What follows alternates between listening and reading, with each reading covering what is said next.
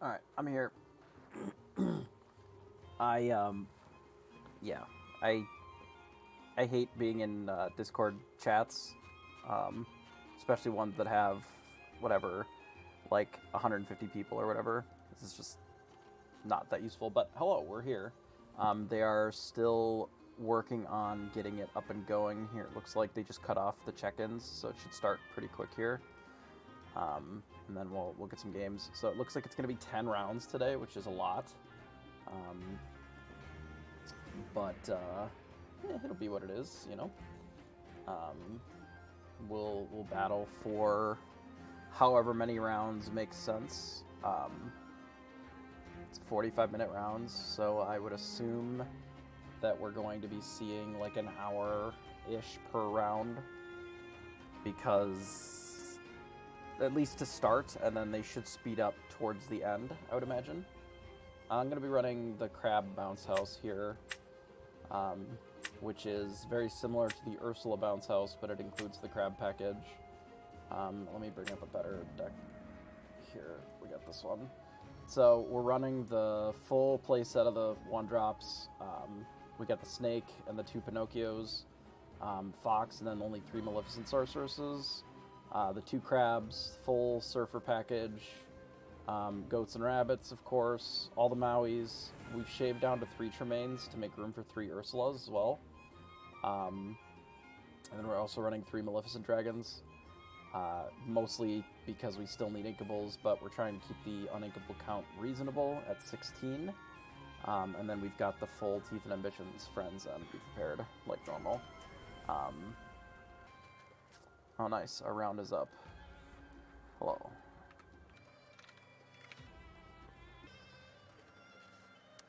I don't know who my opponent is.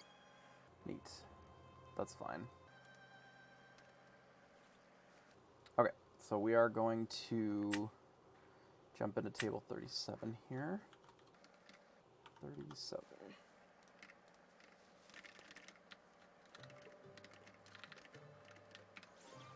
Alright, so we'll jump into... No numbers.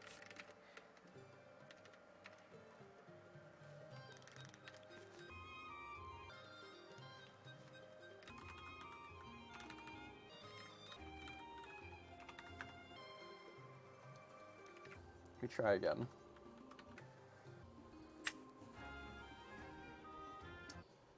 Yeah, I guess after 10 rounds, it's just, that's wherever your prizing is based off of. So, go undefeated or bust, I suppose. I don't care. If people snipe my shit, they snipe my shit. It's better content. For those that have been around for a long time, somebody like Rashi here, I never really liked streaming on a delay, even when the prizes were pretty high, because it just, like, kills engagement. Okay, how do you communicate about it? So I hated it. So I just, like, would rather take the disadvantage and have better interaction than worry about it. If they want to get me, they get me. So that was always kind of my thought about it. Alright, so they play an Archimedes. Yeah, exactly. If I get sniped, then I'm mauled. Like, that's good content too. I feel like Rashi was around for the big mauled content back in the day. Maybe not as much. Hey Trons, appreciate it.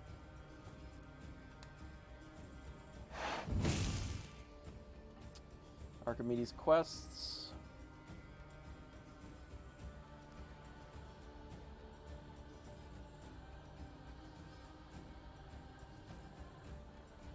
Ooh, okay.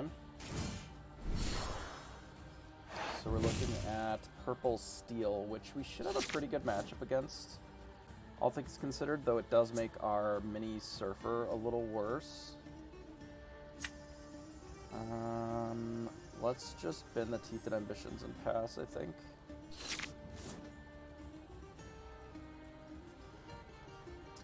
We'll run out the mini Surfer, but it can get smashed in this matchup, which makes it a little bit worse than it would be normally. Yeah, 10 rounds of Swiss, just a lot of battling, especially for best of 3. But it should be... That should be fine.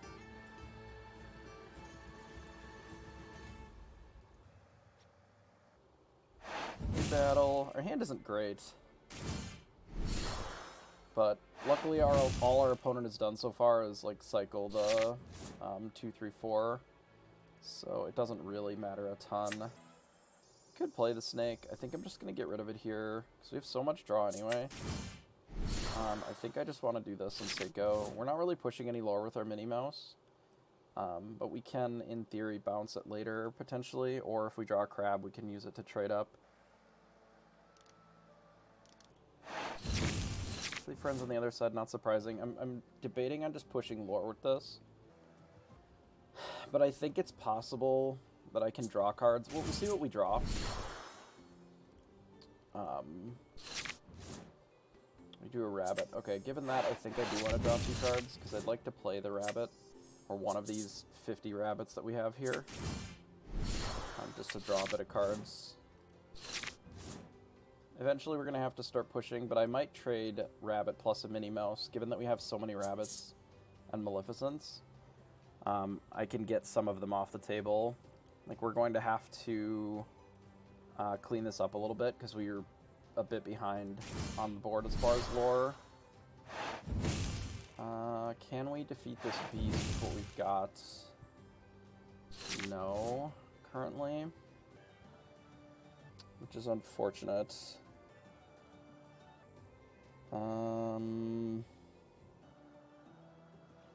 If we rip into a crab, we can get it. We didn't.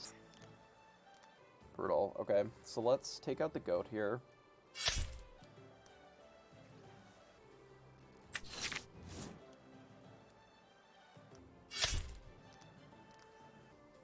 We'll take out the goat. Get rid of a Minnie Mouse.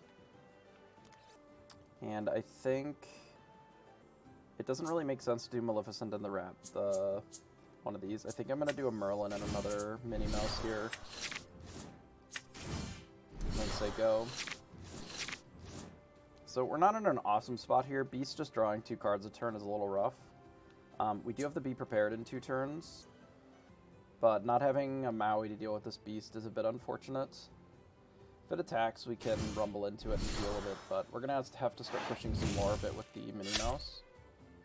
I'm not actually sure that I care if they're just killing our things with, like, random nonsense. It's better than them pushing lore, honestly. Like, pushing lore is a big problem for us. So we're looking at wiping the board next turn. Do we stop them from drawing cards? It's not awesome. We can just trade here to start, I think. Just to slow down the lore gain a little bit.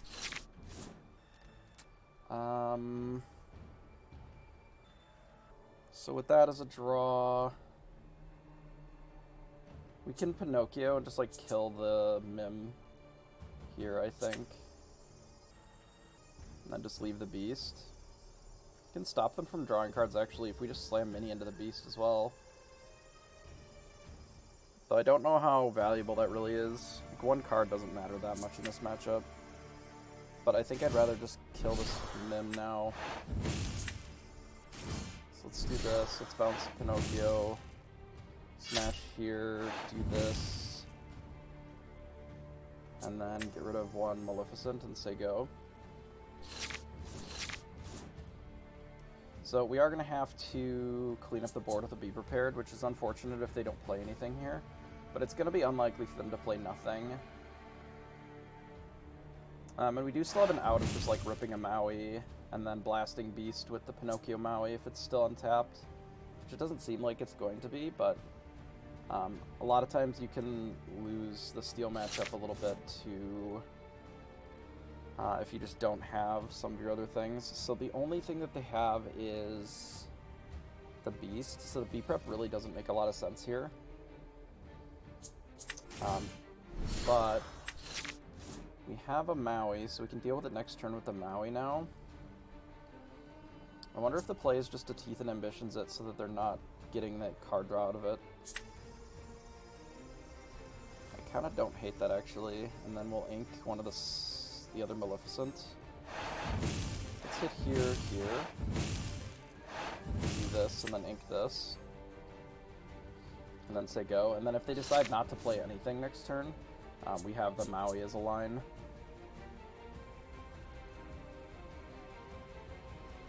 Because this slows down their draw a little bit and kind of cuts them off from much. And if they opt to just like grab your sword and blow up our stuff, that's fine. We still have the Maui that we can clean this up instead of having to use Be Prepared. I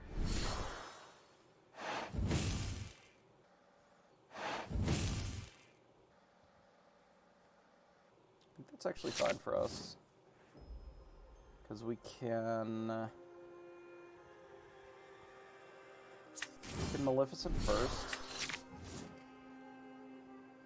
Ink one of these snakes, because we have the Maleficent Dragon. We'll just Maui the beast. So they're 12, which is not awesome. They are down one goat already. They can go to 13 with the Captain Hook here. They opt to Yzma, shuffle it back in. That's fine. We can Pinocchio the Yzma and then just bash it. Or we can Maleficent Dragon it, which I think is probably better, depending upon what we draw. Because then it also allows us to sing the Be Prepared the turn following. Not a great run out for us, but that's actually not a bad draw here. Not necessarily to play, but to get rid of, I think.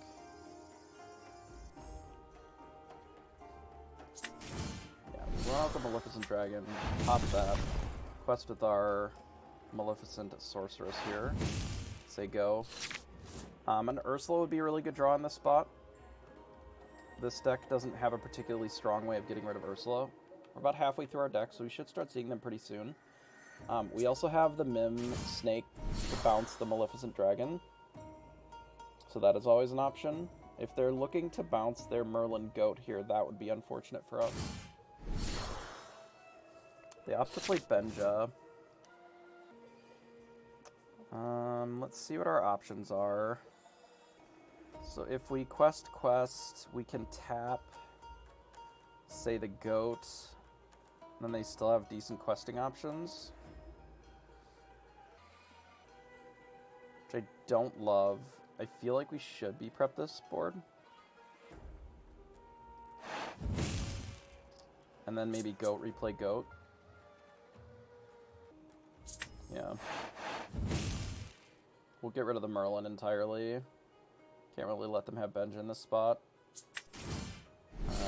Goat, snake. Get rid of Teeth and Ambitions here and replay the goat again. And say go. We are still going to need a little bit more draw. We've used a lot of our rabbits already.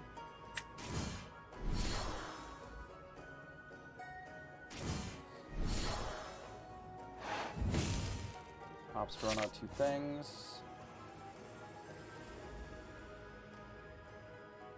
Perhaps replaying the goat wasn't worthwhile, because now we can't really be prep this super efficiently. Yeah, I can share that in just a second here. I think we have to be prep the beast. And then we'll run out this Olaf. I guess here, maybe? Check that and see what that link does.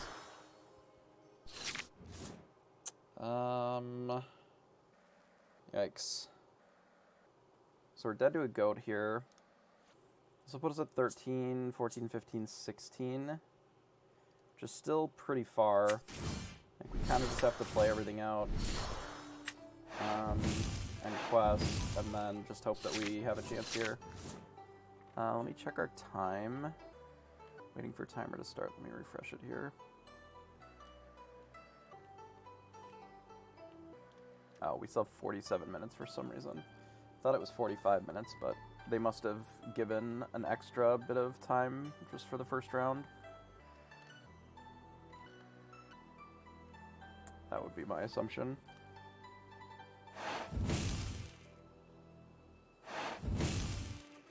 It's possible that I should have bashed Olaf into Beast just so that they had less opportunity to draw Goat, but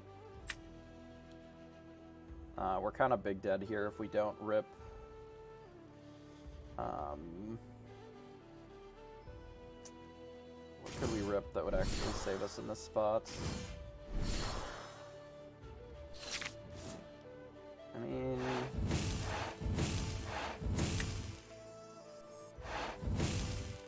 that is a card that can save us in this spot. Sort of just delays the game a little bit.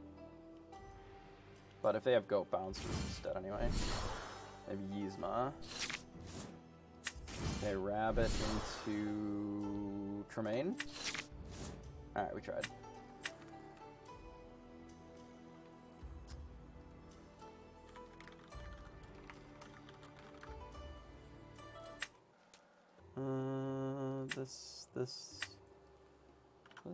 No. This thing. Alright, we try again. We'll be on the play. No Ursula and no Tremaine was a little rough there. Tremaine would have been huge in a couple of those spots. We get a bunch of these. Teeth and Ambitions isn't that great in this matchup. Should we just dump all of this and look for a 1-drop? Yeah, I think so. What deck has the best chance against this list? Discard, probably. Kind of a bad hand. Like a super bad hand.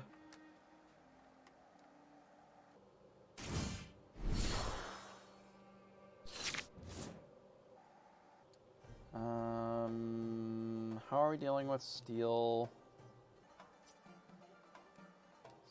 Surfer or Crab? I think Crab. I think we win late game if we actually get there. Assuming that we have, like, the Tremaines and such.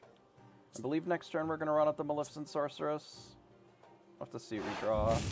We may have to be, like, inking the Crab and do Sorceress into Friends on the other side.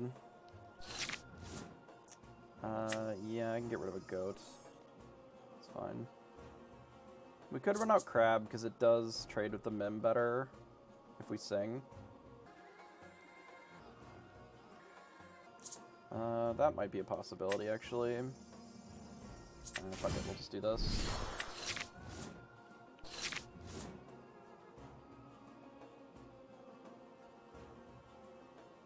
You can even Maleficent their Mim if they leave it untapped, or if they tap it. You can just Crab and bash it. That's an option, too.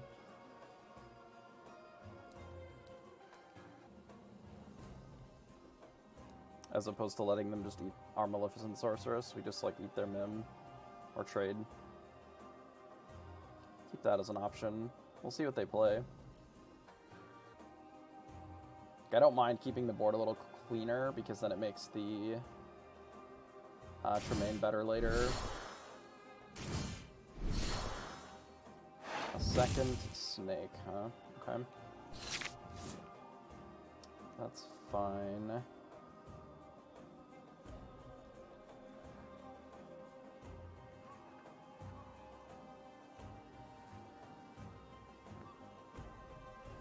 We don't have any way to bounce the Crab. It's a little awkward. I'm debating on whether or not I Friends on the other side of this or just Crab it. I think we just Crab it. Do this. We could play the Olaf. I think we'll just ink it. Say go. We can use this Crab to draw 2 cards, because it can trade favorably, or at least even into pretty much whatever. So I decided to run out a Goat. It's fine. Another B prep. Yeah, so let's draw some cards this turn, I think.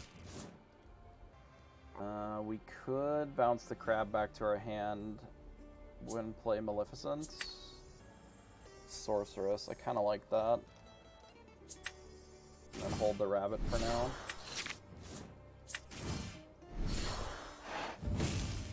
Do this, and then say go. So if they do attack, we have a couple of options. Our worst case scenario is that they play Beast, mostly just because it lets them draw 2 cards with it before we get to deal with it, which is most likely their line. Yep, there's Beast. We can clean it up the turn after.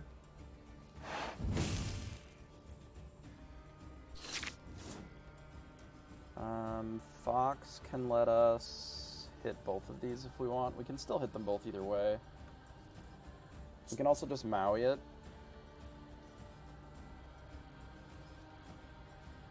And just dump the crab. Probably don't need the crab then. I think this is pretty easy.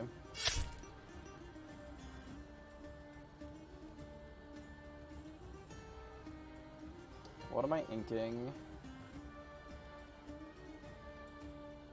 I think I'm just gonna play the melee and do this, and then get rid of the crab. So go. So if they don't play another character, I'm going to Tremaine, and we'll get the beast that way. If they do play 1 or 2 more characters, then we'll probably hit them with a Be Prepared. Hey, all my wounds, appreciate the follow. So they choose to swords, that's fine. We'll get to Tremaine them for free here. Our board was not particularly good. This doesn't really bother me.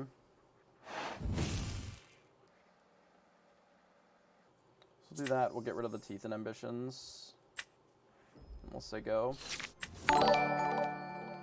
Hey, Star Wars, appreciate the follow as well. So play a Maleficent and a goat. I'm not a big fan of the goat here. That's a bit rough, but question is, do we be prep here? I don't think so, at least not right away. We probably can race, given that we just drew the Minnie Mouse. I think we do ink the 1-drop though, and then say go. We're probably looking to bounce the Fox, but we can also consider bouncing the Tremaine if we have another inkable. We'll see what their play pattern is here. Depending upon what they do, we'll determine what we need to do here. Like, if the Tremaine is good and we have the option to rebuy it, great. If it's not and they just mem our Tremaine here, then that's fine. So they replay the goat. Sort of getting buried here a little bit by these goats, which is unfortunate. Okay, so I guess we're bashing here, and then we're gonna mim it back.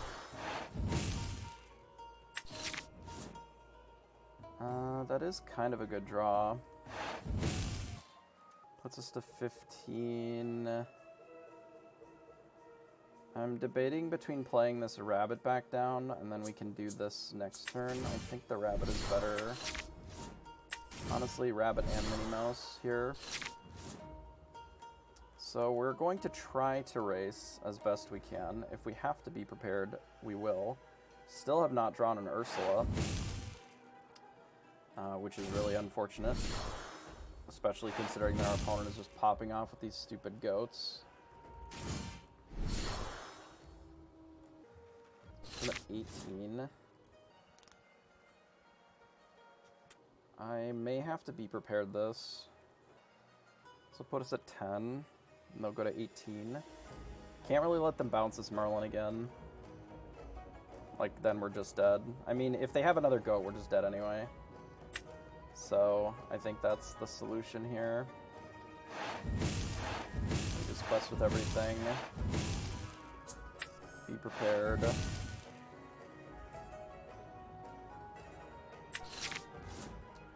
I guess we're not just dead to a goat if we have Ursula here. I think I can ink the Minnie Mouse since Ursula can close fast enough. We could even drain them twice. A raw Yzma.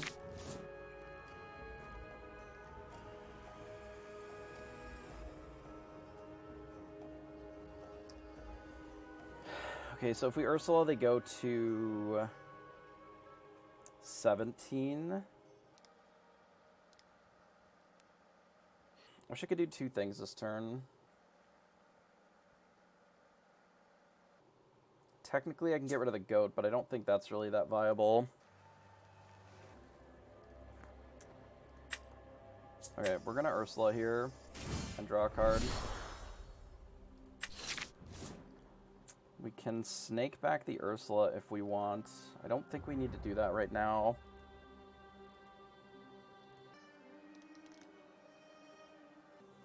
This puts us at 13, 14, 15, 16. Okay, we'll say go. We just have to live for 2 turns, I think is our only hope here. So they go to 9 to play Mim, Fox. Are they going to eat their own Yzma? They eat their own Yzma to draw 2 and untap it. That's not ideal.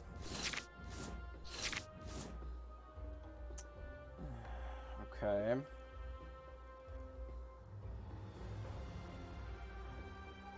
Our draws have been not great. We can go to 13, or I can use this to blow up the Yzma, and then we just play out a bunch of things. Maybe that's better.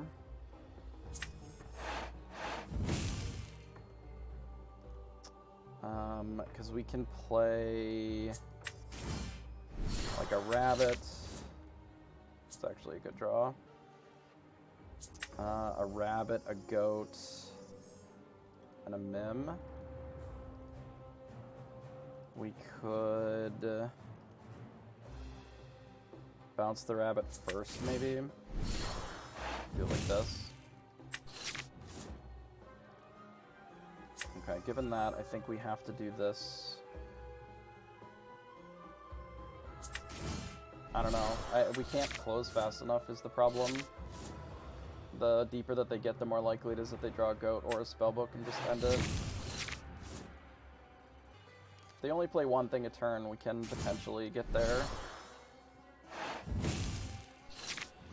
But it's not great.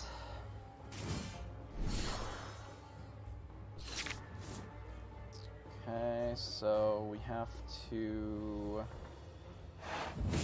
quest, be prepared.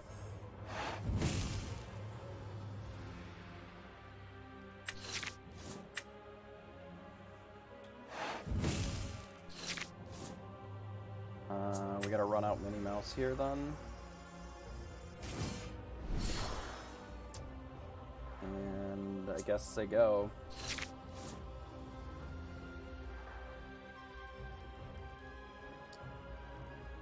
There were some turns earlier that it's possible that I should have just been trying to push a bit of lore with the Minnie Mouse. Like that is entirely possible. Because we've only drawn, like, draw spells. And without some of these other things, like, we just can't interact with what they're doing. I don't think Popsicle is good enough in a wide field, is the problem with Popsicle. We have to kill 2 things, and what we're doing right now can't kill 2 things, so I guess we have to draw 2 cards. We found another Be Prepared. I guess we're going to have to be prepared here.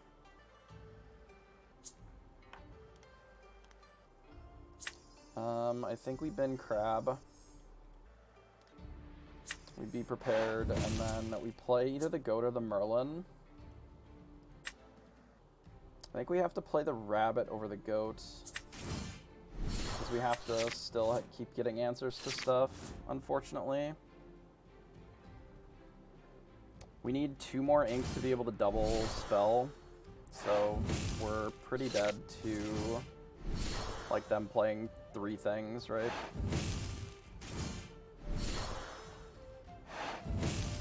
We're out of Be Prepared, so we're just dead. Because I can't Ursula plus do something. And we're out of foxes, right? We maybe have 1 more fox in there. We can draw Teeth and Ambitions. That's not good enough. I guess we just lose round 1. I love it. Good draws. Really stellar. Yeah, I guess we lose. I don't know.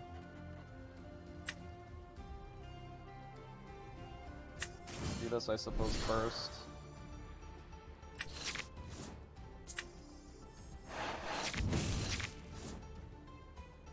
Still not enough. Like, we just don't have enough mana.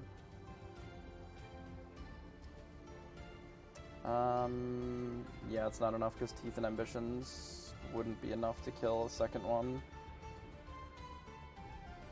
I think we can kill 1, but not 2. It's really frustrating.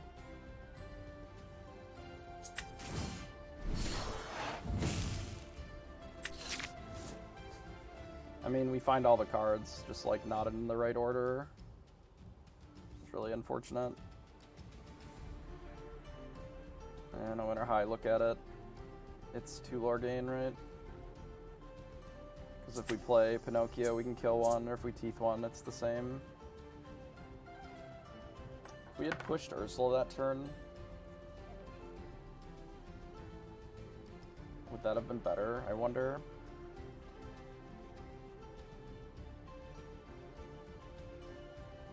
Yeah, I don't see a way to kill 2.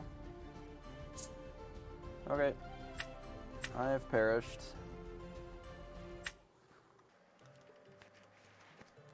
How do you submit rounds in this? How do you submit? Hello? Fuck. What? Hello? It's really dumb.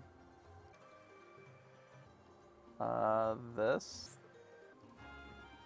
I'm not a big fan of their reporting system. Like, what a pain in the ass. Okay.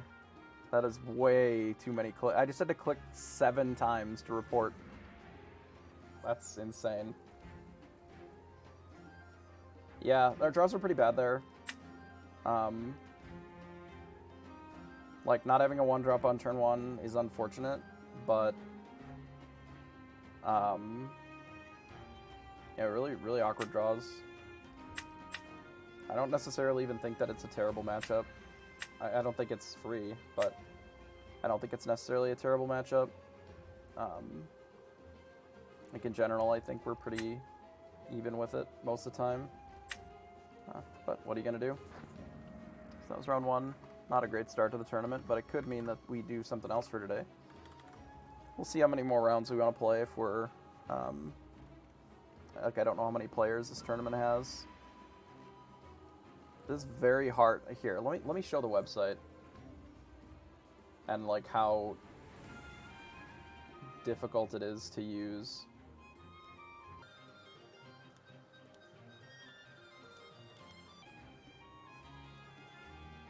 Okay. Like, I don't understand the design choice here. It's just not awesome. If there's 121, it means there's 242-ish overall. Yeah, to submit the thing, we had to click into our game, and then it popped up like, oh no, it was pairing. And then it popped this up, and then it was like, how many games did you play? Well, we played 2 games. Okay, so they went first, and then they won. And then we go to the next game. But you can't, like, click through. You can't just go to results to submit. It's, like, literally click, click. That is too many steps to submit an event. That is insane. I do not like that at all. What the hell? So we're going to be here for a while. We can maybe just, like, jam a ladder game.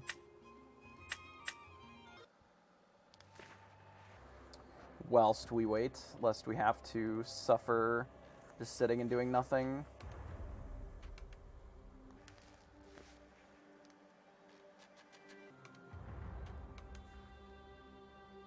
There has been more and more of this like steel purple deck, and I have been finding that it's fine.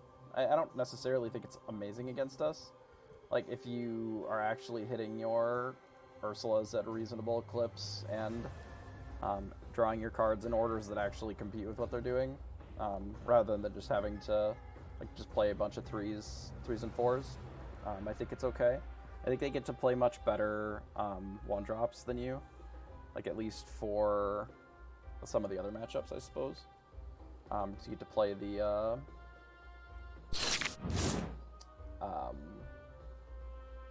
Captain Hook, which I think is interesting. So we can get rid of Merlin Goat here. This is good against an aggressive draw. The Pinocchio's a little rough. Versus just like having teeth here, but if they're playing Arthur, then this is pretty good. It's not a bad hand.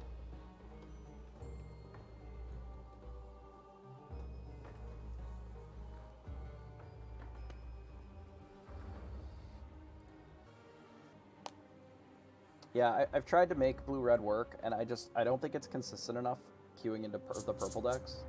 And since the field is like 80 or 90% purple, it feels like sometimes, it's hard to want to really overinvest in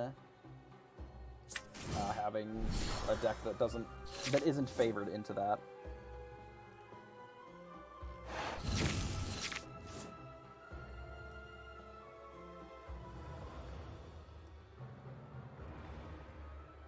So they're playing yellow-purple. Is this like the yellow-purple flute deck, probably? Yeah, that would be my assumption. We could just kill the Pinocchio here. Kinda don't hate that. Then we're just like not gonna run out this snake at all, so we can get rid of it, I think.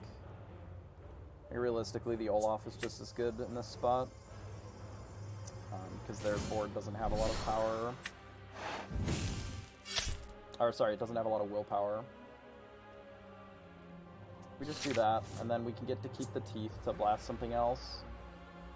Obviously, this is a little awkward if they just run out Arthur, but because we have the double Mim Fox, we can just bounce the Pinocchio back, hit something, and then we have it again for the turn after.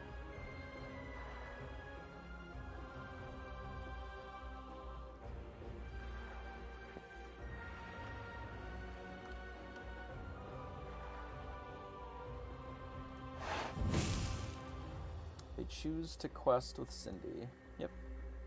That's acceptable. And then they play the Arthur. About what we expected. So we do this. Get rid of the redundant Olaf here. We'll run out.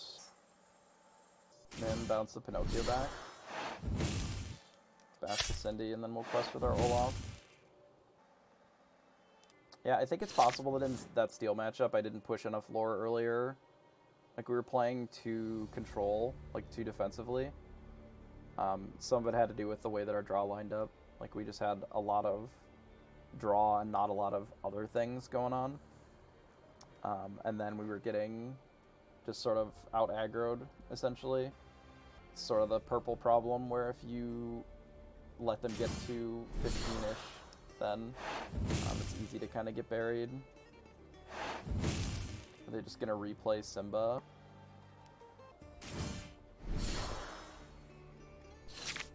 Acceptable.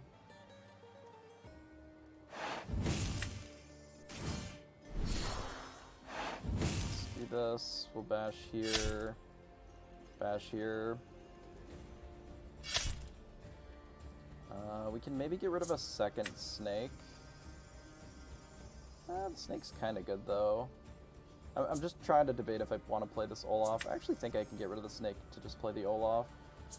Because we want something that the Teeth and Ambitions can blast, too. Without necessarily needing to bounce all the Mim Foxes. I will certainly be keeping the snake, though.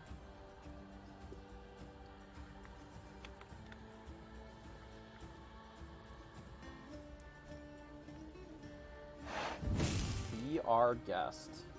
Okay.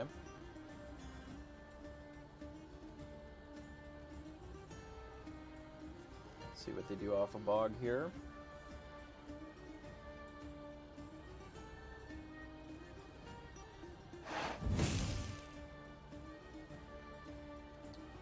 They ink their dock immediately to play Arthur. Pretty sure that they know that we have Pinocchio in our hand. I think I'm fine just bashing here. Let's do this. We definitely don't need Maui here.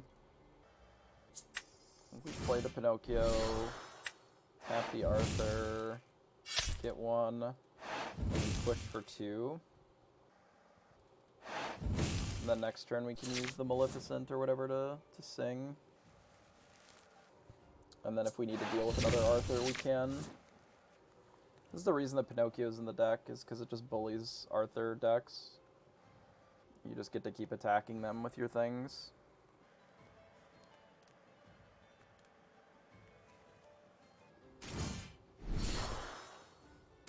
Simba and Lilo. That is an option that you can do. I don't know why Simba's tapped here. That seems unnecessary. Considering just leaving Simba alive. Let's see what we draw.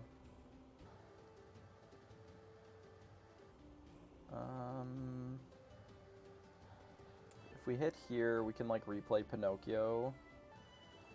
Tap the Lilo and hit it, or we can just teeth the Lilo and then quest for a bunch. Let's do this. Here.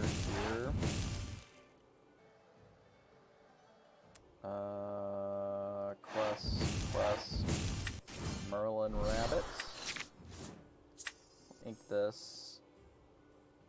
Play Snake, bounce the Pinocchio back to our hand. So go.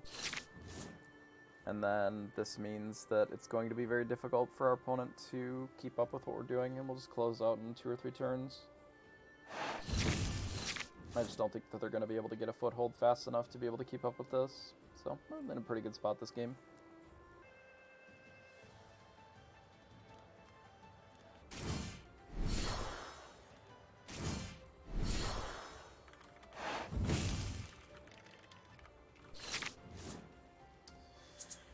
Alright, so they play a handful of things. I think we bop this. It's kind of free. Kind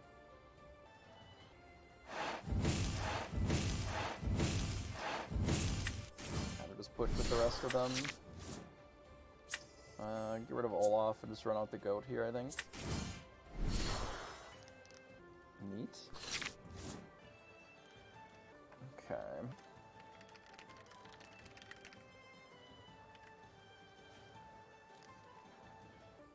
We actually have them dead on board.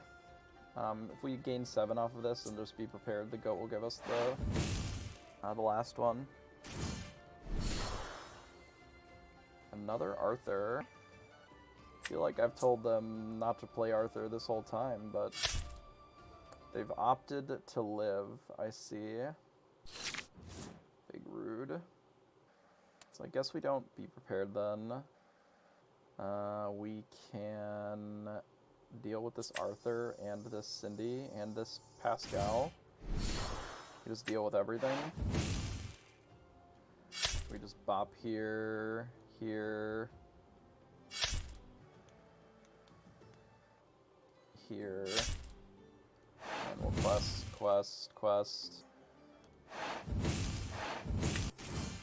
Minnie Mouse, they go. So, no, I'm feeling pretty safe. These colors don't have any way to deal with the wide board. They only have 2 cards. Like, we have 9 that's coming in next turn if we wipe, so get our little medal here. Let me check the event timer. It is 16 minutes. You can probably go another game. I don't understand why the rounds need to be so long, you know? Even if we had played a 3rd game, I think we'd still be more than 10 minutes remaining. Find it to be interesting that especially on Pixelborn. Like, in paper, it's a little different because there's the mechanical action of shuffling. There's the getting to your seat and doing all the dice management and drawing cards and whatever. But tapping of ink. But in Pixelborn, you don't have to do any of the mechanical actions, which is like half of what takes time during rounds, which I find to be kind of odd. This is a good hand. Get rid of B-Prep and just get something else. It's also pretty good. We probably don't need Maui, so we'll ink that first, most likely. Depending upon their colors, we'll see what they ink to start with.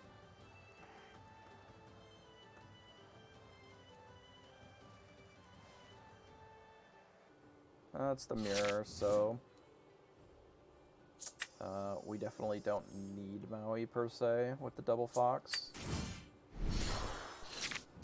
Probably run that into a snake next turn so that we have an ink here, and then we have a pretty good hand otherwise, I think. Mini Surfer is a little scary.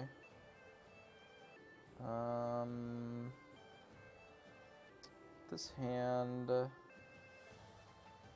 I guess it's probably the crab that we get rid of. Feels kind of weird, but we're doing this Insane Go. We may even turn this directly into a Mim Fox next turn. Maybe it was better to keep the crab so that next turn we can just Fox. Or we can just crab if we don't draw the something that else is a 3.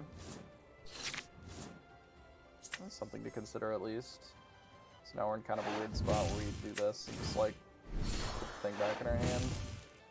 I guess it's fine, but kind of big weird.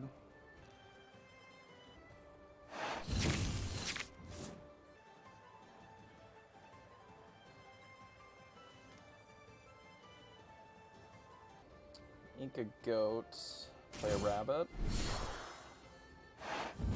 They play a snake, okay? And a Pinocchio, sure. Interestingly, I think we are supposed to play a Pinocchio here to take out their Pinocchio, which means that we need to ink something. I guess a friend's on the other side. I don't love that, but I just don't know when we're going to be playing it if we don't do it this way. Just like tap the Pinocchio, bash it. Could snake back the fox too, but I think I'm fine with them trading here. Just do this and say go. I'm almost certain that they're on Arthur, so then this Pinocchio has like incredible value. Because they inked a LaFoe earlier, and this deck like desperately needs Arthur to function.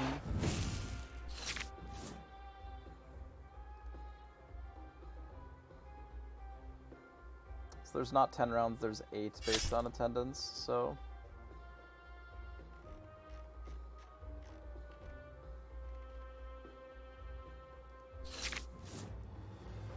they just have the rabbit, which we could kill with our Pinocchio if we want. We're just supposed to run out our own rabbit here. I actually weirdly feel like we can get rid of the Teeth and Ambitions, given that we have the double B prepared and the Pinocchio. Next turn I'm very likely going to want 2 friends on the other side of this rabbit, so we need more cards in our hand. So bouncing back the rabbit themselves. They already ink? It does not look like it. Okay. Right, we were on the draw this game. This is a good pickup here. Draw a couple cards. Not a ton of inkable things. Let's play Mim Fox.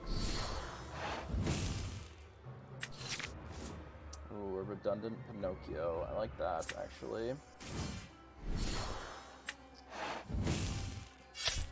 think we bash here.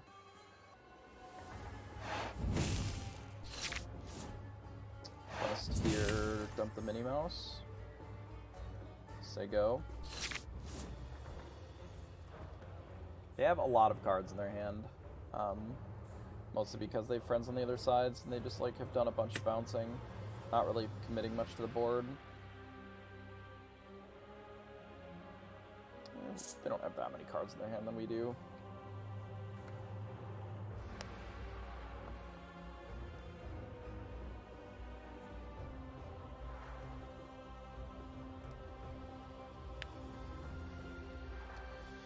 They Maui, they might B-prep this. It seems unlikely with the like the board not really having that much on it, but they played a spellbook, which really doesn't matter to us. This could be a spot where we run out an Ursula, which I guess would then encourage them to be prepared, which I don't love.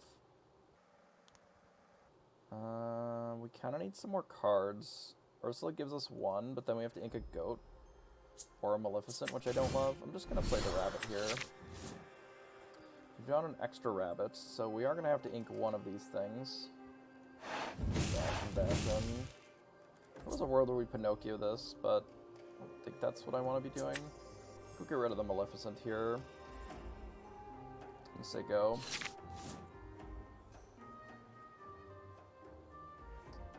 Like, I don't want the Be Prepared to be amazing.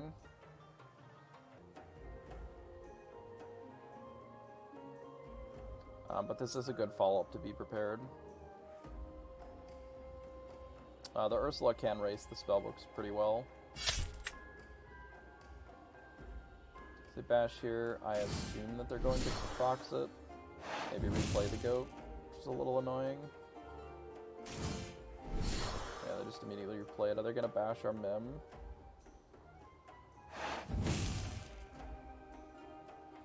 They opt not to attack our Mim. It's an interesting choice from our opponents. I think we are... I think we are in the market to do this. Play the Merlin. Draw another card. We could bounce back a Merlin.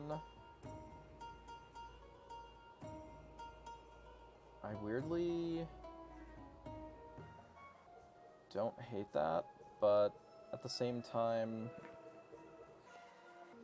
I'd almost rather save it for the Ursula. Like, I kind of want to play out this Minnie Mouse, but I'd like to get more ink too.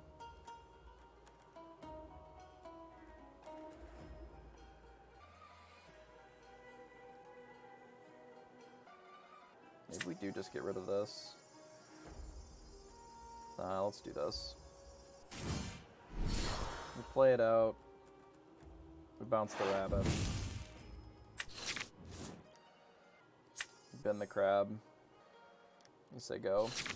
I'm betting the crab a lot, which is kind of weird. I guess with the way that our cards are right now, like, it doesn't really do much.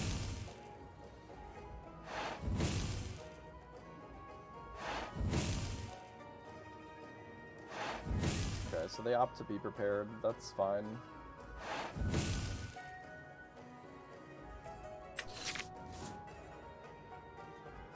Likely don't need this Maui, though the Maui is good with Pinocchio as well. I've changed my mind. We definitely want this Maui now. We run out Pinocchio, tap the Maleficent, play Maui, bash the Maleficent. I guess we're probably not going to need this Surfer.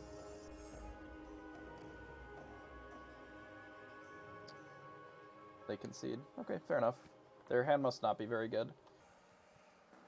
So that makes sense. Or they were also just playing in between the round.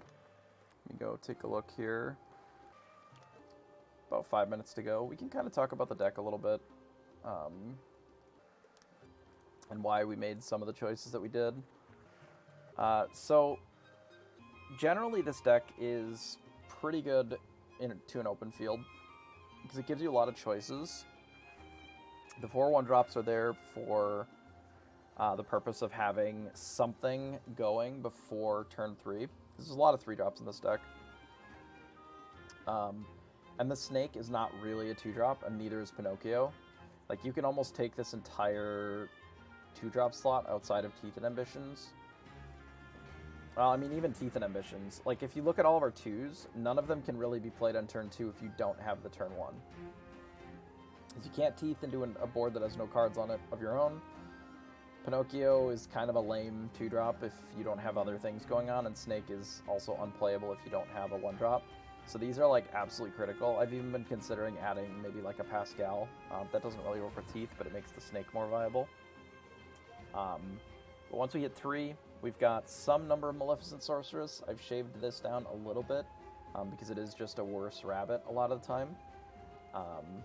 And I wanted to make room for some of the slightly larger cost cards, as well as the crab. It's mostly there to make room for the crab, which is another 3-drop. Same slot. 3-drop crab gives you the ability to, like, combine with Minnie Mouse to bash them. I don't love Arthur. I think he's really awkward a lot of the time, because if you're not protecting the Arthur, it's just essentially like a 2-cost Pinocchio, the one that quests for 3. Like, it gives you some value. I do think that there are some more aggressive flavors of this deck that can really leverage Arthur better.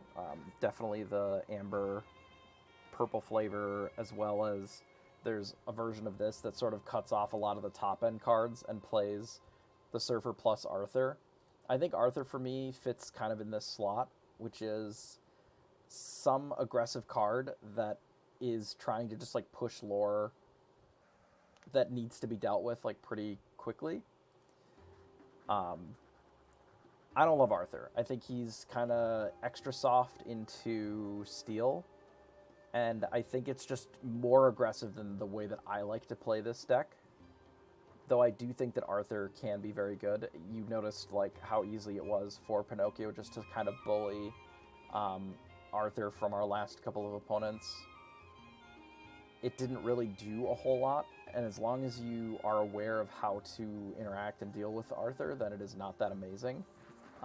Like, you can Teeth their LaFoe, and then now all of a sudden they can't really do much with their Arthur, because it just gets attacked by, you know, almost all of your 3/3s, right?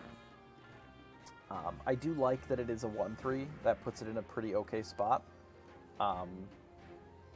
Given that, you know, there's not, outside of steel, a clean answer to it. But the way that I think about it is that Arthur doesn't...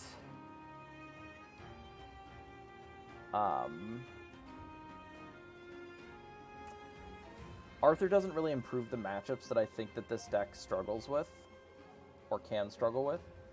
And I think it can actually make it worse into steel, because you have to play something to the board that doesn't draw a card, it doesn't really do anything, it needs to just sit there for a full turn and then untap. And they have a lot of answers to deal with that. Whether those answers are just, you know, hitting it with swords plus Tinkerbell, or some of the other songs. Like, there's a bunch of steel songs that just directly deal with Arthur, as well as Smash, which is seeing quite a bit of play.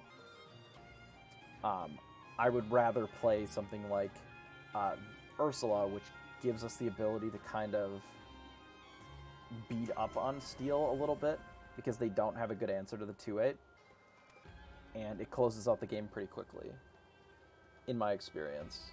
I do think that there are some spots where I've maybe been playing Ursula wrong.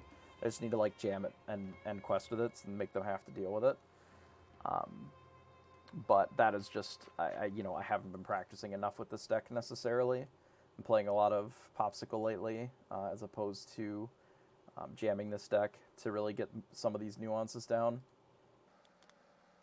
I do think that this deck sometimes can really over-rely on Be Prepared to sort of play catch-up if you don't have a good draw, which makes it kind of interesting to maybe play more consistent flavor of it, even if it's less powerful.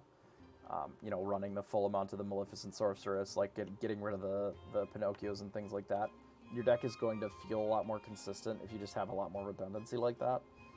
You know, the full set of these, the full amount of Tremaines, but I do think that the, you know, like the crabs and the talking puppet can give you an interesting edge in certain matchups that, like the mirror, that you normally maybe wouldn't have. But obviously you have to draw them in the right order as well. So there's that.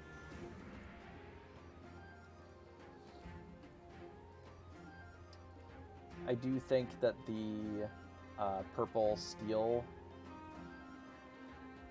flavor of this deck is pretty good. And I think that it does have legs, and there's a reason that people have sort of been playing it recently. Not necessarily the Zephyr wheel mill flavor, but there's one that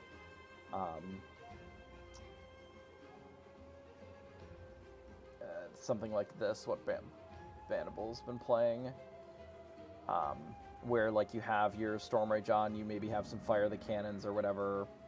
Not necessarily this one exactly, this one looks like maybe an aggro version, but you're essentially leveraging like the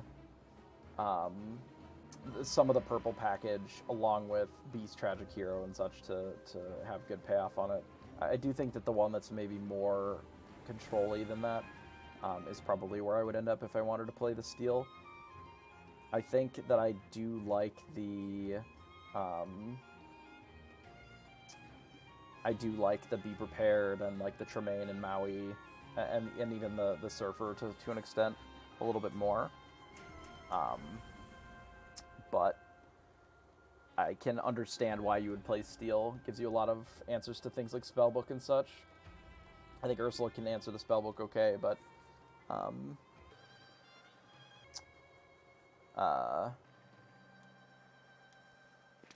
just blowing it up is also interesting. Though there have been some rumblings that even if you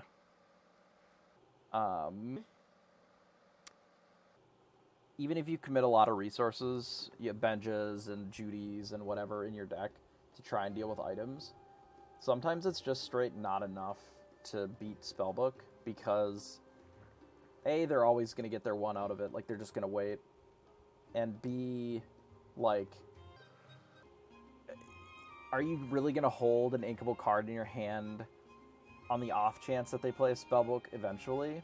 Like, it's really hard to want to do that. Like, it's a rough commitment to make. You know, there's times when you have to ink Teeth and Ambitions, or when you have to ink a Maui or a Maleficent Dragon or whatever, when they might still be good cards to run out and play. But the opportunity cost of like holding that ink is a little rough. So tournament's a little early for me normally. However, I think that we are getting close to... So the round is in theory done. Let's refresh here and see if we've got a second round at all. Doesn't appear that we have paired yet. Should make sense. I wonder if they are finishing up any hurdles before launching the next round. We'll see. I think there's some players that have been struggling to submit their results. I still find this to be, like, heinous, by the way. Like, this is just not it. I don't know what the solution is. Maybe just not having these pictures or something, but this is rough. Like, I don't like that at all. You're like, oh, what are the standings? Oh, I guess we'll scroll. Oh, the scroll wheels get it. Okay. Oh, okay, we gotta click it again. Alright, okay, again. Excellent. Alright, oh, nope, we're still not at the bottom. Okay, we've reached the bottom. Like,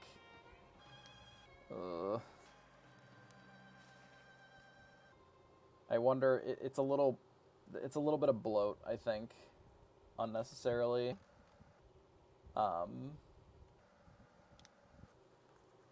But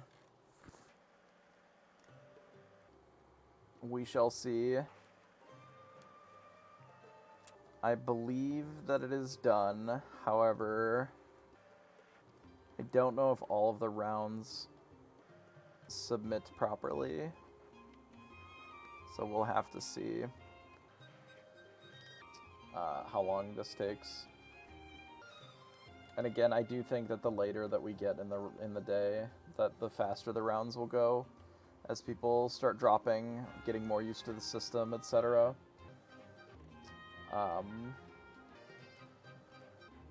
It would be nice if this game had an official client that just had tournaments baked into it, or even ones that can be like added into their play network for whatever they do for organized play. So we'll have to keep an eye out. I think come January or something, they're going to announce some more of their organized play details in preparation for the spring and the sort of third set release. And theoretically, if the organized play is like pretty dope, that might encourage them to make an online client of their own as well. Because I do think that there's a lot of interest in a game like this, and especially with online, it opens up the ability to have better access to it, which I think is nice.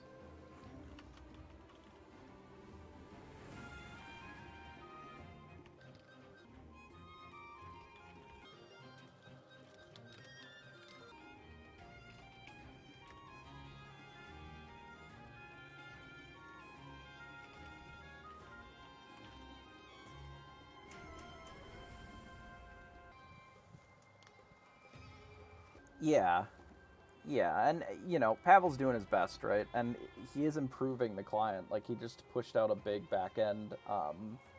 Like, he reworked the code for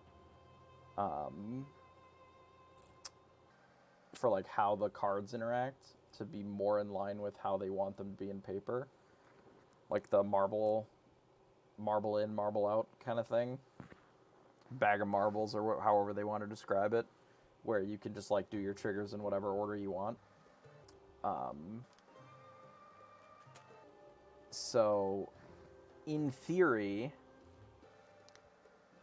it will be getting better because of the back end being stronger. Yeah, it does play a lot better as well, like some of the errors, but it is still in Unity.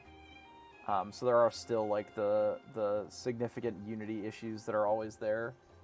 Animation canceling and things like that are kind of ever present in every Unity card game I've ever played. Or if you play your things too quickly, like, it can interrupt itself.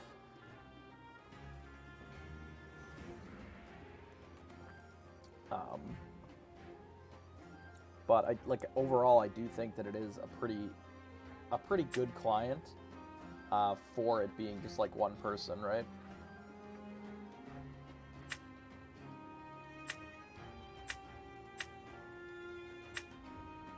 The season, I've played a lot this season. Like, kind of a surprising amount. Most of it was working on like red blue. But if season 1 I only had 400 wins, like,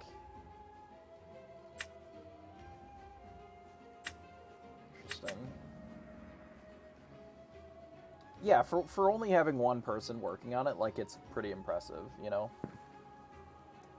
Because, like, some of these reworks and some of the, like, writing individual cards or whatever could be offloaded to a team. Because one person doesn't necessarily need to code all 200 cards, you know? But if you would have a team, likely the card viewer and the deck editor would be stronger. Like, the deck editor is not great, but it's not a high priority either, because you can still import from the better deck sites, you know? But I've seen AAA companies, I don't know, maybe can we even consider Wizards and Arena to be AAA? Maybe AA, like a shitty battery. But in theory, their deck builder was pretty rough to begin with too, and it has gotten a little better. It's still kind of like whatever, but it's those sort of things that would be able to be outsourced, some. But like, you know, it's already got cosmetics, it's already got different rewards for being different patron tiers, different boards and backgrounds like that are selectable, and that's already pretty great. It is Ursula and not Yzma. This is my deck. I do not think that Yzma is that good, and I think that Ursula is very good right now. I think that Yzma doesn't really improve your steel matchup, and I think that Ursula does. I think this card is better in the mirror. I don't really know what Yzma is ever there for. Like, it is a cute way of drawing some extra cards sometimes, and then maybe getting to reuse your stuff by shuffling them back into your deck. But the reality is that it's just a 6-cost thing that can sometimes give you a minor tempo shift where you give them cards. And I'm sure that there are times when it's okay, but I think that this is just like a better card against Spellbook for sure. And this card is significantly, yeah, Yzma is mostly ink. Yzma, Maleficent, even Maui to some extent are mostly ink. I generally prefer the Maui because I think that this has a higher potential through the middle part, right? Because, you know, you're going to be at 5 a lot and be able to actually use the Maui to just, like, you know, bash a Flaversham or eat any one of these and then still live. But yeah, a lot of these are just ink, and in that world, like, we don't need it to be in the deck at all. It can just be something else. Yeah, sometimes, because it's not really a draw to, right? It's effectively a +1 card, right? Because you're playing a card that removes another card to draw you 2, but you're pulling it off the board as well, the card that you're removing. So, like, you're not really gaining that many cards. You're just sort of shuffling cardboard around a little bit. Whereas something like Friends on the Other Side, this is just +1 card, because you're replacing itself and drawing in one new one. You know, this replaces itself. Rabbit is like +1,000 cards, because it always replaces itself, and then if you bounce it, all of a sudden it's like 4 cards up or whatever. Or 3 cards up, rather. But like all of the Snake and Fox, these are both card neutral generally. Yeah, exactly. It's like a draw 2, discard 1, and it sort of shifts your power that's on your board into a single thing instead. So you're turning, you know, in theory, you're like your Olaf or whatever into a Yzma, which is a 2-lore 4/4, which is fine, but it's not like stellar, you know. And I think that's kind of the issue with it, is it was never amazing. So I thought it could be cut for something else entirely, and that was what sort of, you know, it was like 3 copies, and then it sort of went down to 2 to make room for the crab and whatever, and then the surfers, and then all of a sudden, like, there's 1 left in the deck, and, you know, something's got to go if you're adding 7 drops. So it was a Tremaine was a cut for it, because, you know, you can't really get too high of uninkable. And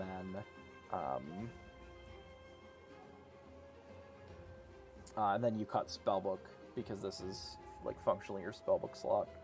How has Crab been? Crab is interesting. So there are some games when Crab is awesome, right?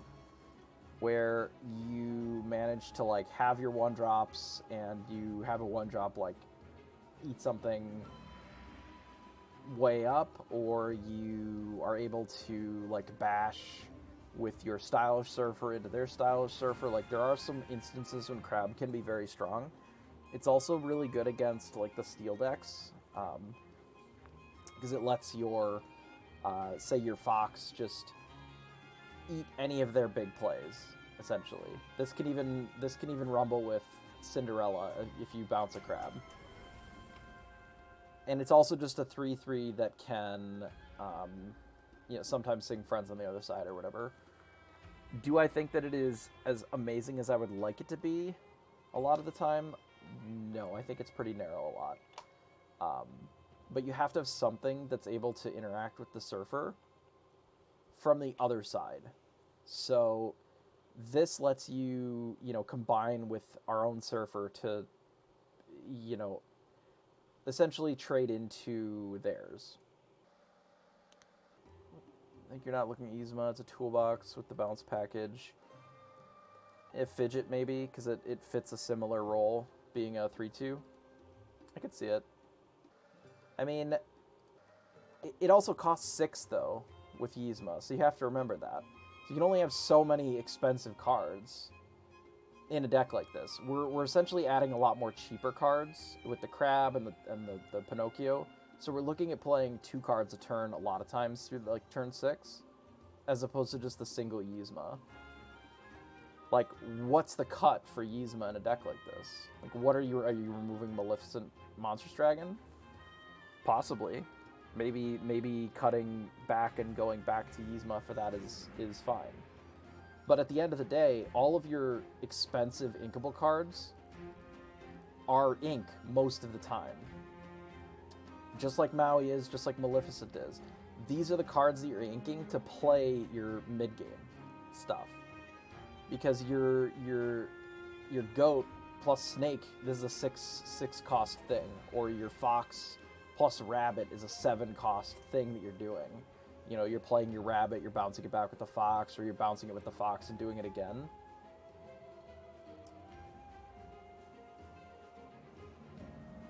Yeah, exactly. Cards being ink is fine, and you do have to keep a reasonable count of like cards that are more favorably ink. And in the way that the deck is constructed, like that's sort of the Crab and the Stylish Surfers. And then some amount of these. Like, you could definitely shave Goat. I think people have shaved it. I don't necessarily agree with that, but people have shaved copies of Goat down to keep some of the more expensive cards in. I've seen lists not running Teeth and Ambitions, which I also don't necessarily agree with. They are reviewing... They should start round 2 in a couple of minutes. Okay. Like, I don't think Yzma is a bad card, necessarily. But I think that it is expensive at 6 cost. And I think that there's room for lower cost cards if you want to make a cut. I think Yzma is fine for that. Like, I can see the argument being made for Yzma to be this sort of toolbox card. But giving your opponent 2 cards in the mirror sometimes just gets you killed. Because they rip a goat and then all of a sudden it's over. Yeah, I mean, I think Stylish Surfer is awesome and is kind of like a necessary card in these decks now. But it also, in some matchups, just isn't very good. And needs to be, if you're playing more of a control role, then it would be into the Inkwell. I disagree with that entirely. I don't think Yzma is good against Steel at all by comparison to Ursula. They literally cannot deal with this card at all. Literally at all. There is no answer in their 60 cards for Steel Song that deals with Ursula favorably. They either have to commit a just shit ton of cards to deal with it, or it just exists on the board for you to either say Be Prepared or quest, bounce it back. Like, Ursula does everything in matchups like that, and that is the matchup that we're trying to improve. Like, Ursula is insane against all the Steel decks that this deck can sometimes struggle against. Say, the blue Steel or the purple Steel or even the just Steel Song. Yeah, if you Be Prepared and then follow it up with an Ursula, they can either try to really overcommit to the board and walk into a Be Prepared of your own, like another Be Prepared that you can even sing with Ursula and then slam another one immediately. Or they don't overcommit, and then you just have this 3 lore quester that they don't really have a spell that can deal with reasonably. Whereas Yzma is a 4/4 that also requires that you have something else on the board to do anything other than just be a 4/4. Like, I'm all for playing Beast, like the old destroy an item Beast, but that's really all Yzma is a lot of the time. You know? Yeah, I definitely think there's an argument for just removing Maleficent Dragon, and then you can play the Yzmas, and you could just have a little bit of a lower version. I mean, there's even an aggro version that doesn't play Ursula, doesn't play this, doesn't play this, doesn't play this, and it just plays all of the cheaper cards and sort of caps out at 5 for their ink. Doesn't even play Be Prepared. You're just playing friends on the other side and creatures, and you just bash them to death with Arthur and LeFou. And I think that's fine. I think that deck is probably one of the better ladder decks, just because your games, one way or another, are going to go very fast. And if your opponent is not prepared for that much, Surfer plus Arthur aggro, they're just going to lose before they can even be prepared or whatever. Yeah, I think that version is very good on the ladder, and it's probably, if I really want to grind, that's probably the version that I'll play to do the grind. I don't think that I would play that into a tournament, necessarily, because I think that it can struggle against Steel Song, and I think you're going to see that a lot more in a tournament, realistically. But looks like it's up.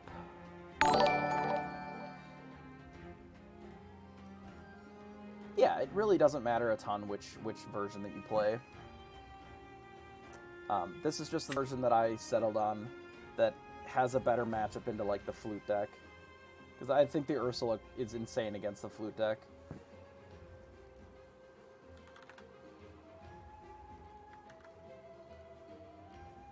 And again, I don't think that Yzma really does anything in that matchup. So again, it's all about what you're looking to improve. So if you're looking at improving your steel matchups, then something like Ursula makes sense. If you're not, then I can see Yzma being fine. We're going second, which makes this hand, kind of awkward. It's not that bad. I think we can get rid of Tremaine. We can keep Maleficent to ink. You know what? I think we'll do this. The Crab's actually a good draw here. Yzma into ink. And they play Pascal. So they're on the sort of more traditional flavor. So I actually kind of like the second mini here. Given that we have the Crab, we very well may end up using it to sort of bully what they're doing, but I'm gonna try and run out just a bunch of Surfers. Another Yzma into ink. Pascal are just gonna play Snake. They will throw it, sure.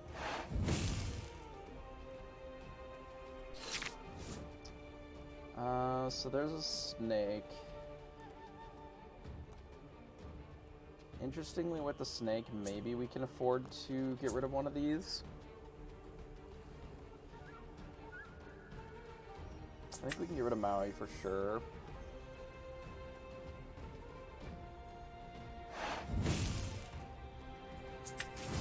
I'm going to play the Mim mostly because we don't have the ability to... we're going to try and run out both of these Surfers, so the Crab isn't really going to have an opportunity to come down for a couple of turns. I may want to deal with this LeFou. We'll see what they play. If it's Arthur, I may just end up teething the LeFou.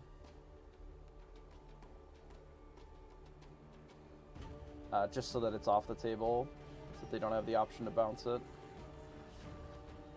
Especially if they ink the second one. I like that play even more.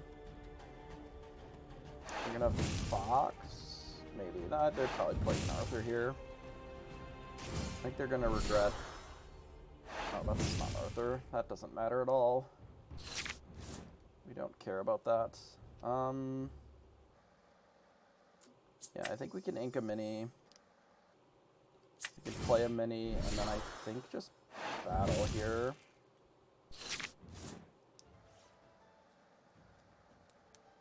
Because if they opt to just trade Mim for Mim, that's fine. And then our mini gets to try and bully their Pascal for free. Even if we don't care to attack into their Pascal, means that they likely can't use it to quest. Yeah, so they end up inking one. It could be a world where they quest with it and then they untap it. I think that's reasonable.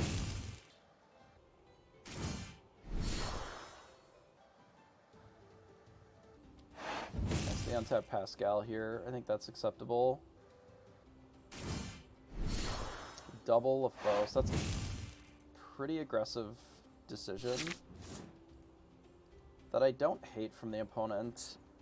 I mean, I'm not pleased that they did that, but I can see why they would. I'm thinking I ink a goat, play another surfer, play this other mini, and then I teeth one of these LaFoes.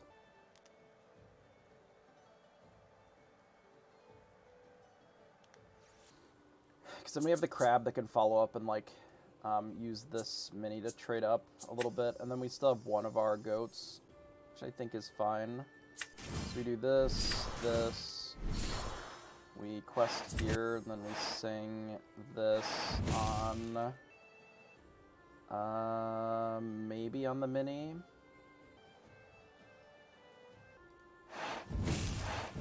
Like that. Because we have a faster clock than they do by, like, actually double. And if they don't play anything, like if their board is mostly untapped after this turn, we can just play the goat here. Kind of just playing an aggro deck, and I think we can out-aggro them.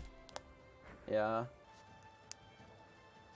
With only 3 cards in their hand, it's going to be hard for them to deal with double Surfer in this spot, even with the Arthur. I don't even think that they can quest with anything here. Maybe the LaFoe. They opt to quest with everything. I think that's going to go pretty badly for them.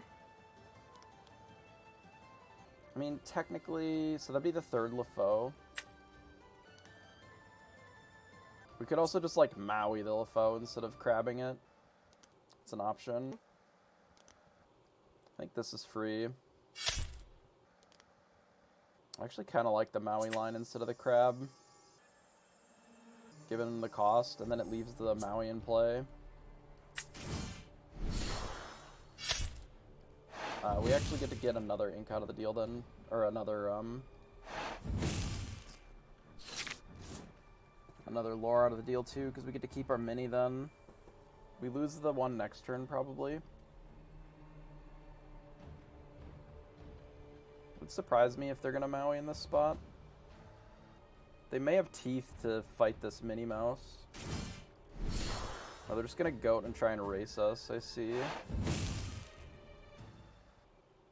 I don't think that they can race in this spot, because the Maui just gets to, like, eat the Arthur.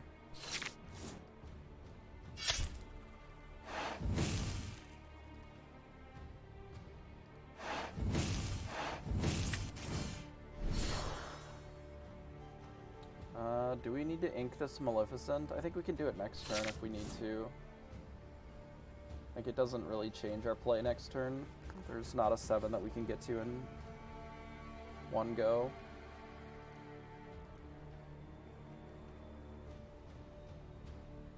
They're not quite dead, but if we get to quest with all of these, the game is essentially over.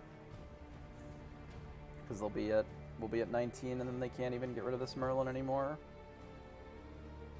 They think that they can get 8 the turn following, I suppose, but that seems pretty unlikely. The mini surfers are very good in this this matchup, especially the Arthur variant. Because I just don't think that Arthur really is as a singular package as the Surfer, right? Because with Arthur you need other things going on. Like if Arthur's on a raw board, it just doesn't do anything, but Mini can just surf your way. It's just a Minnie Mouse deck.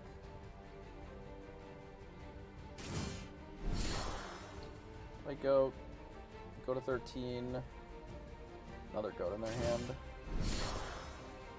Goat and Pascal. Quest. We're at 19. They can gain 2, 3, maybe 4. I think we just say go. Goat on its own just isn't going to be enough. Not with 5 ink. If they had more ink, but they can't even really be prep in this spot, so not too worried about game 1. We'll see how game 2 looks, though. This matchup, especially on the draw, like the 1-drop is super critical, so we're going to probably be mulliganing pretty aggressively to that.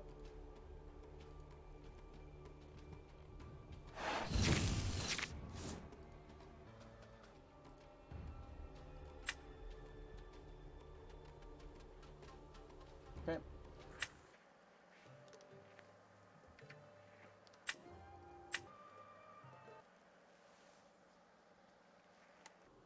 That's game 1.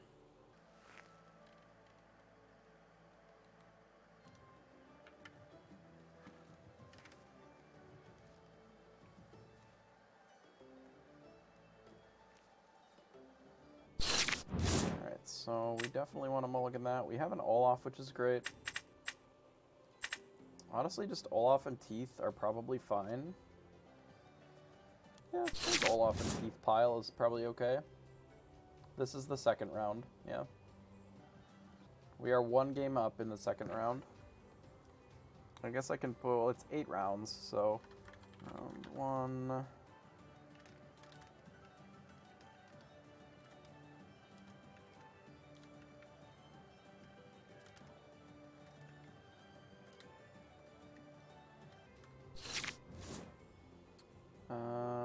We didn't really make a decision on what we're inking here. I guess one of the 1-drops is fine. We don't necessarily need to Mim Snake this. We probably will. But honestly, the 1-drops are fine. I just would like to ink it so that we can sing Teeth. I think is reasonable. Because like 1-1-drop and a snake is probably fine. Do we need all these teeth? Maybe we don't. Maybe we only need 1.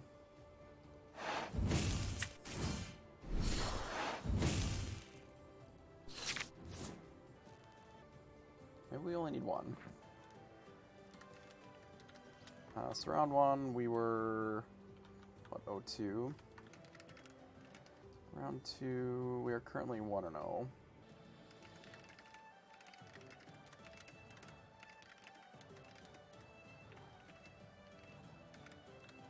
8 rounds, right?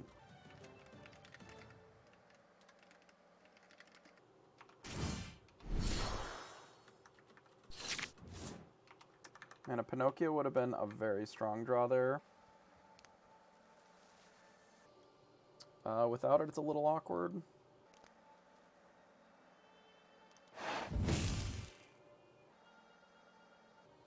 I'm debating on just running out the crab, straight up.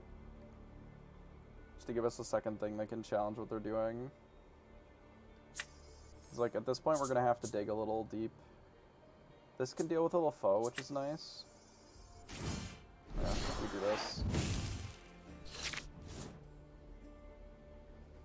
Like, we may have to ink the Olaf just to start playing rabbits to draw enough to be able to interact with the Arthur. Because if their play is just to, like, play a 1-drop, quest with Arthur, and then untap Arthur, then we're in a spot where we have to sort of either ignore what they're doing and race, or go around what they're doing.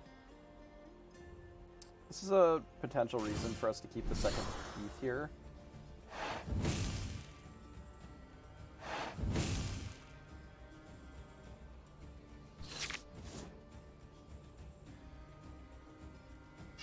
interesting. I don't know if I like that play, but maybe their hand is just all Arthurs. Now we definitely don't need Olaf.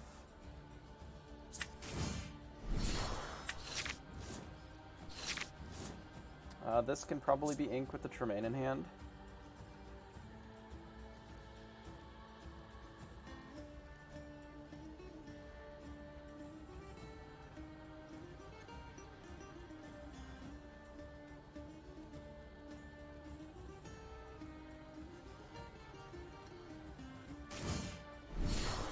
Yeah, their hand is just like literally all Arthurs all the time. It's unfortunate for them. It does happen sometimes though. And they're all uninkable, so you kind of just suffer a little bit. Probably could have played the Merlin before I chose what to ink, but it's fine. I'm totally down with just like slamming Tremaine and then just infinite Ursulas. I don't even know if they're playing Be Prepared. Not every Arthur deck plays Be Prepared.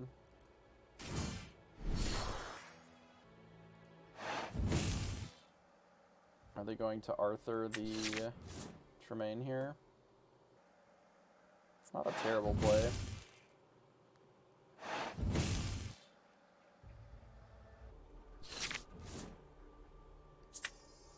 Now we can get rid of Teeth, probably. Hit them with a Tremaine, get rid of the Arthur, and then lets us still add more to the board. It's like we have Ursulas as follow-ups for post-Wrath if they decide to Wrath.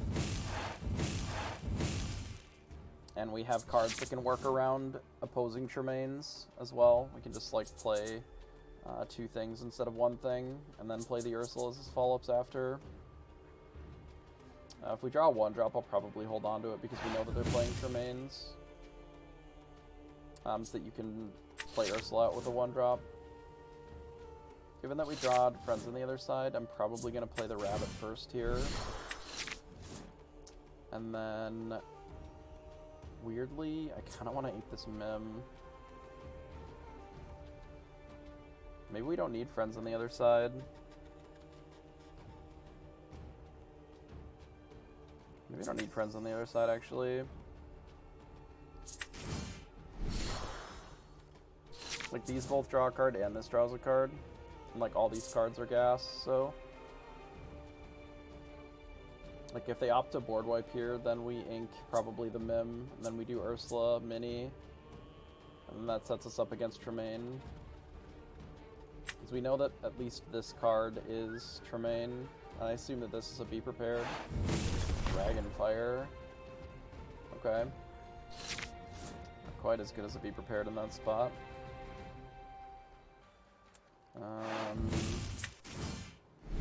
Ursula. Let's get rid of this. And pass. I don't need to run out this Mini. Again, I want to hold it for post another board wipe here. Because the play of Ursula plus Mini is incredibly powerful against Lady Tremaine.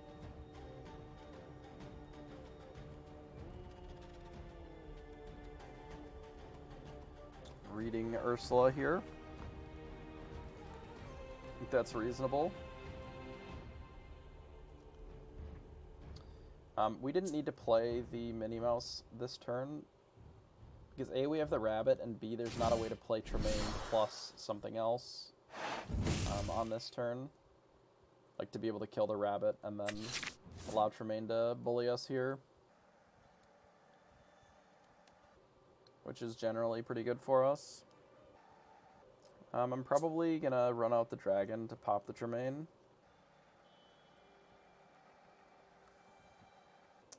It'll be 13, 14, 15. It's not quite enough for me to feel comfortable just like goading them to death. When we can just not bother. Don't need this anymore.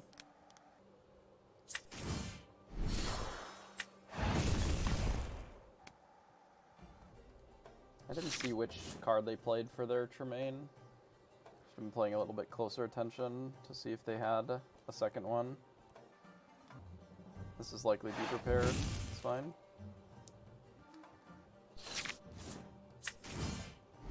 Ursula, draw a card. Minnie Mouse, they go. And then they're just done if we get to untap with all this. Oh, the B prep is fine. So they're down to 1 left in their deck.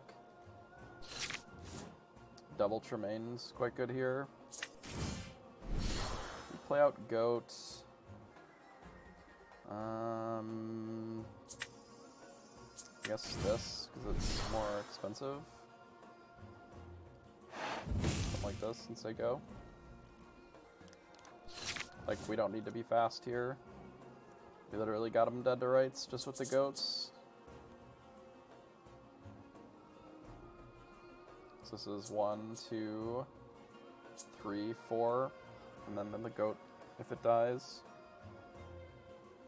I'm feeling pretty good about this one. This is one of the reasons I'm not a big fan of Dragonfire in this deck, because it's kind of slow, like, kind of really slow.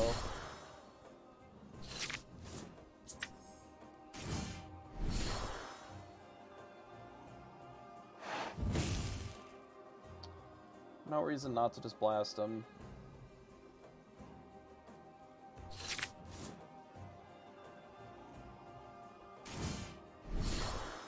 It's a lot of mana for a single target when, like, 1 more mana gets you Tremaine, right?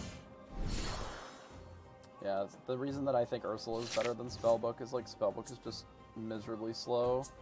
It's a lot of goats.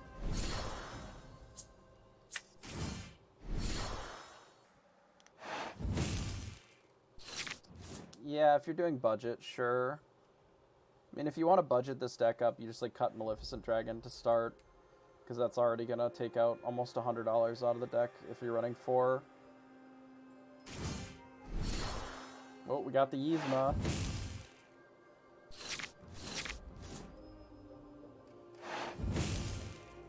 Like, obviously Ursula doesn't do much in this spot either, but...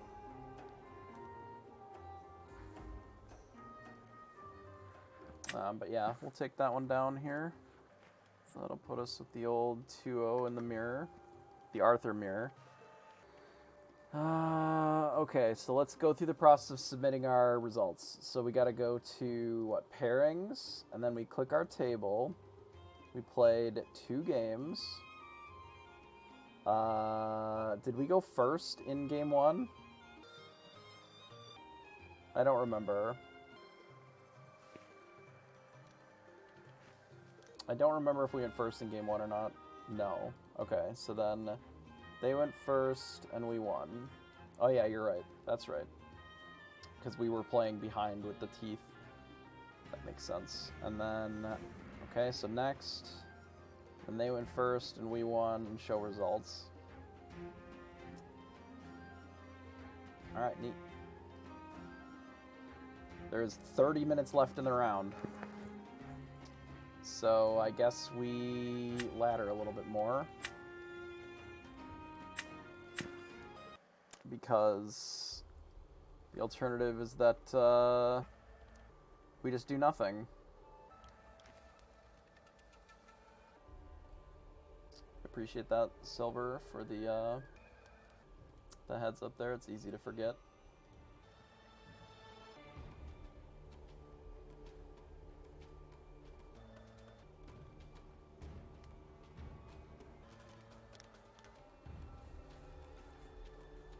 Yeah, I don't know what the best construction is for this deck. This is the one that I felt the most comfortable with into, like, the Steel Song flutes, I think. This has a better matchup than most of the flavors of this against the flute. It's the deck that's running, like, a bunch of Yzmas and a bunch more expensive cards, like, kind of struggles to close in some of those flute games.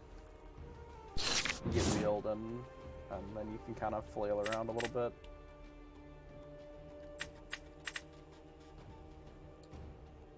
That's a lot of 1-drops to keep. Maybe we get rid of one of them.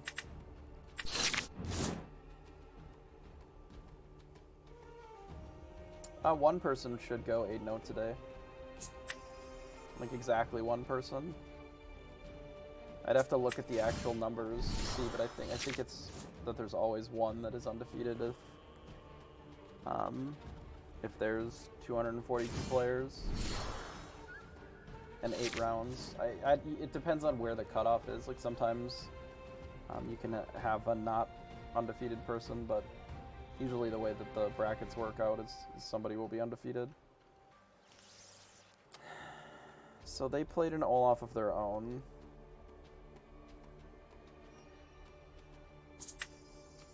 I guess we don't need 1,000 Olafs. We can do it like this. And the only reason that I'm fine playing... I was considering playing 2 more Olafs, but we kind of need ink as well. But this means that the crab can sort of trade into these. I'm surprised that they got rid of Queen of Hearts when they could have killed our Minnie Mouse if they wanted. I guess if their intention is playing Snake, then that doesn't really make sense. I guess we're getting rid of Goat.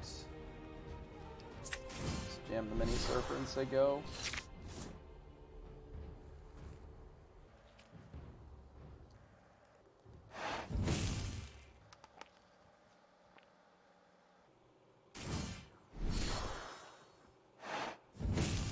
Maleficent Sorcerer. I think we do this. Do we draw? Do we just skip an ink for a turn? Like, I can just crab and kill one of their mims. I'm just debating if we want to trade 2 lore this turn for an ink for the future turns.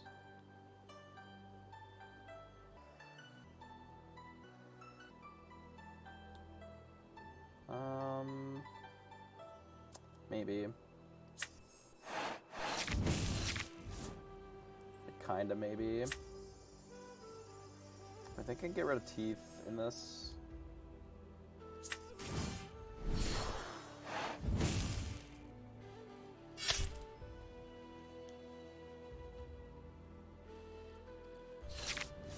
We could have quested here. I decided not to because if they play Fox, like, it's a little awkward.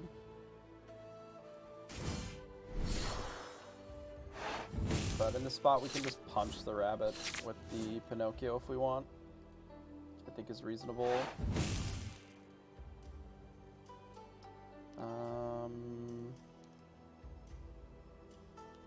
We could even punch here. If we put the crab back in our hand. Bouncing the crab back to our hand doesn't seem terrible.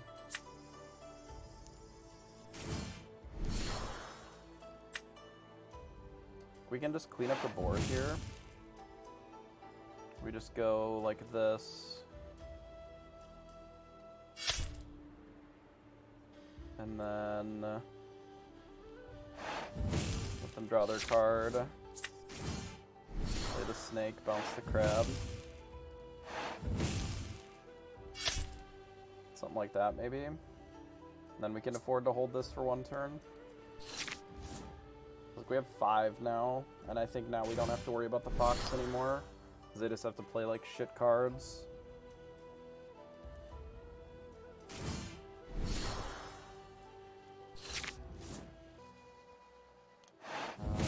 This. Do we want to kill the goat? We could just take the goat out with the other Pinocchio. 11, and then the goat will be very good later. Because the mini's gonna get to kill this Pinocchio. Kind of for free.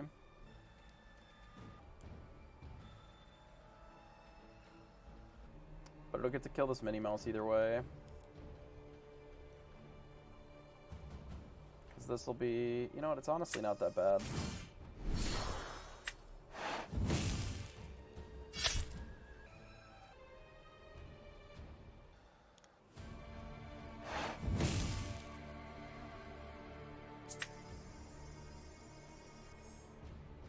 This is just ladder. This is just a ladder game while we wait for 30 more minutes for the next round.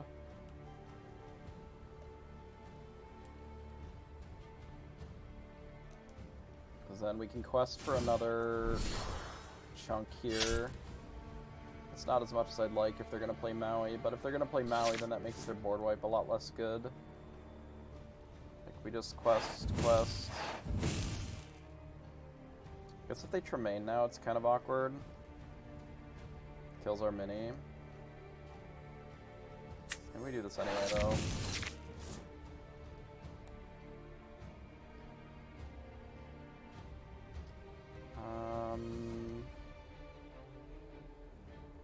Still let Tremaine be good against us. We could ink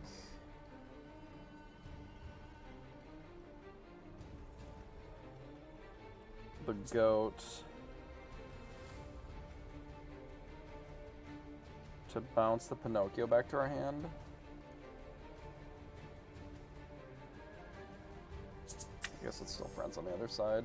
Feels bad, but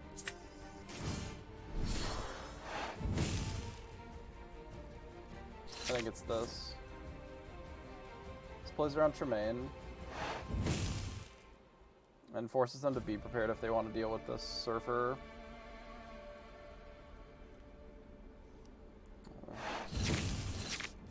And if not, we just get to quest more. It's fine.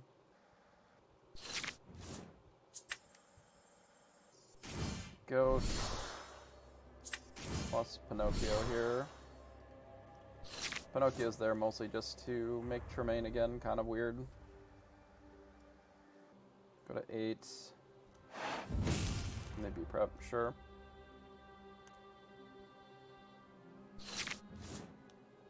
Alright. Take it a little slow. Love that they have a spellbook here.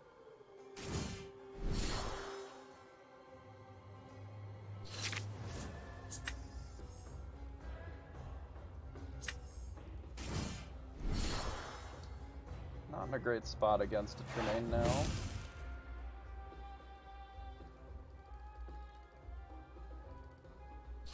If our opponent plays another thing that's not a Tremaine specifically,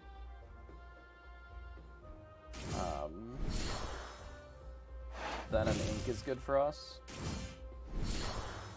I guess just B-prep is fine here.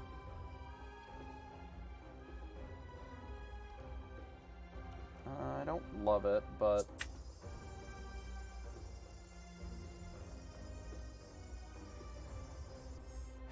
I can't really let them gain 4 out of this, so could use an Ursula.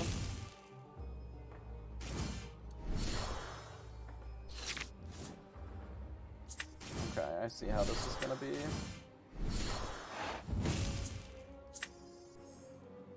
We'll ink one of the Mauis, it's fine.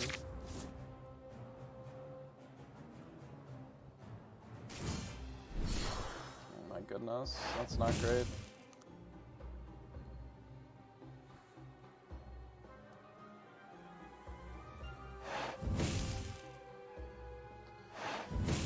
Luckily, Maui can at least punch it, but it's not awesome. Play Olaf, say go. Like, if we don't find an Ursula, we're gonna get buried by this spellbook. There's not really much that we can do about it.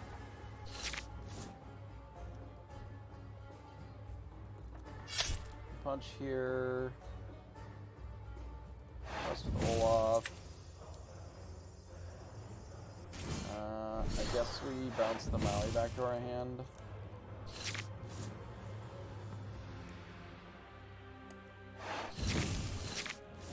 Draw 2. Play a goat, maybe. Play another Tremaine. Play nothing. Okay, so that's good for us. We just have to go wide with what we've got, and then if they have nothing, then we've got them. If they have an answer, then we don't have them. If they have be prepared, we're pretty well on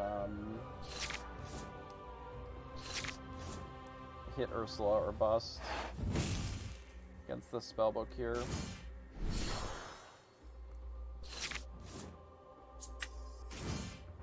did draw Ursula. We can get rid of Maui. Teeth and Ambitions. Say go.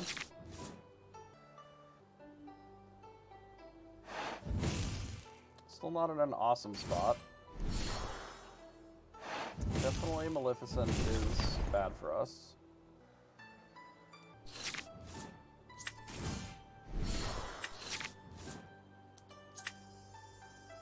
Yeah. Alright. We perish. Kinda needed the Ursula like 1,000 years prior before they just drew a bunch of cards. Such is life. Sometimes there was a spot in there where I just like inked the draw 2 to try and make another play with it, and the tempo of that choice didn't work out, so like doing all those Pinocchio lines like means you're not really inking a lot, which makes the card kind of interesting, I guess, but a little risky. There is 17 minutes 30 on this round yet. I don't know how many have reported and how many haven't. Just from a really rough glance, it looks like maybe half. So we'll jam another ladder game here, see if we can gain a little bit of points.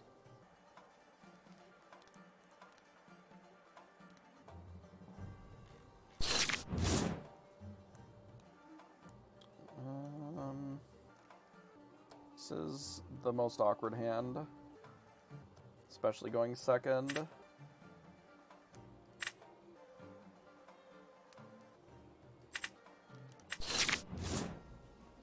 We did find a 1-drop, so that's good.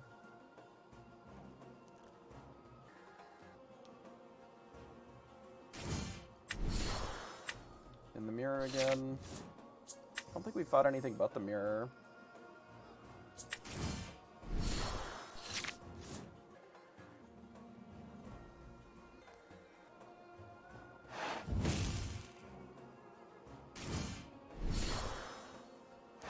Play out the snake. We do have the mini surfer, which is good in this matchup. We don't need the 1 Teeth and Ambitions. Just gonna play our own snake here. Hope that the surfers are good. Surfer is generally pretty good in this matchup. We do have crab, makes the Olaf a little bit stronger, but it also means that our surfer can bully their surfer if they have them.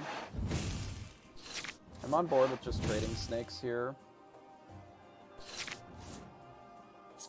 Especially given that we have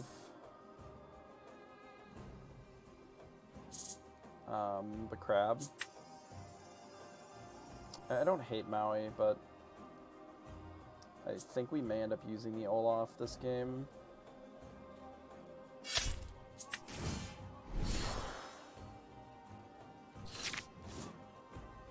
Like some amount of the time, like we play 2 spells. Play a Maleficent plus an Olaf, and then Olaf can trade into something. This also gives reasonable fodder against potential Tremaines later as well. And they played a Fidget. Teeth would feel a lot better. Something like Fidget here. I guess we just have to hold. Fidget's kind of interesting, though it does make Teeth have a better target in this matchup. I suppose that you can kind of play around it a little bit by just letting them Teeth their things. I can't imagine that they're going to attack with Fidget, but they might.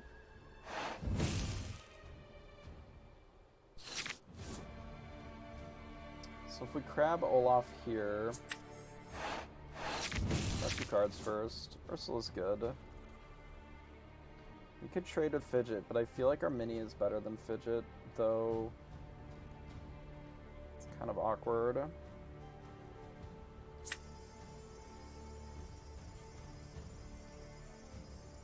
We could quest with this, and then Fox, and then bash it, but then the Maleficent just gets to trade here with the goat.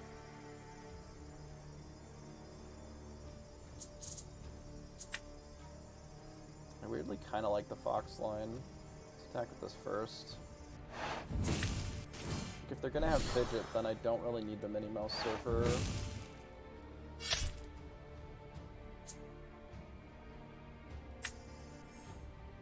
You can just get rid of it entirely.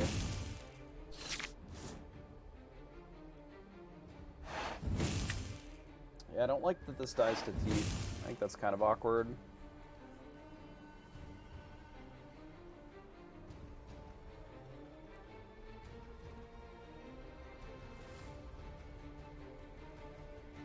I'm surprised that they didn't attack into any of our things.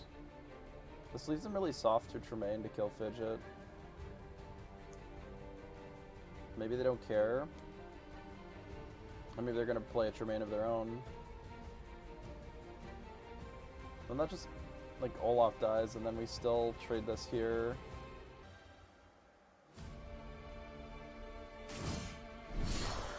Okay, so they did opt for that. I suppose that makes sense. They could just, like, sack the Fidget, I suppose. I have a second Tremaine. That's very good. Yeah, I think we bash here. I just don't think that this crab matters right now.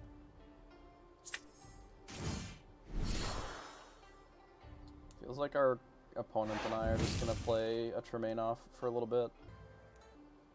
I don't think I quest here. It makes a second Tremaine not as good, because otherwise they could just like bash into our Maleficent, and that's kind of awkward.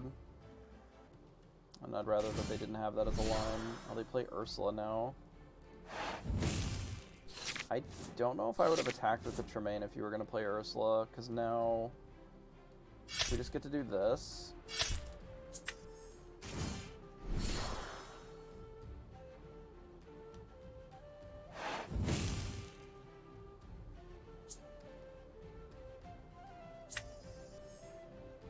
Ink the Maleficent now.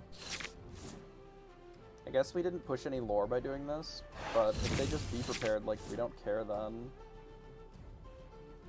And this can push quite a bit of lore pretty fast. There's a goat. I actually think I do play out an Ursula. Just kind of want to draw a card. Do this, do this. 7. Kind of need more resources. We'll get rid of one of the goats.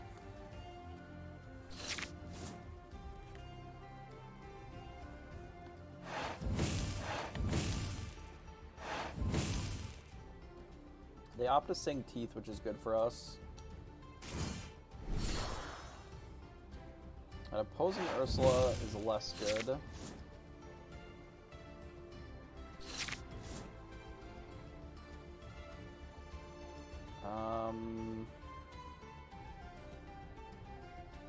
We do have a line where we can Ursula their Merlin goat.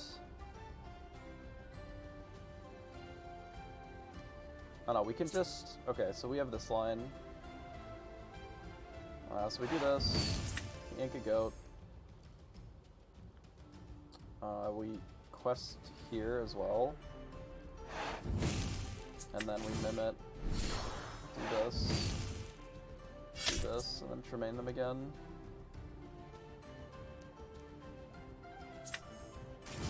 Like, I don't love that we have to get rid of a second goat for it, but I mean, getting rid of 2 Ursulas is pretty solid. Especially when we still have one in play and one in our hand. Obviously, we want to play around Tremaine from our opponent still. And try to protect our other Ursula that we have in our hand. Aladdin, their deck is spicy. They just have like a lot of nonsense going on. None of it seems like board wipes, though. What if we just, like, kill this Aladdin with our Tremaine? Do I commit another Ursula to the board? That would make it be essentially board wipe or bust. I don't think we have to do that. I do think that this is fine, though. I think we can play this rabbit instead. You want to just hold the mini? I think I hold the mini. Because this is lethal right now. And then if they do board wipe us, then we have Ursula plus this. Assuming that this draws us an inkable. And if they don't, like, it's really bad for them. Like if they don't have to be prepared.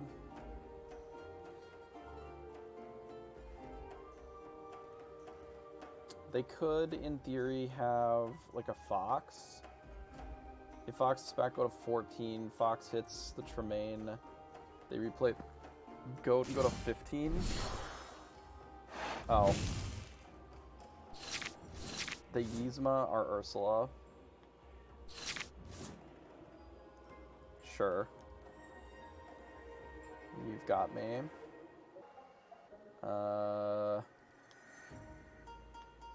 I guess I like quest with Tremaine here. Like double bash the goat and then hit him with another Tremaine. Oh, we'll see what we draw for this. Maybe we don't have to. We can teeth it now. Can I teeth it? I guess I can't, huh? We can keep the other Tremaine in our hand, actually. And then we can still quest with Pinocchio. Yeah, that'll work better. We do this. We can do this. Teeth here. This into this.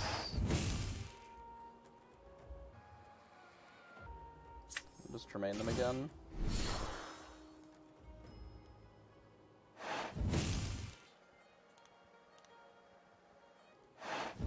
There we go.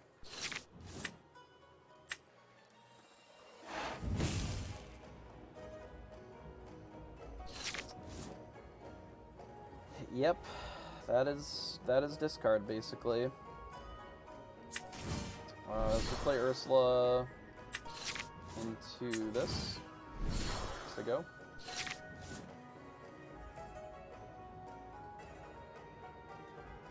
Alright, GG.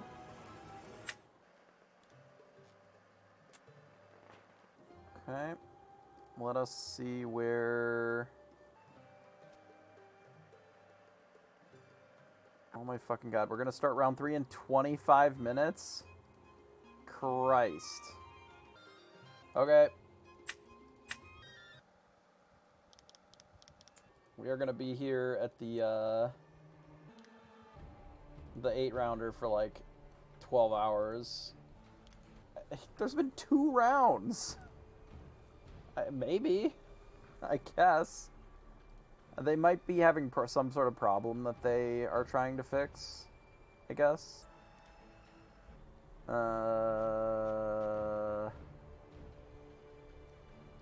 Like, it's possible that there's something they're doing on the back end that is better, or that they need the extra time for. I have no idea.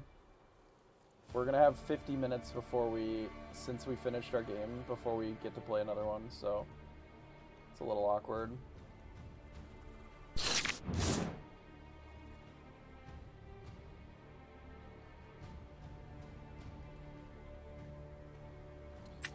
Well, we get rid of B-Prep. We've got Olaf into Fox, double friends. We can get rid of Goat too. Yeah, that's a good hand. Dump Maleficent. We run out the Olaf. There we go.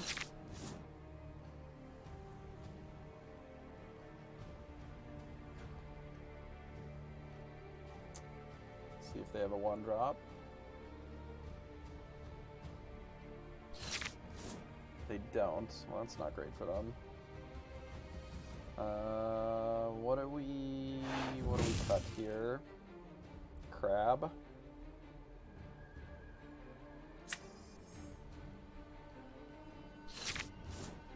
We're gonna want to run out Maleficent Sorceress into friends on the other sides.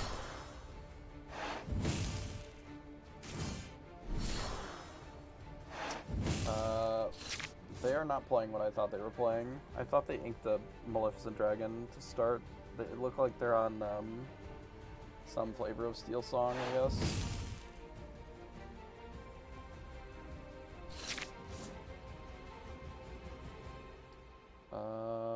means that we don't need all of these friends on the other sides.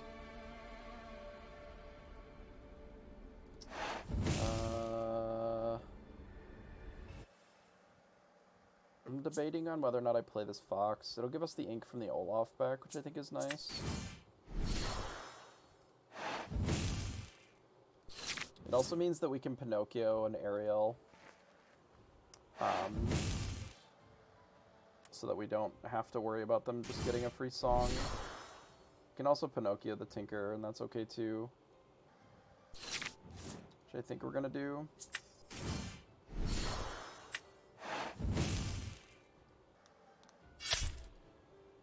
We'll do that. Do we want to play this Olaf? No, we'll just ink it, it's fine. So we do that so that they don't have an easy time singing this turn. Like, we got rid of a Tinkerbell Giant Fairy Shift, which they would have done this turn. So here's an Ariel. If they do find Wheel, it's a bit annoying. They found Swords, which, like, we don't really have that much on the board, so the Swords kind of doesn't do anything.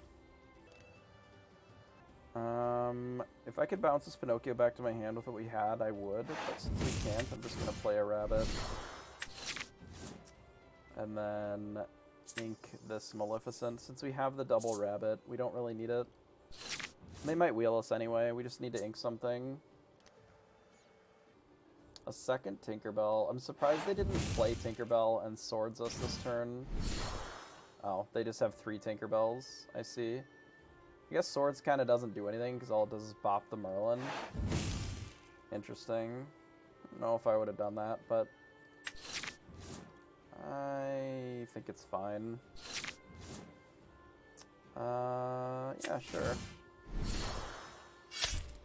Let's Maui blast that, get rid of a teeth. The classic Maui being awesome all the time. We have enough draw that if they, like, okay, let's imagine that they don't attack with the Tinkerbell here just to hold off from the Maui. We get to use the Maui to sing Friends on the Other Side then, which is quite good. Inks and Ariel. Do they just have Whole New World in their hand? That's such a weird Whole New World here. Because Maui just gets to eat their Tinkerbell, and then, like, a Tremaine kills their beast, and then they just have nothing. Okay. Our hand was kind of crap anyway. They play a Lantern, and I guess a 1-drop probably. Sure. This beast is annoying. I would probably be prep if it was an option. I don't think we need this many 1-drops necessarily. 3 of their big tinks are gone, by the way. So that's something to be aware of. There's a spot where I probably could have just sang there and played the other one, but I don't think I need the extra cards so badly that I want to do that. This gives us a Mim.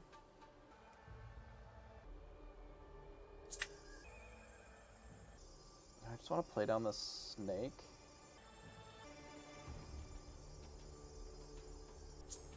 I don't want to draw 2 cards, because if they wheel again, like, that's pretty trash.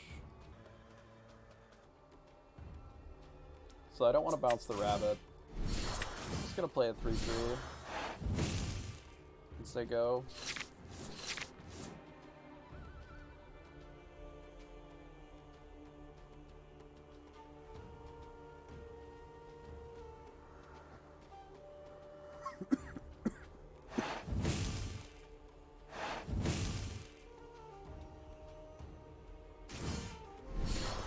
Play Surfer to draw more cards? Sure. We haven't drawn any B-preps yet, so we do still have that as a safety valve here. Means that they're likely not going to wheel us, which is fine. Our hand is okay. It is not the most aggressive hand, but if they opt to do nothing, we just start questing and closing.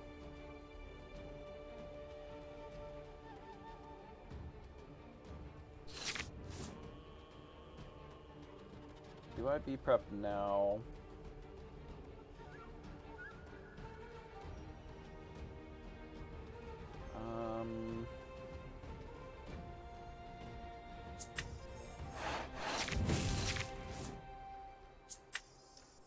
It's a little more information to work with, at least. If I don't be prep, they draw 2 more cards with this, which is pretty bad. I think I can be prep and just like play an Olaf or whatever. I think that's fine. So what's just interesting is because they only have 1 Tinkerbell left in their deck, it is difficult for them to like truly blow us out if we play a bunch of things, because they have to do double swords most of the time. Which they have, certainly. They have the ability to do. Our Pinocchio would be good, so that we can deal with this beast.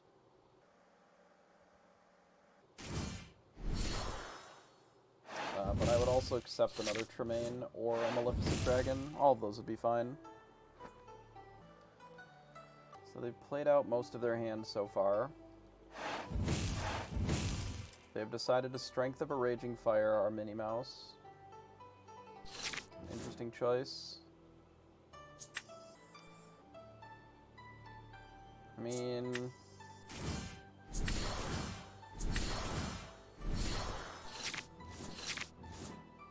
I guess. I don't love that, but that's what we have in our hand. So we'll just play out some Surfers. And if they don't have the double swords, or the Tinkerbell plus the swords, like, we get to start questing for 6 a turn. They play another beast. Okay.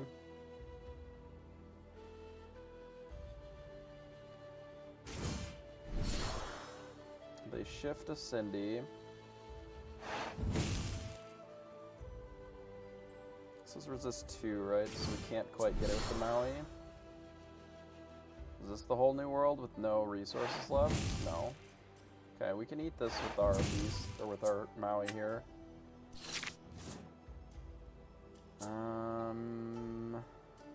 Yeah, so let's do that. We do this. We bash this thing. And puts them down to 5, so we're not like too far behind in the race. Do this and just like cast a goat. Say go.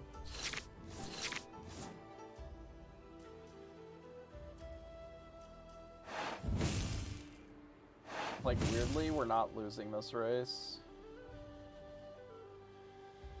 to anything except for this 4th. Oh, that's not great.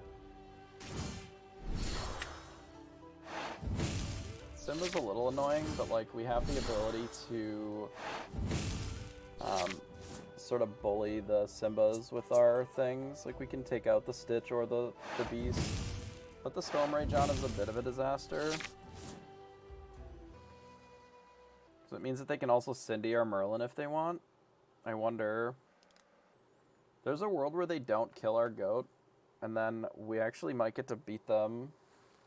Well, they can attack it with Cindy if they want.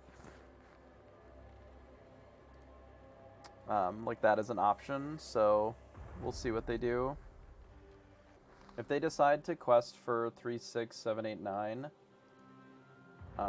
rather than attacking the goat, then we probably lose. Like, attacking the goat is necessary from their perspective, I think. If we draw another goat, obviously we can just win. Which we do still have 3 of our goats in there. We have a lot of outs here yet. That is not one of them. That is a terrible draw. Guess we lose. So what were our outs? We had 3 Be Prepareds. We had goats. Like, any goat was an out. So we had 6 outs out of 30 cards. Were any of these other things viable?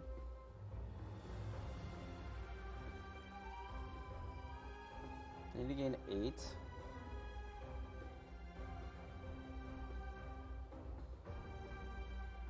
So I can play this twice. That kills 2. That still leaves them at 9.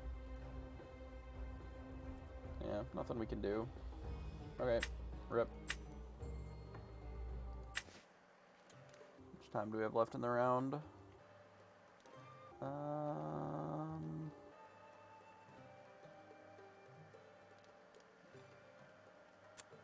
25 minutes from here, which is like 58. So like 12 minutes. We can play another one. Yeah, I have lethal, except that they can attack me with their Cindy, which is unfortunate. We needed like to do something, and they needed to not have every single shift possible. Like, we just didn't interact with their board at all for like 3 turns. So they got to go really tall, and then without some sort of a second catch-all or like they needed a song there to sing, and I think they drew one off of one of their Simbas, which happens. We have a 1-drop and a snake. Yeah, that's a good hand, especially on the play. It's like okay into this matchup. It's not like the best hand ever in this matchup.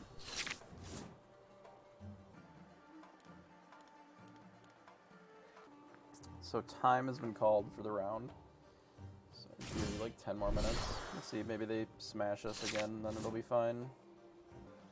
We'll do this. I think we get rid of the mini. Though I don't love that, because then we don't really have a turn 3 play.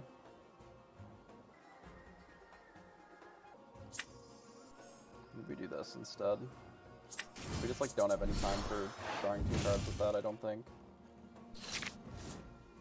Because like we want to do ink this, play this, and then play this, and then potentially have Maui if they still haven't wheeled or whatever. Not drawing teeth against this opponent is pretty awkward.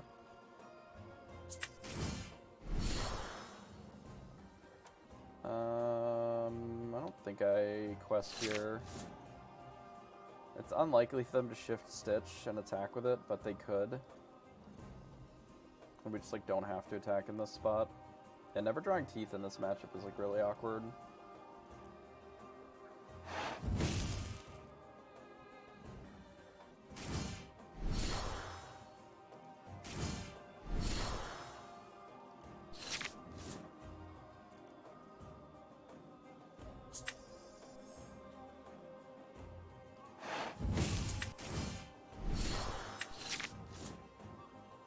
No teeth again.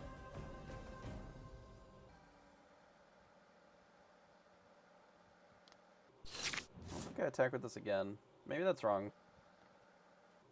I'm seeing us shift Cindy into a wheel, probably. Or a sad beast, sure.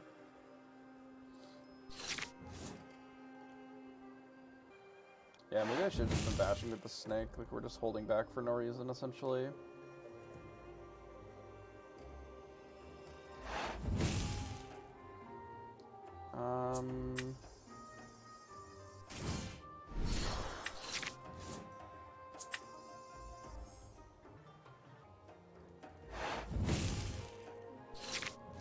Kind of a weird board for us to deal with these Tremaines. Obviously if they quest or something, but if they're just playing beasts for a bunch of turns, it's not a good spot for us.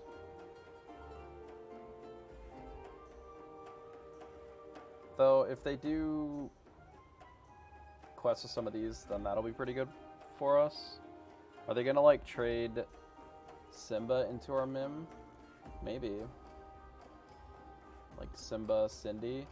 So they don't really need so many of them. But if they're opting to do that, then they would kind of have to be angling towards...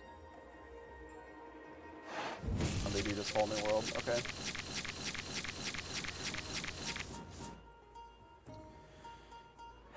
Okay, we have been whole new worlded.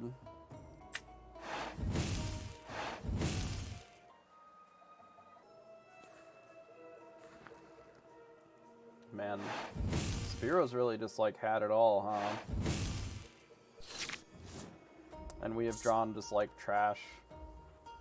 It's kind of rough.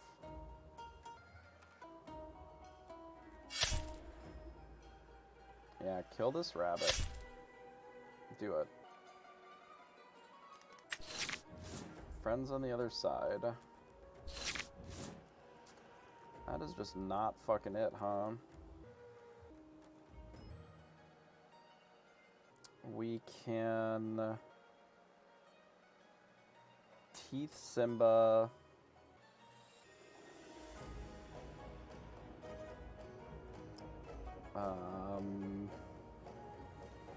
Bash both Cindy's.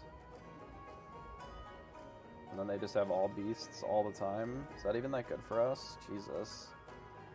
I guess. They already have 1,000 cards in their hand, so it kind of doesn't really change that much. So we hit there. We definitely don't need this card.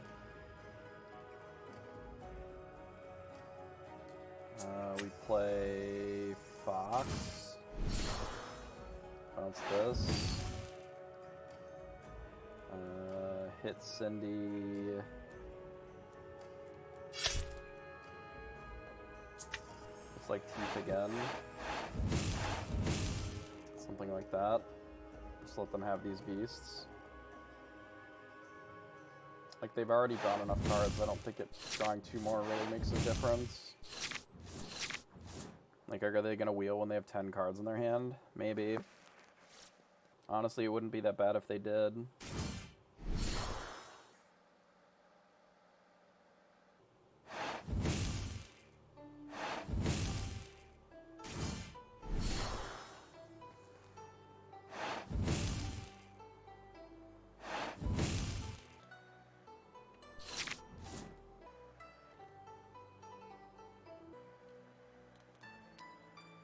Fresh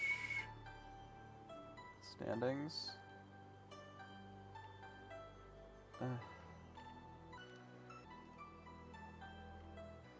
Hang on, I gotta fix this fucking thing.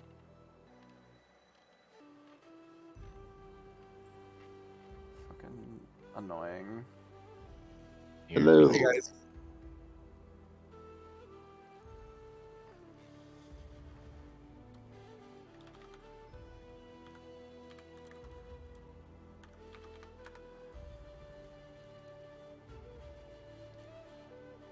This is not great. Is the play just to Ursula here? Rather than just trying to deal with these beasts? Let's just deal with the beast. Get rid of a Mim Snake here. And I'll say go. And then I'll tackle that in just a second. See if I can double check the fucking pairings.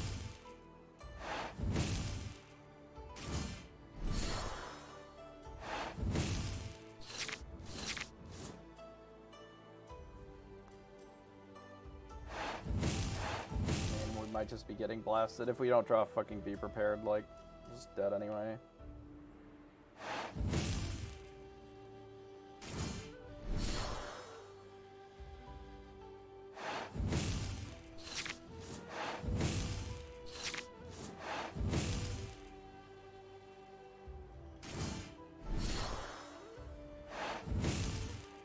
Is our record fixed?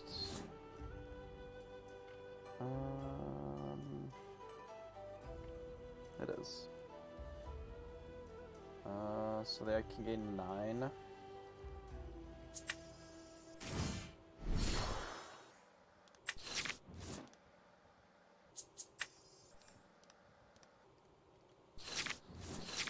Interesting.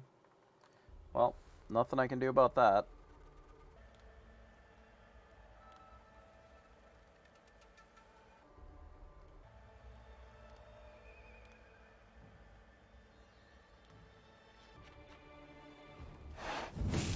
So they're gonna blast us for a lot, but we can play Be Prepared plus some stuff. So maybe, like, we can catch up a little bit anyway. I mean, can they just kill us this turn? No. Even if they shift here.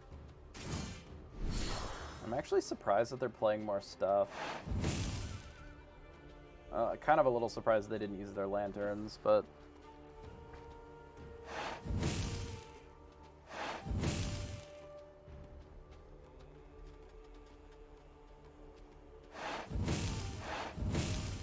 They opt to let the storm rage on.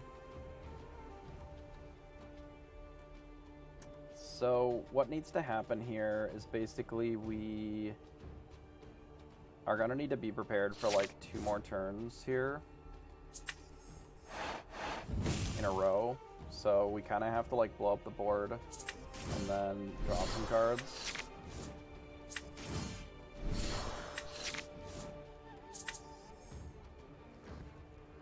And then after this, we have a shot here, I think.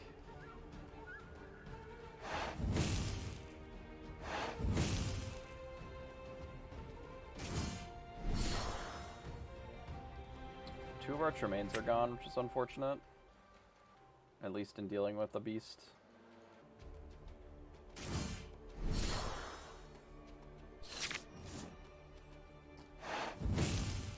Okay.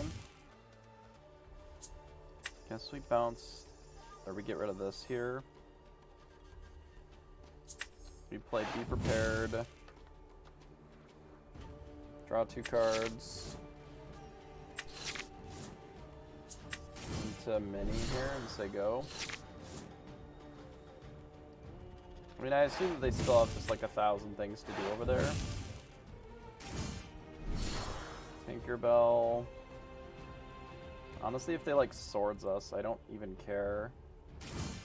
If they just double Tinkerbell, then we can Maleficent one of them.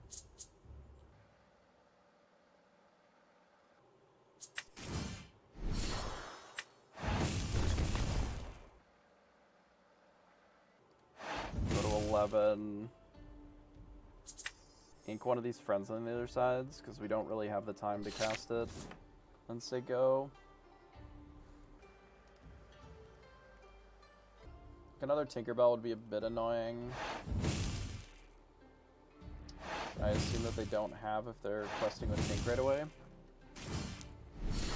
They play a Cindy into something. Like, we may be in a position where we have to be prep again. Which if we are, that's okay.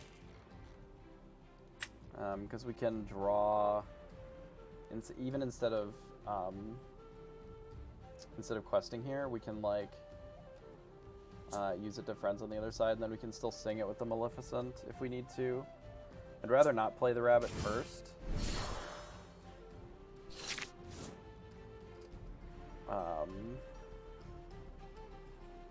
But I want to be able to, like, dig as deep as I can. Oh, that'll do. Okay. Prep.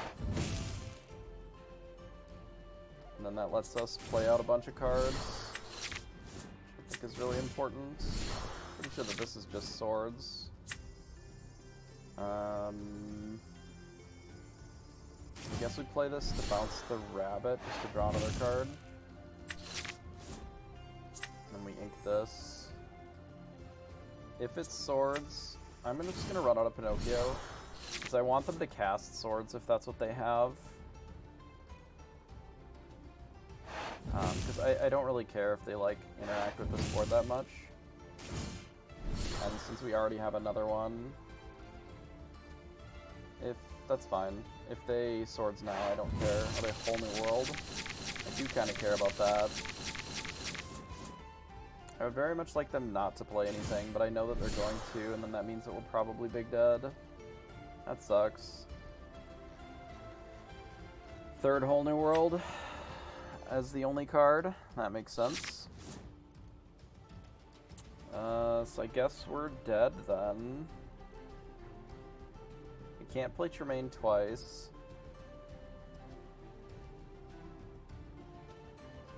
I mean, we're not just dead. We can get rid of the Cindy.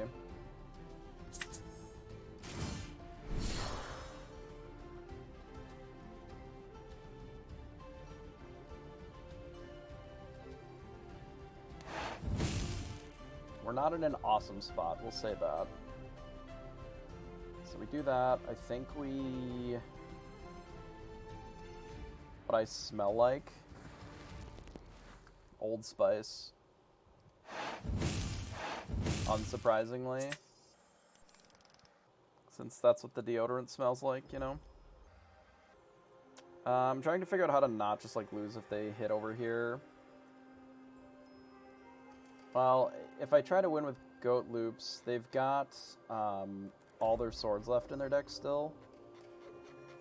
So unfortunately that doesn't super work, but I could just bounce these two. And then the Goat is still going to deal...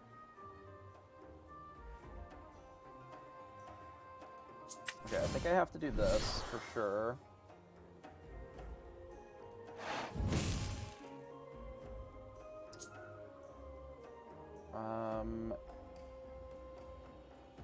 I would force them to double swords. I mean, if they double swords, we're just dead anyway. I need to get this off the table. I guess we can do this because it lets us... Yeah, let's do this. Because it puts one back in our hand. We have enough ink here now that this is reasonable. Because if they commit to double swordsing instead of questing here, then it gives us some interesting options. Let me see if the round is up. It's still not up, so we can complete this. Cindy doesn't do it here. I think we got him. Nice. Because we can 4, 6, 10, and then bounce it again. So we can gain 4 with the Goat straight up.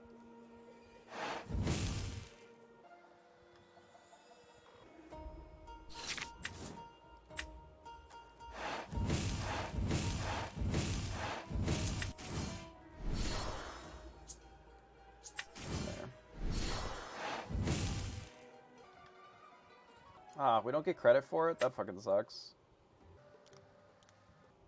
Can somebody clip that? I can clip it. I want to send it to Pavel. I want to know why that's happening. Or if somebody else can clip it, that would be great. And I can at least give it to him. Yeah, Goat is OP. I probably shouldn't join another game because, in theory, the next round should be starting. At some point.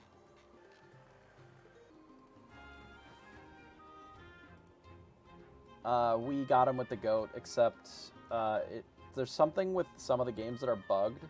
Like, maybe it's when Goat finishes it or something, where it shows you, like, 5 symbols instead. I don't know if I can clip it anymore. I don't know if I can go that far back. It's fine. I can grab it out of the VOD later if we didn't get a clip on it. This is just, like, very agonizing. This does make you appreciate the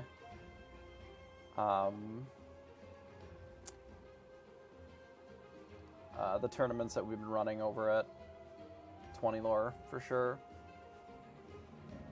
We managed to bang out, what, like a 7 round with a top 8 in 7 hours or something. It's pretty good. We're currently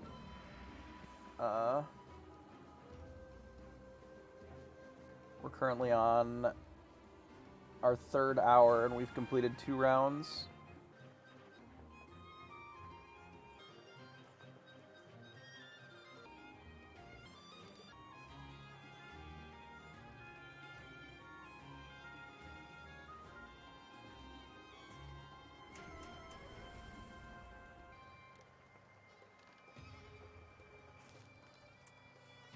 I wouldn't hate attempting to do a much larger event, but I do think that the Limitless functions a little better than their software since we haven't been struggling with the Limitless. Though I don't know if we've tried a tournament this large, 250 people or whatever. Highlights. Don't play audio. We finished the game.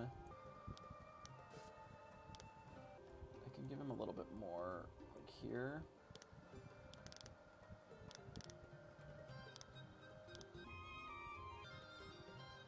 It's really like this.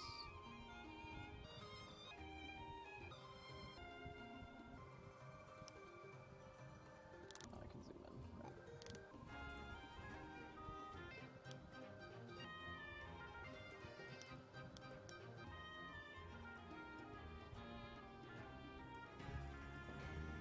Okay, I'm just making Pavel a clip of that bug happening so that we can maybe get it fixed. Because I do find it to be kind of annoying, and it's just weird. I don't know why it's happening.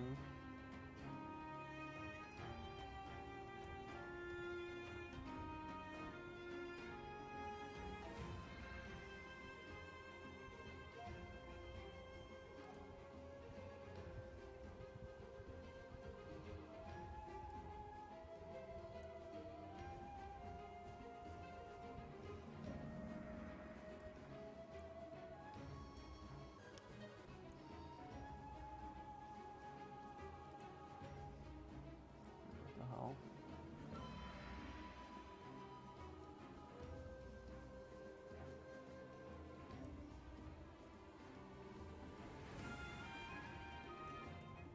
I'm so confused. My highlight thing is just fucking scuffed. I'll fix it in a second. Nope, still run 2. We wait. I will do this while we wait.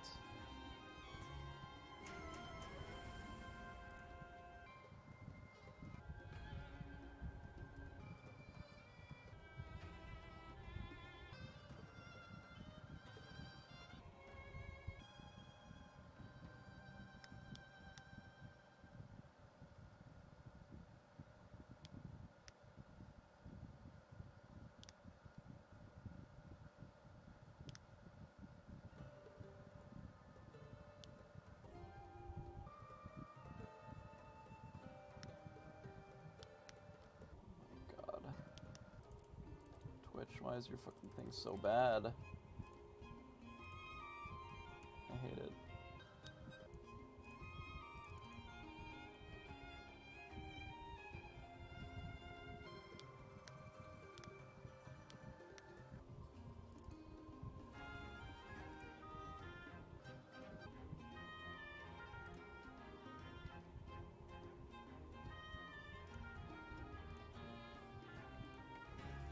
Anyway.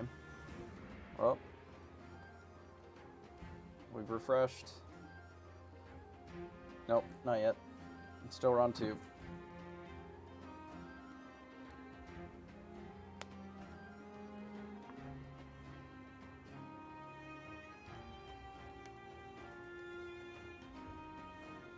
I don't know why this is so complicated. It should be so easy.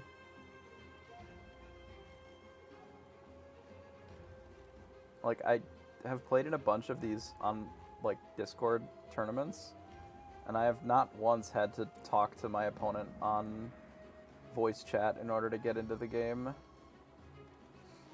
It's very odd to need that at all. It dissuades me from wanting to even play in some other tournaments like that. It's kind of weird.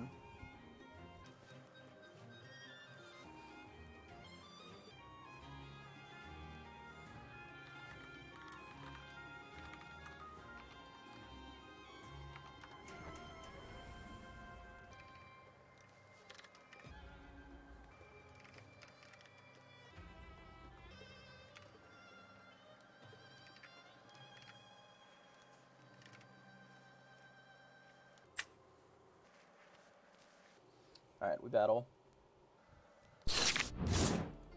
Figure out the highlight after that. Oh, there, now it should be easier.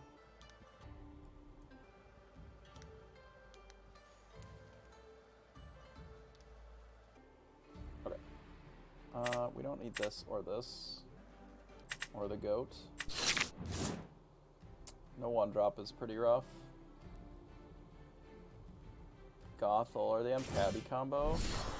Ooh. My hand is fine for against Pabby. Oh, that's even better. We don't need the Maleficent as much. We want to try to hold on to the Maui if we can. Because there are some worlds where the Maui is pretty favorable to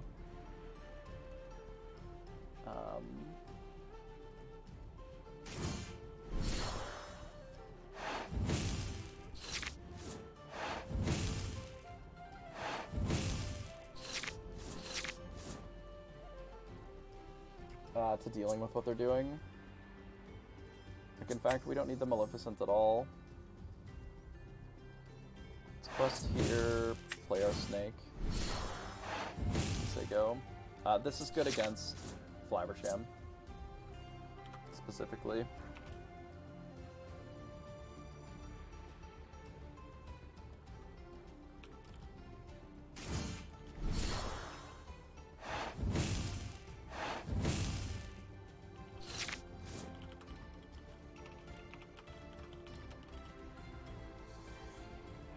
Quest, get roll off,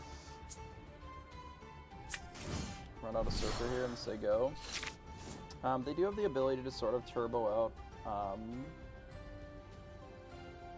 like a Tremaine here if they want. They opt to Flabbersham, that's fine.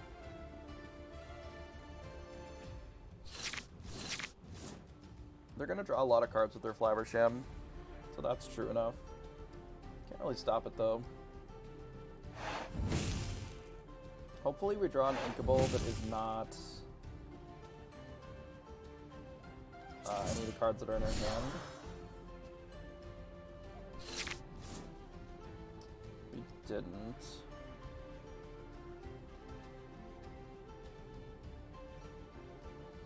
I'd really like to push lore with this mini, but given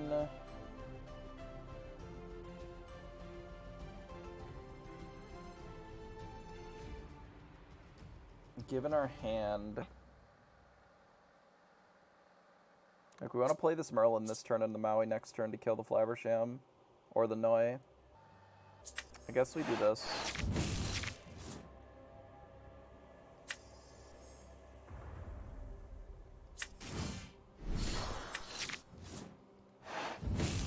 This hand is not ideal.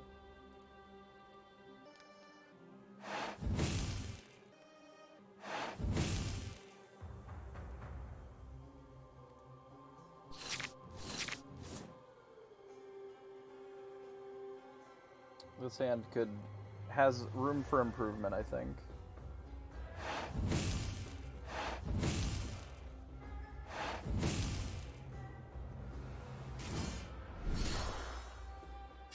They Maui us now, I see.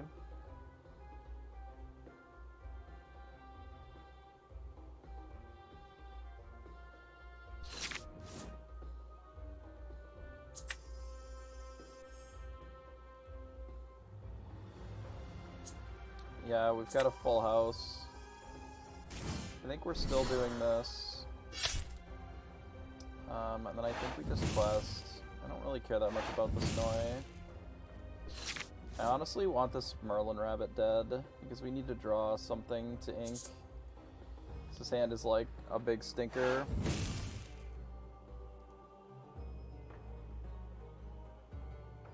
Honestly, a board wipe would be fine here from our opponent's side. Well, hopefully we don't draw another Be Prepared, because that would be a disaster.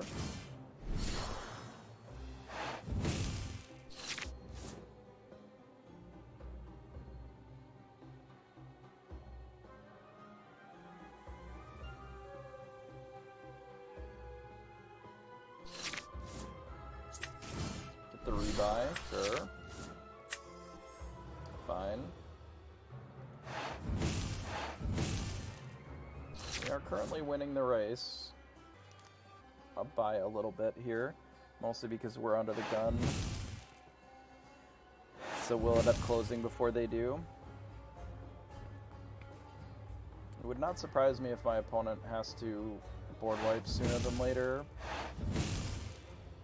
But if they don't, you know, we may have to blast it out. Maleficent hitting this, I suppose. Sure.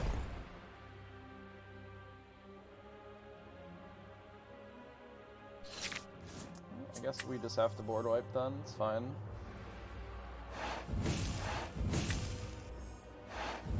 Especially because it lets us draw 2 cards here. I don't hate it.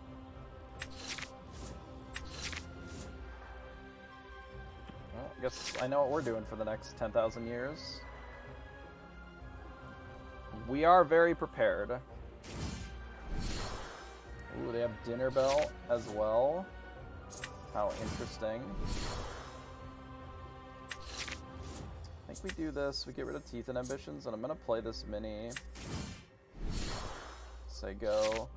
The reason that we're playing mini is if they have Tremaine, obviously this allows us to play around it a little bit. And if they play the dragon, it's fine. If they play this, it's whatever.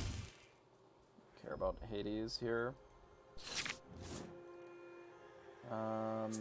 Ursula again, I guess. Do we just like Ursula back in our hand? It's kind of cute.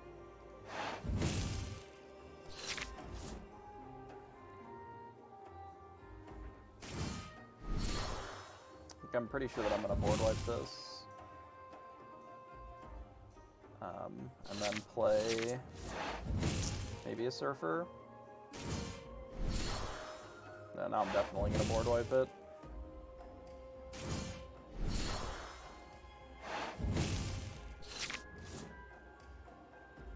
Put us to 14. Feels pretty good. Do this, be prep.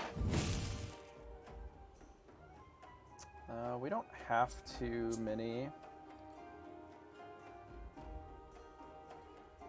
at 14. We can just get rid of the mini and just draw 2 cards this turn.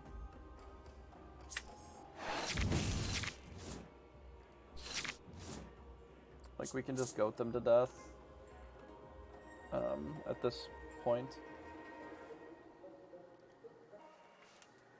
Mini is really strong early, but it is kind of unnecessary later.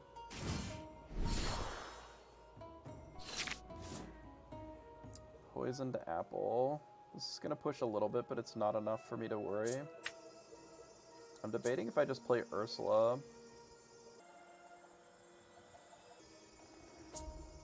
This is just Princess, it does nothing.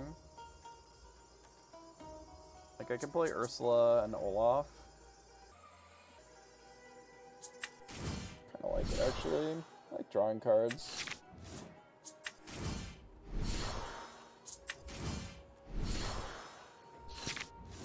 We play out the Pinocchio because we don't really need it otherwise. Like, it just doesn't do anything. And this way we get to push 2 lore from these, and then this can close out the rest of it. Eventually. Quest. That's 16, 17, 18. Are they able to kill us before then? No. Right? Do this. Go to 17. Bounce it back, go to 18. And then just say go. And then next turn we can play it in Wrath, and then it's over. Assuming that we have an Inkable, otherwise we'll maybe do something else.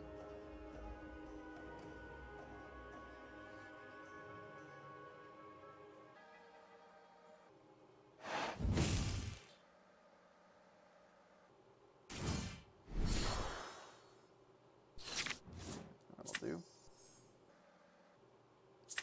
Play the goat.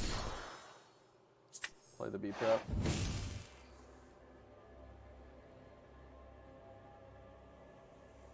Yeah, still another 1450 game with all the medals. Like, I don't know why.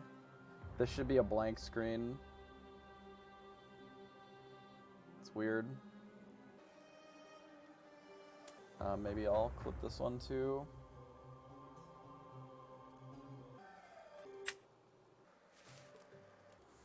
Alright, so this... Nope. What is it? This. For our game 2 here. So we are currently 1-0. I didn't even update our record from last round. We don't need the B preps. We don't really need the goat this early. But it's fine. Yeah, this hand's pretty okay. Again, this matchup's not that fast, so... kind of as long as we have a playable opener that has a 1-drop of some sort in it, it's fine. The 1-drop, I think, is the most important piece. Like, doing a 1 or a 2 into just, like, some of these, just to put pressure on what they're doing.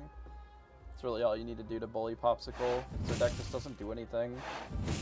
And if they have to, like, turbo ink to board wipe your shit, like, that's just so bad for them. Having been on that side of it, I know it's just really rough. We do this, ink the Olaf,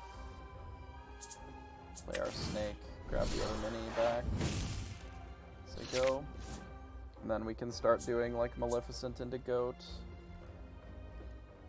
We'll ink this other mini as well. And then we can hold on to the Maui as an answer to Flaversham.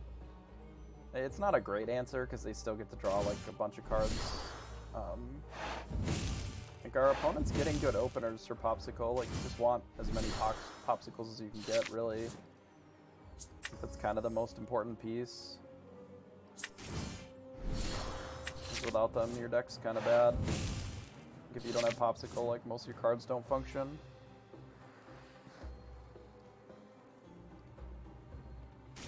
Why make a king? Oh, just for the round. Okay, here's a Flaversham. I still think we run out the goat.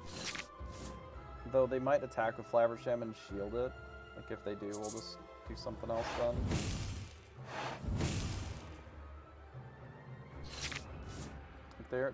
They use so many resources to set this up. Teeth is kind of mid in this matchup. Play a goat.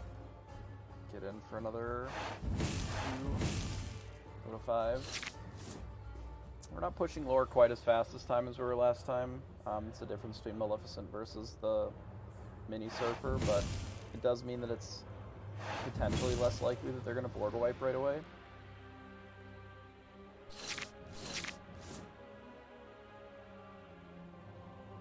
But if they do choose to untap this, like, that's fine. We can bounce back the goat, play the sorceress or whatever. Just have other options that we can work with. Give us more goats in our hand. Oh, or they can just B-prep, and then that's also fine. Blow up their own Flaversham. Kinda solves their problem for us. Ooh. A Mini Surfer. Maui's a lot less good now.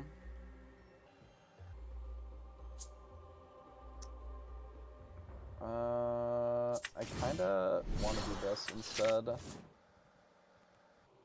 We just bounce it back too. Yeah, I think so. 'Cause we kind of need the ink. Like, we need the draw card. Look at the way that our hand is textured. Then next turn we can play, like, the mini plus the Maleficent or whatever. Even if we have to ink a goat, I think it's okay. And Judy Hopps blowing up Shield of Virtue.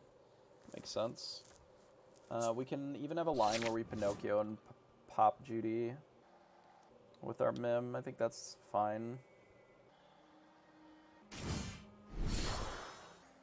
Play out a raw Maui.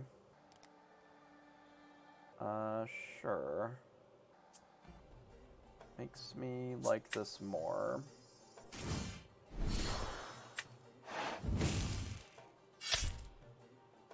do that, and then play our Maleficent here. Make this goat say go. Since we have so many Ursulas,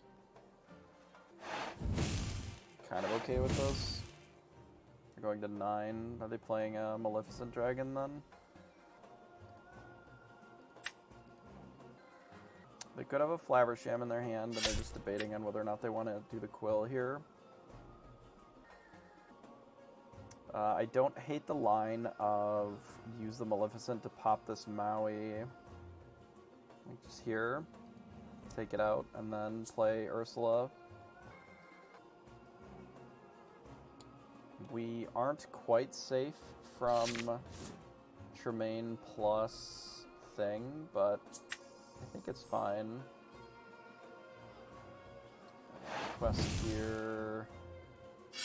Bash the Maui. Play an Ursula. Like, they have the line where they can, like, ink all their stuff and then Maui this and Tremaine, but if they're just using 1-for-1 removal, like, it doesn't really matter.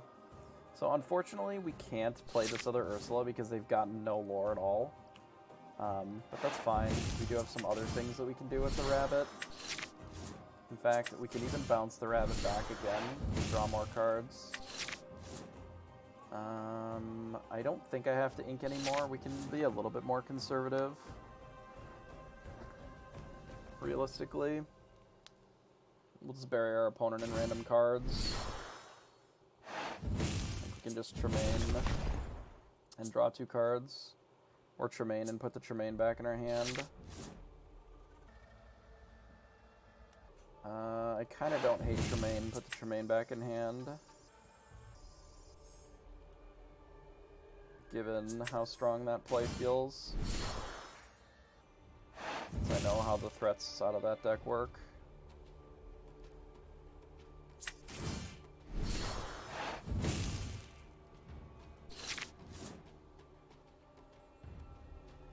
Gives us another removal spell against a single threat. If it's just another Maleficent Dragon, we just get to chomp it kind of for free, while this Pinocchio is just gaining 1 every turn.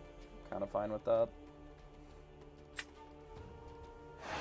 And if they're let it going our things, like, that's great for us.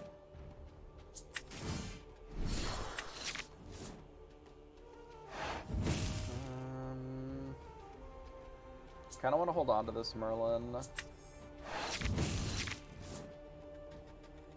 We can play out the Olaf. Link Teeth. Teeth isn't great in this matchup, especially at this point. Crab. Crab playing Popsicle out. Can Tremaine that. Gain our 3 and play into Be Prepared. I think that's okay.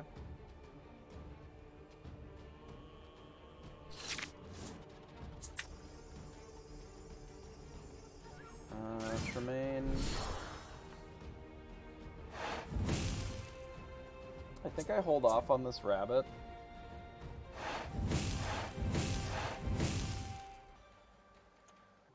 Because we are already basically... Oh, our board is strong enough that they kind of have to have an answer for it. And then this is just like a good follow-up for next turn, right? Whereas instead of using this as a friends on the other side, we just get to play it down as a threat, which I think is more important.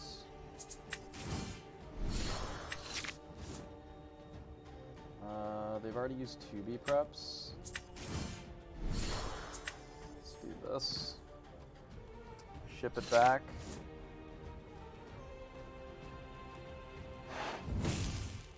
Sure, be prepared.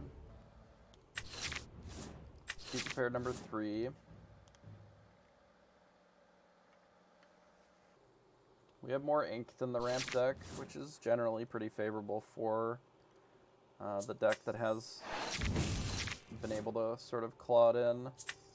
I think here... I was going to play Ursula, but because we drew this, I can kind of just do this maybe. We can play this too. I'm gonna hold back on the Minnie Mouse just so we can Ursula plus Minnie. We're not gonna get the draw card with it, but the draw card doesn't really matter here as much. It's the Minnie Mouse, it's fine. Ink again. Do they have a 4 that they need to play? Flaversham maybe they drew this turn? Nick. Sure. It's reasonable. I almost don't want to deal with this turn. So we can draw cards with Ursula.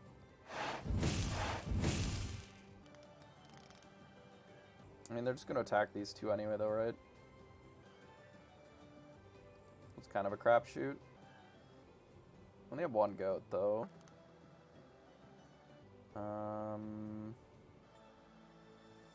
What if we just play this? Kinda want to save that for the Ursula, but we can always play, like, Maui or whatever. Just gonna do this.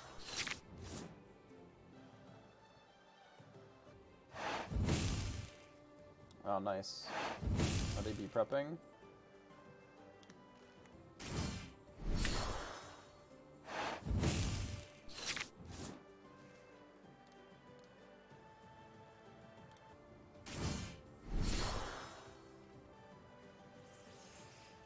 Tremaine, huh? Okay. Acceptable.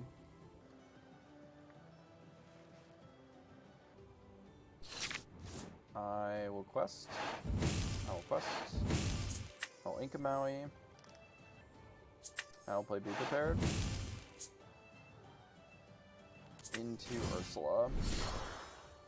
And draw a card and say go. And then next turn I'm just going to play 2 goats and then it's over no matter what. Can I play 2 goats and be prepared? Can, right? We're 8, 15.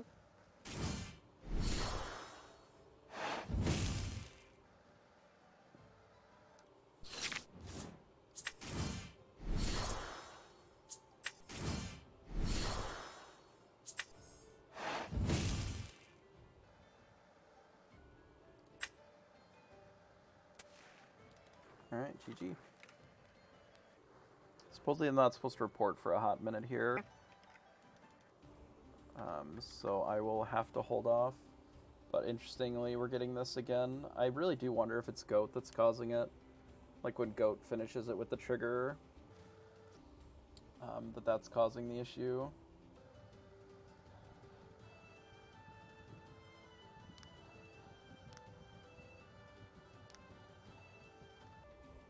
Does it actually save the clips if I don't paste it? I wonder.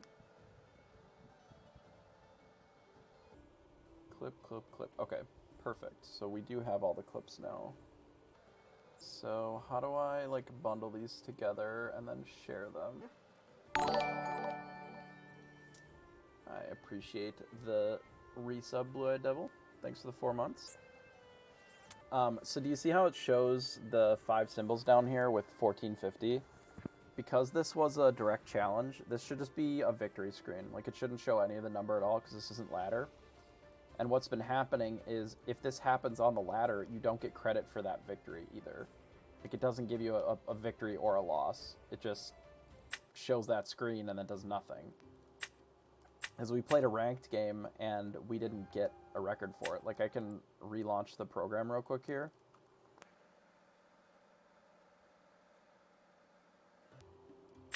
And now we have it. So we did get our victory out of it.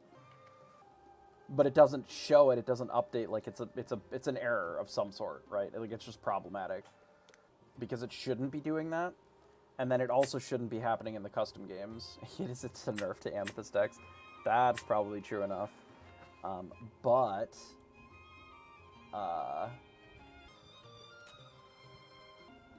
Yeah. It's interesting. How do I get the link to this? Share? Aha.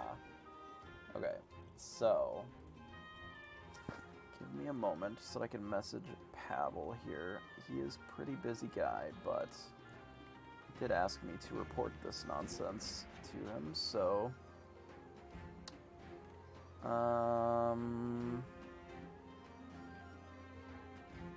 Where did he reply to me?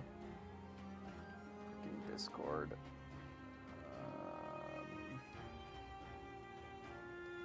Can I just, like, search my own posts? I guess I can, right? From me.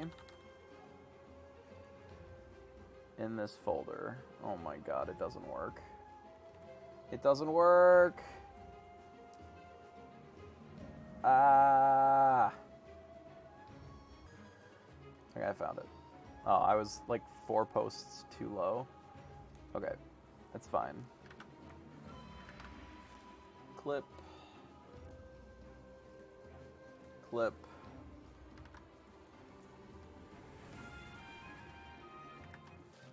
And clip. If he can't figure it out from these 3, it is impossible to solve. And then we're just big rip.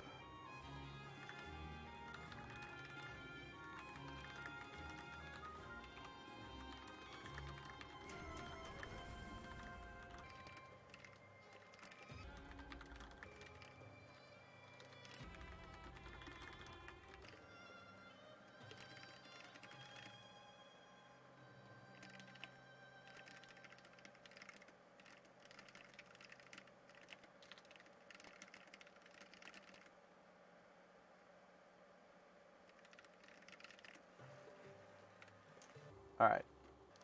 We've bug tested. Oh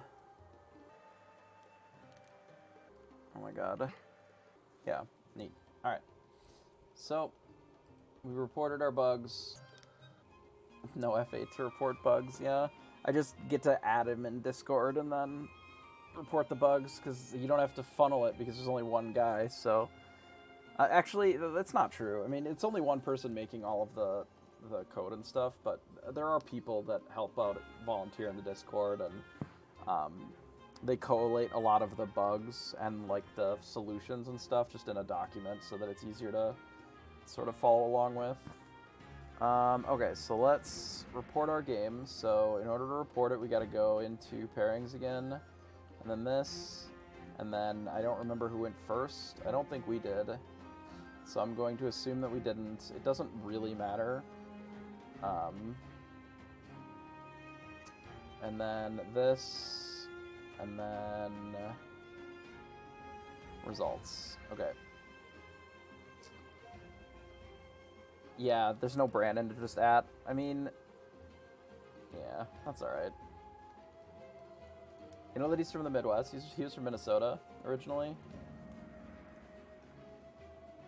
We had met at a few Magic tournaments. It's just interesting. The Magic community is, like, not that big. It's kind of weird.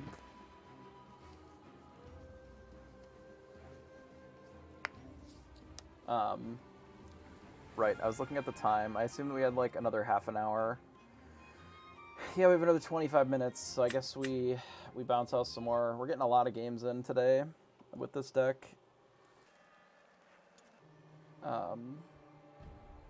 Which is fine, you know. It is kind of a small world. I think we'll finish out this set with this deck, and then maybe we'll try the aggro deck and see if I actually like it or not. It definitely feels like...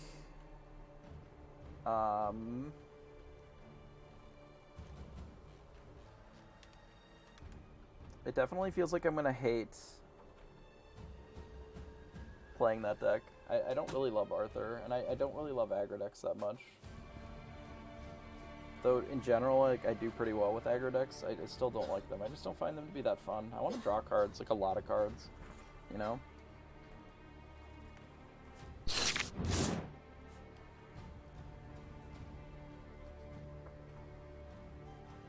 Well, we don't need B-Prep, we don't need Tremaine, and we don't need 2 rabbits. We don't need 2 Malleys. We do need a 1-drop pretty bad. Alright, well, we found a 1-drop, so that's nice. This is not a great hand if we're against Spiro again. Now we're not against Spiro. Spiro should be the other order. Or the other card back.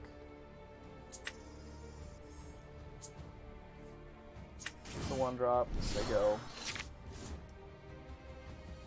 I'm kind of excited for locations. But also for the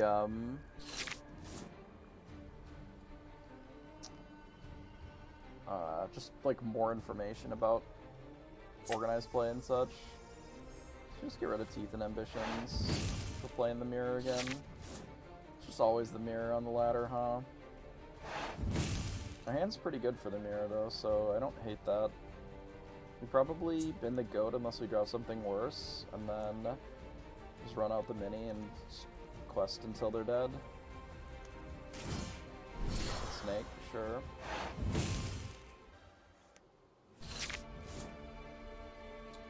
We don't really need this Maleficent Sorceress, given that we have the double rabbit. Let's play the Mini Surfer, say go. We'll keep this one as a sort of free protection from Tremaine for later. And then we'll run out a rabbit and then use the rabbit to friend from the other side and just draw a bunch of cards.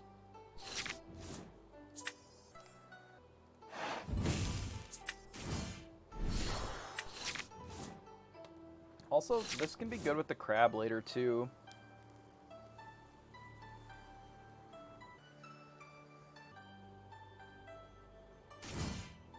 Yeah, I mean, so it's really interesting because they have so much access to Disney, you know, Disney World, Disneyland, whatever. Like, there's a place that you can sort of send people to that's kind of this cool sort of payoff, I guess. Which I think is an interesting place to be. Potentially, right?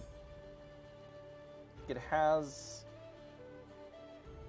some interesting implications, at least. Do that and say go. Don't care if they bop this Merlin.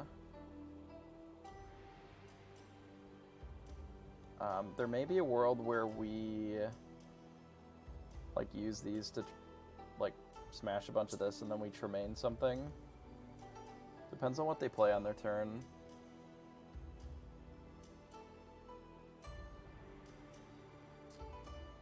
Yeah, like I wonder if they do the organized play right and they make it so that it encourages things like your Star City Game circuit and your Channel Fireball circuits. I know that like Energy in the Midwest is looking to maybe do a thing depending upon what they have as their offering. Like if you have sort of a world like that, in theory, you can have a really strong spot where people are like, okay, we want to be doing these things because they're really cool. But it kind of depends on a lot of factors on whether or not it'll actually work. So they have a Minnie Mouse as well. Debating on whether or not this Tremaine does anything for us here. So if we smash at the Sorceress with our rabbit,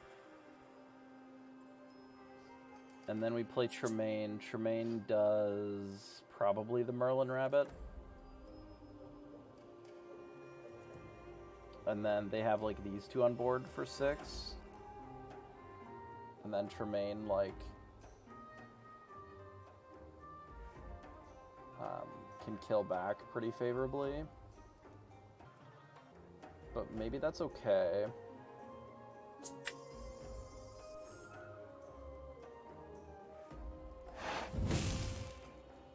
Do this. We could hold off on the Minnie Mouse and then the Tremaine can't really, you can't just do this for free. Which is kind of not bad. Maybe that's worthwhile then.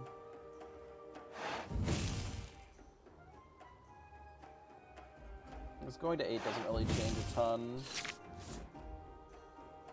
And then the only thing that they can do is they can, like, mim our rabbit, which is fine. Like, we have an interesting spot where we can Minnie Mouse there, Minnie Mouse, and then teeth it.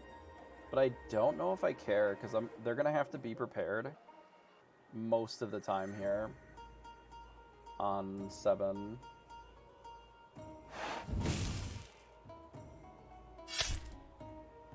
To deal with our Minnie Mouse. Like, our board is just really wide compared to theirs. Because if they play Tremaine, we just, like, get rid of this and get them to 11. They're gonna Pinocchio Tremaine and then Fox it. Sure. That's fine. This interestingly opens them up really wide to another Tremaine. If we just had a Tremaine on our side, we could have hit here and then just Tremained it. So that's kind of spooky. I don't know how much I like that, but it's okay. I'm wondering if I actually do like that. Let's do Keep an Ambitions here. Bash the snake, bash the surfer.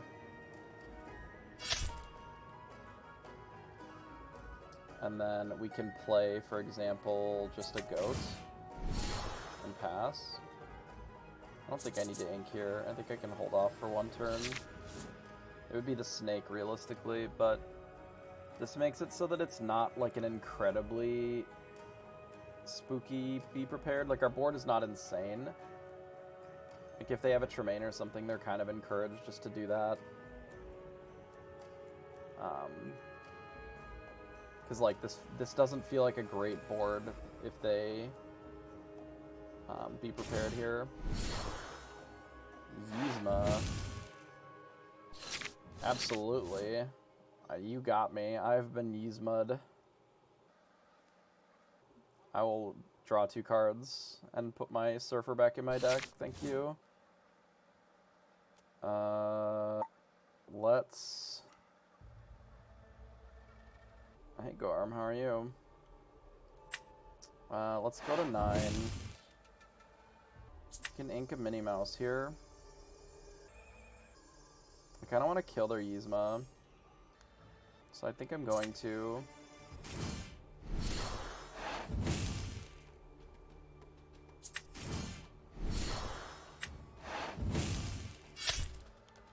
We'll do it like that, and then put a Pinocchio back in our hand and say go. Feels kind of good.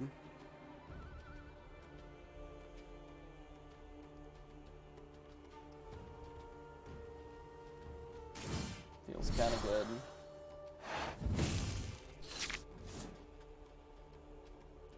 We're gonna want to start pushing lore a little bit more aggressively, especially with the double goat in hand.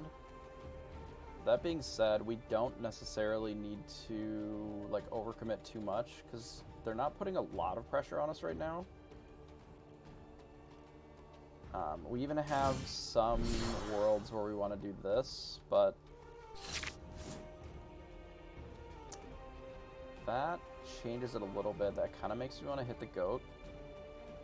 Like, I want to quest here, play Pinot on the Merlin, then Maui it.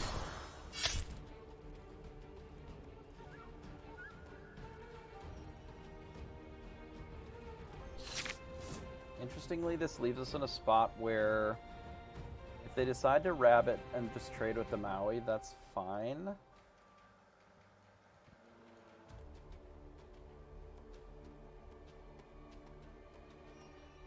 I don't think that matters a ton. They could also be considering just doing a Friends on the other side and, like, a Be Prep on this board, but, like, again, these boards have been so awkward for Be Prepared. It just doesn't do anything. They have pushed quite a bit of lore, but we still haven't seen any of our Ursulas yet. I wonder what their plan is to sort of deal with what's going on here, because it's not a ton. Like, it's enough, but it's not a ton of pressure. I'd like to cast a Friends on the other side, maybe a Merlin next turn. They Pinot, our Pinot. Sure.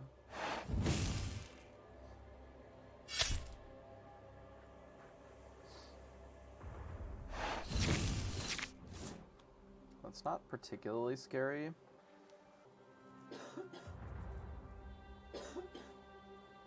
The Inca Teeth and Ambition. Let's start here. So we find ourselves a Fox Mim. I think I'd rather lore than hit their Fox Mim here.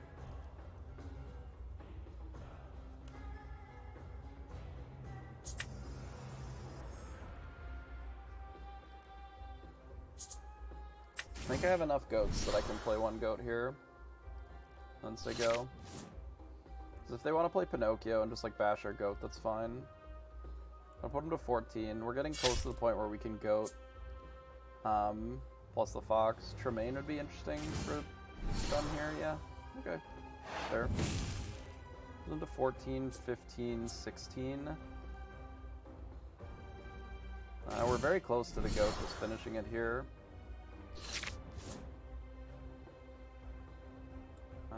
Do we be prepared this now? They would go to 13 if we don't.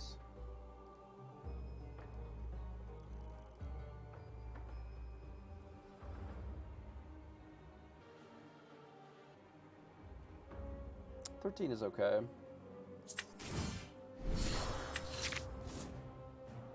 I think 13 is fine.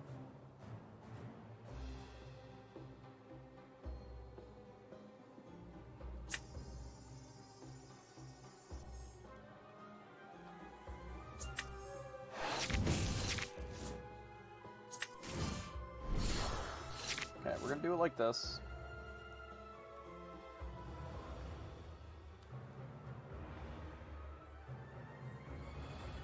We'll see if they try to put pressure on our board or if they try to just quest themselves. And if they opt for just questing, we're gonna be prepared. And if they opt to fight our board, we're probably gonna be prepared, so... I'm fine if they go to 13 here. We'll go to 16, we'll wipe the board. And then we're very close to just finishing it straight up with the goat. Nice, they played another thing. It's even better for us. Quest, be prepared. Draw card.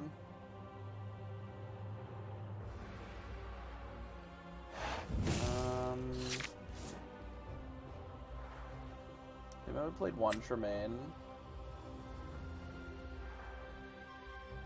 If we make them Tremaine only, or mostly only next turn, do we care about that? I'm just gonna say go. So I could have ran out the Pinocchio here, which gives us a line of sort of baiting a Tremaine out. But there's a world where I can like go Pinocchio and just like tap a thing and then mim the goat back. And basically we just need to buy 2 turns to win this game anyway. That's 3 lore that we can gain, right? Play goat, bounce goat, play goat. I think I'd rather play conservatively here. We'll just kill him in the next turn. So I'll play the goat. I'll play Pinocchio. We'll tap the Maleficent. Bounce the goat. Just bash here. And then say go. And then we've got them with this next turn. I could have left them with the mim where we just like replay it this turn. But if they quest to 15 and then like find a weird line to be able to gain 5 this turn, I just don't want even to have that close. With just the Olaf, there's no combination of cards that they can play that stops what we have in our hand. There are 10 minutes left in round 3 right now.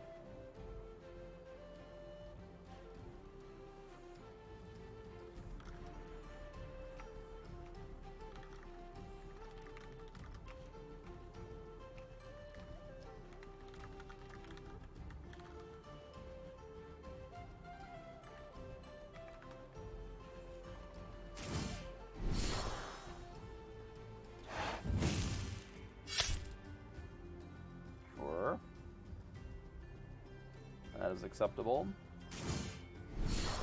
Yeah, they're spending a lot of their energy to deal with our board. It just doesn't matter because we're going to get them with the goat.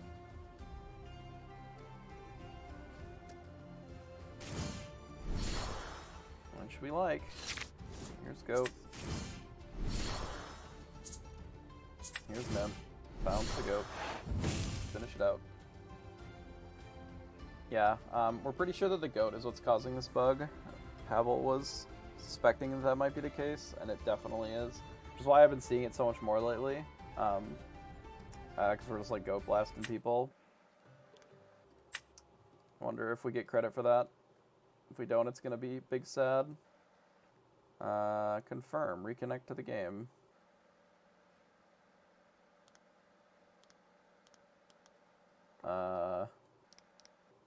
Neat. What? Well, that would explain why, what? That might explain what's happening. Like, the game is closing but not closing. I'm gonna do this for a second, and then I'll clip it and send that to Pavel, too. Okay, now we got him. Did we get a second win for that? No. Okay, where did I put those clips? That is amazing. I do like finding bugs, I suppose. Copy.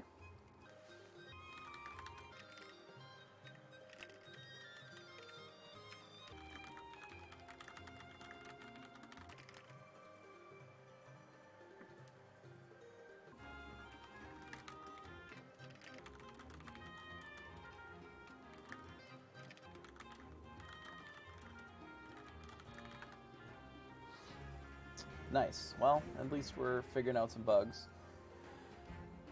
May as well do bug testing while we have the time to sort of just sit around and wait. There's still 5 minutes left in the round, but I don't know if that's enough to necessarily want to start another ladder game.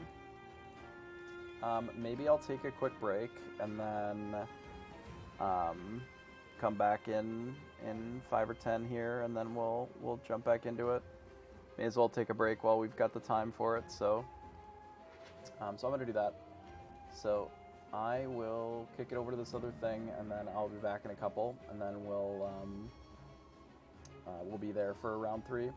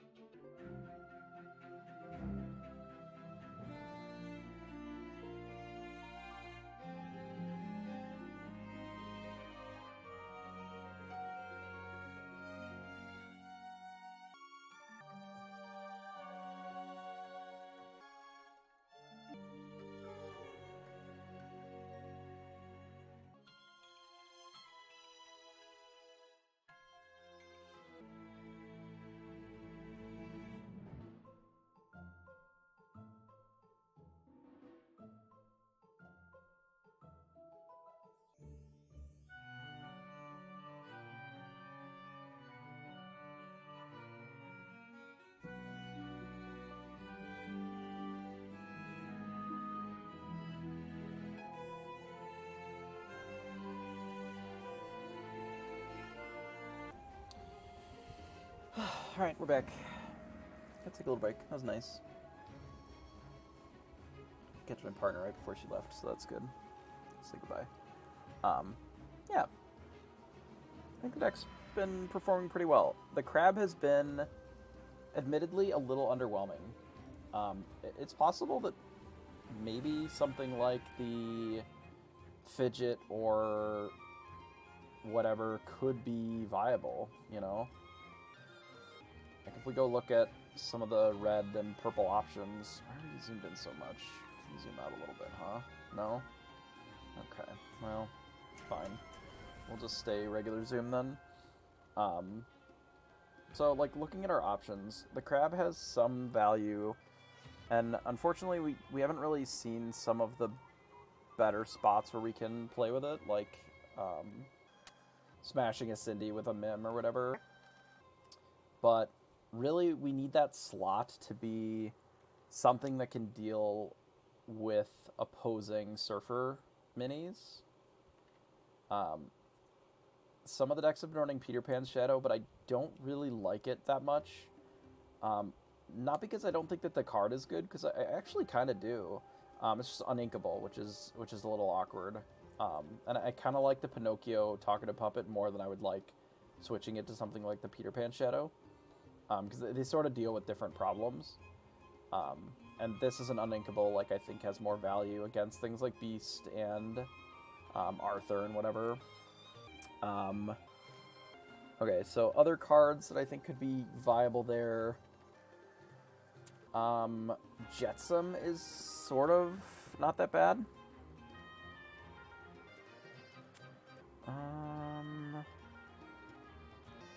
So I think that Jetsam could be viable. Hang on, I gotta check my standings here.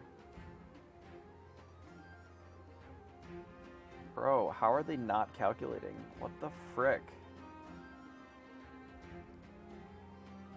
I will do it again. 3 games. Then me. Then me. No, we didn't play that many games. Oh my god. This fucking thing. Hang on. I do appreciate the follow, Johnny. 1 second. I'm gonna see if I can get it to actually report my thing. 2 games. This. Confirm. Standings. Nope. Still no. So...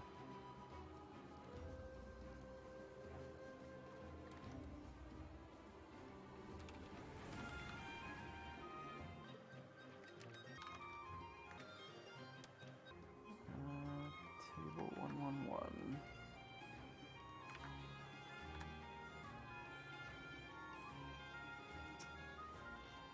Yeah, it seems like they're having to manually update the standings, which is kind of scuff, but it's not on every single person. Because, like, my standings didn't update for the last 2 rounds. Now they seem to be there. Okay, nice.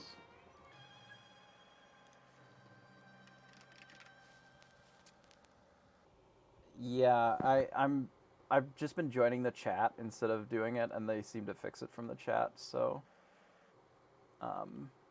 that's fine.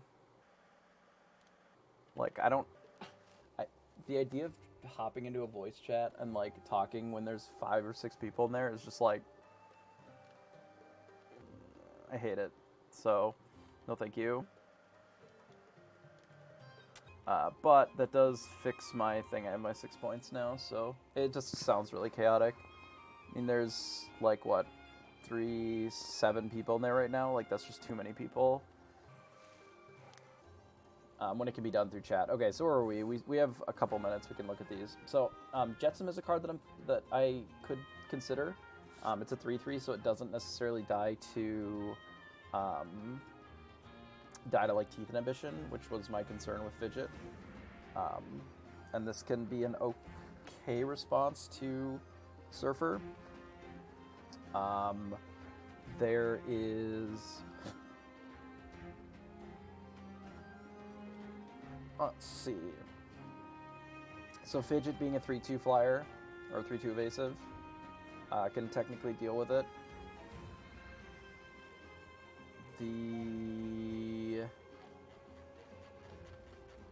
Where's my other red cards? Oh, they're down here more. Okay. So there's Goofy and Tigger. Probably Goofy over Tigger, just because it's cheaper and the 3 power is sufficient. So like Goofy being a 5 is like a 3/4. The 3/4 being quite large evasive-wise, but it probably comes down a little slow for it to really be an answer, I think. Like, it's a cute answer, but not really like the kind of solution timeline-wise that we would want.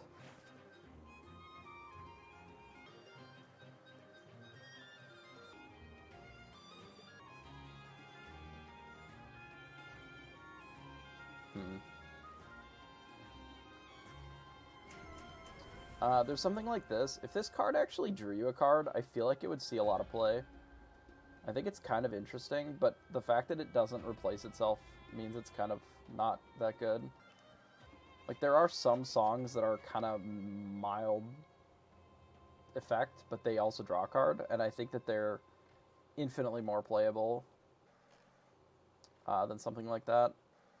Yeah, there really aren't that many other cards that we could play in that slot that really solve the 1/3 flyer, which is probably why Surfer Mini is so strong.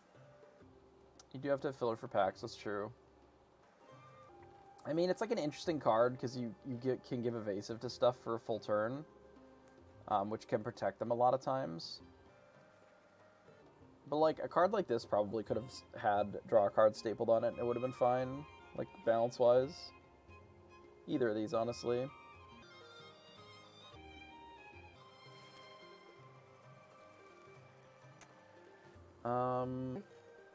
Yeah, there really aren't that many other real answers. There's technically TMDS, but I don't think that we really want to be sacrificing our things that much in those matchups just to deal with it. It suffers from kind of the Dragonfire problem. You can just put a little bit of on layaway. You kind of have to play all, like, the full set of Maleficent sorcerers to be able to play the most diabolical scheme. I do think this card is good. I just like something like Fidget or potentially Jetsam seem a little bit better to me. I could see Fidget just because it gives you an okay answer to it, but it's like not a terrible card in a lot of other matchups. The only spot that I think I hate Fidget is the 2 health. It's a little weak to Teeth, but it's really weak to the Storm, like Raging Storm. Like, if you're losing cards to let the Storm Rage on, like, if they sing this and blast your thing and draw a card, like, it's really hard to come back from that. Like, you get set behind so hard. One new mention. What am I mentioned about?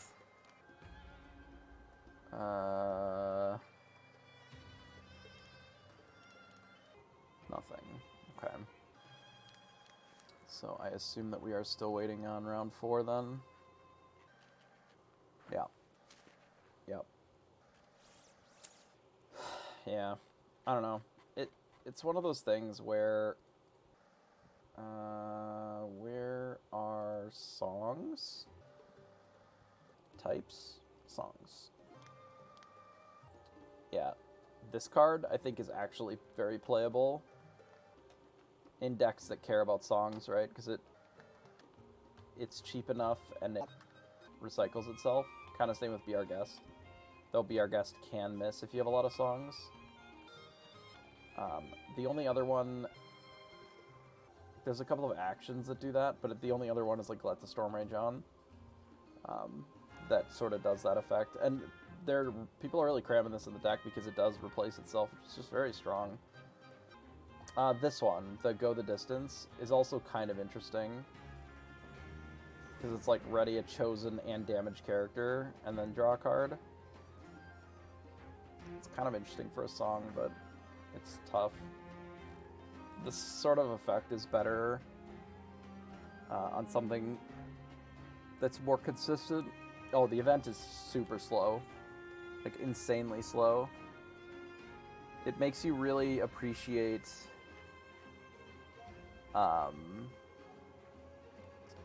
It makes you really appreciate how well the 20 lore events have been run. Like, the Limitless has been very strong at running events, and it seems to scale pretty well.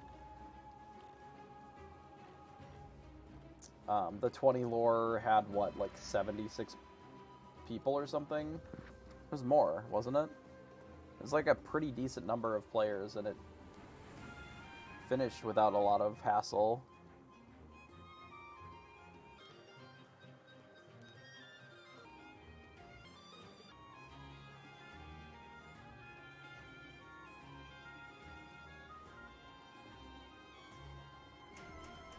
The pairing should be up pretty soon here, but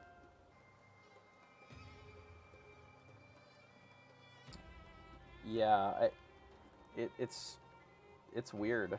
I don't know. It does seem like a lot of it is, I don't know, sketchy. I think they're doing their best, certainly. And things like this, I'm just not sure why they scaled it up so large so quickly. Generally, I would think that on sort of your trial run of Lorcana that you would want to have it be a little bit smaller. So I am next round here.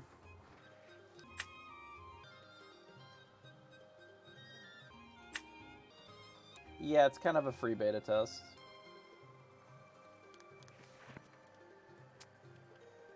I don't know. I barely know who my opponent ever is. It's so weird.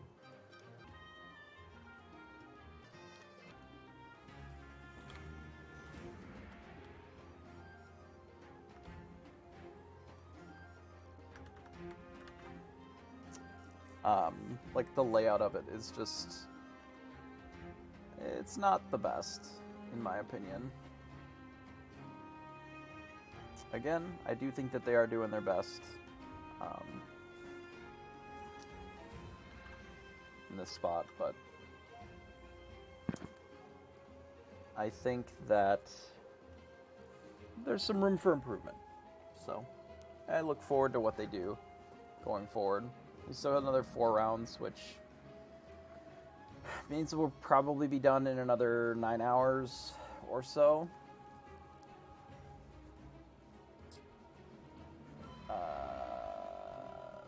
But, I mean, it means...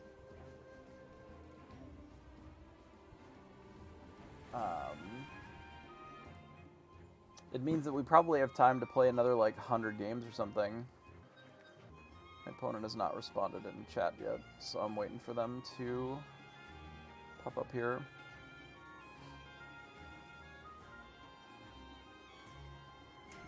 I really don't want to have to get into chat to, like, talk to them about this.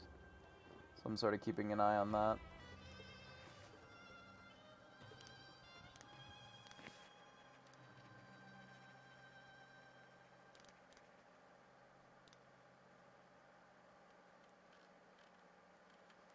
Voice chat. Ridiculous. Alright, we'll be patient.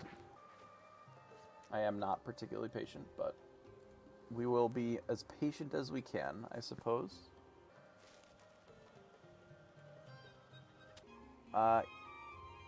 Yeah. Generally, that should be the case.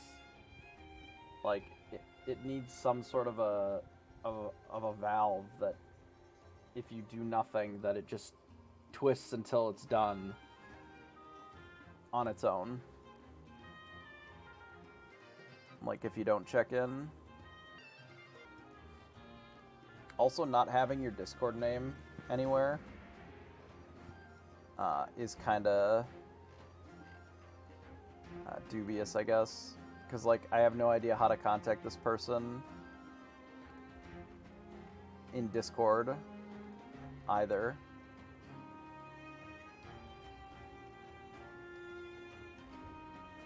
So if they haven't updated their name in Discord to reflect their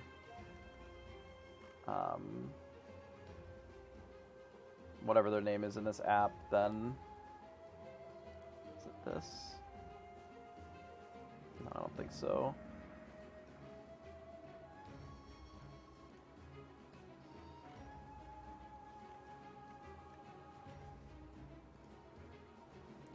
Then it leaves you in kind of a weird spot.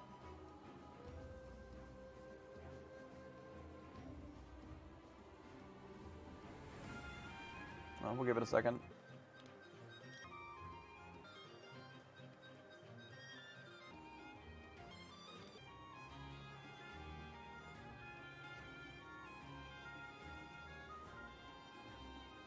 Obviously, if I have to jump in there, I will.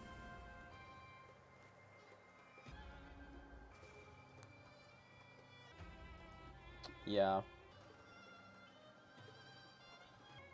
Oh, you work for them. So you made that. I see. So this is your fault. You mean the Lorcana Play Network or the Limitless guys? Because it just sounds like you made this, so this is your fault. Alright, give me a second. I'm gonna go jump into the chat with them and see if I can figure out what's...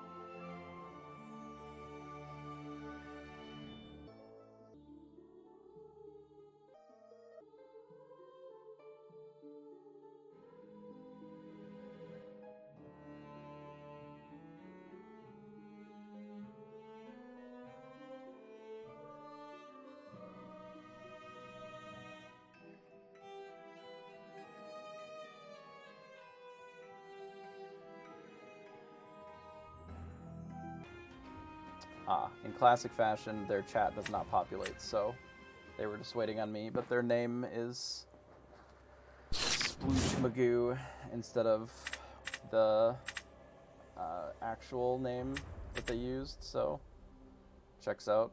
We'll keep these three. That's not a bad hand. Oh, interesting. Okay, so let's get rid of the Maleficent here.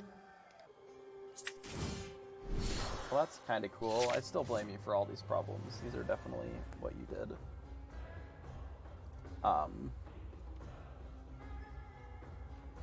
think you did this to hurt me. The mirror of some sort could still be not exactly the mirror, but it seems pretty likely that it is some flavor of the mirror. We'll just bin an Olaf here and say go. We have some options for miming the Olaf to trade or to eat theirs. Or we can just run out the Maleficent next turn.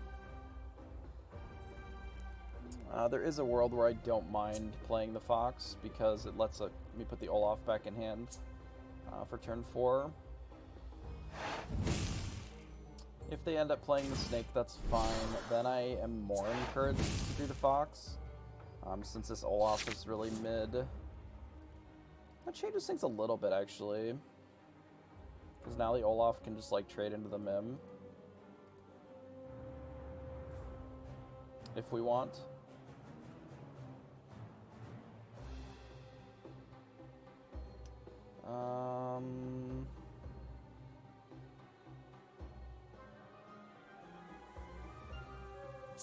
Yeah, let's try it. Consider that. It's more stuff on the board for us, too. I think it's interesting, at least, as a line. Yeah, we'll see. Maybe they don't even attack with it. Then we'll just, like, play the rabbit, and it's fine. We had to ink something either way, so like it's either we ink the crab there and then we just never use the crab again, or we ink the Maleficent and then we just rely on the rabbit only for our draw, which is a line. Teeth and Ambitions on the Maleficent, that's fine. Now we just get to do this anyway if we want, or they might play Fox, sure. You got me. I have been gotten. This goat doesn't matter here.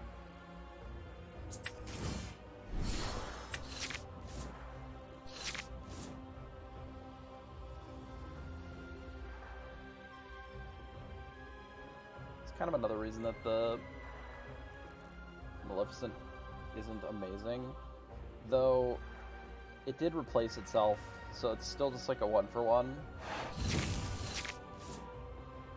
It's kind of fine. No, it's better than a 1-for-1. It's 1 for 0. It's just tempo cost. My friends on the other side. They run out of rabbit, so we can crab and then just smack the Mim with our Olaf here if we want. Which I kind of don't hate. It's better than hitting it with 2 things, I think. Do we want to run out the other mini then as well? We just wouldn't ink anything this turn then, which is a little awkward. I don't think we need to do that. I think I can just do this. Crab. Olaf. Smash here. Ink mini. To go. Could trade a 1-drop into a 3 that also bounced something. And then now, in theory, we can also do the same with the rabbit. If we like bounce the fox, the rabbit can get in and do that. Tremaine can be valuable next turn as well, but I'm also fine even playing the Mim and bouncing the fox here.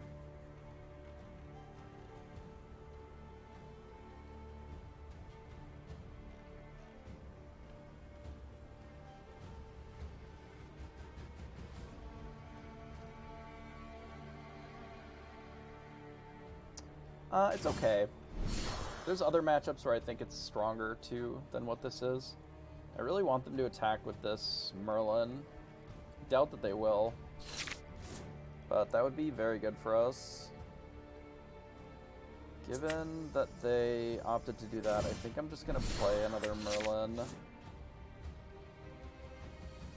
And probably just Quest. And I think we'll get rid of Teeth and Ambitions. So I want to be able to play this Ursula in a couple of turns here. Especially if they're just going to run out the Pan's Shadow. Like, the Pan's Shadow gets a lot worse if it just gets randomly eaten by other stuff.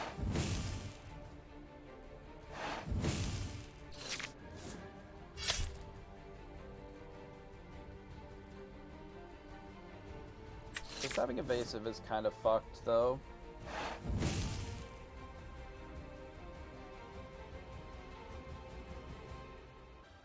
We'll see if they play anything else. It does make Teeth and Ambitions better, so I do maybe regret getting rid of it, but given our hand texture, like that this is our only inkable at this point, they choose to play a snake. Sure.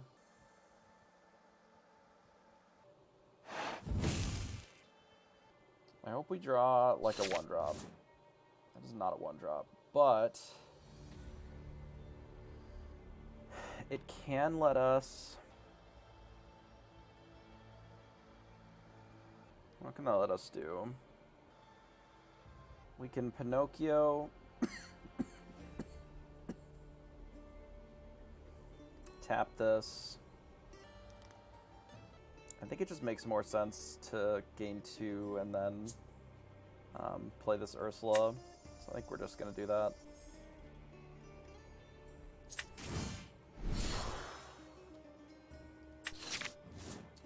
Do we try to play around Tremaine? No, we don't have to. We can just attack. So we do have a line now where we can always sing Be Prepared with Ursula as well.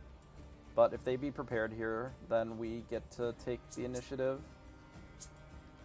We can play at our rabbit here and do stuff. So we also get to draw cards from this other Merlin.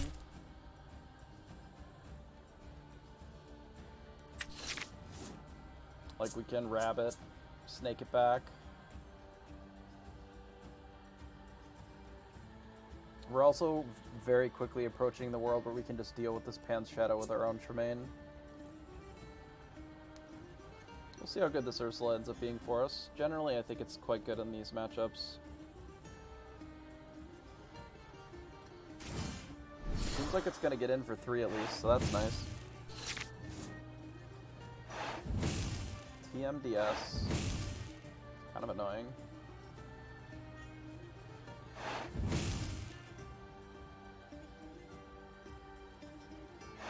But we do get to kill their Pan's Shadow with Tremaine, which is kind of nice. Ink Olaf. We play Pinocchio, getting rid of this thing with our crab. We draw their card, and then we just get to run out Tremaine. And then now they just don't have their Pan's Shadow anymore. And we just get to say go. We're kind of in the same spot where if they be prepared to clean up the board, then we just get to have the initiative.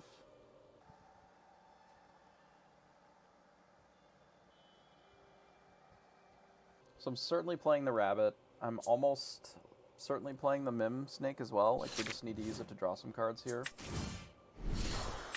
Rabbit, Snake. Draw another card. I think we can get rid of the Maui here. Just say go. And we're probably going to do this nonsense for a couple of turns. It's like playing out the rabbit a little bit just to draw. Because we do have the Be Prepared of our own. Let's see what they play, obviously. We do have the world where we, like, Merlin, snake back the Merlin, and then we play a goat. Second one. Okay. Yeah, I think I'd rather draw cards for a little bit more. So that's this. Do this. Draw like a little bit more cards. We could play out a goat here. Could also play out the rabbit, now that we don't have any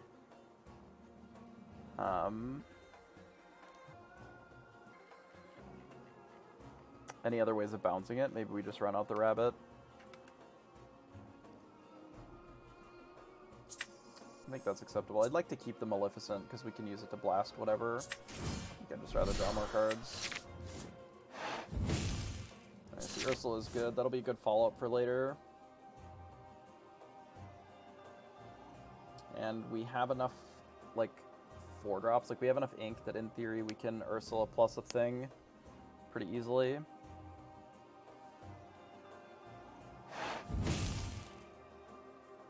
So they quest. I assume they're going to be prep here. Maybe not. Maybe they're just looking to quest. Yzma. Sure.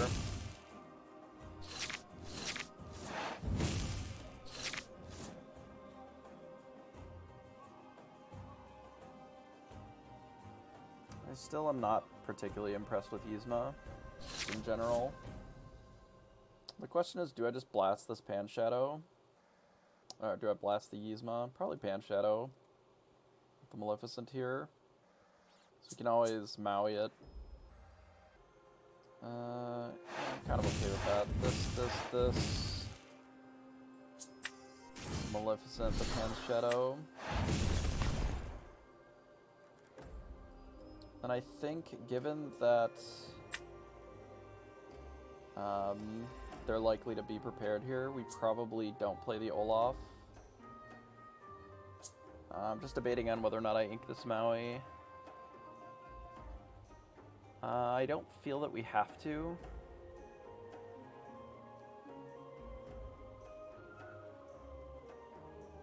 So I think I just say go.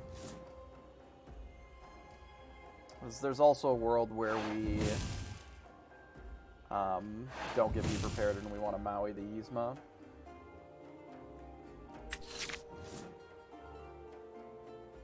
Nice, we can Ursula more than once if we want, but we're probably going to use that with our goats. Getting very close to having just like straight lethal. So we play Ursula.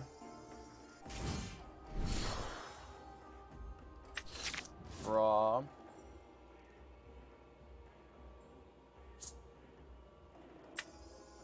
We play Olaf. Lets us play our own Tremaine. I'm debating if I need this. I don't think I do. We want to play the crab as well. I don't think so. I think this is fine.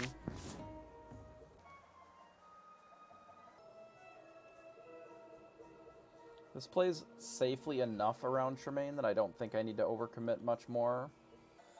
Because in order for them to deal with this, they have to, like, do something that kills this immediately to be able to Tremaine us here. Seems more likely that it's going to be a Be Prepared, or they just have to ignore it, like they just don't have an answer to it right now. And if they don't have an answer to it, likely that means that we'll win this game.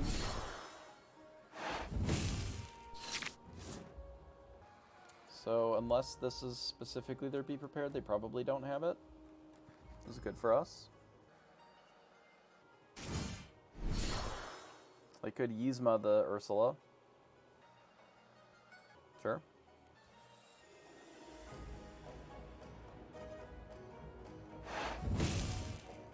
Ooh, they Yzma their own thing.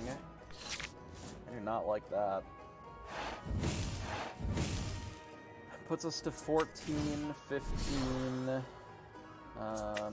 Bounce this again. Puts us to 16. 17 maybe? Once they go. And they're just dead to go Be Prepared next turn.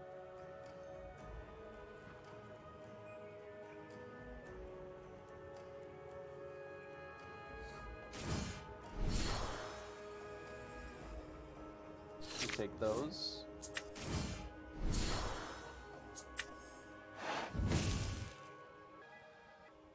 Everybody goat. And we get the bug again because we finish with the goat. All we do is finish with goat. Did I actually paste it? I did. Nice.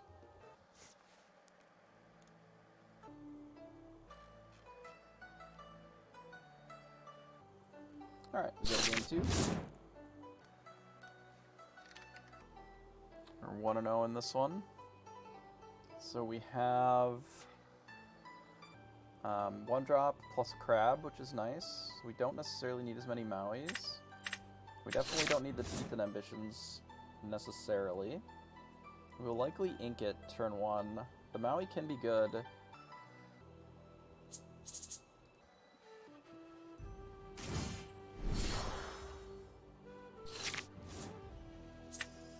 The second one is certainly less good. If they have no snake, if they opt to just snake, that's fine. If they just attack and choose not to snake, also fine. Sure, if they snake us. Makes ours a little bit worse. But we can get him with the crab later. I think we do this. I'm actually just gonna run another one out and say go. This is more a nod to, like, leveraging our crab a little bit better. Because it's gonna be pretty likely that they quest. If they opt to quest and then just, bounce this stupid thing back to their hand and play the fox, like, I guess that's fine. But if they play Maleficent, then we just get to smack their Mim, and I think that's pretty good. In this world, do we like goat more than we like this Maui? Is a question. They play a lot of Yzmas, but Yzma sucks, so I think we're just gonna do this. hit him with the Olaf here.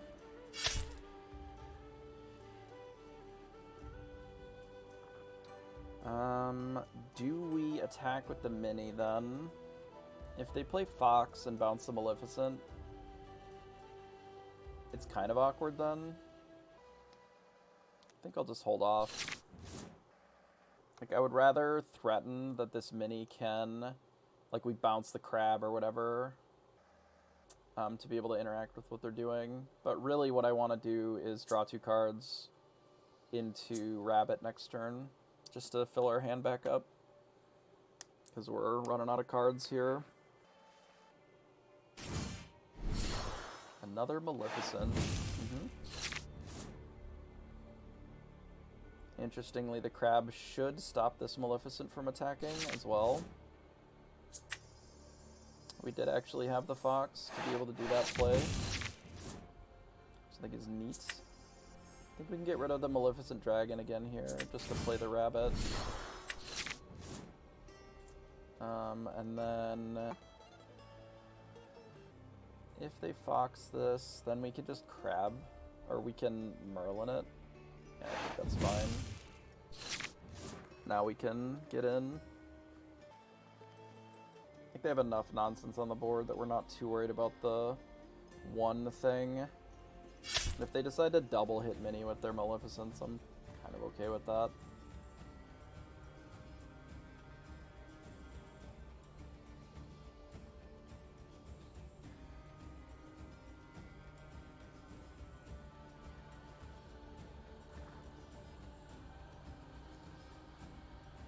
It doesn't really do a ton.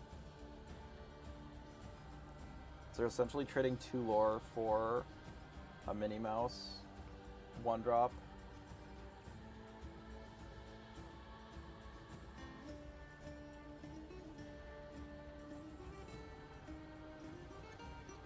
Are they looking to like Teeth and Ambitions?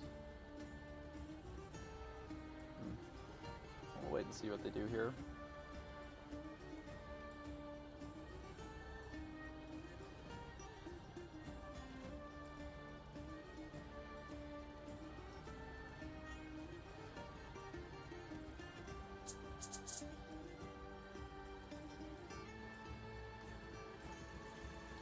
I wonder if they decided that they didn't like that attack afterwards and they're debating on what the next move is given like a less than optimal run out. That would make the most sense to me.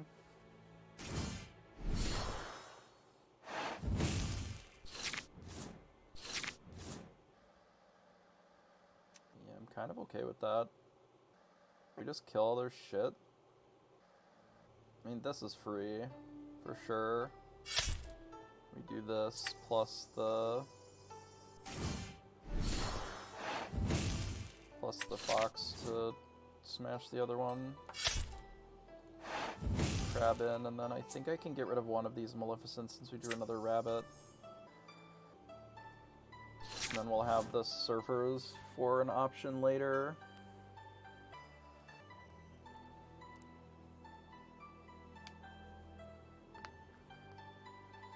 I like the size of the crab. Like a 3/3 is pretty good most of the time.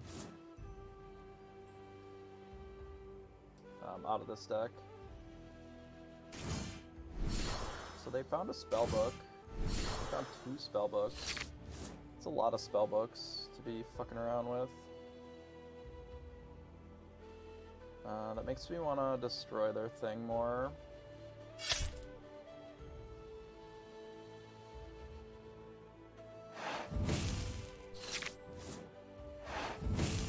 This. I kind of want to play 2 things, but I don't know if we can really afford to do that. Because if we get B-prepped, it's kind of awkward. With the 2 books.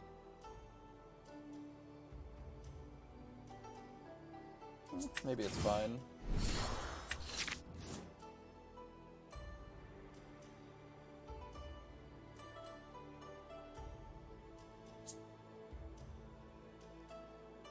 Yeah, I don't love it. But we do have like the Ursula as a follow-up as well. Yeah, they had to get rid of a Fox to do the B prep, so I'm kind of okay with that.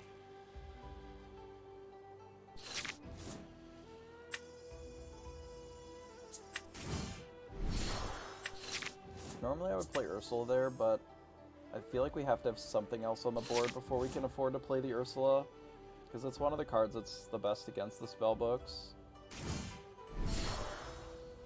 Panshadow's fine. They'll go to 4, we'll play the Ursula, they'll go back to 3. Do we need to close or do we need to be drawing more cards? Let's do this first and see where that leaves us. Leaves us with a Be Prepared. This will take us up to 4. I think we need the cards. This is a good card. God, getting rid of a goat feels so bad here.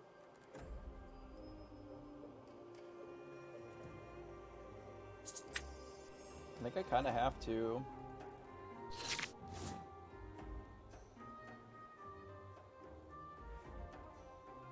We're gonna, what, quest for 2 spellbook B prep? The double spellbook is pretty rough. We kind of need to draw like all of our Ursulas to be able to beat 2 spellbooks, though luckily they didn't push a lot of lore earlier.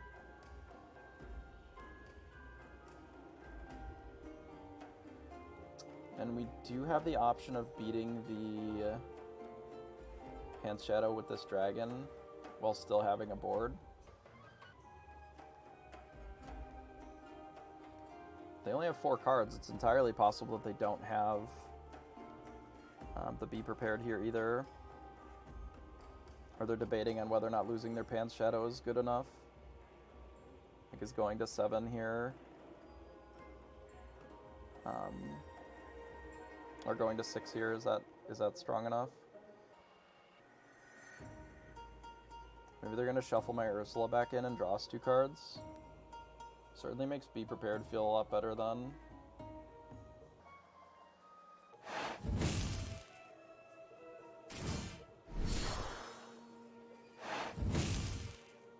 They shuffle their own thing back in. Okay, that's fine. I think the play is the same though for us. I think it's still just blast this, gain 4. Like sometimes we just have to have them, force them to have it. Because if they don't have the Be Prepared, like... Oh, they had it the whole time. Okay, that's fine. Makes sense. Like, we can ink something, go to 9. Still could use an Ursula. We can ink another Yzma here.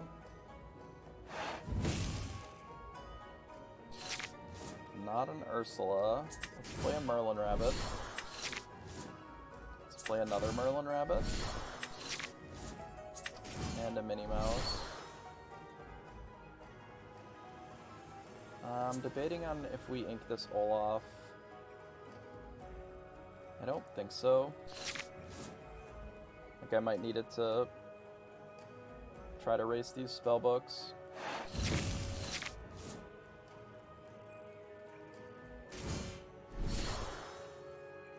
Play a goat, which is not great. This puts them to 12, we'll go to 10.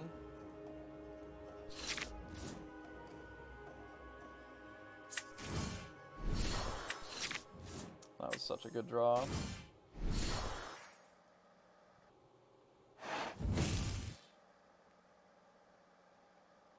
I don't think that I do this. I think I'd rather quest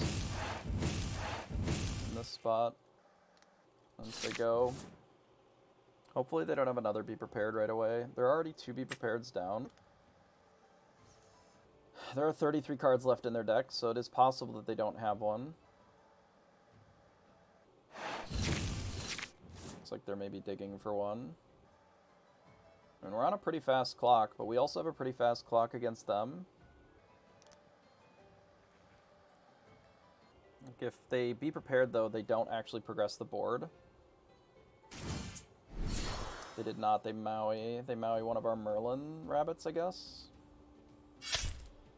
Or they just Maui Mini, sure.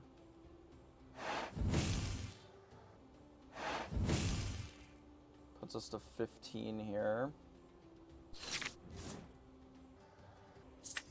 Let's do this first. Okay, so we can bounce goat this turn.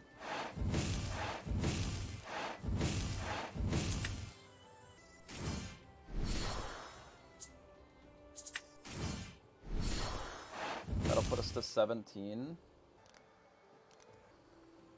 I don't think this Surfer Mini matters. We just say go. It's kind of B-Prep or bust. Or they could goat us to death. That's an option too. They have 8, so they can go to 17 if they goat, bounce, goat, goat. No, they don't have enough for that. I don't think Teeth and Ambitions is enough here. They can kill 2 of our things, right? Like, they can kill Tremaine, but if we gain any lore from any of these, basically, the goat is good enough. Because we can goat plus B-Prep. So if we quest for any of our things, then we beat the spellbooks here. And if they're casting Teeth and Ambitions, that almost guarantees that they don't have a B prepared. Otherwise, it's just a waste of ink, right?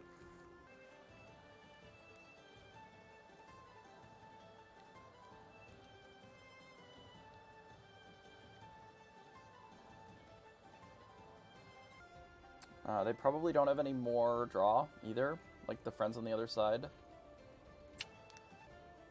Mostly because I've already used 3 of them. Alright, GG.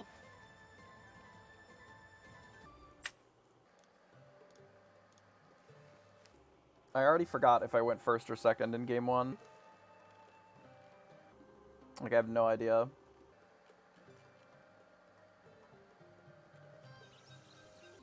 It doesn't matter, right? Not really. I will assume that I went first. Because I won. So we'll just assume that I went first. They went first. I won. Results confirmed.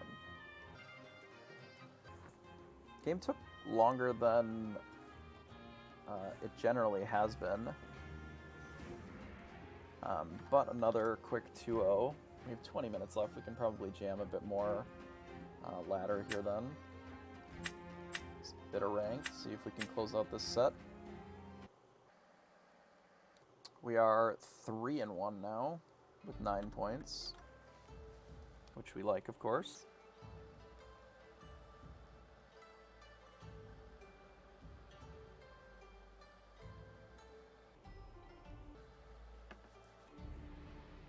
So you asked how good Crab was a bit earlier, and if you saw in that game, we were able to use the Crab to like let our 1-drops trade up into the 3/3s, where normally we would have to sort of be playing down in a lot of our resources to be able to do that. But the Crab also on its own happens to just be a 3/3, which is pretty good too. So I think that's a pretty good example of the Crab being in an okay spot in the mirror, even if it doesn't always, you know, trade with the things that you would want it to generally trade with. So we're going second. If they're on an aggro deck, we ideally would want the Pinocchio. I think I'm going to get rid of the Maui here as well and see if we can get a 1-drop. We did not, so our hand's going to be a little slow.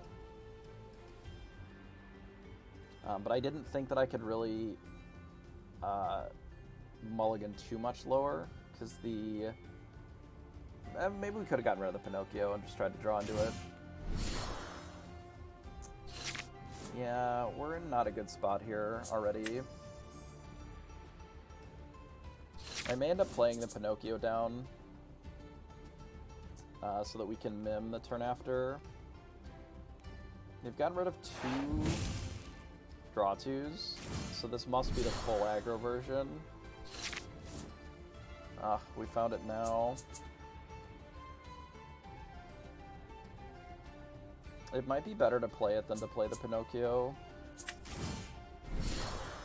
And then just get rid of the other snake, because we just don't need the snake in this matchup that badly. Actually, this might be... Well, no, it's still pretty bad. It's still pretty bad, but if they don't attack with those because of the mini, then we do still have an option of working around it.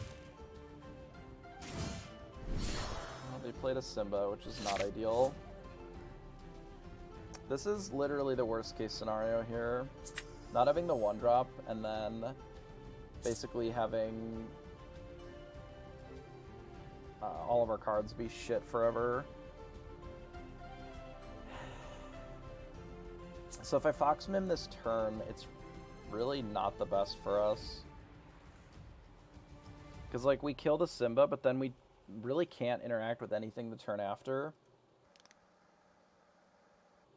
Like, I almost think it's better to just play out a Maleficent Sorceress here, even though it's kind of shit. Because, like, not having the Minnie Mouse in play is kind of a disaster, right? And this at least gives us the option of dealing with Simba and then sort of cleaning up, but yeah, we're just big dead. Not having the 1-drop is like an actual nightmare. Like 1-drop Snake just beats what they're doing, and now we're just dead on board, right?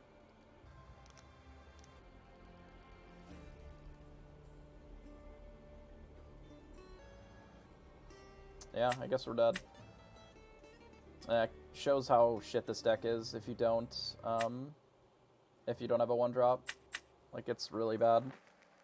The people that are trimming down to, you know, 6 and 7 1-drops instead of 8, like, I don't know what world you live in.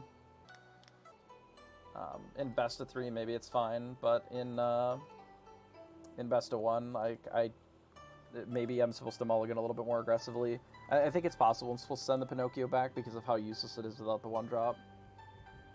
Because we had the Pinocchio against the Arthur there, and it just wasn't good enough. It could be that I played that wrong, that I should have smashed the Pinocchio there.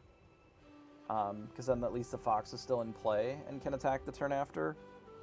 But I feel like we would have still had, like, the issue of being on the draw and not having a 1-drop in that. Like, our opponent just got to Solitaire for 3 turns. Which is just not good. It's not good. Well, we got our 1-drops now. I found them all. Go second again, unfortunately. Probably don't need all these 1-drops. We can shave, like, some of them, maybe 2 of them. The first 1-drop is dramatically better than the 5th one, right? This is probably the same, maybe a different matchup.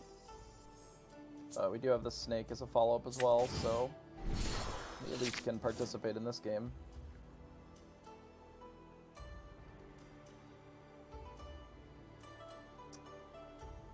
Like about 15 minutes left in round or so before they go to turns and take another 6. Okay, so this is Steel Song. Some flavor of Steel Song, right? I think we bounced this. I think we quest to display a Snake. Snake at least lets us try to challenge some of what they're doing. Go around the Simba, perhaps. Obviously, they can just, like, wheel us here, which would be not the best, but fine, probably, because our hand is good but slow. We can live with a different one. They may be playing more mid-rangey than wheelie. That is certainly possible. I'm debating if I play Maleficent or I just play 2 things.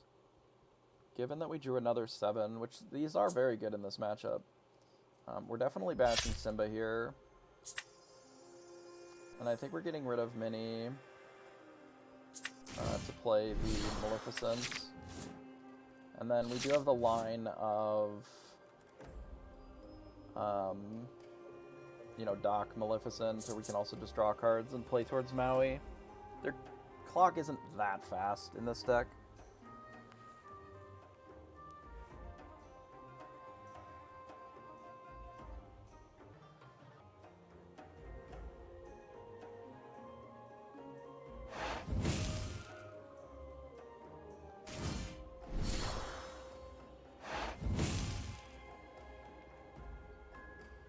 That's less than ideal. I do think that this card is not bad. I think it's very playable.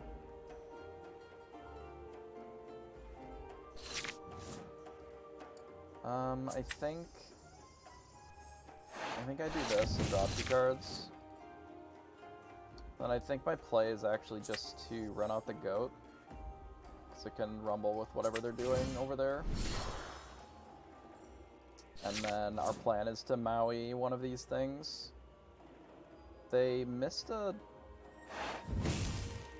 ink last turn. They're just like using the dock for ink here, I guess. Which we'll have to deal with. They did have queen for shifting. Oh, it's a Mufasa deck, I see. It's fine. We can clean up this board entirely here.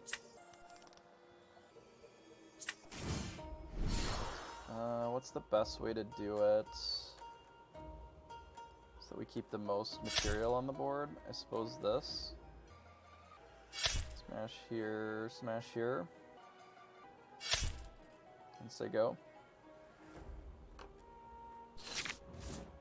And then in 2 turns we just get to start slamming Ursulas, and that should be pretty favorable, I would think.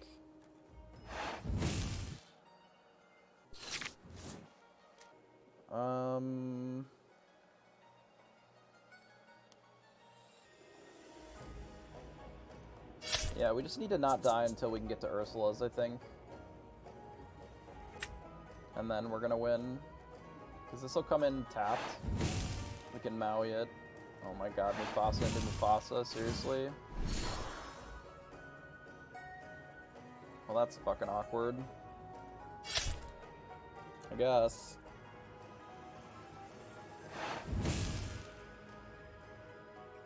Seriously? Come on, dude. Well, I guess we perish then.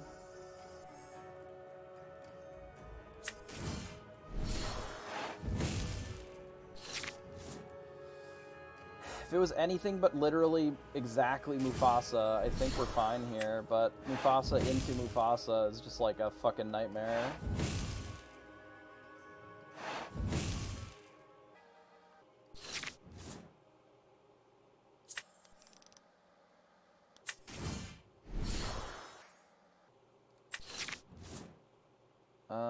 Are we just dead? We have to kill the Stitch, which fucking blows. And we're just dead. Like, if I could... Oh, they can't play Mufasa unless they bin something, maybe?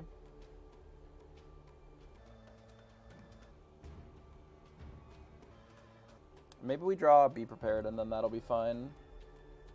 So I guess we just have to bash this twice. We'll go to 1.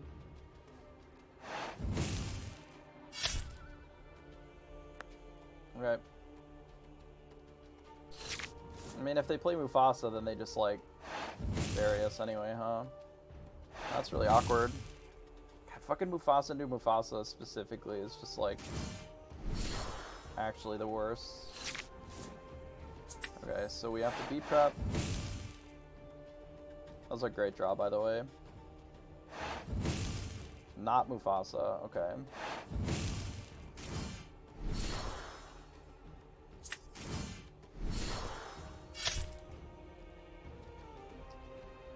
Alright, so you're saying that there's a chance. It's not a great chance, because if they play anything, it's bad. But there is a chance. That's fine.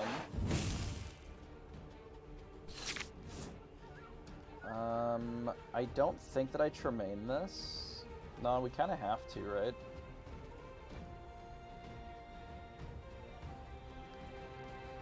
No, we don't have to. I can Ursula.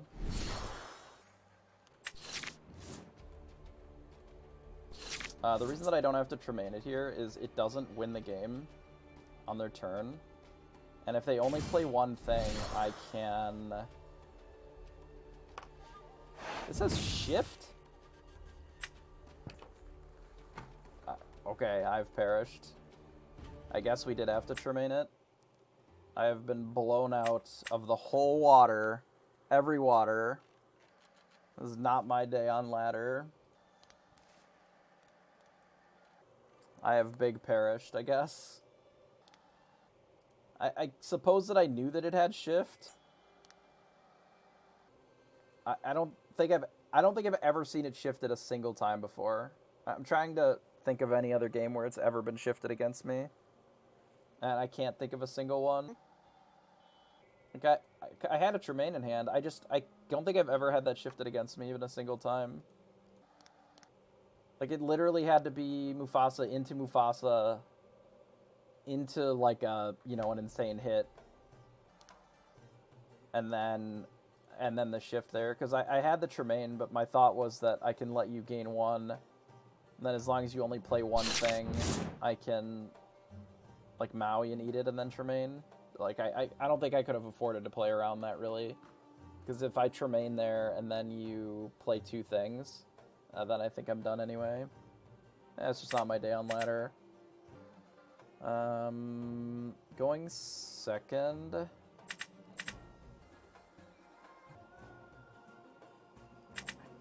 Really need a one drop here.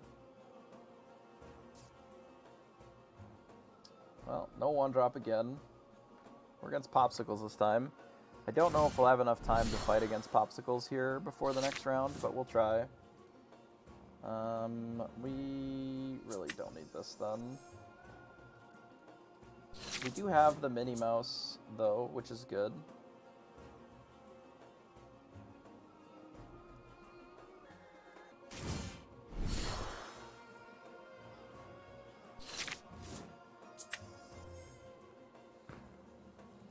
The old do nothing for 3 turns dot deck.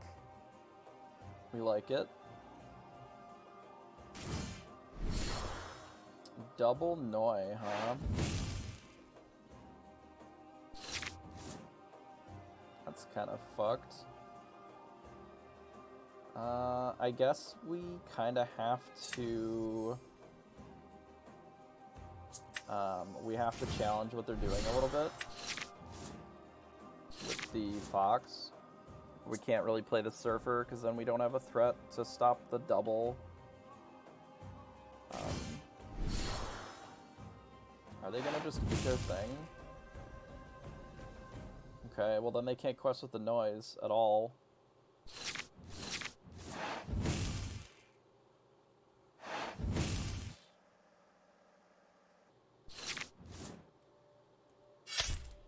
Let's see.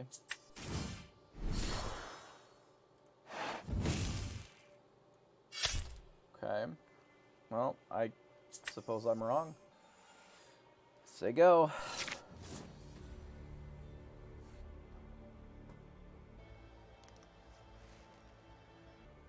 I do think that the Mufasa decks are somewhat interesting to think about as like the other kind of thing that is good in this format that's not Steel Song, right? I don't really give a shit about Steel Song, if I'm honest. Olaf would have been good to keep with this Ursula here, but I think we have enough other options that we can just bully what they're doing. They don't have any ink. Like, they've played too many cards to the board and then gained no value out of them. So I don't really mind us losing to Be Prepared. Gaston. They are on a pretty aggressive flavor of this deck, which I do like.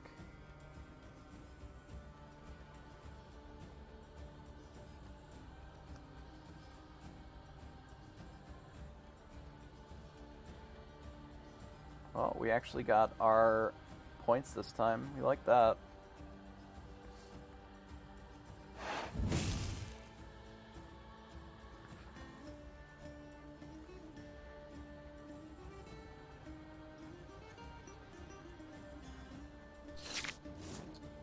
They don't Judy Hops.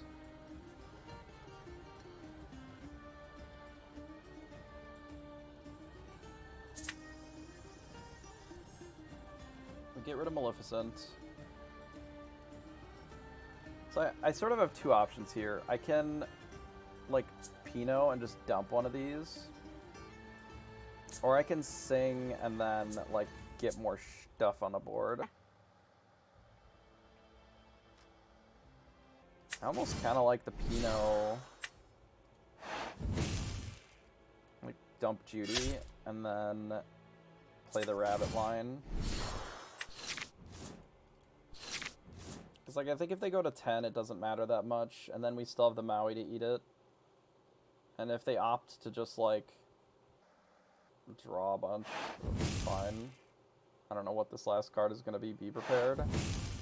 I do not think that that's a great be prepared there. It's kind of not, honestly. I am very willing to... I mean, maybe it is fine there. I don't know what the alternative is. They just do nothing. I guess their hand doesn't really have a lot of other options. We could opt to try and play around a Tremaine off the top. I think I'm fine just playing Ursula straight up. But there's a world where we just play Minnie Mouse and Merlin as well. I think that's maybe okay too. About a minute left in round. I don't know if it's going to necessarily be that quick anyway. Yeah, honestly, I'm kind of down to do this. It's the same amount of pressure, and this doesn't just fold to Tremaine. Doesn't fold to this either. I mean, kind of does, kind of doesn't. We can definitely erase that. Certainly erase it if we do all of these. I'd rather do this first, though.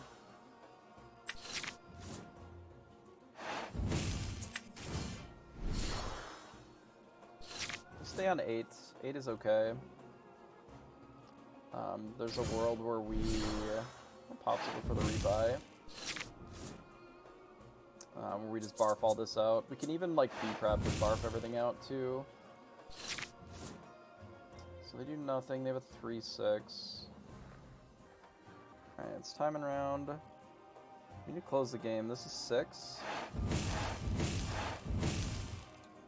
I think we do that and then just play another Ursula.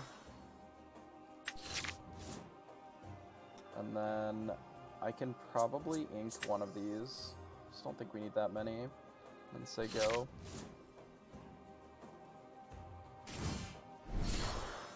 Scar? Sure. Is Ursula a little weird, I guess? The second one.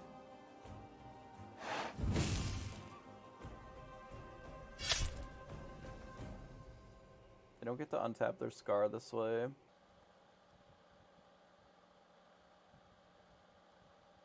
Which is fine for us. It's kind of whatever. If they decide to attack the Ursula, untapping the Scar doesn't really change much for what we're going to do. I think we still just gain 5 and then play more stuff to the board. Maybe we'll see. Could always quest with Surfer, sing, be prepared, and then, like, play 2 more things. Let's think about it for a second. So this is 13. Actually, you know what I can do that I like maybe even better? We go quest, prep, mini surfer, so go. This is where maybe we wish we had another one of them into the Inkwell from earlier, but I don't know if it matters a ton. Yeah, I don't think it matters a ton. Quest here, let's draw 2 cards. This thing.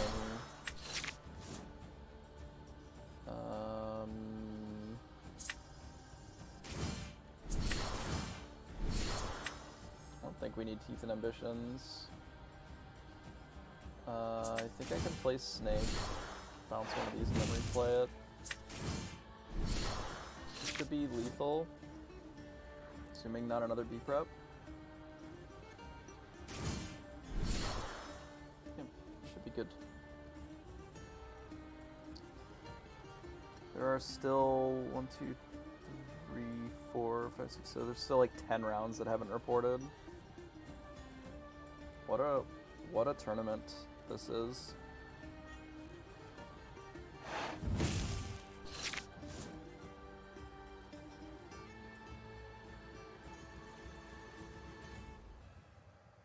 Still 4 more rounds. Oof. It's almost as though we started at noon instead of 10. Well played.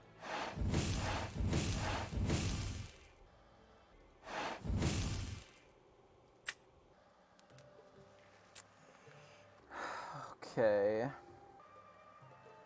I guess we don't really have time to start another game. Maybe we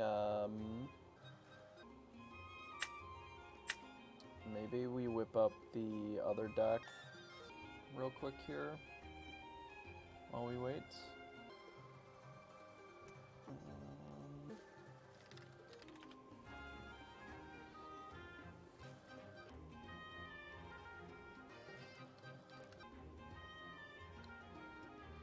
Popular red purple aggro.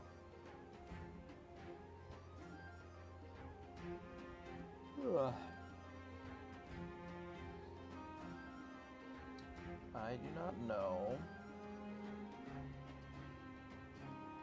if it is even a list that we've seen.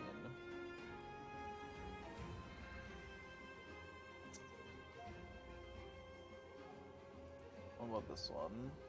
It's got Yzma's Donald Duck in it. No, that's not it.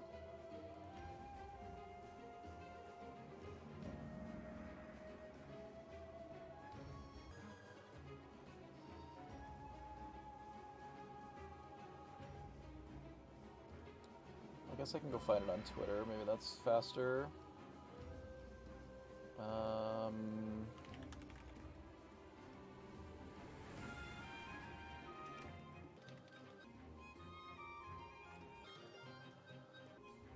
Is it this one? Yeah, there we go. Okay, so let's do it manually is fine. We'll do red and purple. Don't need any expensive cards, because there's nothing over 4 in this deck, really. Plays 4 of those. Oh, it's just all 4 ofs. Yeah, I suppose that makes sense. Plays these. How's Olaf? Is he not in this pile? He's not in this pile. Playing the foe. Playing Olaf. Playing Minnie Mouse. Arthur. Mim and a Mim and the goats. And the rabbits. And the Pinocchios. And the surfers.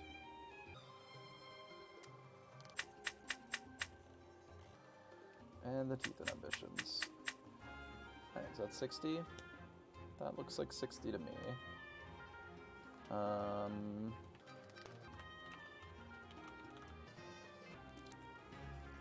Alright. So we have our aggro bounce deck built now. And we'll maybe try that later. Hope everybody's that's watching is enjoying what we're doing at least.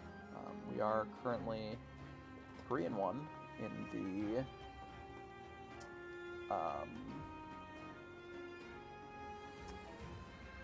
Lorcana Play Network event here. There are quite a few undefeated players yet. Unfortunately, we lost in round 1, which does set us back a bit as far as our chances towards getting a lot of prizes. It's unlikely that we'll be able to get first in this tournament, even with a clean run out from here, but we'll keep battling for a bit anyway. There are prizes going down to sort of top 32.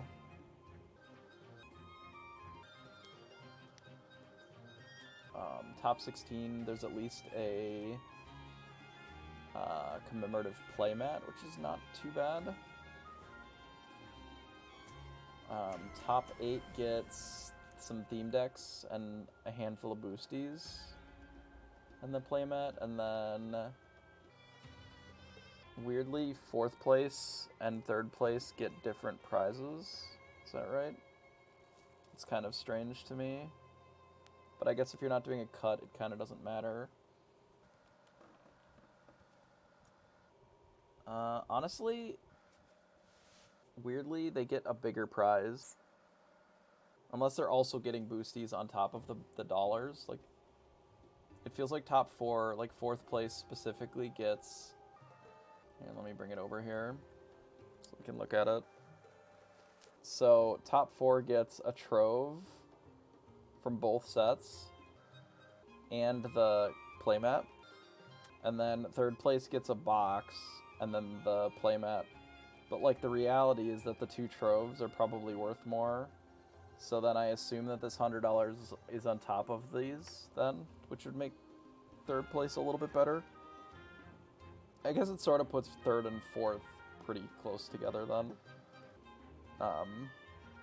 And then 2nd, you get a box of both the 1st and 2nd, and then 1st place, I think, is 2 boxes. It's like pretty good prizes, all things considered.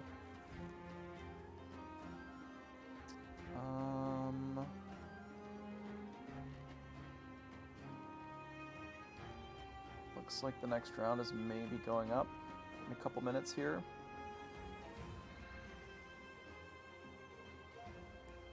Looks like that was posted 2 minutes ago, so the pairing should be up in just a moment here.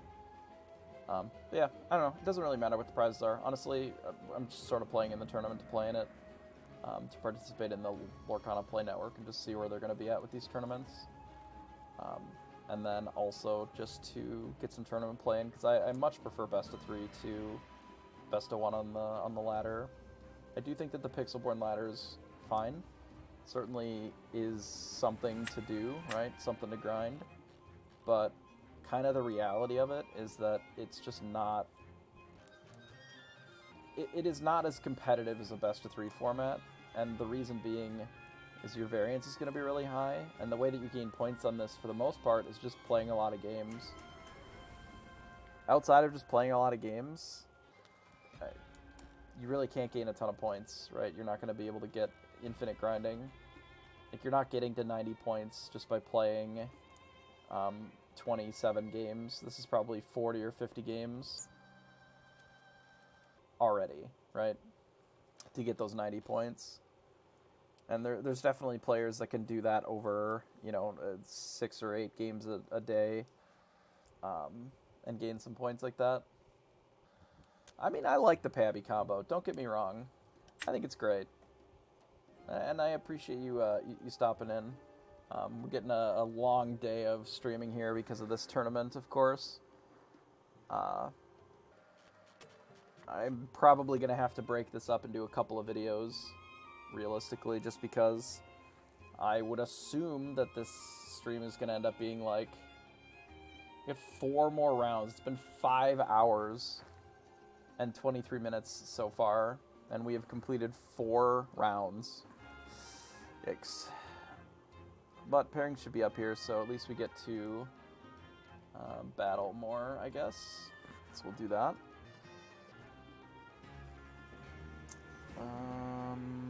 Okay. I think one of the issues is that there's like a bunch of people that are dropping, but they're not reporting or whatever. So then it's just like not advancing them. Like we're taking the full duration plus 10 minutes or whatever. which is just like a lot. Okay, so this is our opponent here.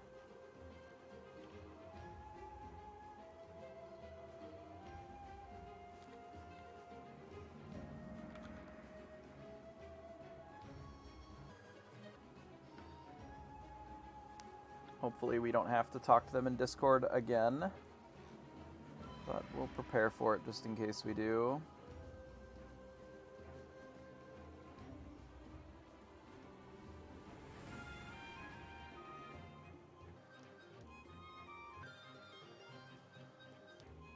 Perhaps we could just do this and then get to play with them without having to talk at all. Like, I don't know what the point of having a chat is if you just have to talk to them directly in Discord. It's weird. Yeah, okay. So be it, I guess. Yeah, there's 1,000 years in between each round because we're waiting until the whole thing times out instead of it just going once everybody's finished. Alright, give me a minute. I will be right back, I guess. I'm gonna go talk in frickin' Discord.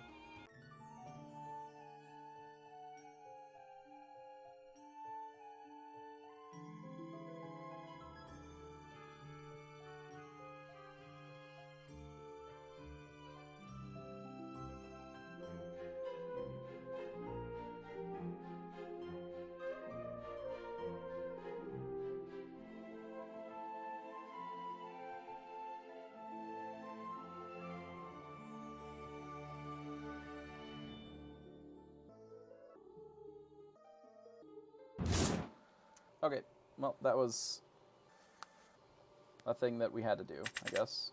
But now we're done with it. We'll get rid of these. We can keep one teeth. We didn't hit a 1-drop. We'll see what they're playing. Might not matter. If we're in the mirror, it's going to be rough, probably. It looks like it's Steel Song, so it is still rough. Oh, we got a 1-drop. We're saved. We can get rid of Maui. Maui is good in this matchup, but we've got the teeth. Being on the draw is not ideal here. But at least we did hit the Olaf, so that'll help. On 2, I'm probably just killing the Stitch.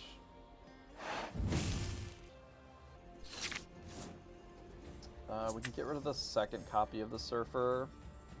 Just gonna do this. Let's say go. We probably could have quested here, actually. Would have been fine.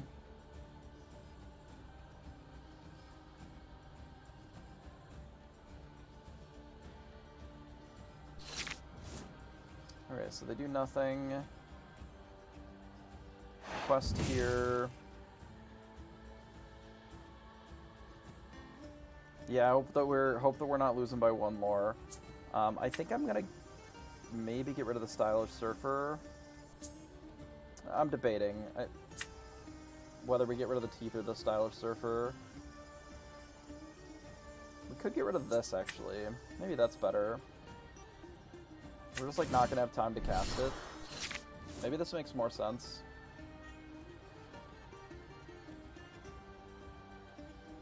So there's the Stitch Rockstar, so they did have the Rockstar line. He's a sad beast. We do have a line where we just deal 2 damage to this. It's a little awkward. Because it doesn't really help us beyond like slowing their drawdown a little bit. Which is fine, but it doesn't really forward our game plan. I think I'd rather just do this and play the rabbit and then say go.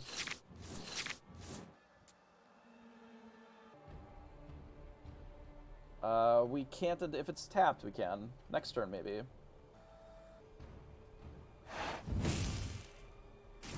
I would probably have done that if we actually had the Pinocchio, though. That might be a line if we draw Pinocchio. So they whiffed with their aerial. They could still wheel this turn, which would be unfortunate. I could like to be able to play this Ursula before they wheel, but that is pretty far away, so... They play Cindy and pass. Well, I'd like to get rid of the Cindy for sure.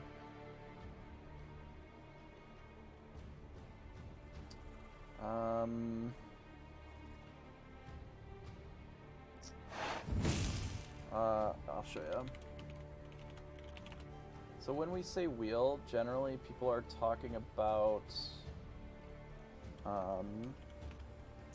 this card from Magic the Gathering.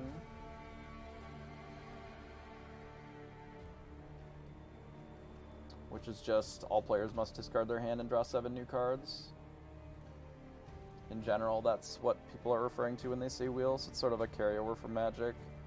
I'd like to kill at least one of these with the Teeth and Ambitions, but our options are a little bit more limited. I think we ink the Minnie Mouse. It's Professor Oaks, yeah. It's just do the thing, and then I draw 7 new cards.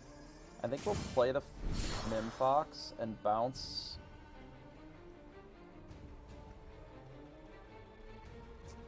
I maybe should have blasted the rabbit first and then done it. I think that would have been fine. We'll just get the Olaf for now. We could hit 2 of these. Like, we could kill the Ariel. I think I'd rather just hit the Cindy.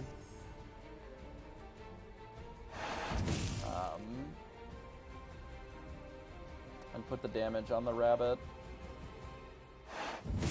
Like this. And then quest.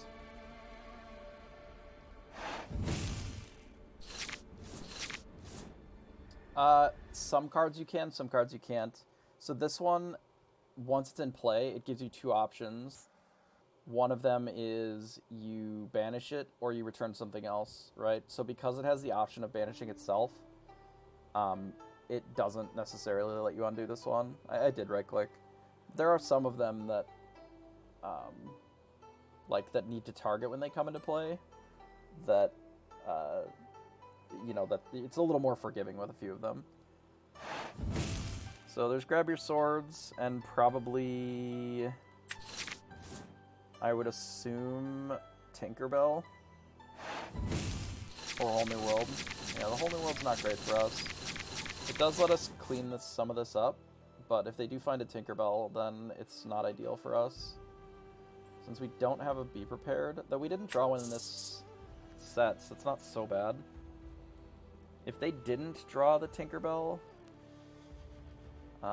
that might be okay for us.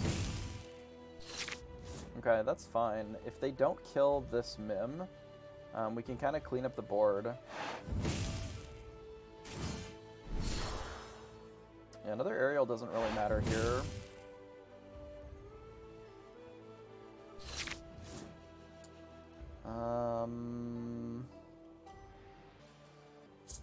So we're playing Maui for sure. Maui's hitting the Beast. I think this is always hitting aerial. I don't mind Teeth and Ambitions. I think we're going to get rid of Maleficent and just play the Olaf. Because it gives us options for this, and then we can also Teeth with some of it as well. We know that they have a Swords. But ideally what we want to do is be able to use this Tremaine to reasonable effect. Our hand is kind of bad. Losing that Ursula was unfortunate. Ursula's incredibly strong against this matchup. But their hand could be bad and they just want to wheel again too. Like, that's always an option.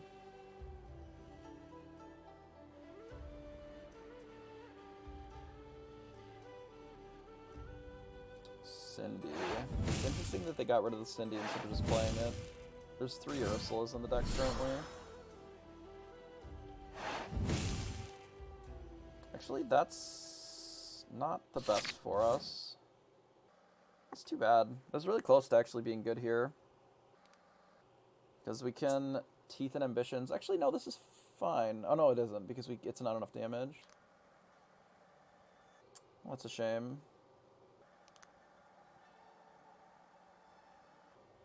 Yeah, kind of no matter how I slice it, I don't love it.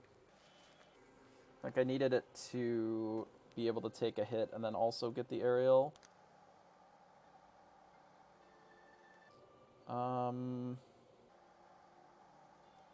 I guess we... Okay, I guess we get rid of the Maleficent, because we're still pretty far away from that. And then we sort of quest with the Olaf. And we still Tremaine. Like, it's most likely going to get the aerial here, which is fine.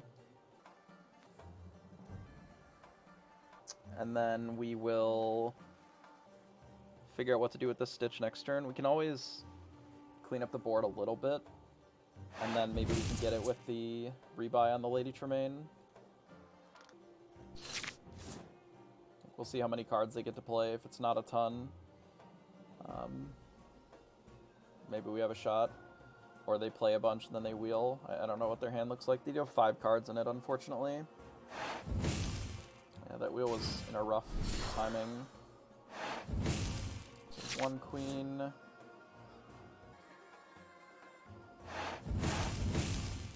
And to let the Storm Rage on an Olaf, sure. Maybe they just won't play another thing. They did play another thing.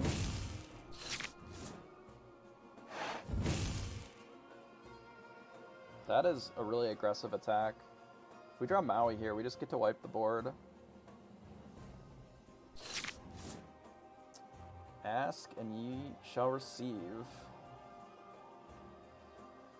Okay, so we back Simba. We play Maui. Maui hits here. Yeah, just hit. I kind of want to get rid of the queen right away. Like, I think it's more important to get rid of the queen than it is to keep any of these cards. Because, like, if they shift on the queen and wheel, like, that's not ideal for us. But if we do this, they just don't have that as a line.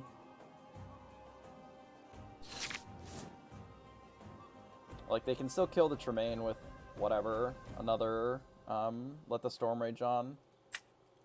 Which isn't awesome for us, but if their line is just to, like, play a single big thing... Wish this had more health. Maybe we draw Foxmim. Foxmim would be so good here. Foxmim, we, like, could, in theory, get what they're doing here. I guess we still... And, yeah, I should have inked something last turn, because we left the Foxmim option just off the table. How close are we to winning? If we just play, like, Merlin double Mim this turn, and put the Tremaine back in our hand. 11, 12, 13, 14, 15. That's pretty close. Alright, let's do that.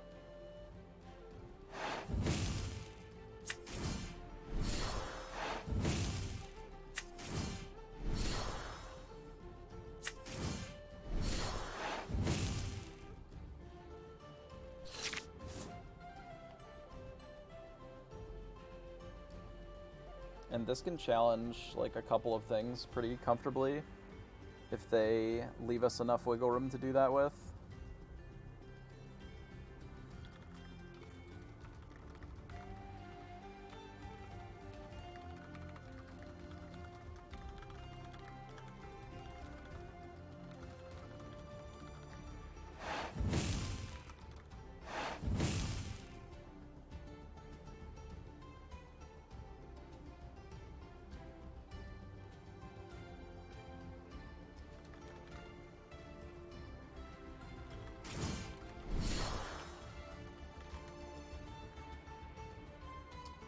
Now we have a Cindy.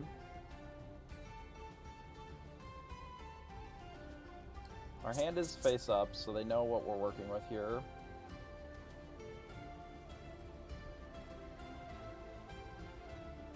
unlikely that they'll... I'm surprised if they quest here.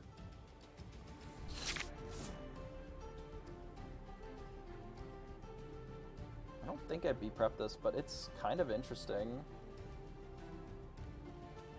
Okay, so downsides if we don't B-prep it. If they have wheel, then it's very good for them. I think we maybe just quest and be prepared.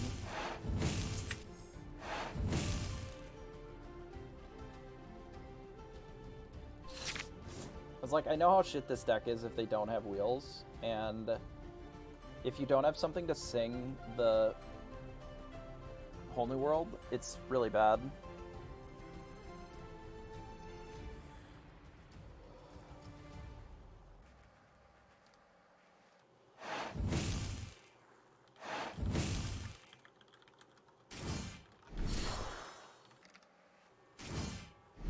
So they do play something to try and play around Tremaine. I think that's reasonable.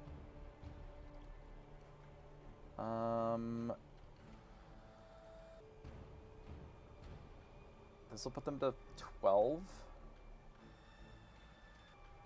Hey, let's assume that they want a Whole New World. How many goats have we gone through? None. Unless we inked one, which is possible. I think we inked one turn 1.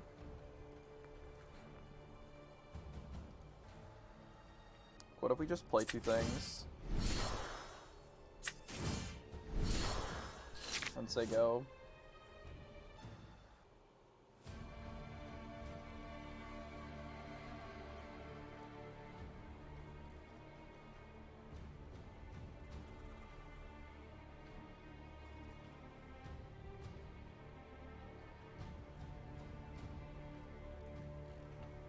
Two of their Whole New Worlds are gone. 3 of them, so most of their Whole New Worlds are gone. So maybe given that we know that they can't really Whole New World us, maybe it was better to do the other line. This is fine.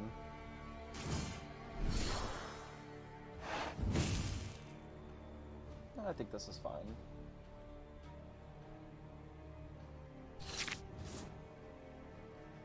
That's very good. Request here, Tremaine.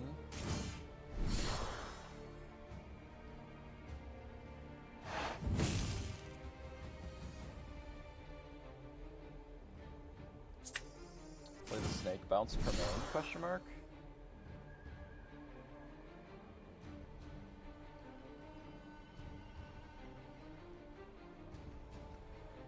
If we bounce Mini, maybe it's better to bounce the Mini here.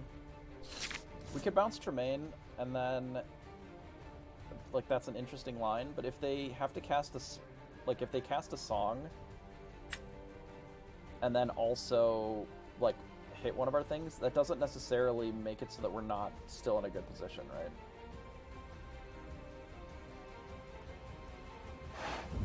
Because then we lose the Tremaine, but we go to 19. Like, that's not a great spot for them either. Like, it wouldn't surprise me if they Whole New World here, yeah. And the Whole New World is just, like, not it in this spot. But they have to, otherwise they just lose to Tremaine. So this sets us up for a pretty good position. Given that we are a goat away from just winning immediately. Like, on board, even.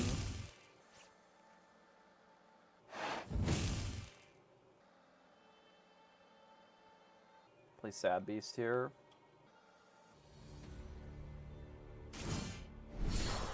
The Queen, sure. Okay, I think we quest with Nim.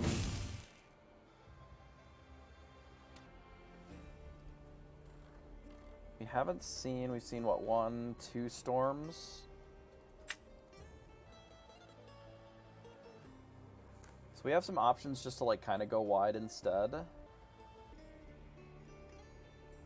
Or just play towards goats. I think just playing towards goats are fine here. They have no more Whole New Worlds, so, like, sword, sword, sword. 3 of their swords are also gone.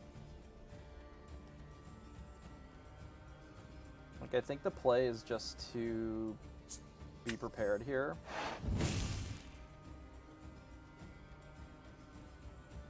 And then I think we can ink the Mim Snake, and I'm going to play the Pinocchio And the only reason I'm playing the Pinocchio is it forces them to do something to it.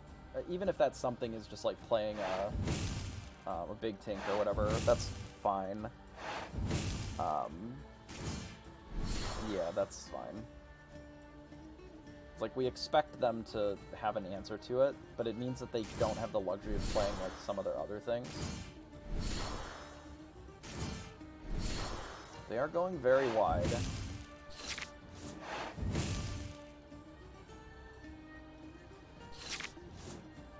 Perhaps we make an effort to... So if they shift... 1, 2, 3... So if they shift, this is 3, 6, 7, 8, 9. So it's still not enough. Perhaps I try to draw a little bit of cards this turn.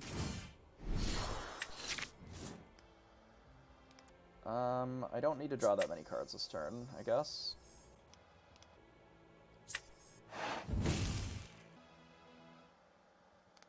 We'll just do that. I likely should have led on Friends on the other side, given that that was a potential outcome.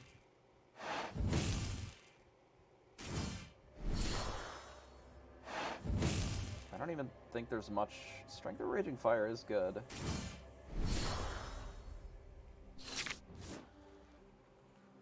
Do I have enough? This is 9, 10, 11. So we get rid of Minnie here. We play Tremaine.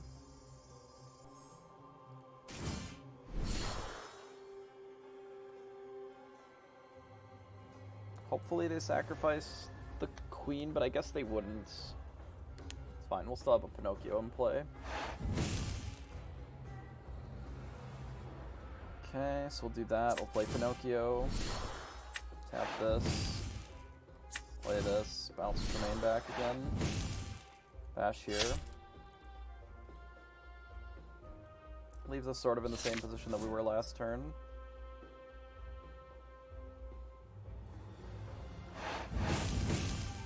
They use a Let the Storm Rage on, sure. Still just like a goat off the top finishes it here. They only have 13 cards left in their deck. Kind of running out of gas. 12 cards left in their deck. Yeah, where's my goat?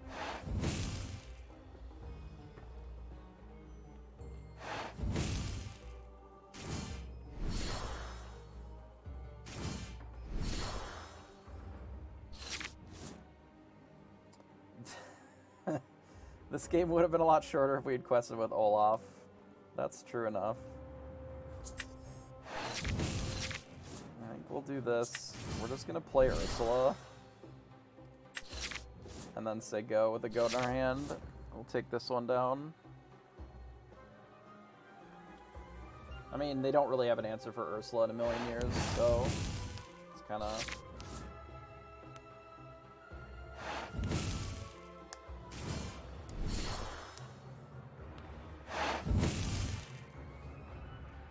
Yep.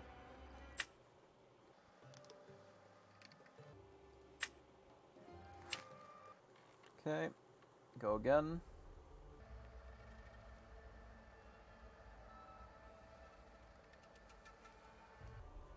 Puts us at 1-0.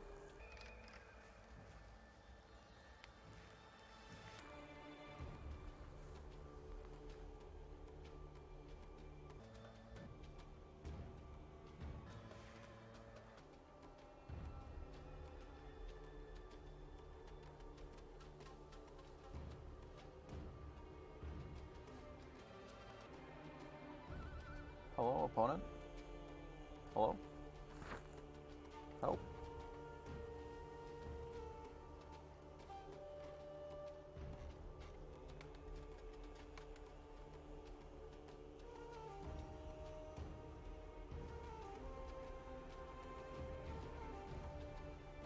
Hello?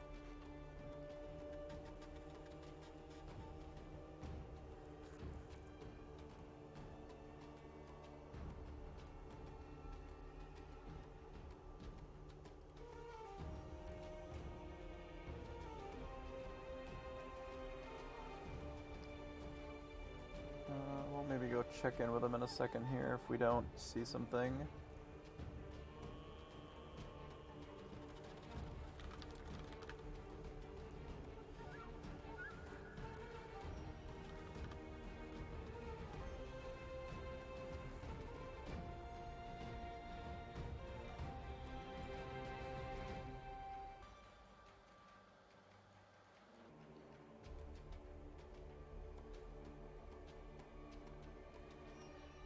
There we go. So we have Ursula. Don't really need it this early. We have a 1-drop. Pinocchio is generally pretty good on the play in this matchup, but it's a little awkward on the draw. Because it really doesn't do a ton for us until, like, turn 3. No matter what.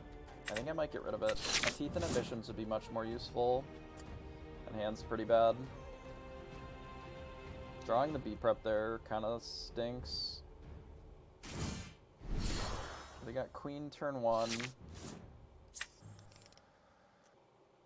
do that into minis, they go. They don't really play any X1s, so we kind of have to rely on hitting... I mean, honestly, Snake next turn would probably be our best hit. Like, we don't have a terrible hand, it's just not a great one. Maybe they'll give us a new hand. They quest. Okay, that's fine. It's a little greedy, because if we draw Teeth and Ambitions, we just get to kill it, and then I would absolutely do that, too. Kind of feels bad. We'll get rid of Maui here. Just say go, I guess. Yeah, if we had Teeth and Ambitions, I think I just trade 2 for 1 there. And I feel like it's usually pretty good. If they opt to quest with it, we're just going to Fox it. Kind of no matter what, I think. We're likely foxing this Minnie Mouse no matter what anyway, like whether they attack with it or they don't. If they wheel, we just have to hope that we hit a Fox Mim again.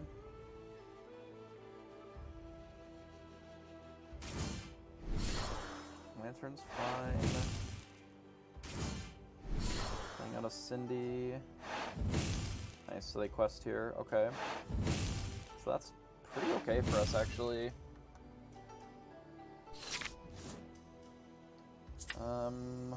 Get rid of this. Well, we didn't quest here, which is unfortunate, but it's fine. It's another spot where we spewed a little bit of lore. I was so excited to be able to kill their thing that I didn't quest properly. I'll have to be more aware of that. Shift to Cindy. It's not great for us.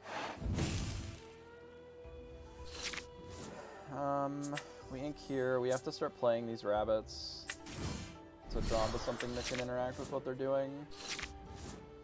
Or in 3 turns, do a Be Prepared. This is another 9 that they can put down with the Cinderella. Ugh. It's brutal. They found a whole new world. Maybe they'll whole new world us. Our hand's kind of bad. I guess not this turn. Maui doesn't kill this in 1 hit, right? There's resist 2, so no. And we don't have enough to kill the aerial either. Man, our hand sucks.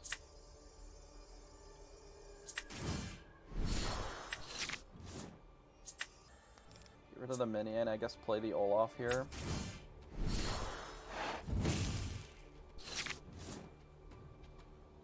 If we can live for 2 more turns, which we can, unless they play something crazy here.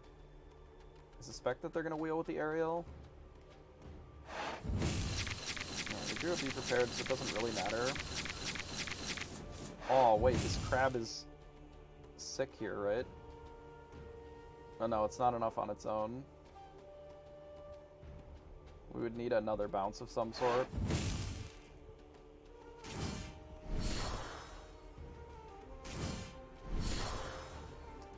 Looks like lethal, right? 3, 4, 5, 6, 7, 8, 9.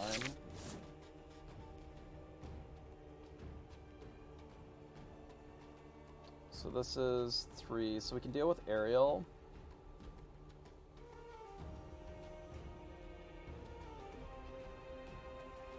Which is still lethal then, so we need to deal with something else as well, but I don't think that we can. Because the crab on its own... Alright, we can, but we have to The rabbit has to draw into something that bounces, and then we're not just dead, but they can obviously shift and we die anyway. And there's not really anything that we can do about that, so we ink this. Play crab. Play crab on Merlin here. And then we bash Cindy for 3. Let me see what we draw. Oh my goodness, that is literally the perfect draw. Okay, so we do this. We bounce the crab. And then we buff the rabbit. Actually, we can buff the Olaf, right? And then we Fox Mim here.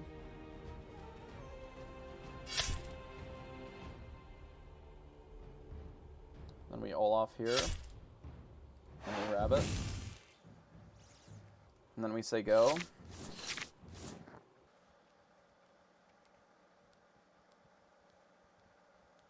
Well, the cards are in the deck for a reason, right? 1, 2, 3, 4. That puts us to 17.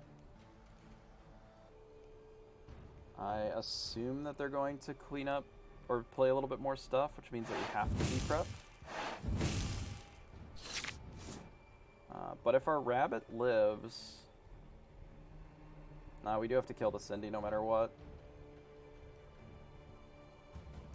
If we draw Teeth and Ambitions, we actually don't need to use our B prep if they don't play any more cards. Like, if they don't play any more characters. Because we can then play Maui. Maui hits the Beast. Teeth and Ambitions on the Maui to kill one of these two, and then we Merlin that. So that's an option. And then we get to keep our B prepared. Obviously, if they play anything else, we should just be prepared. Straight up. So I think that's what the outcome was here. So we play this, we quest. We be prepared. Draw a card, say go. We're not in an awesome spot still. If they play... So it's unlikely that they'll play Big Cindy on its own, because Big Cindy doesn't... Like, it doesn't dodge Tremaine or whatever.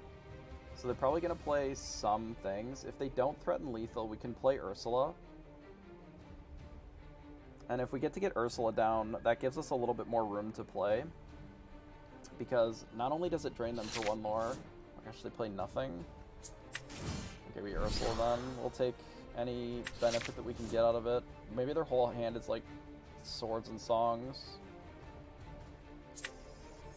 I will take my gift that I've been given. If they're just gonna play nothing, we will play Ursula and try to close the game as quick as we can.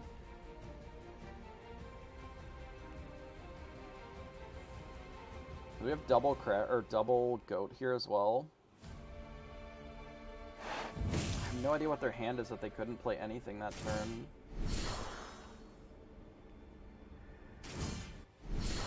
Sad Beast plus Cindy. Let's draw 2 cards.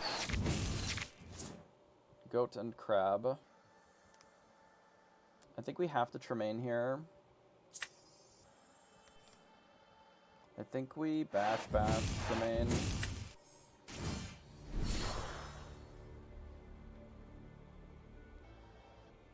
This means that we're not dead on board to a Big Cindy, which is nice. Our hand is not great. I will be the first to admit that. It would be very easy for our opponent to still win this. We only have 6, 7, 8, or we can get to like 15 next turn, which is admittedly not a ton. If they just play like 3 cards, we're probably in a bad spot, I would assume. We have an out to Beast. I think we can answer 1 Beast.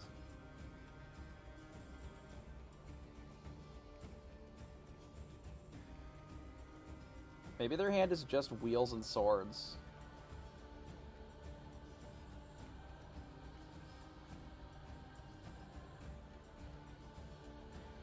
Like, if their hand is just, like, 3 wheels, 3 swords. They do play a character, they play a Stitch. Stitch is rough. Stitch can shift into Rockstar and be a problem. The Rockstar shift isn't great.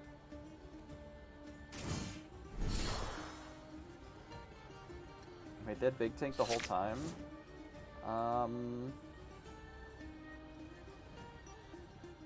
We're dead then? We can replay Ursula. That's not good enough. Can't draw any cards. Guess we're just dead. Weird. They just like sandbagging? Doesn't make any sense. Why would they sandbag here? What are our options? We can gain 3, 4, 5, 6. Go to 13, 14, bounce at 15, 16. So that's not enough. We can bash the beast with Maui. And then we're just dead to the Tinkerbell or the Stitch here. We can use Tremaine and Ursula to kill the beast. Replay Tremaine, they keep the Tinkerbell. And then we're dead anyway. Okay, I guess we lose this one. We took the gift that we could. And it just wasn't quite enough, so... Whole New World is a messed up card, and they were able to push enough lore that we didn't quite have all the answers that we needed, so... That will happen sometimes. It's rough if we fall too far behind, like we really didn't have the opportunity to push, being on the draw of course, to push enough lore to be able to close it out. Ursula can do some work, but not quite that much.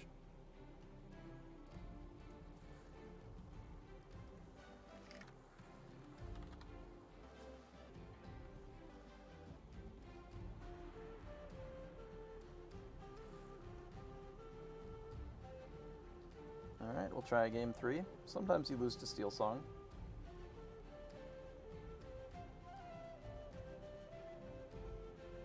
We pray that our opponent has a rough opener.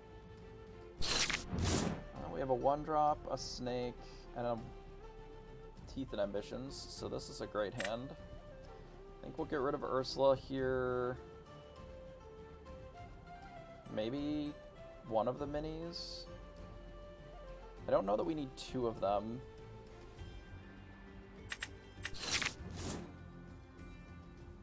Okay, this is a hand, for sure.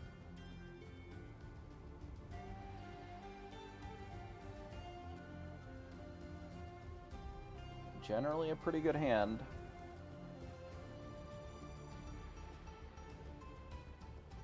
Don't really need more than 1-1-drop though, so let's just get rid of 1 and play the other one. We very well might Teeth the first thing that our opponent does. Depends on what it is, I guess. Maybe they don't play anything, but seems pretty unlikely. So they Cindy turn 1. I don't necessarily have to Teeth that one. I think because we have so many snakes, we can get rid of one of them. There is a world where teething this makes sense, but I think I'm going to develop the snake. And then if they do something like play Artifact into a Stitch or whatever, then we'll hit the other one.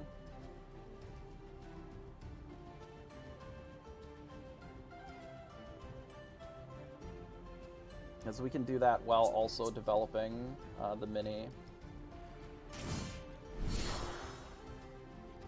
They notably got rid of a Rockstar.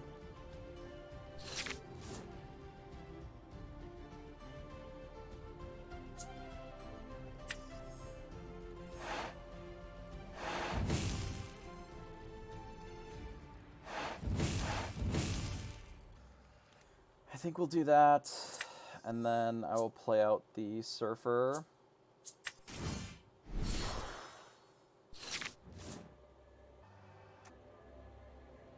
because we don't really have an answer to Ariel anyway, and this way shifting Cindy is no longer a line, so there's certainly value there.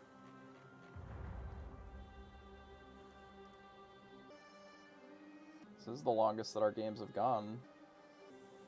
Though I suppose in game 1 we did draw almost our whole deck, so...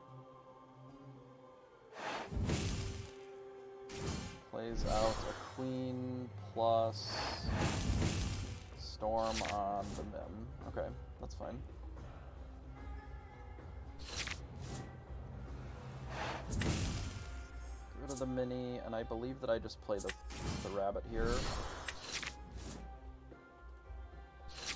I would have liked to have teethed the queen there. So that they can't shift it and wheel, but we've been able to play out most of our hands, so I think if they do that, it's okay. I will likely teeth it next turn, though. It's not like a guarantee, but there's a pretty good chance that I'll want to do that. Beast would probably be the worst draw for us from our opponent. If they just ink something and play Beast, because then we're not in like an awesome position to be able to interact with it. We kind of just have to ignore it and just try to push a bit of lore. Might even take out the queen just to make it so that the Beast is their only real target for singing or whatever. But we'll push as much lore as we can. I think we have the line of maybe ink the Mim, play Maleficent, and then teeth and Ambitions. Though to be fair, if they play the Beast, they may not really need the Queen. Stitch.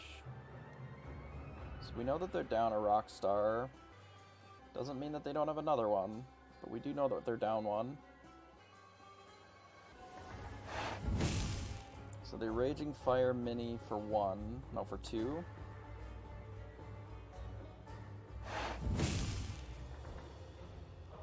Okay. Queen opts not to quest. This Pinocchio is really interesting here. So we can kill most of this on the board with the Pinocchio plus the teeth. And we can actually bounce the Mini Surfer back to our hand as well. We wouldn't have much of a board.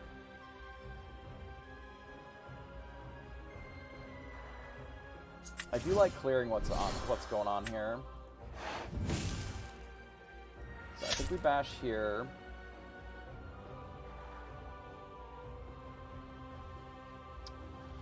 I think we... Actually, we don't need to bounce anything back. Let's just do this, and then we'll Teeth and Ambitions. Maybe the Rabbit or whatever. Rabbit's probably fine. Just do this. I just want to clean up the board. We draw an extra card and we can ink it and say go. I'd like to keep this if we can. Because if our opponent just inks and plays Big Tank, so I assume that their hand is just another Big Tank. Why didn't they play Tinkerbell there? Weird. I mean, I'm okay with it.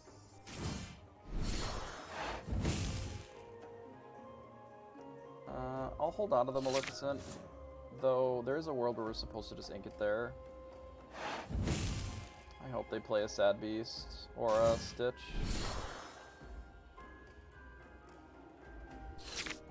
That's really good for us. We could keep the teeth. I don't think we need it though. Tremaine.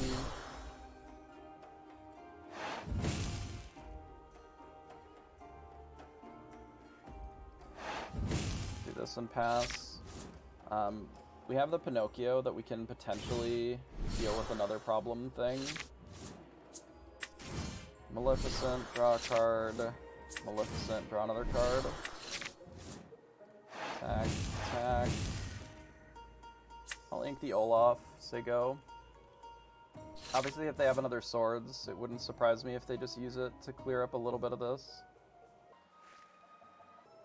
These are the awkward draws that Steel can get sometimes, where their hand just like doesn't function if you interrupt a little bit of their shifting, then their hand is like not great.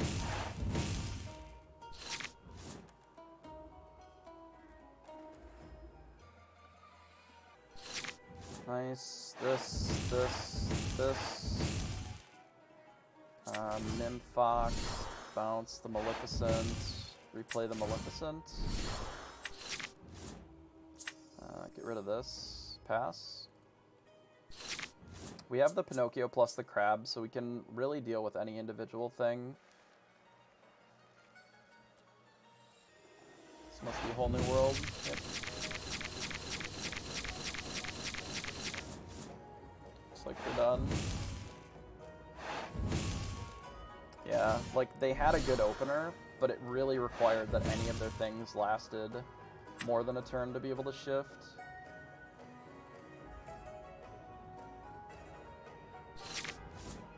Alright, quest. Goat. Mim. On the goat. Alright, we will take it. We will take the victories where we can get them. So that puts us at 4-1.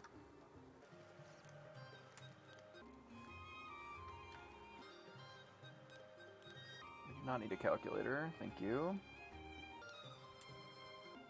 Yeah, not a bad game overall. I mean, it really does help that we were on the play in the last one.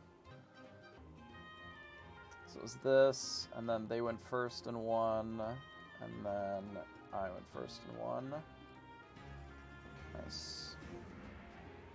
Yeah, it is still another another 3 rounds. Ugh, it's a lot of rounds.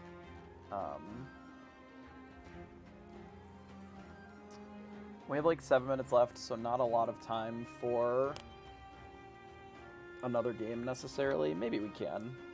Maybe we have time to play a game, right? Because, like, they're gonna go to time, and then it's gonna be another, like, 10 rounds. Yeah, maybe we got time. We got time to play a game, right? What if we play the aggro deck? We got time to play the aggro deck once, right? For sure. Have to be able to play the aggro deck.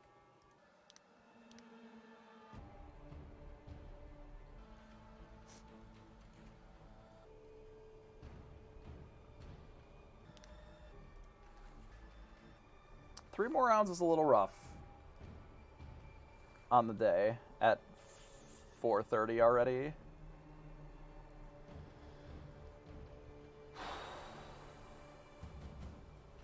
It's fine. We're battling. We love battling. We're here for the game, for the battle. And you know what? If they mail me a boosty pack because we win out, all the better. The price was right. It's just my time. You know that ain't worth a damn. I was like, what is this deck? This deck doesn't look like what I was playing. Is this a good hand? I have no idea. This hand looks fine. Like, reading these cards, this hand looks fine. On the play, this hand is probably fine. I don't even think we care about Teeth and Ambitions. I think I just want, like, all these 1 and 2 drops. Just, like, run this thing out there. Next turn, I'm like 1 drop, or LaFoe. Trident. What? Amazing. We just run out 2 1-drops. We just smash out LaFoe here. We don't need the mini. Nah, you know what? We don't need Olaf. Get out of here, Olaf. We can, like... We can, like, do this and this. Yeah, Kate, it's the GM ladder. Just out there like with a 5/9, just ready to beat us up with it. If we untap with the LeFaux, then we get to quest with the Maleficent again. And if they attack with the Stitch, we just bash LeFaux into it and then play 3 cards. Or 2, probably these 2. We know that they're playing blue, so they don't have any real reach. They could have looked at our hand, then we would have super nothing to hide. We already kind of had nothing to hide.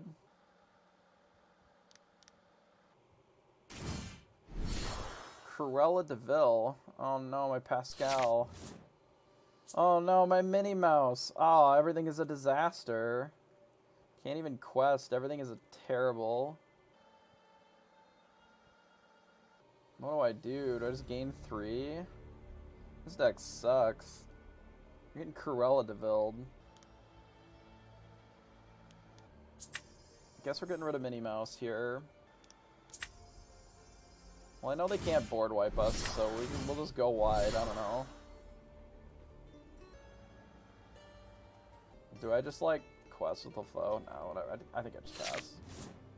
We'll just go wide. If they're just gonna play bears, we'll just live in our suffering. I went 2-1. We finished on the last game with a victory.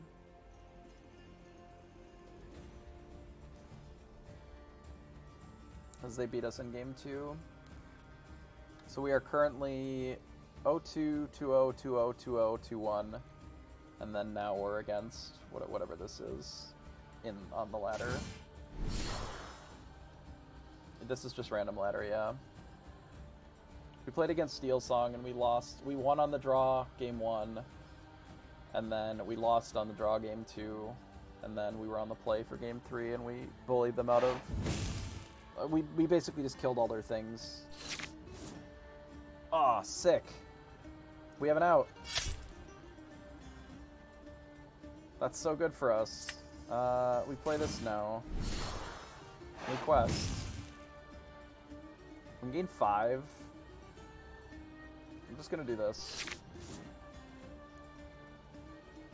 We likely will gain the lore with these soon. Are they gonna shift the Stips? Like, I don't know what's going on over here.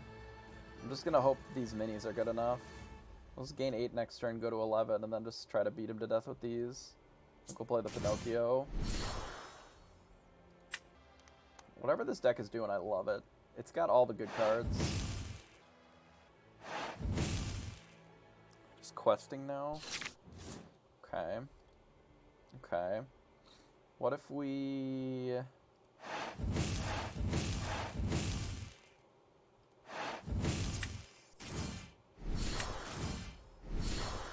What if we just, like, barf out a bunch of stuff every turn? That's what this deck is supposed to do, right?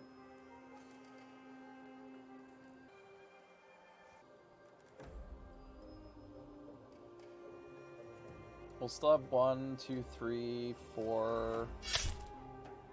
We'll still have, like, 7. We'll just get to the point where we just need to hit Goat, and then we'll be fine.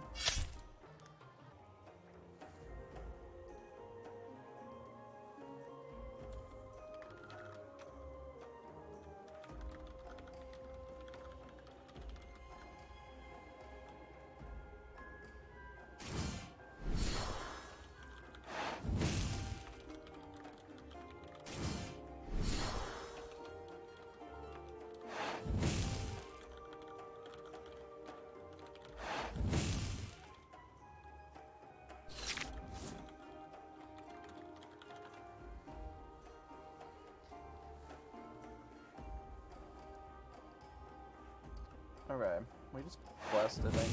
Quest. I don't know, this deck looks great. It's got Timon and Pumbaa in it. How do you ever go wrong? You know what, I don't need this. I'd rather have an Olaf in play.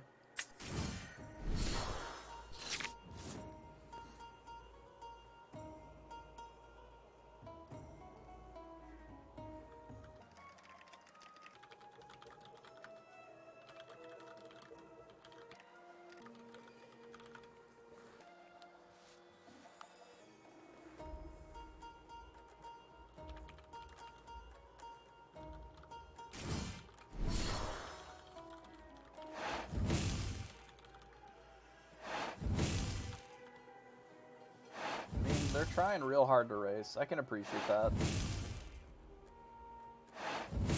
Like, there definitely is a blue-yellow just aggro deck that is pretty solid.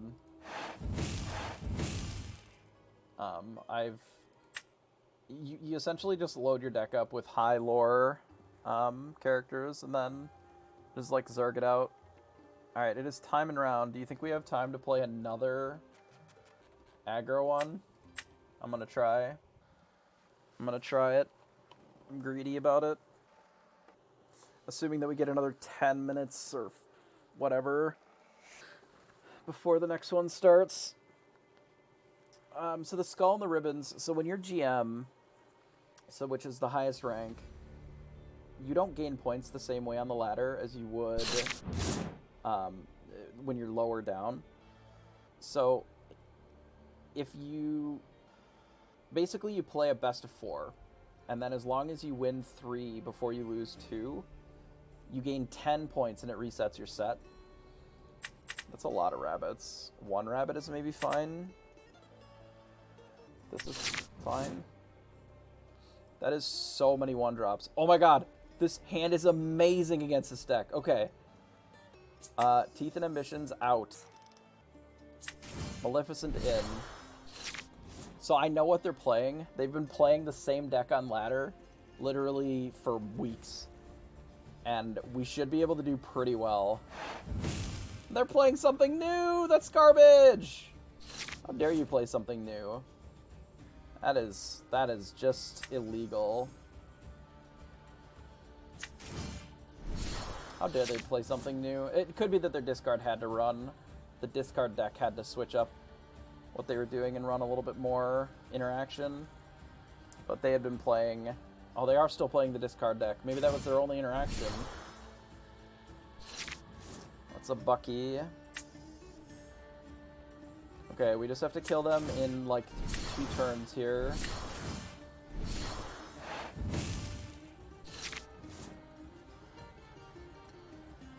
Odds on them having to use this Bucky to trade with this Pinocchio are high.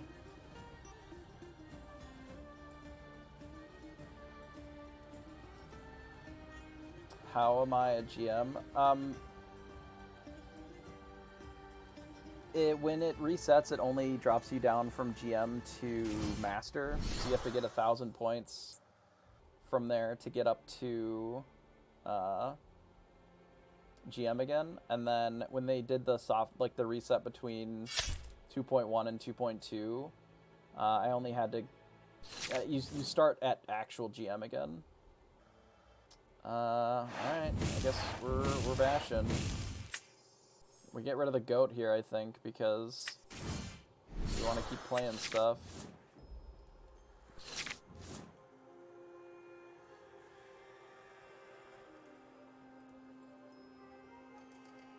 I don't really think that there's another option other than just, like, playing stuff, so... They run out of Jafar. I assume that they're going to hit Maleficent here.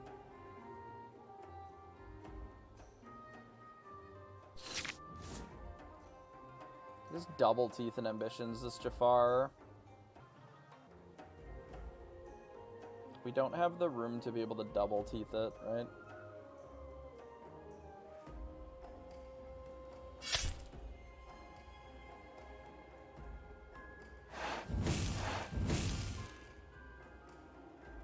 Can maybe Teeth it once, though. Let's see what we draw.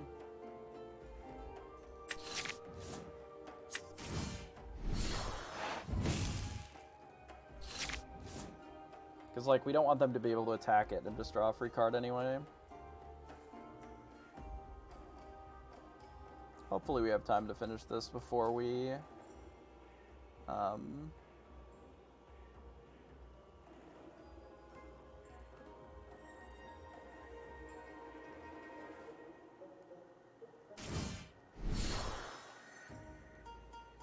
Oh no!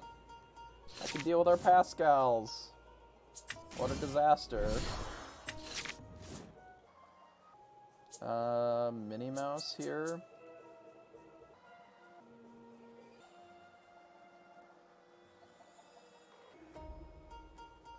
Alright, so I think we have to bash with everything. This. And I feel like the play is that we ink mini and then do something. I don't think there's a world where I can afford to keep both of these, or maybe there is. Maybe we'll just pass. Okay, so like, what if we... So like, Jafar trades into the LaFoe, Pascal gets one of these, gets Flynn, and then maybe we can play this and then Teeth the Flynn Rider, I guess. That's certainly possible. That's a fucking disaster. I know it's LeFou. That was a disaster, actually. This not dying is really unfortunate. I guess I don't need to do this turn. Like, I don't need to Teeth here. I can wait. Having drawn 2 Fire the Cannons is really a bit of a mess.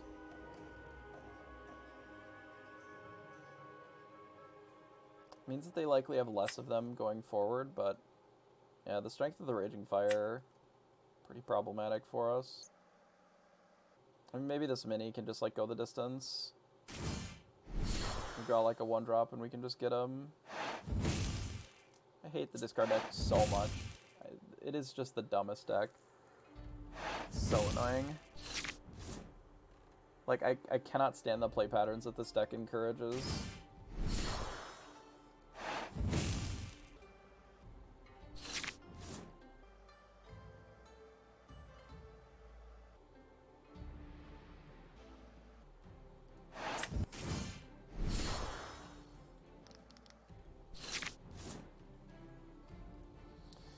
Guess we just play a goat.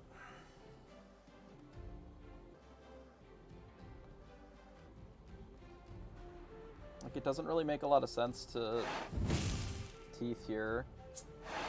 I don't care if they're making us discard this card, I guess. Maybe we could have just inked it. And we probably should have inked it so that the Flynn Rider is just not really a problem. Improvise. Okay, buddy. I appreciate the top of their deck being as strong as it is. Because the top of their deck has been incredibly strong.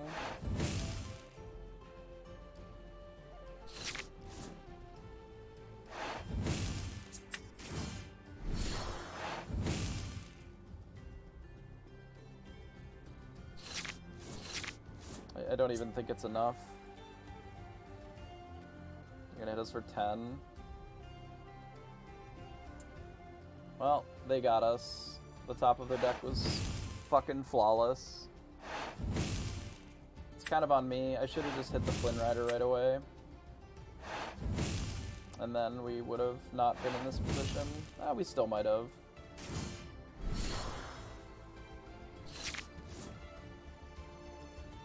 I'm just like fucking so over this deck. I just don't care. I think the discard deck is trash, and I will fight anybody who thinks otherwise. But anyway, can we play our actual game here? No, we're still in round 5. Oh my god, I am so fucking bored, bud. This is going so slow. Ah!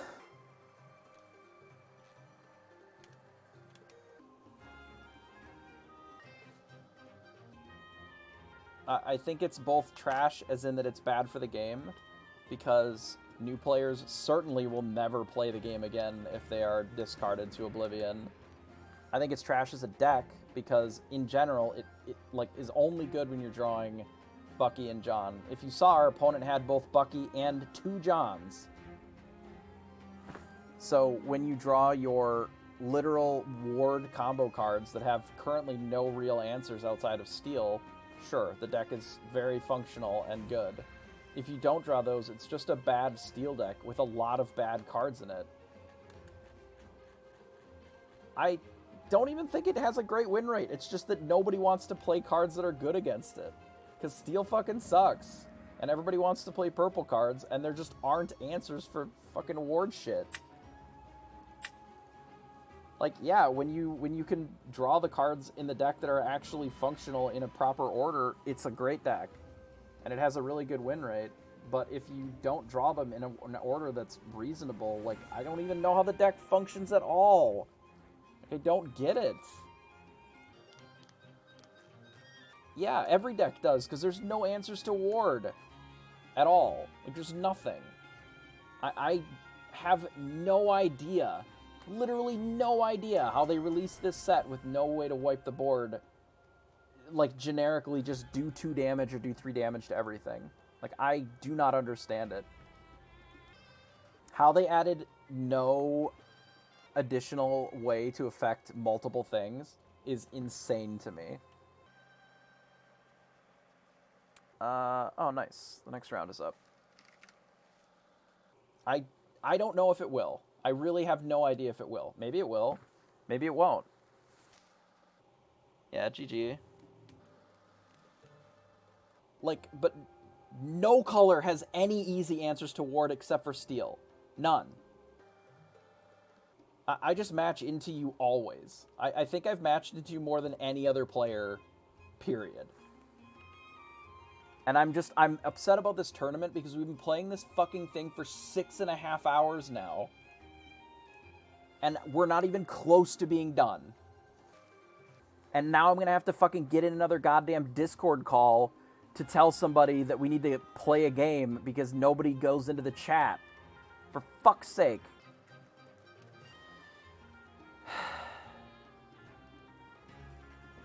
What fucking table am I on? 15?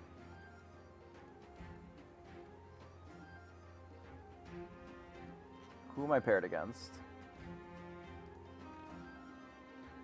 Like, the amount of things that I hate about this current app, it is indescribable. Fuck me, dude. Why do I have to click an entire separate thing to see their name? There's nowhere for me to see who I'm paired against in the round thing, unless I click on pairings.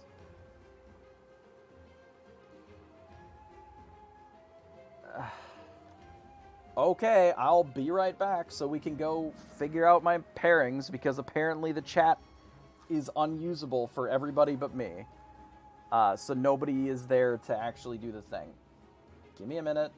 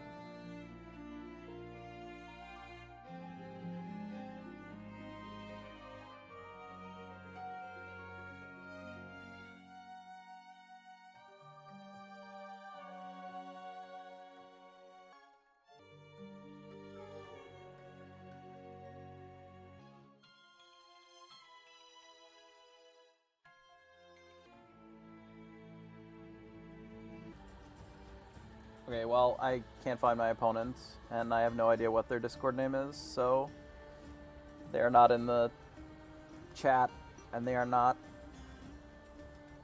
anywhere, so I will just sit here and wait.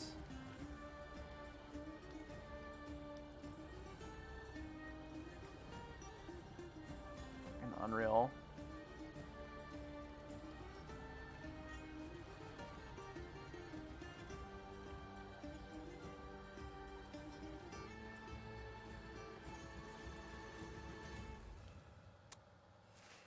Okay, this, in theory, will be round 6.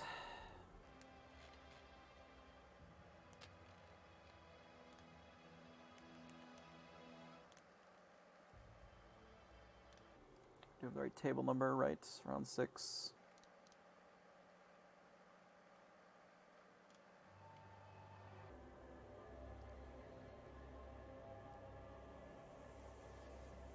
Apparently a bunch of people, the chat just isn't working for them on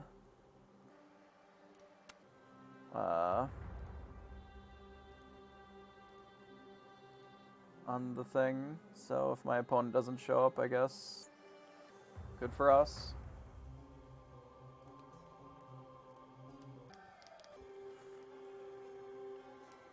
Seems odd with an undefeated or, you know, X1, but you never know.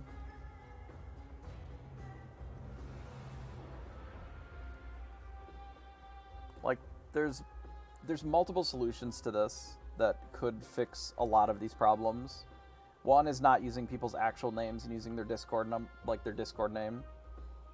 I don't care if you need their actual names or not, but you should use something that they can actually ping in Discord, right? So that both of those pieces of information need to be acquired and be readily available. Like this spot here, who's my opponent? We are on, this is our about section, like who's my opponent here? In order for me to find it, I can't go to standings, I have to go to pairings, and then it shows me their name down here. But I can't click into this to get any additional information. Like, somewhere in here, it should just have X person versus X person, or whatever your actual pairings are. And then it should have their Discord name, so that if this isn't working, that you can message them directly.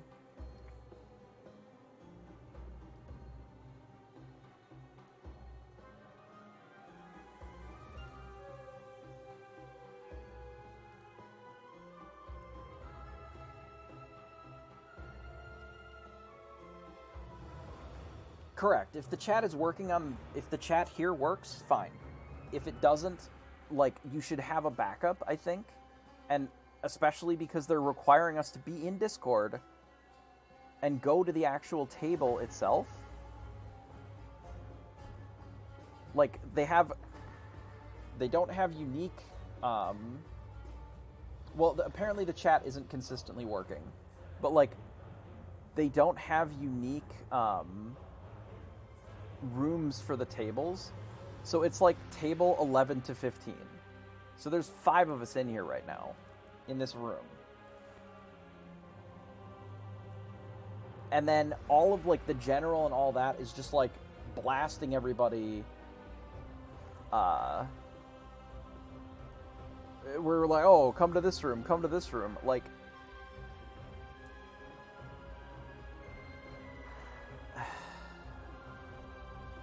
We will try to queue again.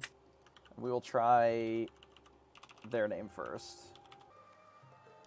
And see if it lets me in. It is unlikely, but maybe. But I haven't seen anything from them one way or the other, so there's not really another alternative for me. And then we'll have to go into the judge room in a few and then tell them that they didn't show. But, like, the fact that we're even doing this at all is, like, problematic, right? It's just a large amount of hoops to jump through for something that's been done before. Oh, yeah, absolutely. If they don't show up, that wouldn't surprise me even a little bit. Like, they could have been undefeated up until this last round. They lost, and they're like, it's not worth grinding for another 3 hours or 4 hours or however much longer it is, and they just dipped. And that's fine. I get that.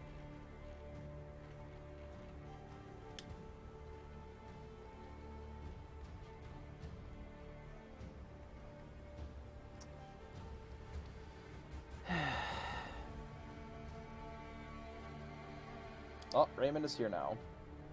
They have seen the message.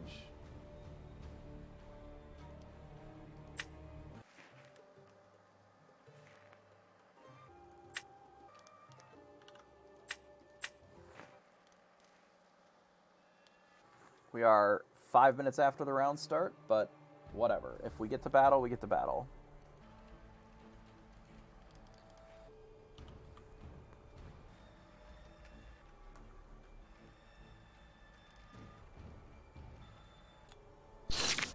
Okay, I disconnect from this chat because I just don't want to be in it at all.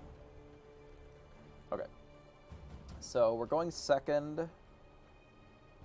This hand's actually not bad. I'm gonna keep it. We'll get to know if we need the second Teeth and Ambition or not. We probably don't. So I think I'll get rid of the second one, given that they got rid of a Maleficent Dragon here. But we do have Mouse into Snake into Minnie Mouse, though obviously a little bit worse on the draw. It is still very powerful of an opener against most red decks.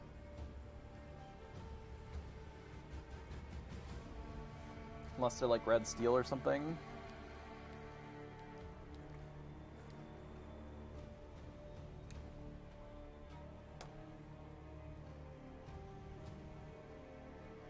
Mother Gothel. Okay, they could be also playing...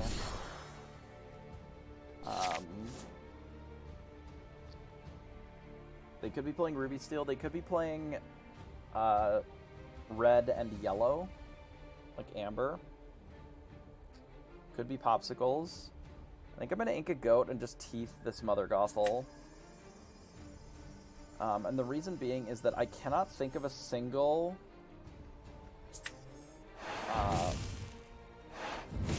I cannot think of a single deck that's playing Gothel that doesn't want Gothel to be alive. Like whether it's Dinner Bells or Rapunzel or whatever, like they almost always will want it to be alive and have damage on it. Sometimes they're trying to just like, you know, keep this Minnie Mouse alive or whatever, but it's just very unlikely that they're not playing something that works with it. We can Teeth and Ambitions it, and then just remove it off the table. So with Aladdin, it seems likely that this is Mufasa, Mufasa, Mufasa, or some flavor of it, maybe. So this Minnie Mouse Surfer should be pretty good.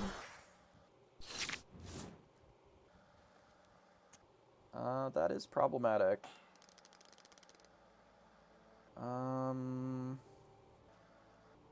As a 2/5.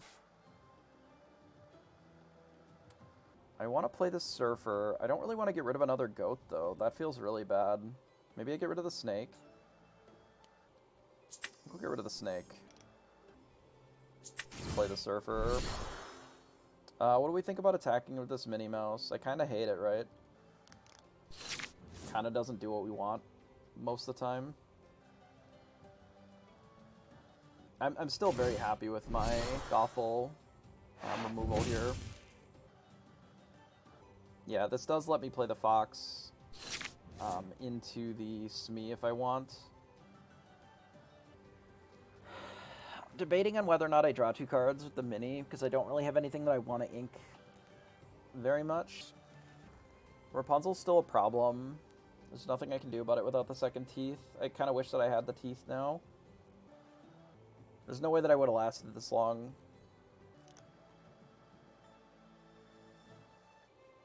Like, if we're just trying to race, I feel like that's a losing proposition, so I think I am going to do this.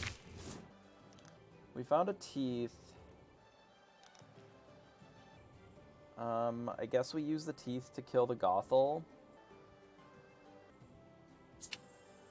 And we can get rid of one goat here. Don't love it, but I just really don't want them to Rapunzel and draw 10 cards. And I can afford to take it a little slow. I can't afford to take it too slow, but I think making it so that Rapunzel doesn't have a free way of drawing like 1,000 cards here is reasonable. I think if they attack with Smee, I hit it with the Minnie Mouse and the Fox and just take it out.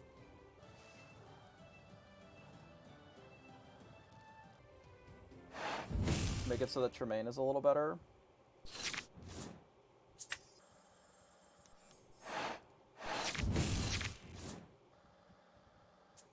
Crab. This hits it for 4. It's not quite enough. Okay, we get rid of this. Crab could take this out, though, which I like that. The only way for me to take out the Smee favorably here is to unfavorably bash it, so perhaps I just play a goat. And so go. I needed to bounce this. It'll be fine. It'll be fine. I needed to bounce this so that they can't just attack it, but if they do attack it, then we can maybe Tremaine. We'll see how badly that hurts us.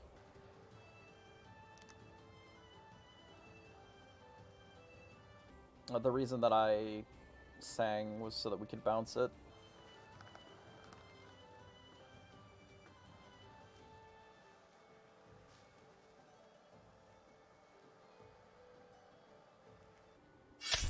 Yep. It'll probably be fine, though. Copium. Okay, so we can take out the Smee now. They play very slow. Okay, Dinner Bell is fine for us. We can just play the Crab.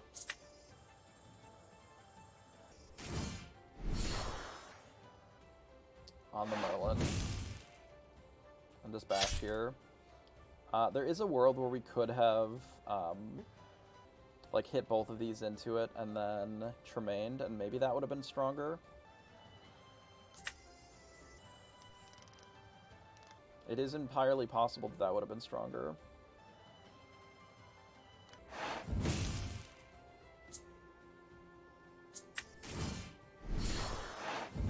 think I'm gonna do this. This makes it so that Maui isn't like a huge problem with the Dinner Bell. I don't know. I'm not playing this game very well. Oh, they have their third Mother Gothel, huh? Oh, we tried. We tried to keep their draws under control, and we just didn't find a way to do that, so... If they play nothing here...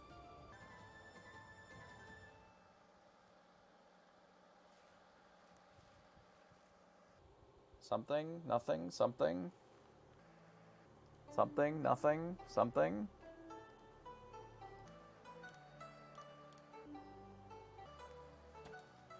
Bro, this is some life coach shit here. Nothing.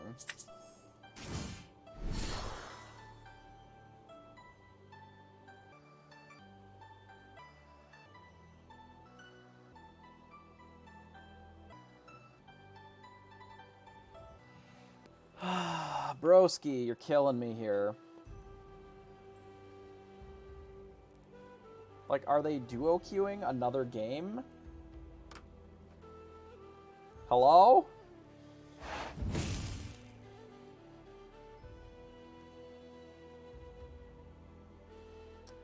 We don't really have a way of stopping Maui and drawing like 5 cards, unless we just don't attack, but that doesn't really make a lot of sense. I think I'll just draw 2 cards here. Get rid of our own Maui. I mean, our opponent might just be on Be Prepared. Like, I really have no idea what they're doing. They may just be on yellow-red control, and they're just going to blow up our board, and it's going to be really rough. playing on an iPad and McDonald's Wi-Fi. Yeah, maybe playing on their phone like is a possibility too. Maybe they're going through a tunnel. We really don't know. Oh, it's a Mufasa deck. I should have known.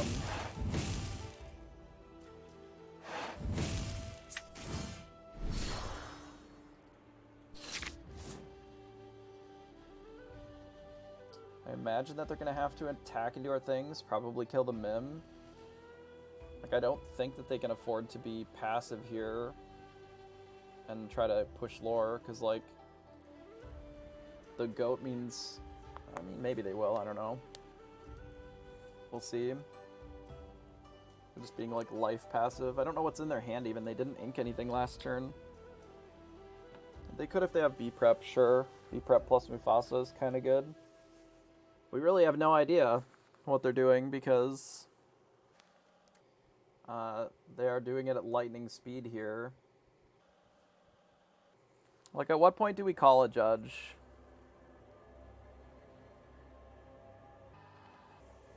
To just, like, play faster? Like, they have a Scar. Okay, sure.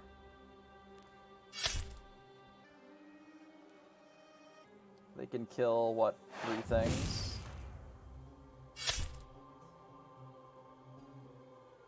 Pretty good. Better than B-Prep. They could keep it for Dinner Bell. It's kind of greedy if they do, but they could keep it for Dinner Bell.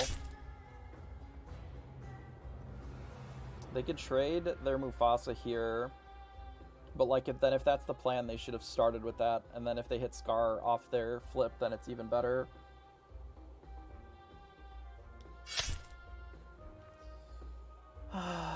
Bro, you're killing me here. Namari. Okay.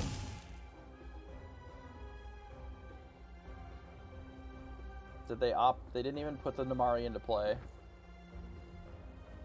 Sick.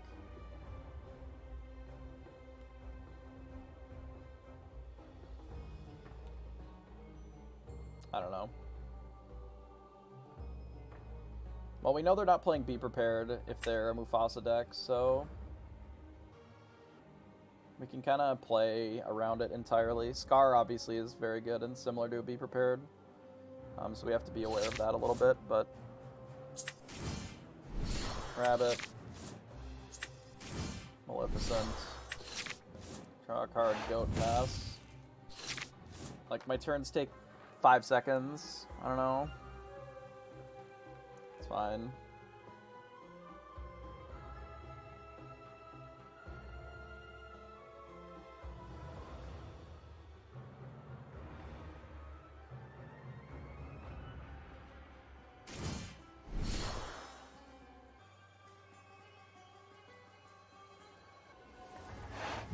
Let's just sack the Merlin Rabbit to draw another card.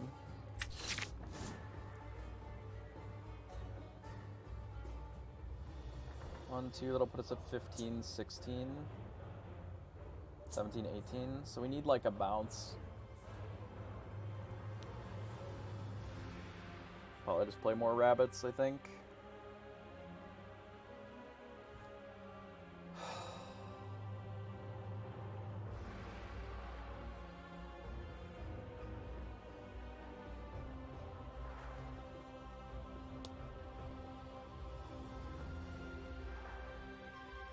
No, but at this rate, we're not gonna, like, the extra few minutes in the start plus this, like, game 1 is already almost 16 minutes in or whatever. Like, yeah, in a perfect world, but...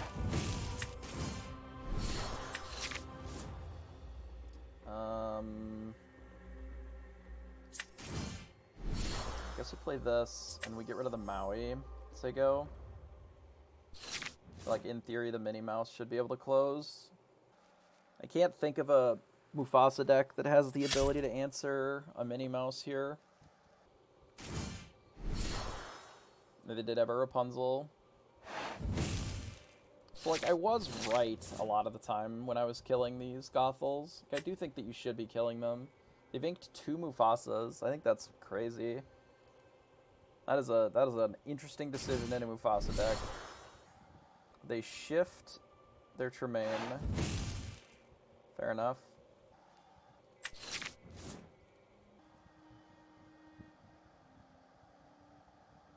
This is rough for a round 6 game. I mean, the Mufasa deck does carry... Like, it is a very good deck. It is interesting. I don't think it's good enough here. I think the problem with the... In general, with the Mufasa deck is that because they don't have Be Prepared, you can kind of, like, play around it. The Surfer Minis are going to be very good for me in games 2 and or 3.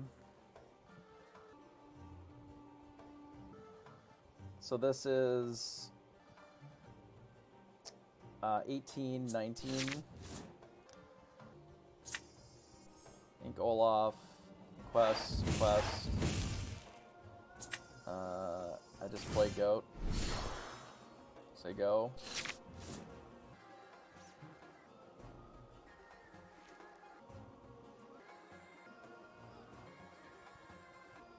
Okay.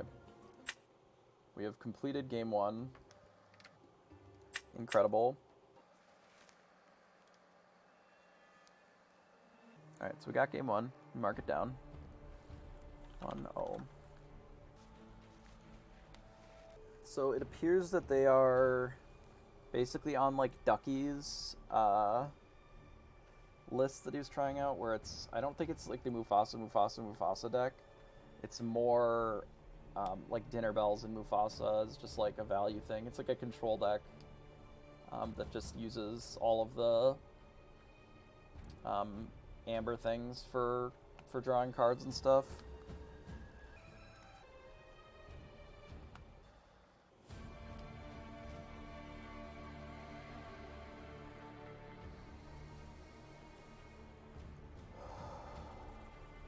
What are we sideboarding for?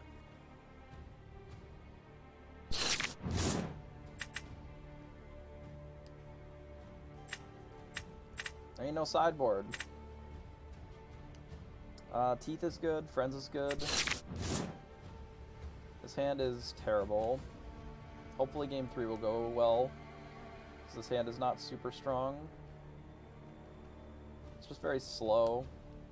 Like, drawing a bunch of cards is fine, but I don't think we can really keep up with an aggro deck. Maybe they are just a control deck, I don't know. Can't really keep up with a removal heavy deck with this.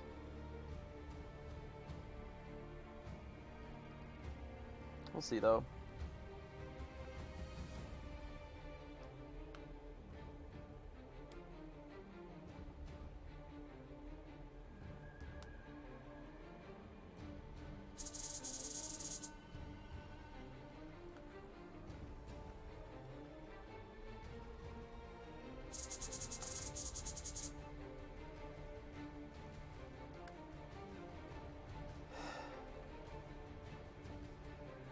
Is it crazy that I'm considering just conceding and going to the next game?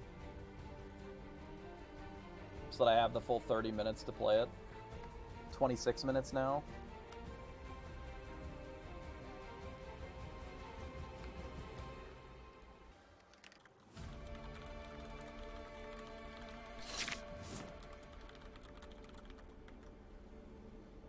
That's a good draw. I don't think we can afford all these Teeths and Ambitions. This was a good draw. I think we may end up having to get rid of all of them.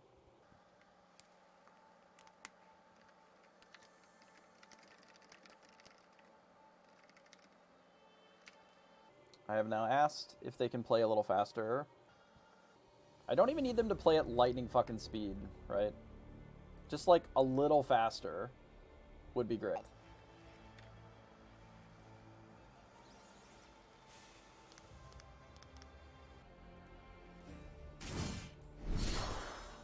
Mother Gothel. Nice. Get rid of Olaf. Guess we blast Mother Gothel. That's a good draw for us.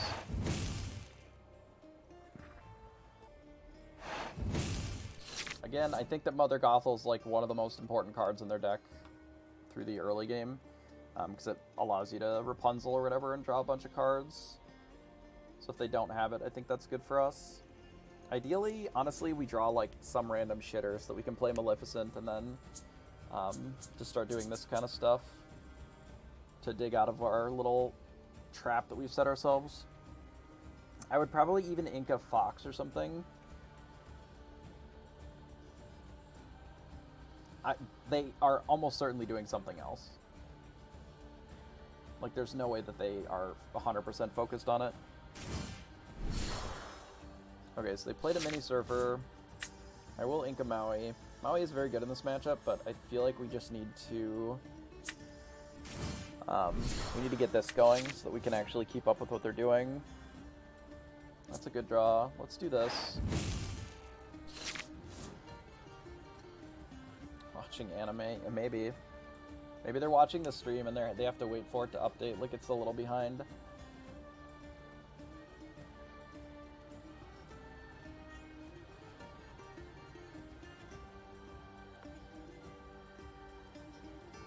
Like, I'm predicting that we're gonna need to be prepared in like 4 turns, but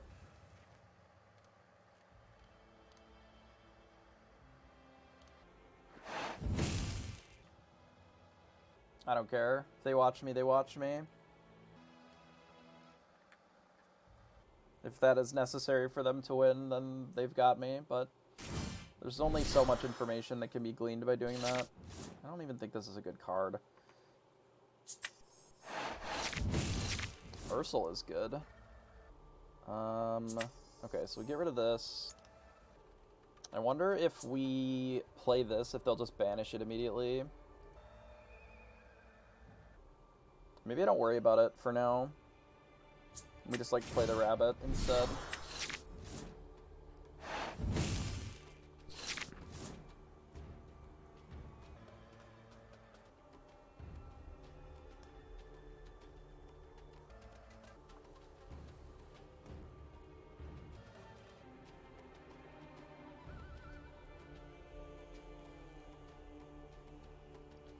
Holy fuck, dude, this is so brutal.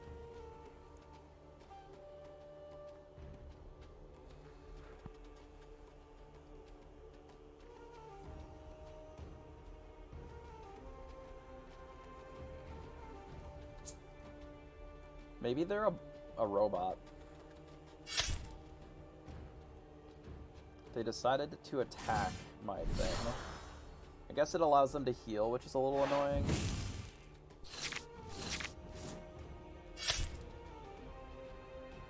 I really don't care if they're choosing to, like, be offensive with my stuff. Like, I'd rather them just do that and then get B-prepped in a few turns. Let's play this. Just, like, get to eat the Namari and the Felicia for free. Seems kinda good. Like, there's a weird spot where I want to, like, play the Ursula down before I B-prep, so that then I can B-prep for free and then, like, play double minis. Because I don't know if their deck can beat double mini, or, like, double mini in a thing. Like, if we have a 1-drop or something.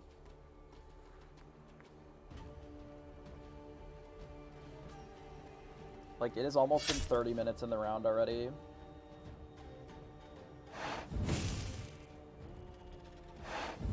They quest with both. We can actually take out the Rapunzel kind of for free with this crab.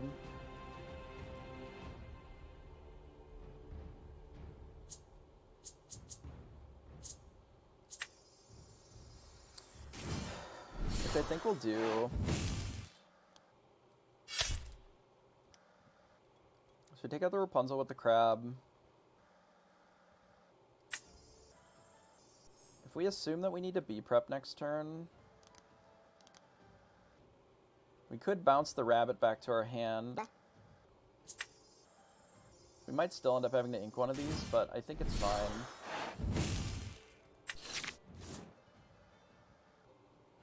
I could maybe ink the extra crab here. Like, I like this because then I can, in theory, kill the Mufasa and then B-prep. It's one of the things about Mufasa is, like, you kind of have to follow it up with something. Because after you kill it, then it has another, like, thing that it does, so...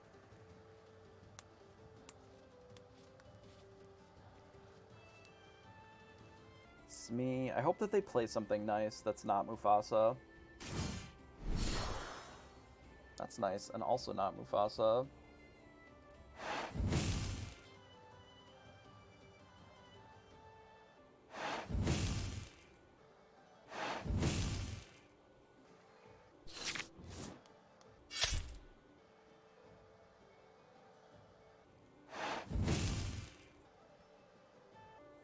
Rapunzel would be the worst hit. Or I guess Mufasa is a terrible hit for us. Tremaine is great, actually, because then that means that they just have less fucking Tremaines in their deck. Be prep. Boom. Alright, go. We have Ursula and we have Lady Tremaine. Odds on them raging and causing this? Yeah, probably pretty high. Like, imagine that he wins game 1 and then just, like, goes to time in game 2 every game. Like, that is not impossible.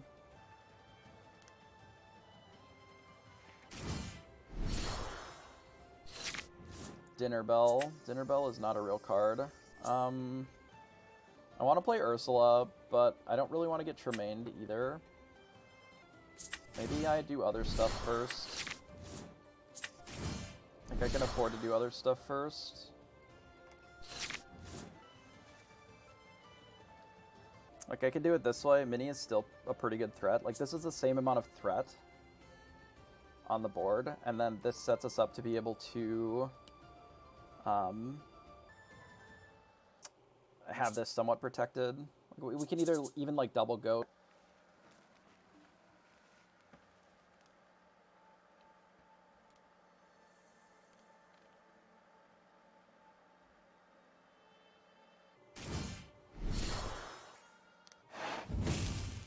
Tremaine's not real. It can't hurt you, huh? I see you, Lady Tremaine.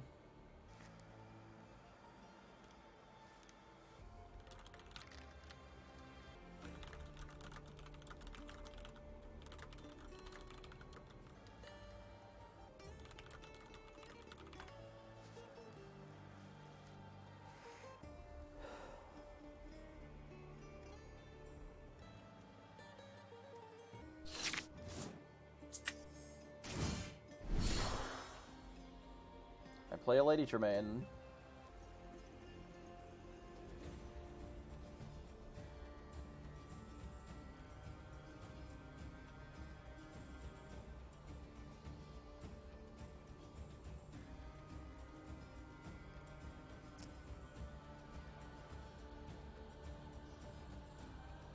Hello. Hello. I've also been streaming this. Oh, I'm muted. I've also been streaming this on Twitch as well, but this has been brutal. I just thought you'd want to watch. I'm gonna deafen probably, but Okay. Okay.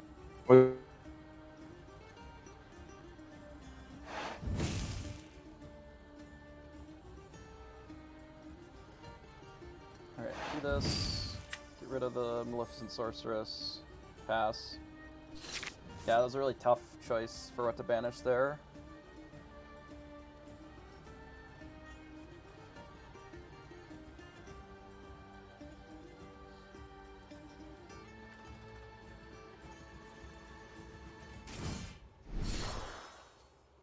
Aladdin. I feel like we should probably kill the Aladdin. And let Scar be really good against us, I guess. Maybe I just don't worry about it. Because if they shift Aladdin and eat it, that's fine. Ursula's just, like, too good not to play here. That's actually really good. We have plenty of cards to work with. Say go. Like, if they shift this, drain us for 2 lore, we can just Maleficent Dragon it. Or even hit it with Ursula, actually. So there are a few options that we have to play here. Ideally, we don't get drained for 2 lore, but...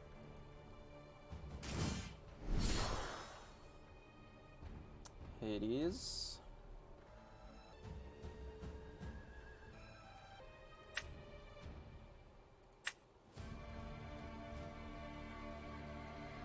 It did work out. They grabbed a Lady Tremaine.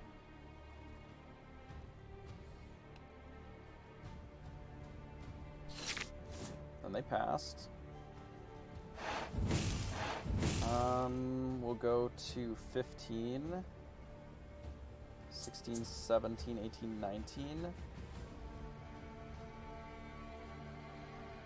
I don't hate that. I don't think we have to push that hard. I think I can afford to get rid of this Aladdin, the Pinocchio here. I think I can do this, and then just like play a rabbit. I don't think I need this Maleficent, given that I drew the Ursula here.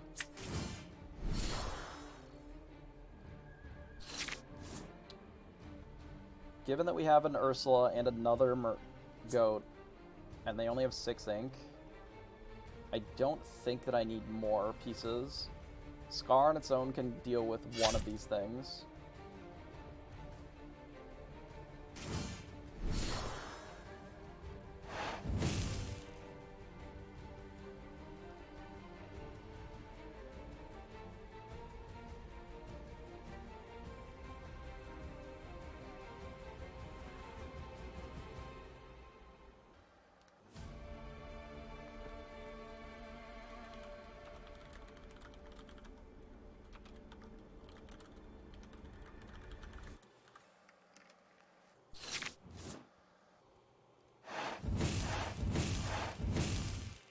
Okay, turns out it didn't matter.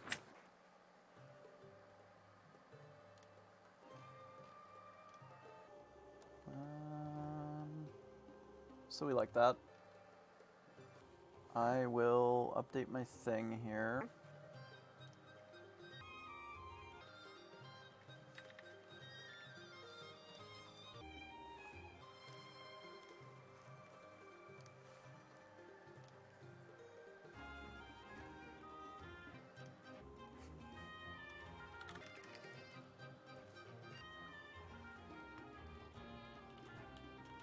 Okay, so this was 2 games. I don't remember, they went first, because they played the dragon, so... It was this, this, I think? Oh, he's at work.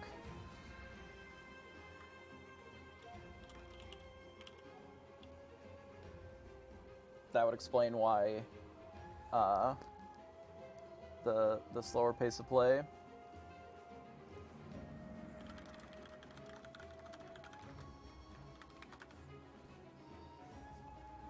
That makes sense.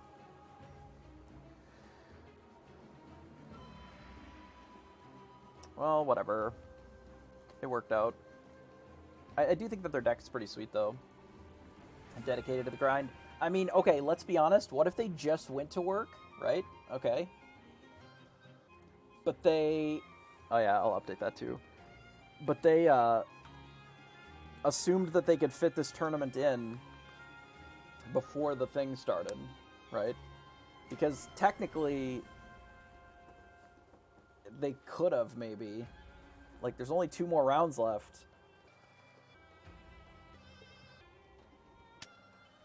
Yeah, they were driving to work, so they're like getting into work. They're like play, play, play, drive to work, play, play, play. But my turns were so fast, like they didn't have any time. Yeah, we're already what, 7 hours in, 7 hour 20 ish, based on how long I've been streaming, and we're sitting at like not even the end of round 6 yet.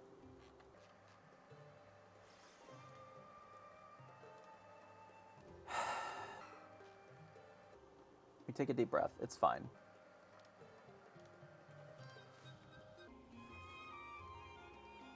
It's fine. We're battling. We're having fun. We're gaming. We're 5-1. Still pretty good record.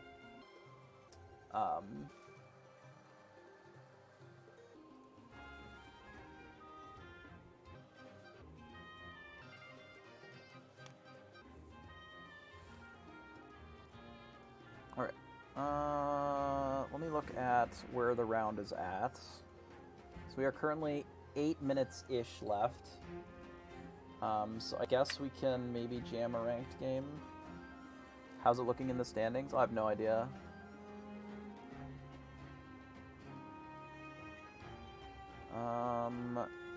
Honestly, not bad. There's a lot of 15-pointers.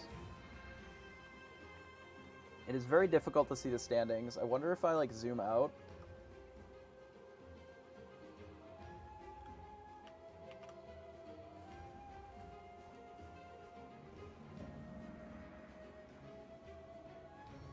Zooming out does not fix it. Our opponent win percentage is not high because we've been in the losers bracket all day, which means that our breakers are fucking bad. We are, like, big at the bottom of the 15-pointers. Not... Are we at the hard bottom? Oh, yeah. We are dragging the asshole of the 15-pointers right now. This player is still undefeated at 5-0, so this could be another 15-pointer. Don't know who they're probably fighting this person. So one of them will be 15 points. So we're still going to be sitting at, like, mid-20s or whatever. I don't know how many undefeateds that's going to leave. 3, I think. So in theory, 8 rounds. Should or could have one, like, completely undefeated player. However, it could also yield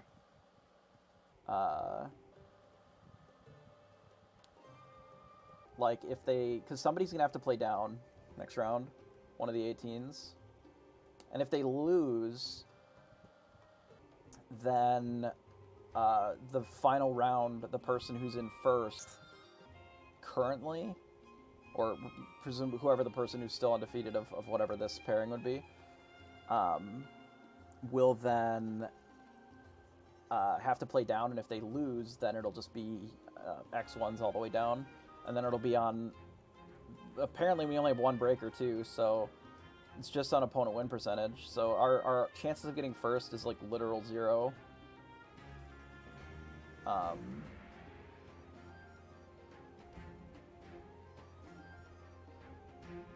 Based on our breaker number, which is not great. But we can still maybe get, like... I don't care. I'm just going to battle no matter what, so it just doesn't really matter at the end of the day. We got 5 minutes. I can maybe do another one of these.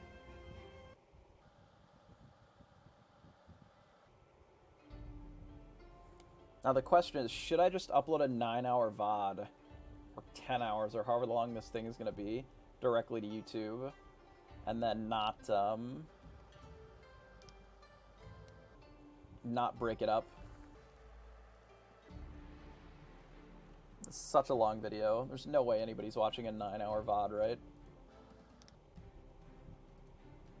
That's so long. I could maybe edit down some time, maybe cut the games together. But, like, I did fill it with other games in between. It's not like I left a ton of dead air. I took, like, a small break somewhere in the middle. But maybe I can cut some of it.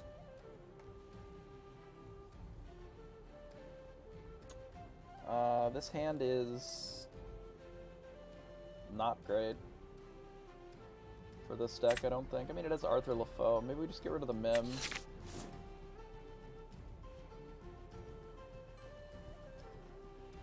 Yeah, maybe have the full VOD there and then just have a spot where I edit it down a bit. I think in this spot we just play Pascal here.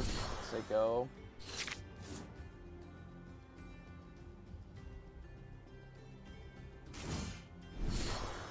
Like, double Pascal is very good against this deck. Oh, triple Pascal.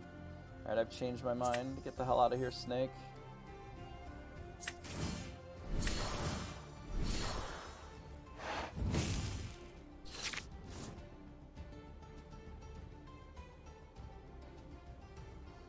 I don't know. I have some tool that lets me edit out dead air. Maybe I try to figure that out. I'm not super familiar with the JavaScript that I need to be running for it, but we can try. Oh, they blasted one of my Pascals. Why didn't they attack? Guess they're playing around Mim.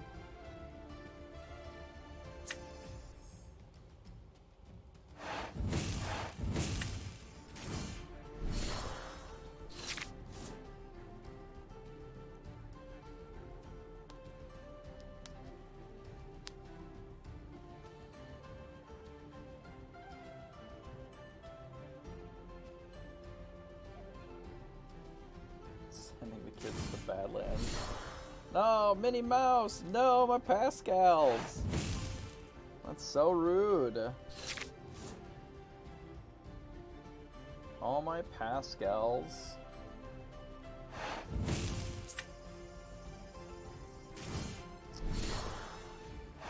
Play this. We quest with this. We play this back to my hand. I'm debating on whether or not I just bash this mini.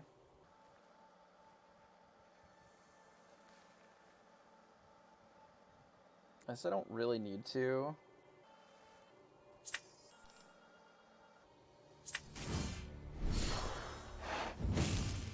I can just hold them back for a turn.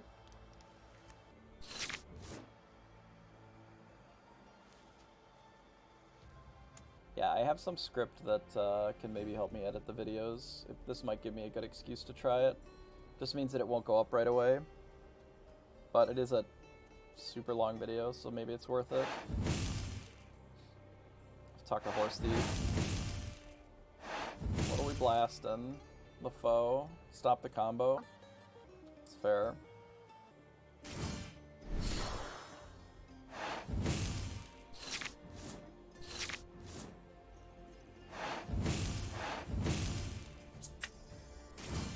I mean, it would have been fair. This thing.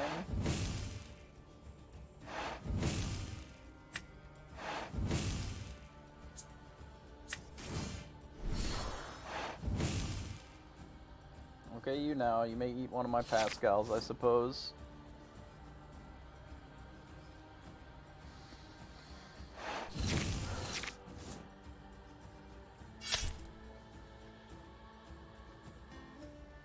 Three, 4, 5. We'll go to 17. We just get him the turn after. That's neat. So this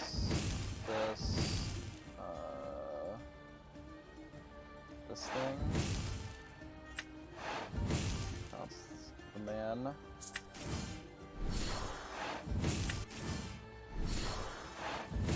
Okay, you. Both teams fought hard, I guess. Kinda rude. Like, Arthur is good when you're untapping it and stuff. Don't get me wrong, I do think it's strong, but I feel like if you're running Arthur without cards like this, it's pretty mid. It's also fine if you're running Arthur in the yellow version of this deck, because it just is a 3 lore character, worst case. Which is generally fine.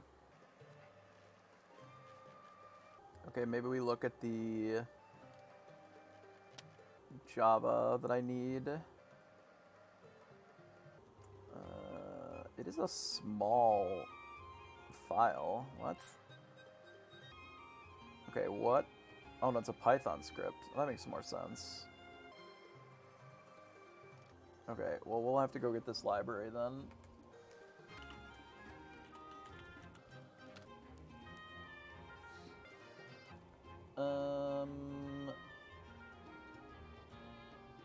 Give. give this thing download. I'm just generically downloading this without even looking.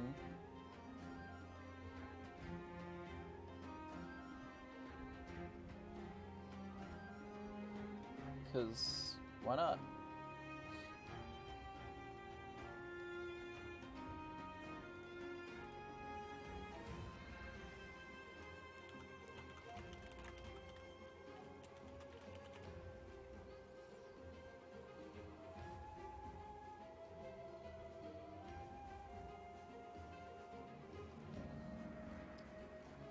We go to learn a bit of Python so that we can actually run this script.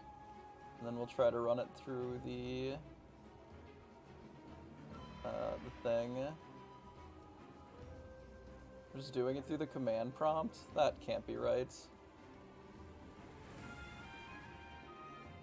I mean, it might be.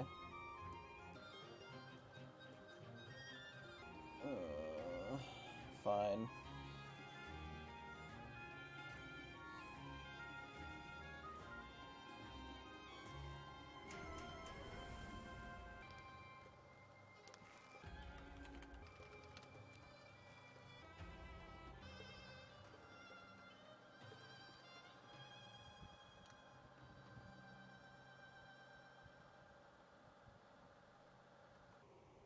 That'll be a project for later.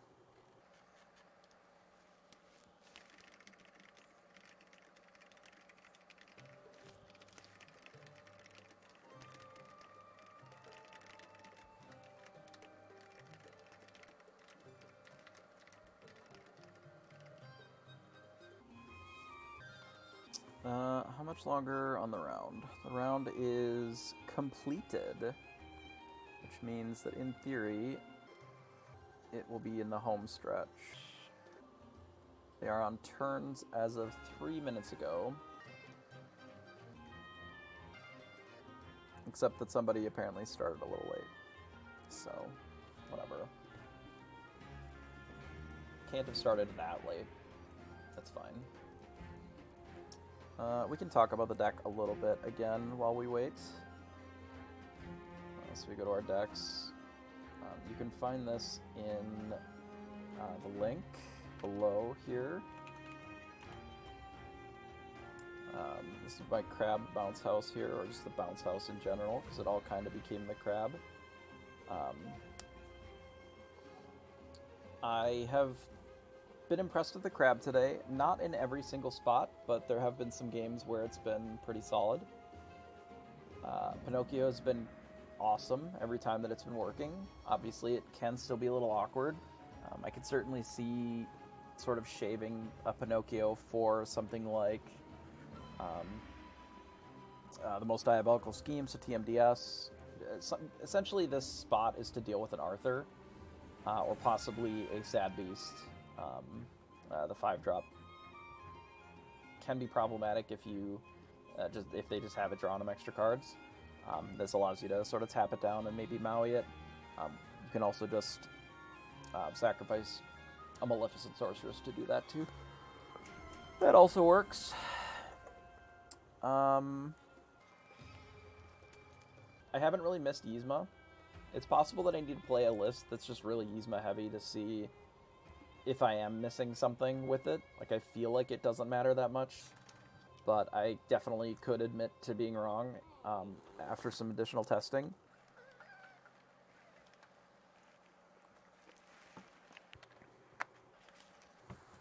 You want to come up here? Come on. Yeah, you want to come say hi? Hi, baby boy. Thanks for the kisses. Say hi. Say hello. Good boy. Yeah? Tell me more. Thanks for the kisses.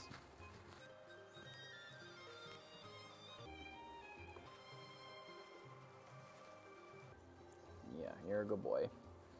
Alright, it's dog petting stream now. We pet the dog. The dog needs attention.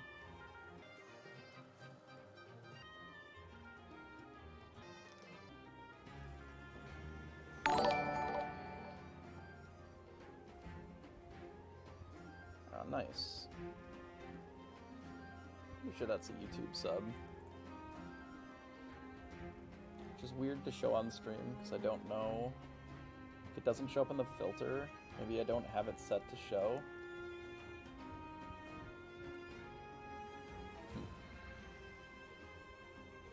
What have I done?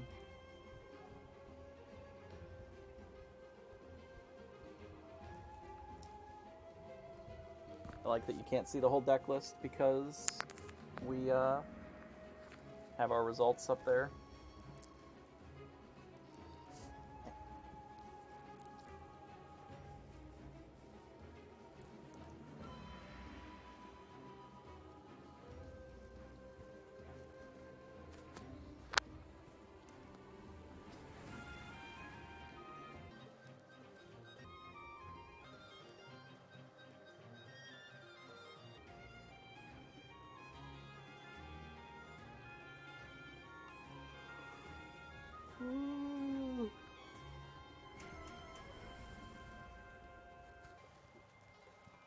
Two more rounds, and then we'll be done. You gonna help me win? Yeah, you bored too, buddy?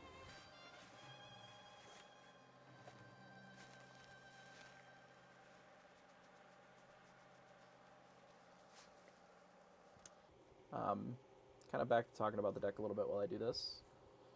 I do think that Ursula is awesome. I think that Ursula is very good against a lot of the steel decks. I think it puts an incredibly fast clock on.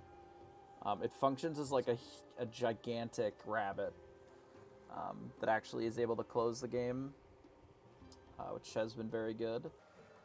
Being able to hold Ursula plus like a 1-drop, a Minnie Mouse, or an Olaf, and sort of drop that after getting a board wipe or whatever, allowing you to play around things like Lady Tremaine have been very, very good. Especially as long as you're paying attention to that so that you can plan for it. Tremaine's been great, but it's easy to be flooded on them. I definitely think it's worth playing, and I don't know if I would go much lower than 3. But sometimes you do have to make cuts if you're adding too many uninkables to make sure that you have a decent ability to still get ink throughout the game. Too many decks, I think, are playing like really greedy 20 uninkables, and they get a lot more non-games, which I think you can avoid by just playing a little bit more.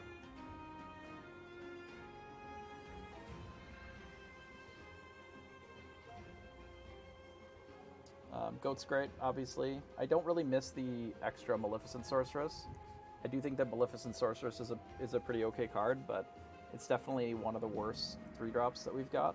I think when you start running some crabs, the effect of, give +3 challenge is similar to just drawing a card in a lot of spots. So I think that shaving some of these for crabs is fine. You could even potentially shave another one for another crab, but at 3 gets a little excessive. But if you're trying to make room somewhere, you could do 2 and 2 and then just have an extra slot somewhere else. We have a lot of 3-drops anyway.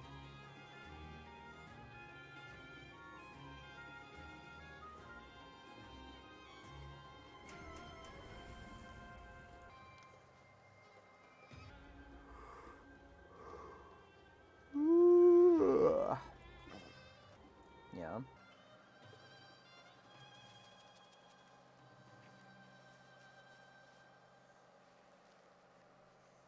I think the round is just about up here.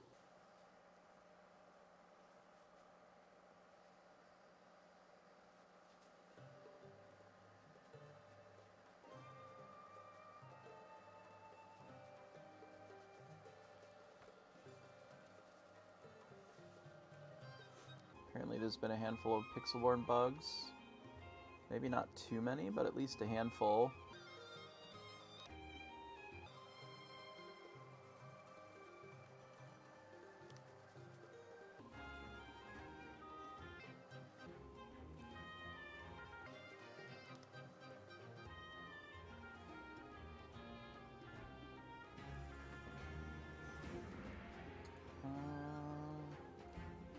Let's refresh here and see. Round 7 is up now. Okay. figure out who our opponent is. Romaine, okay. See if I can get in touch with them. Or if we have to jump into a Discord thing. It's a pretty big yawn, buddy. You done hanging out? Alright, be free. Alright.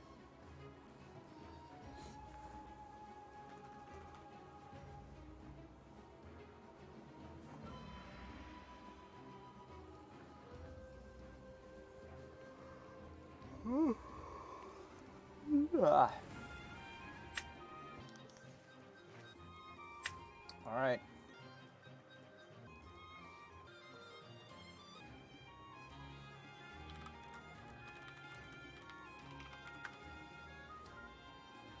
Okay, we have our room.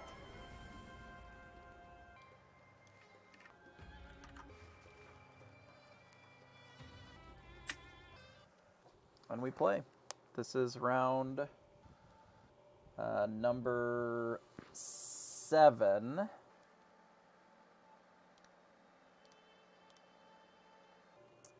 They're waiting for the timer to start, I guess. Seems unnecessary to me, but I'm fine waiting as well.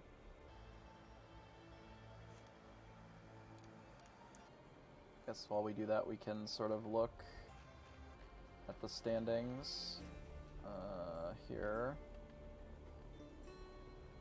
So there are then 25, I would assume 15-pointers. But there are, there's 4 18-pointers, so there's no way for us to make top 4. We could make 3rd, technically. Like if we win out, maybe.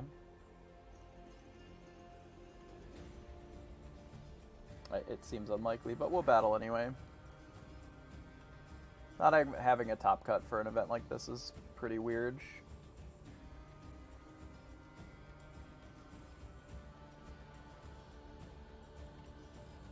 Like, it is a lot of people. You certainly would have to have a bunch of these rounds plus the top cut, but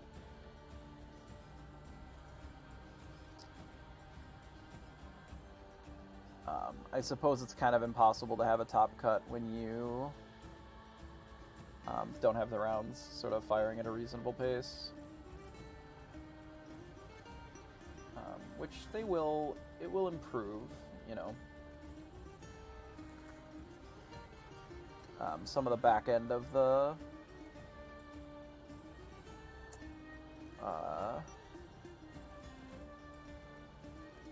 like kind of infrastructure on the Lorcana Play Network should, in theory,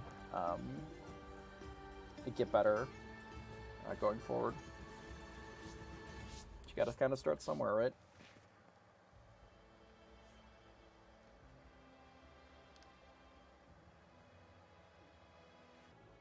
Starts in 5 minutes? Jesus. Why don't we just go?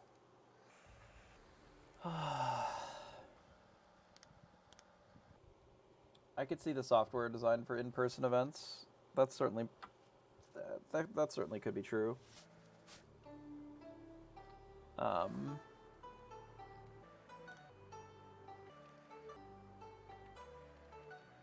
Like, make it a mobile or a phone app and then have it compete with Melee.gg or whatever. That's probably fine.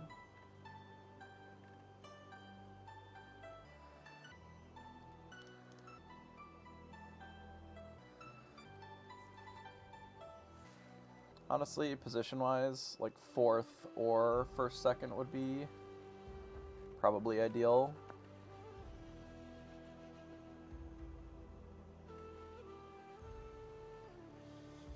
But we shall see where we end up.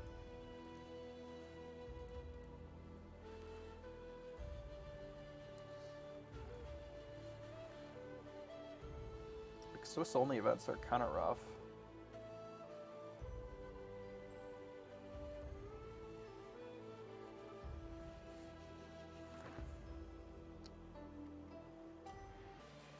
We can wait here Here's our timer. It was free, yeah.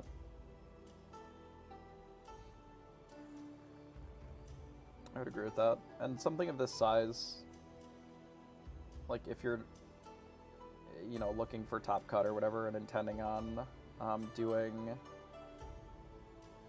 a second thing, like a lot of times with this many rounds, it would be like a day 2. It's hard to run it all in one day.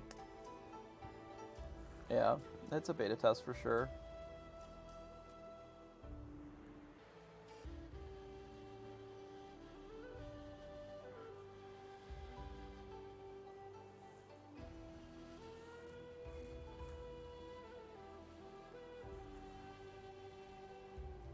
I'm tired. This is the longest stream that I've done in a long time.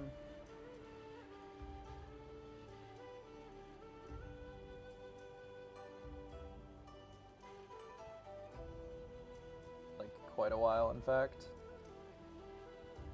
Yeah, I would assume that they will look for some future improvements. Like, one of the things that I think is probably the biggest improvement that it needs is, like, I don't know what my opponent's name is. Unless they actually message somewhere. Like, it should just say on the screen, probably. And I think most likely their Discord name should be there as well. Just in case you can't get a hold of them through their chat. I don't even know if they're collecting that information through here. Which if they're not, then that's something that probably is worth collecting. If you're going to be running the tournaments, the online ones through Discord. Hey, Silver Creek Game Shop, appreciate the follow.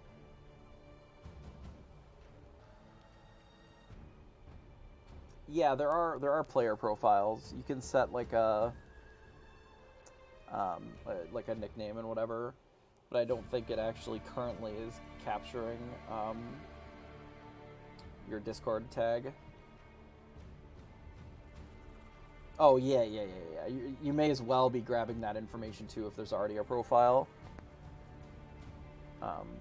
It's like kind of free, and then you have it, and then once you have that information, then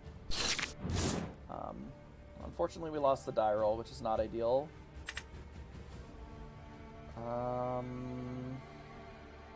I go second.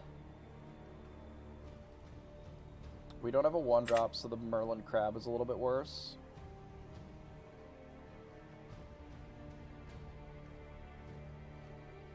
I think I do this.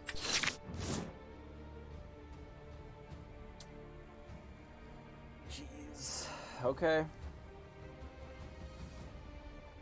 That's really rough.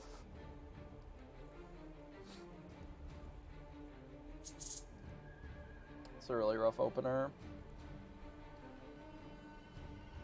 Like, I guess I could have kept the other teeth, but I don't even think my mulligan choice was that bad. We'll just have to hope that the rabbits are good. And unsurprisingly, we're in the mirror. We get rid of Maui here. We're likely going to be getting rid of the snake. At least they don't have a 1-drop opener, so this will just be a slow game. This card is generally good in slow games.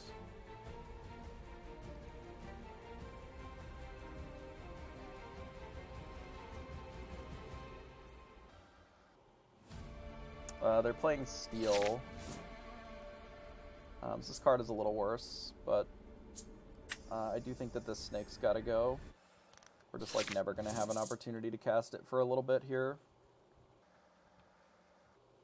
Oh, is this Ruby Steel? No, this is Purple Steel, right? I was like, wait, how did they have those snakes then? Damn, this 3 colors, sick. So we play Maleficent. I feel like we do just run out the Minnie Mouse. I'm debating on whether or not we care about this Teeth and Ambitions. I don't think we're ever playing this Goat down, at least not for a while.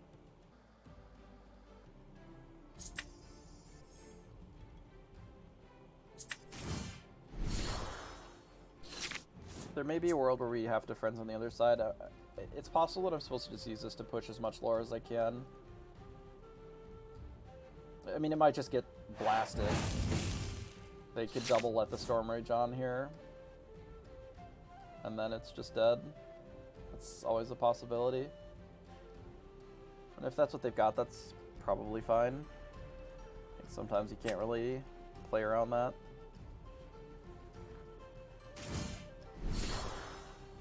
Tink, so they're gonna probably try to Tinkerbell it.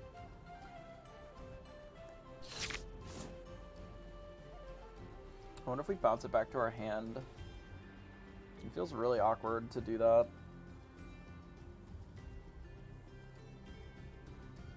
If their play is to shift this next turn, and we play out a rabbit, then that's not good anyway. What if we did this?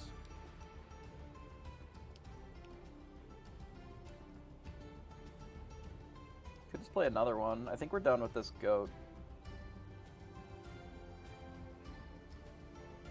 What if we just play the goat? I think I have to play a Merlin rabbit here.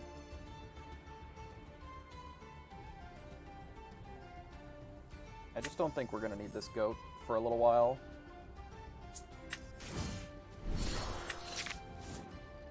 I think I'd rather play the Merlin rabbit.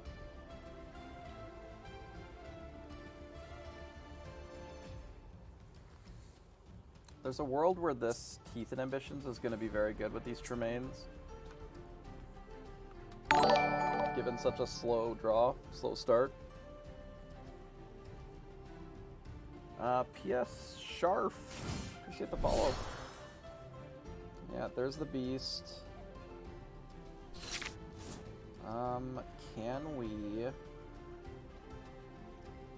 Can we kill the beast with what we have? Technically, we could invest all of our resources into killing this beast, if we want. We can Pinocchio, Teeth, the beast, and just bash it with everything, and then they have no beast. That feels pretty mid, but there's a world where it might be correct.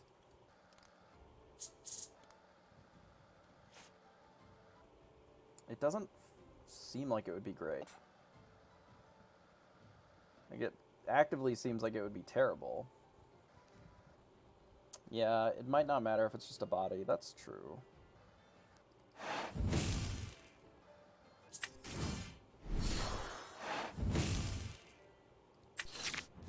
I probably should have teethed it before I bounced the rabbit then, huh? If that was the play.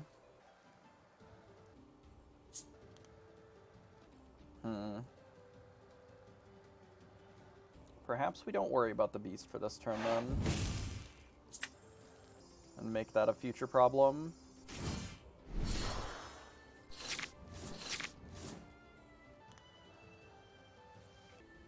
I will let them get an extra card out of it. We'll just consider it an obnoxious rabbit for a turn.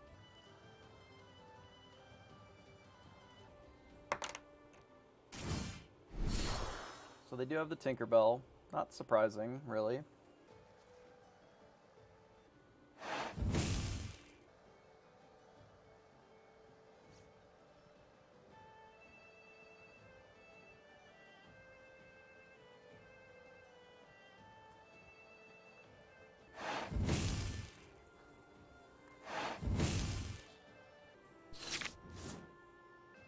Okay, well, I guess that's our answer. For next turn.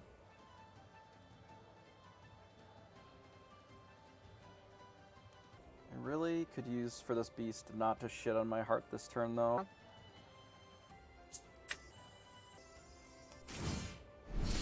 I'm gonna play a rabbit.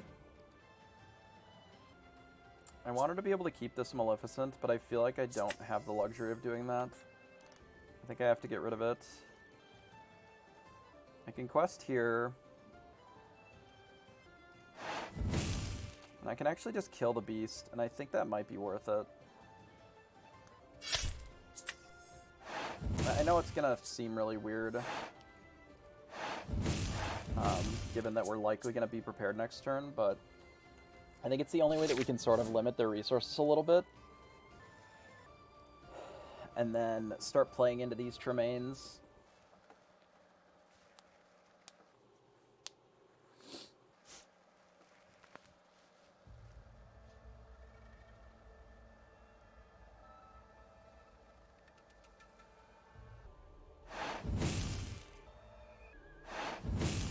takes them to 8. We play a goat, unfortunately.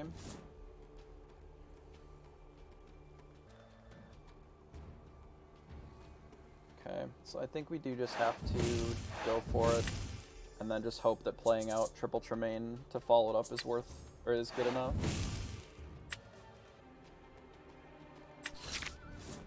Oh, we got an Ursel, that's really good actually. It's really good in this matchup. If I think they're debating between what thing they want to play, hopefully. Goat plus... just goat, okay. Just goat, I think it's Tremaine.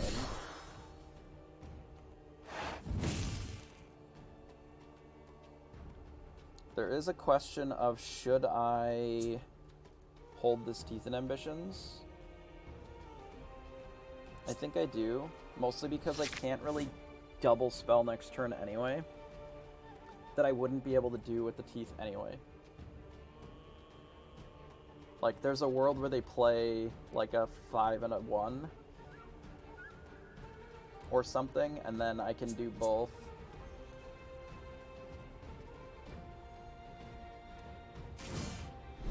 Okay, so they play an Ursula, that's fine.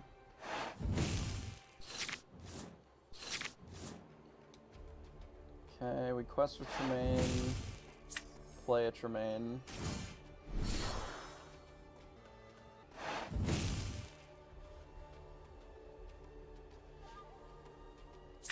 And I think cast a mini here to let us try to close. They let the Storm Rage on, and then they're probably gonna Swords. Which, if they take a turn off and they don't play anything, then we can jam Ursula here.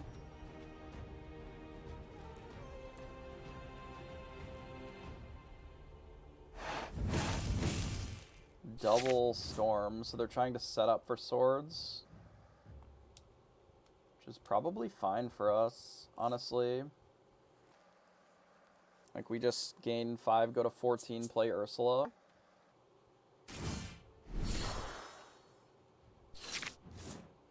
They play a Prince Eric. Is it better just to kill Prince Eric than it is to play Ursula? I don't think so.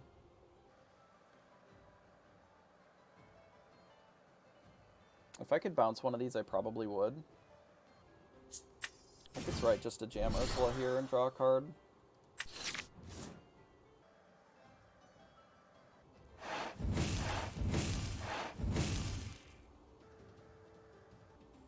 I think do that and then say go. They don't really have the resources to be able to Swords and really keep up with the Ursula as well. Like, they can Swords and hit mini with the Prince Eric. But then we still have the Ursula. Elsa's a little annoying. But we do still have the Tremaine, so it doesn't really do anything. Quest here, we play Tremaine.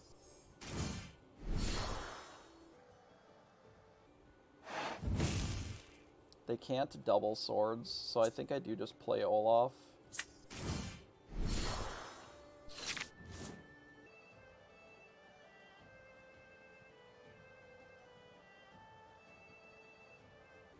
Like, if they have another Elsa, they kind of have to play it, but they're still going to go to... We'll still be able to go to 19, so it's going to be rough. Nice, we took game 1 on the draw. It's kind of important. Is this the game? Yes.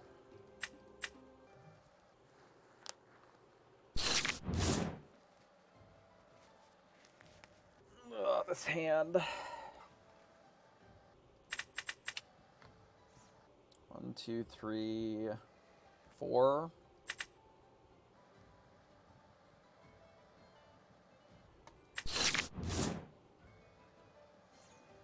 Okay, we got an okay one. It's playable at least. It's a good one. Okay, the hand's looking alright.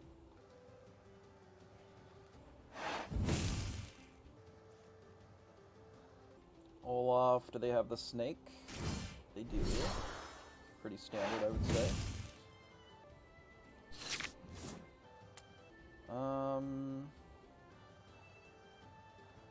Given our hand, I think we get rid of the goat. And we just mini snake ourselves. Say go.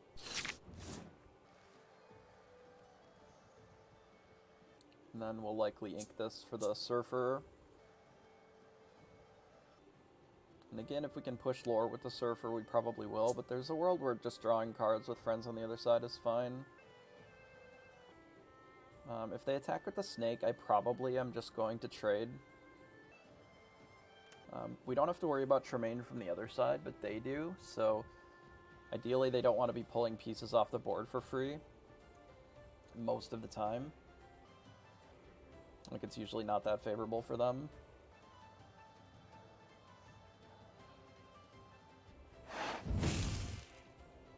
We could also just fox this.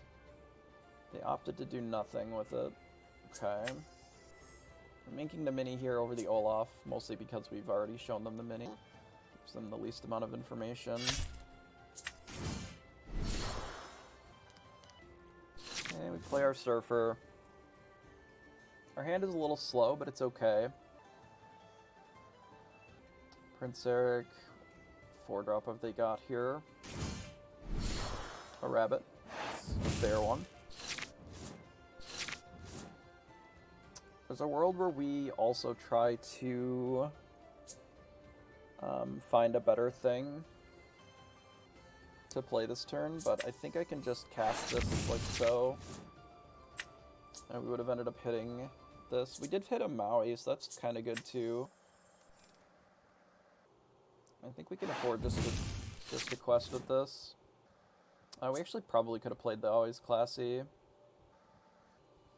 kind of want to use it for ink though. Like, if they attack with the rabbit, like, if they just ink something, play beast here, we probably just have to let them draw. Oh, they played another rabbit. Oh, that's so good for us. I mean, obviously the rabbits are very strong. But not having to worry about a beast this turn is kind of huge. That's a rabbit. Ooh, another Maui. So we do this, bring it up to 5, and let's Maui the first rabbit here, say go.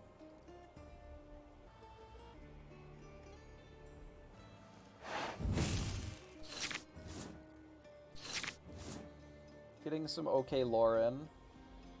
I don't know if they're going to wanna... I don't know if they'll attack with their rabbit here when we have a Maui. Are they playing Big Tink here? Big Tink would make sense, I suppose.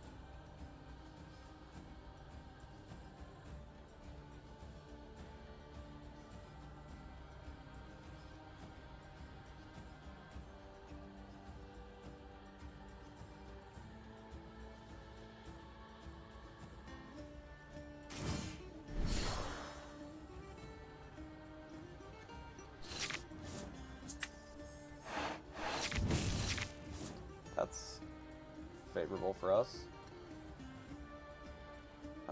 We do this. I feel like we're supposed to Tremaine this.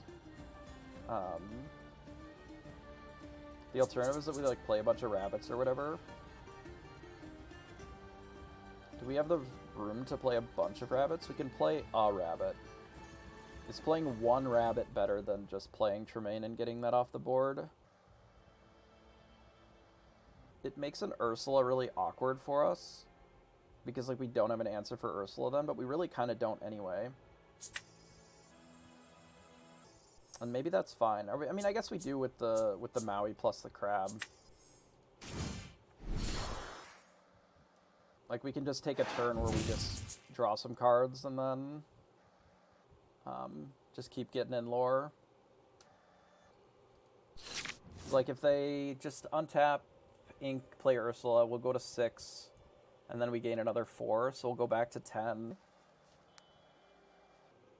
Like, the Surfer Mini is putting in some work this game. Benja. I wonder if they were trying to hold Benja in case we have Spellbook. I like to imagine that they have bag held it this long, just in case we had Spellbook. Yzma. They're Yzmaing my Lady Tremaine? No, no way. They Yzma us to draw 2 cards. Okay, fair enough. Pretty sure that I still just Tremaine here. Ink the Olaf. Play a Merlin Rabbit. And then another Surfer. And then say go.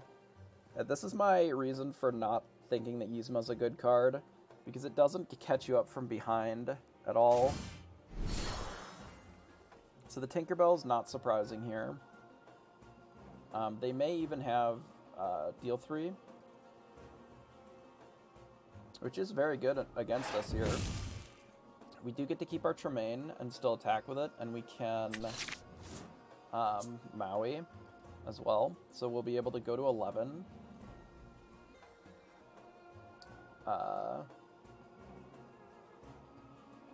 We'll go to 11 and we still have Goat, Goat, Snake, and a Be Prepared. It's a pretty good hand. I feel not too bad about it, right?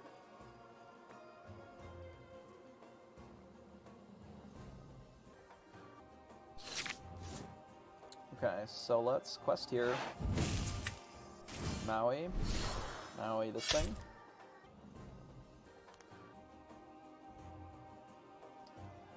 What are we getting rid of this to play the Minnie Mouse?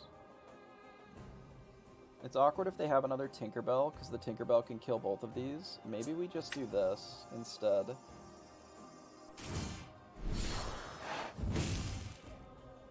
And then we ink the crab, because we don't really need it as much then. I like that better.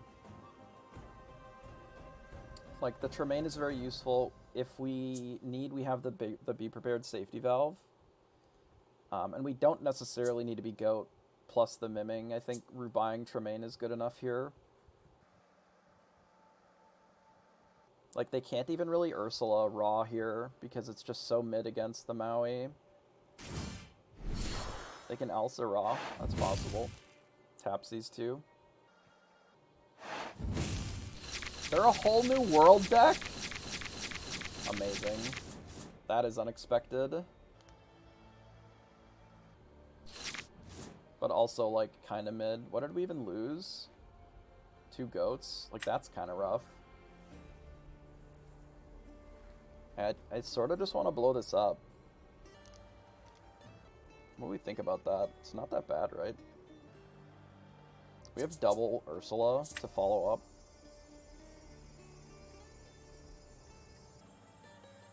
I'm gonna get rid of 1 Maleficent Sorceress. What did they get rid of? Another Yzma? I think we just Be Prepared. And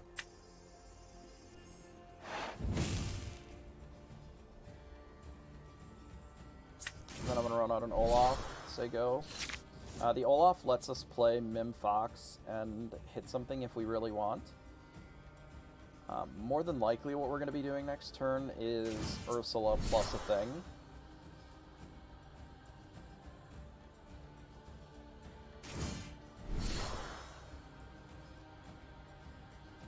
And we're just going to be trying to close the game with Ursulas from here.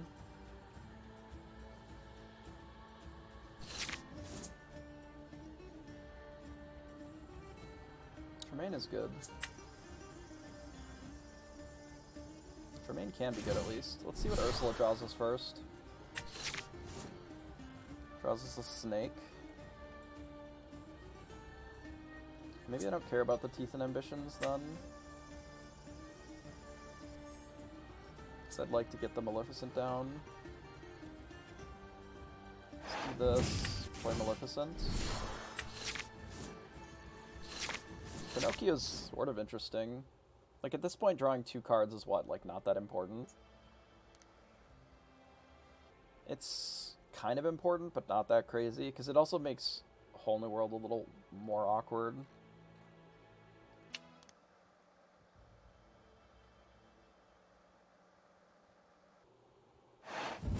The only thing that they truly have that is functional against us is Elsa. Like, doing a bunch of Elsa stuff to deal with our Ursulas is problematic. But we're going to 15 next turn, and we can even replay the same Ursula if we want.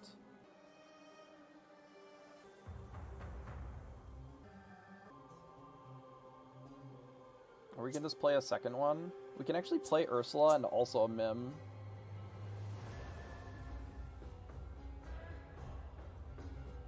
Oh no, we wouldn't be, because we'd have to bounce this one. 15, and then... yeah, we'll see what we drop.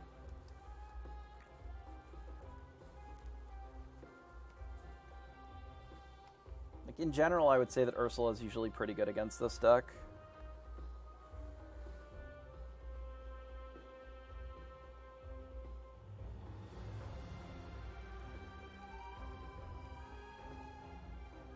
Tinkerbell.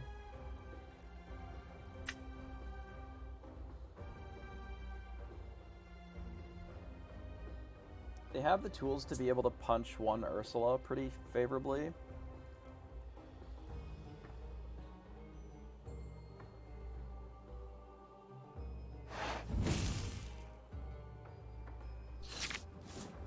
There is also a world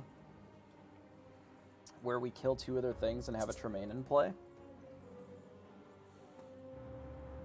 And then it's difficult for them to kill Ursula, the one that's already on the field. Like, if we just play Tremaine...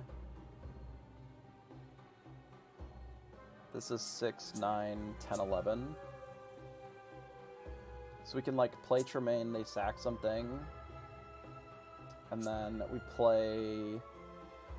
the Pinocchio and then the Fox to kill whatever the other thing is that they don't hit. And then we just ignore the beast.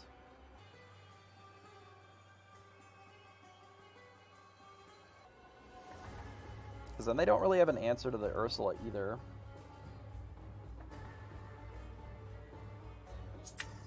I kind of like that, actually. It's also a little bit more resilient to Elsa. Not like incredibly more resilient to Elsa, but a little bit. Okay, that's fine. So we're gonna ink this snake.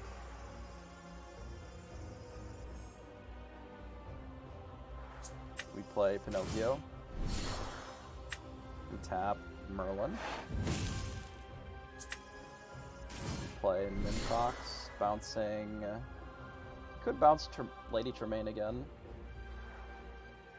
I think I'm kind of fine bouncing the Pinocchio, though. And then this hits here.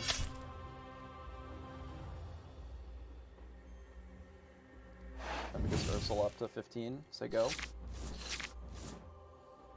Now, we're not in an awesome spot. One of the swords is already gone, but they could still very easily have swords or double swords here. They could even do Whole New World plus some swords. That's also an option. We don't have any goats, which is obviously something to be aware of. They have a Yzma getting rid of our Ursula. Yep. I don't actually think that that's a great line here, but I can understand why they're doing it for tempo. If they're going to swords the Tremaine, this would be an okay spot to do that. It is kind of a 1-for-1 with the swords, but it's not terrible, because you don't want us pushing lore unnecessarily. We're in a good position for the additional goat at this point. They Strength of a Raging Fire it. Okay. So they don't push any lore gain here. But I think that that's okay. They decide to do another Yzma. That's reasonable. if they think that they need to keep Yzmaing our things to be functional. They get rid of another Beast Tragic Hero. Okay, we have a Teeth and Ambitions again. I think we're gonna play Ursula. Draw a card. We have double Teeth. I think we just play... I think we play the Mini Surfer, and then we ink a Teeth here. Do we want to play the Pinocchio? I don't think so. I think I just pass. We're sort of setting up for a goat line, like a goat finish. Because they have to deal with this Ursula again, and they're not pushing a ton of lore still. Like, because we have the Ursula plus the Minnie Mouse, like, if they decide to just Yzma it, it doesn't necessarily help them a ton. They have an Ursula of their own. So how many Be Prepareds do we have left? 2? With 23 cards?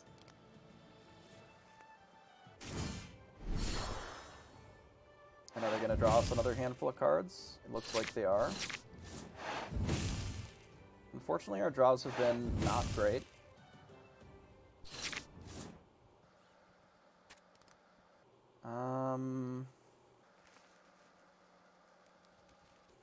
I really would like to go to 16. But if we don't answer what's on the board, we're just dead, right? To any goat. Goat. Goat. So they're also on 2 goats. So we really need to be prepared right now, or we're just dead. Our maximum amount of draws that we can get out of this to find it is like 3. So I feel like I have to try to maximize it, unfortunately. Because we kind of need to hit it right now, right? If we Ursula plus kill the snake, we're still dead to a goat.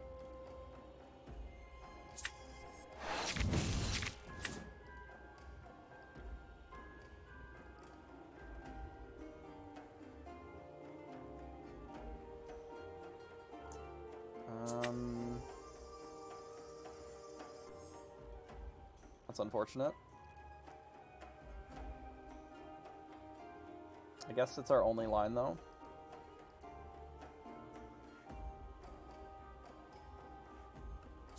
Yeah, looks like it's our only line. We have to do this. We have to do Mimbox and bounce this. Just hit here and hope that they don't have it. They've drawn a lot of cards to have it. There's 2 Be Prepared left in their top. We still haven't drawn our goat either. I don't know if we inked any goats. Maybe we inked 1. Guess they've got us. It's really awkward. I do think that's how I had to play it here, though.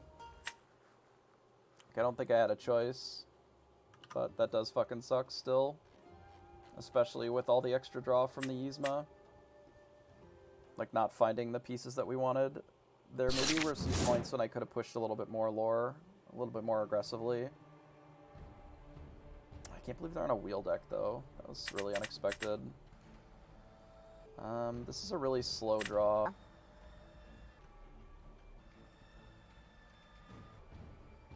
think I get rid of these. The Surfer is still very good on the play, especially. And we really need a 1-drop for this hand to be functional, so nice, we got one. We play our 1-drop and pass. It's just really unfortunate. I think we're favored in that spot a lot, but being on the draw certainly didn't help there, because it means that we can't really be as aggressive with things like this.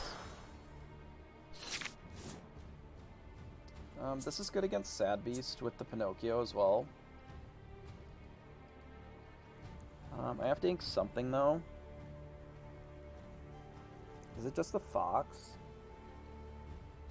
That doesn't feel right.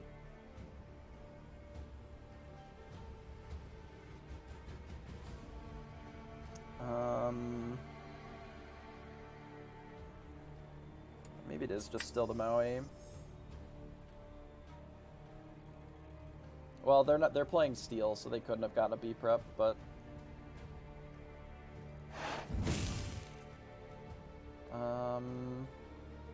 Yeah, I mean, I dug to try and find it, right, and I just missed. That'll happen. It's not, like, super likely to happen, but it can happen. I think we had, like, a 10% or whatever chance to hit it on each one of those draws.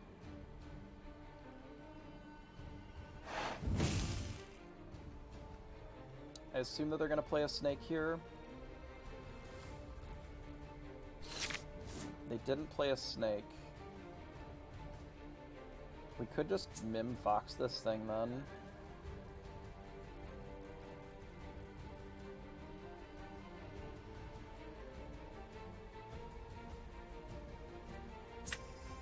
It's a lot less aggressive.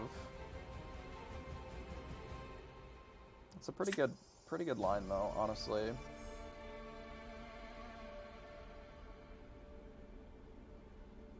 Trying to think of the downsides. So most likely our opponent is going to kill our Mim Fox with deal 2 damage.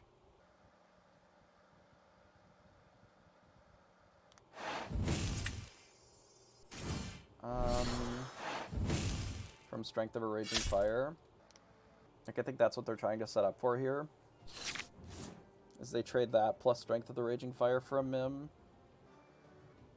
Which is a little unfortunate if that's the case. But I think this is still the right play, because if they don't have that, we get to Friends on the other side with the Mim and then play our Surfer, and I think that's pretty good. You can even potentially replay a 1 depending upon our draw. They just Friends on the other side? Oh, that's really good then. Okay.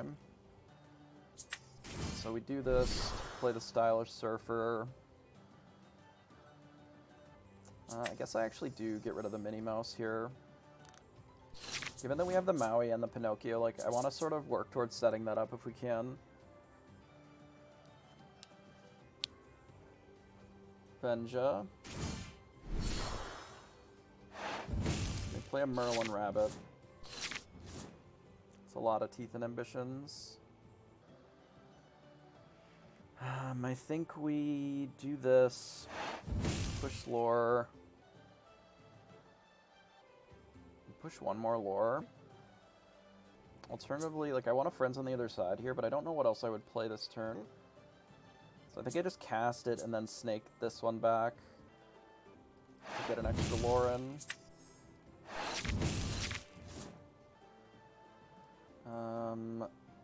I will get rid of the Minnie Mouse.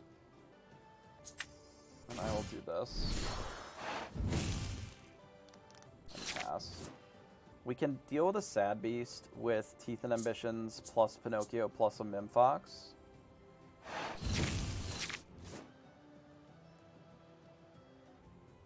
Not that that's even super necessary, but it is a line that we can take. And then we can put the Pinocchio back in our hand. They're digging to something. I hope it's good, whatever it is. So they have a 3. They're going to play a Prince Eric. I suppose we just kill a Prince Eric here then, and I'm kind of okay with that. We can get rid of Olaf. I think I play Pinocchio. Tap a Prince Eric. Play Mim. Bouncing Pinocchio. Hit the Prince Eric. Then we quest and quest here. And say go. I think 8 is a pretty good spot. I suspect that they're going to kill either the Mim, one of the Mims with their Mim, which is fine. And then I would assume that they're going to play something. They did have a Sad Beast. I suppose they probably have a pretty stacked hand. But this Pinocchio plus Maui is going to be quite strong against their play this turn. Especially considering that we're still going to be able to push another 3 either way. That's fine. Oh, that's such a good draw. Wow. What a draw.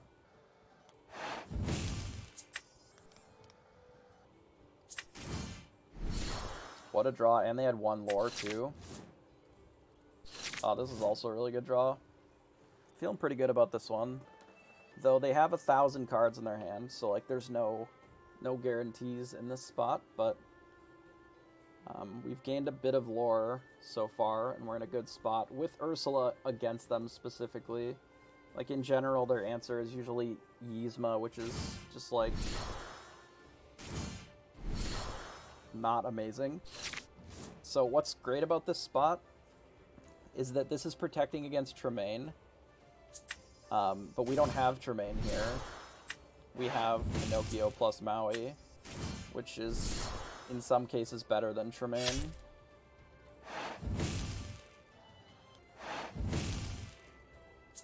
And then I think I get rid of the Teeth and Ambitions, because then that still leaves us with just all of this next turn. Pretty good. They grab your swords again, cleans up most of our stuff. But I believe that we've got them with the Ursula here. They know the power of Ursula, because it's just like the best thing to be doing. The Ursula, we goat. And then we mim the goat. And then we've got him here.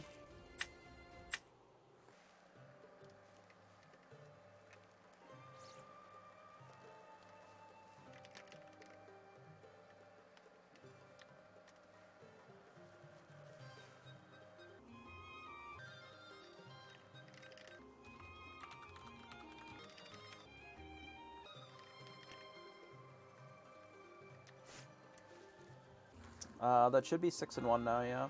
So that was 2 and 1.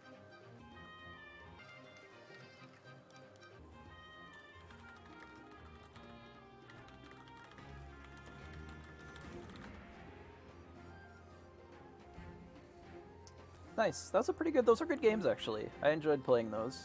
I think that I do believe that the Yzma was very good in that spot, and I think you kind of have to play it the way that they did to deal with Ursula, because they just don't have any other answers to it. Yeah, there's a ton of people at the other scores. I will bring it up here in just a second.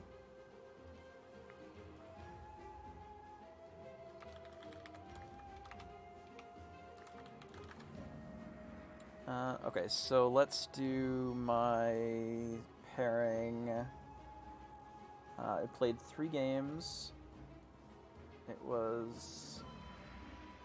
I won game 1, and then I lost, and then I won. Boom. Okay, so... yeah, let's look at the standings. Standings-wise, there's 2 21-pointers. There should be, like, a fucking shit ton of, 6-pointers as well. 1, 2, 3, 4, 5, 6, 7, 8, 9, 10, 11. Yeah, I mean, I don't even know why I looked. I should just see where I'm at. I'm in 14th, because that's how many other undefeated or nearly players there are. So, like, our X1 record, because our breakers are so terrible, we're just, like, at the bottom. We're forever at the bottom. Yeah, it's going to end up paying out based on Swiss. So, since it's only 8 rounds, like, even if we win next round, we may not get paid out for top 8. Like, because there's so many 15-pointers, or 18-pointers, rather. 1, 2, 3, 4, 5, 6, 7. Yeah, what it is what it is. We lost round 1. That'll happen sometimes. Apparently we've been playing against the kind of losers bracket all day a little bit, which will happen. Yeah, there's still one more round yet. You know, we'll 7 and 1, and we'll get our 1 boosty pack or whatever in the mail. Or we will donk out and we'll just get a whatever the hell else we get. I don't know. We battle. That's all we can do. Just battle every round.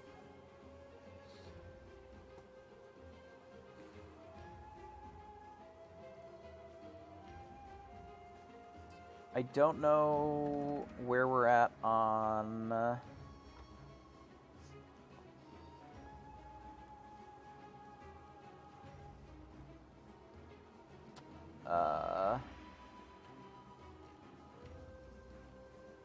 round timer. So let's look. So there's 4 minutes left. Because our game's played out pretty long. It's fine. I guess 65 opponent win percentage for somebody that's undefeated. It's just rough when you're in the bracket where you're just fighting against random whatever to start. Like losing round 1. It is very possible to make top 8. Like I've won tournaments this size. Oh, baby boy, come here. Come here. Come on. Yeah, come on. Hi, baby boy. I've won tournaments this size. Like, I won a PTQ that was this size where I lost round 1, and then I just won out. But I think that one was 9 rounds and not 8. And you like, don't get the chance to draw into top 8. But there's no top cut here, so... it just pays out to Swiss, so we're a little limited in our options with no top cut. Hi.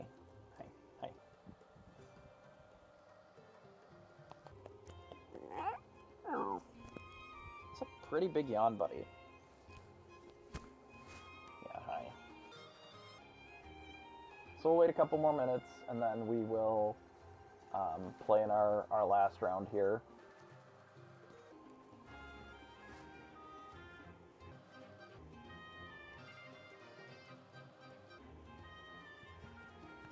Or what is most likely our last round. So there's only 2 undefeated, so it should be, or it will be a clean... Yeah, I mean, I think that it was originally set up that way because they were going to have 600 people, and it was going to be like a 10-rounder or whatever anyway.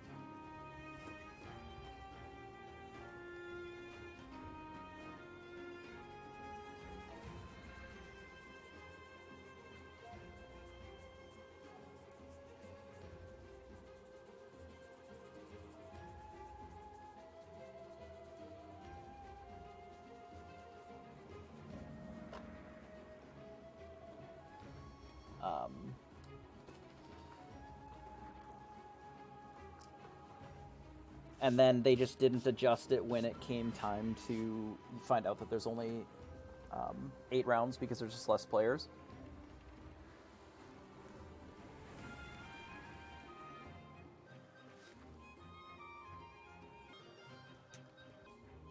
Yellow-purple versus yellow-purple. Oh, versus red-purple. I have been playing an Ursula crab. Make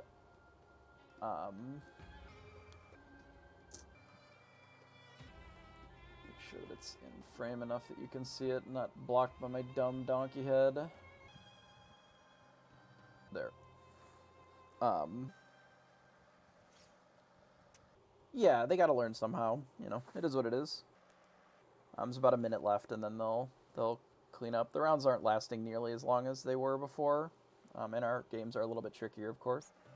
But yeah, we got it's sort of just a normal red-purple deck, and then we have a little bit of spice of our own. We've got the Pinocchios, we've got a couple of crabs, we've got Ursula, 3 copies. We've done away with Yzma because I think it's unnecessary for this deck when we have Ursula here. We've also cut the spell books, which sometimes have been seeing play. Again, Ursula fills that slot. We've shaved down a little bit on the Sorceresses, the Tremaines, and the Maleficents to make room for the stuff. And then we have the full Surfer package, which I think is pretty common at this point. So they're in turns now. I think there's only really 1 game left anyway. Yeah, I think we would have had a hard time with popsicles today. I think almost every game that we played was purple something. Like, all of the games that we played were purple, except for one. I think there was one Steel Song deck, but it was like 2 purple steel. Oh no, we did play Popsicles in round 2, or round 3 or something. We played against Popsicles once, and then the rest of it was just purple steel or red purple. Oh yeah, there was a Mufasa. Mufasa.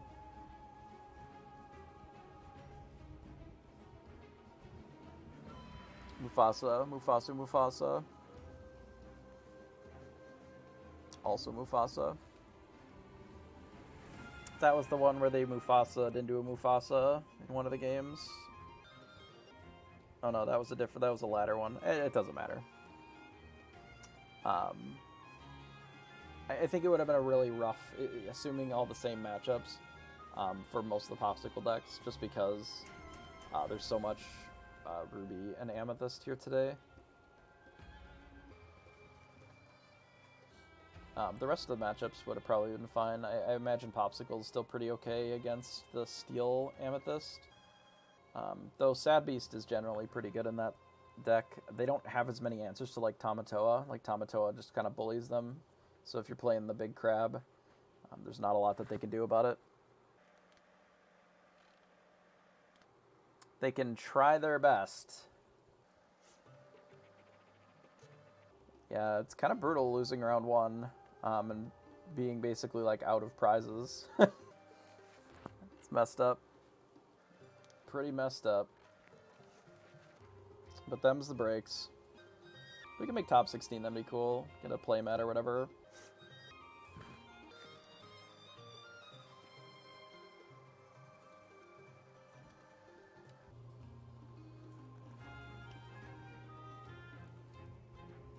I, for one, just wish this 8-round tournament had not been 10 hours, because that is too long for an 8-round tournament to be.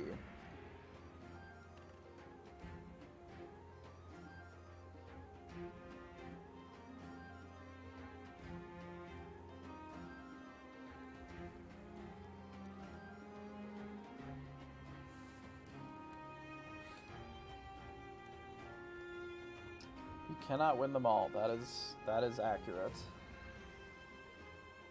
I think that they've done an okay job of sort of cleaning up some of their struggles throughout the day. You know, for a beta test. But there have been a lot of choices that could have been better, I think. There's a few things here that I could recommend that they improve. Like having your opponent's name visible somewhere up here, having a Discord name for them as well, so you can message them if they somehow aren't seeing this.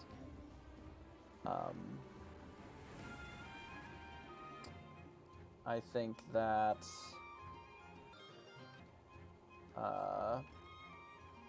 finding a way to do a top cut for this would be nice. Like, this says rounds will be 45 minutes, and then this says 50 minutes, so that's a little unusual.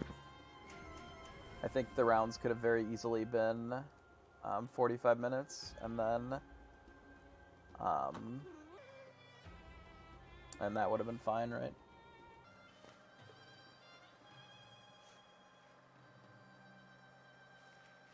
But looks like the last game is just finishing up now, so assuming that the games are all reported, it should be up pretty quick here. Also, like, this is very difficult to navigate. Like, pending, I guess. So all the results are in. So I don't know what, in theory, I don't know what we're waiting for then.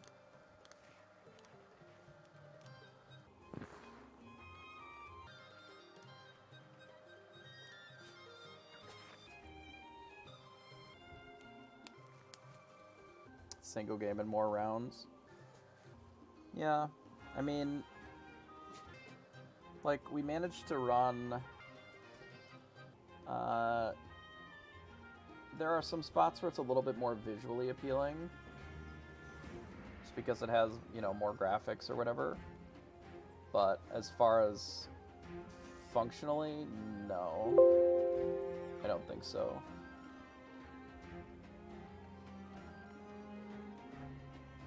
It's a lot of surface level stuff, I think. It might make it easier to see stuff. I haven't really looked into Limitless as much in the last little bit to see what's been changed.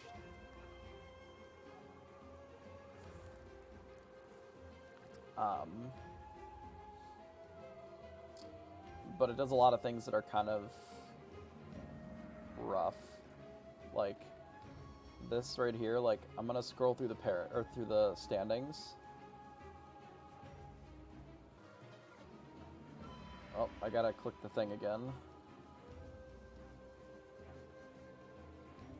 Like, the visual ad of this makes that bad, right? By adding this instead of just like a simple Excel spreadsheet of it, it makes it overall worse, right?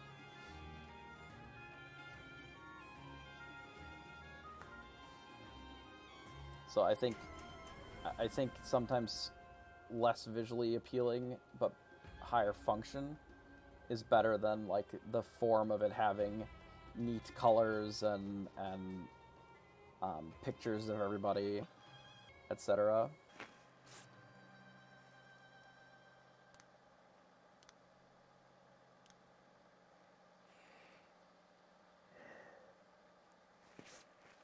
I think that they have like a store and like you can build your deck directly in here, but their deck editor was a little rough.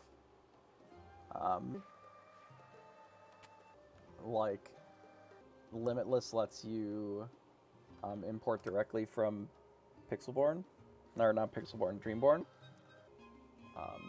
And this didn't. I had to manually create everything, so that was not ideal, of course. That's fine.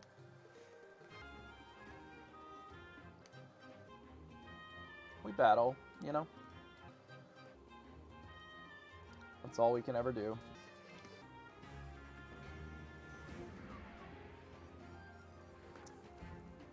Don't know what we're waiting on. All the rounds have been submit. I guess we could be waiting on, like, there's a bunch of people in the judge room. They must be talking about something. Maybe they're talking about a split. I have no idea. Don't care. Just want to battle my last round.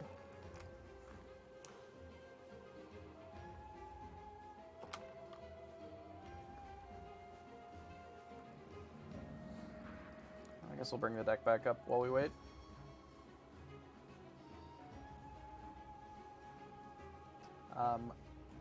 Would I change anything about this deck? I don't think so. I feel like this is in a pretty good spot for this flavor of the deck. It's possible that the crabs could turn into something else that is good against Stylish Surfer. Possibly like Jetsam or you know, something else along those lines.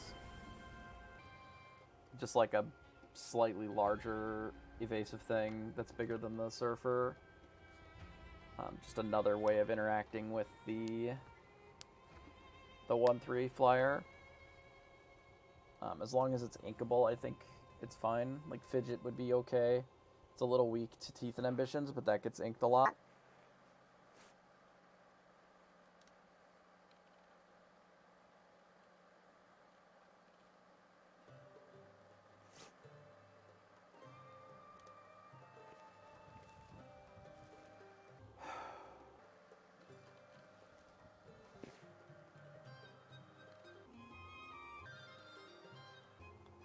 I hope that we are waiting for something that is worthwhile. Because if what we're waiting for is some fucking nonsense, then I'm gonna be a bit upsetty spaghetti about it.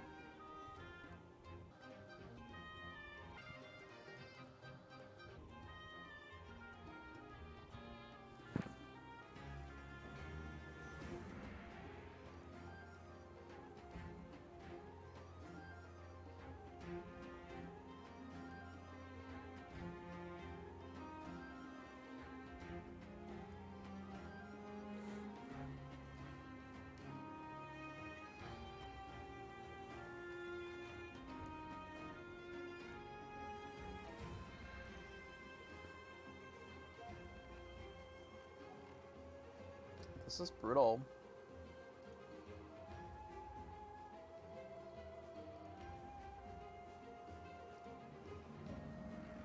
What are we waiting for here? There's like a bunch of people in the judge room, but I don't really need to be in there, so...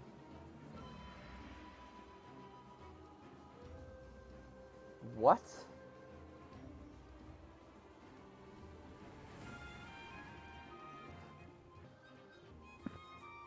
They need to replay 2 matches?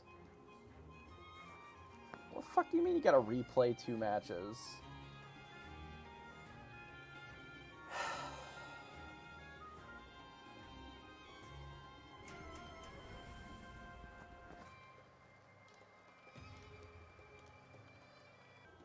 So they're gonna play a best of 1, I guess.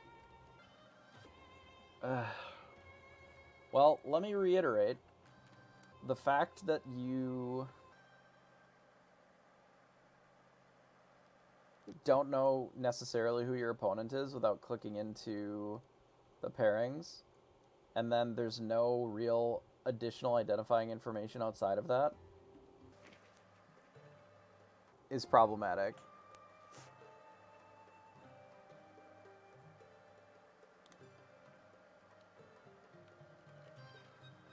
Like, if you can't find your right opponent, some of that is on the software, but not all of it, right? Like, if you queue into an opponent and they're not the right opponent, like, you should be able to know that pretty easily.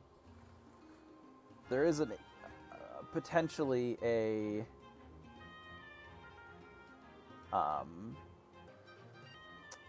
like a world where, you know, you accidentally get paired into a person, but like, wouldn't that be the first game, not the third one? Like, no, it's...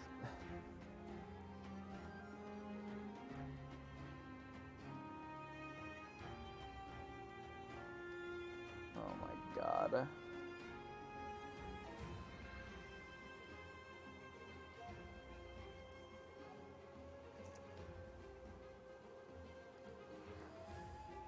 Okay, well, we wait for them to sort this out.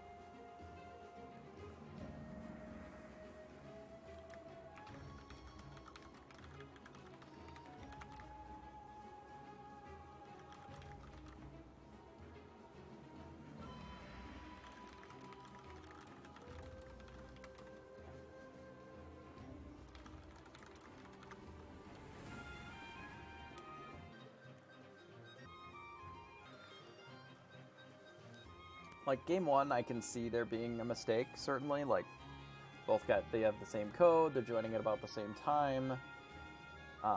One of them gets in, it pairs the wrong 2 people together, the other one gets in, pairs the wrong 2 players together.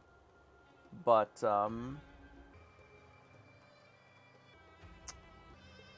like, by the time that you've gotten past that point, like game 2, game 3, you know who your opponent is. Like, you can't repair it. That's the thing. You don't just get to play an additional...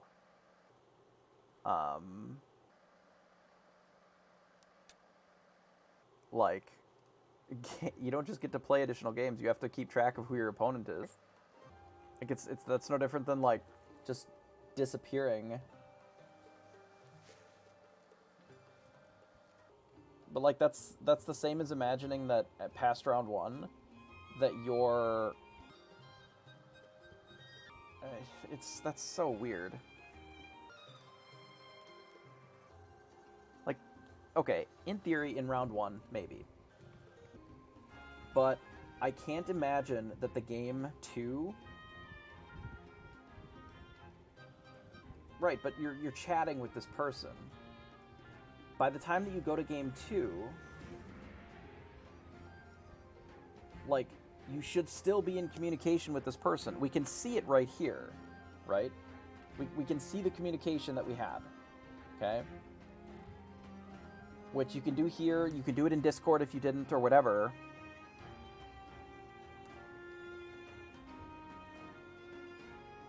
But, like,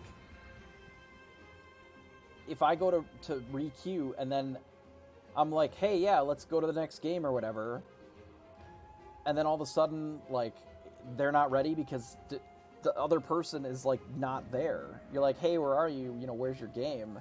It's very weird.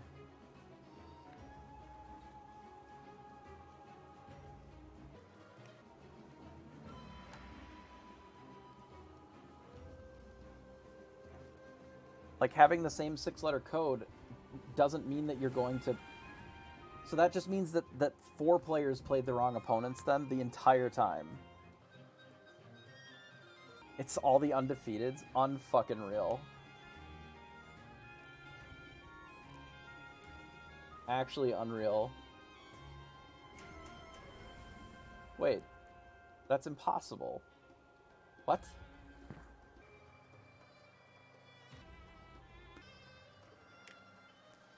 Like, I'm looking at these names, and there's no way that that's real. What? How are the same letter codes the same? Like...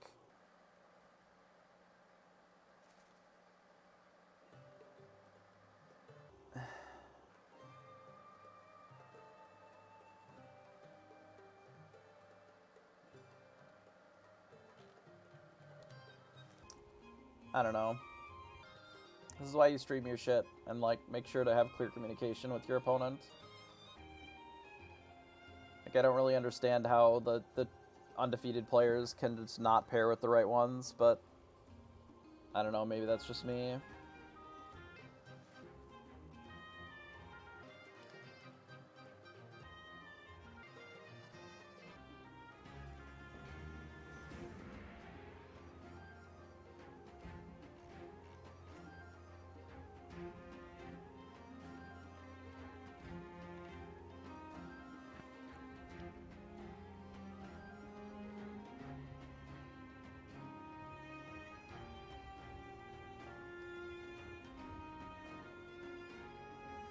I mean, they're undefeated, so double game lost them both and move on, you know? Then nobody's undefeated.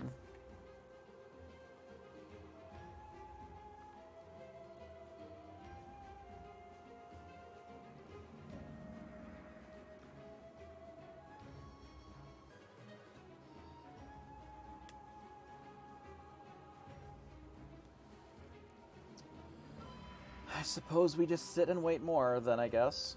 I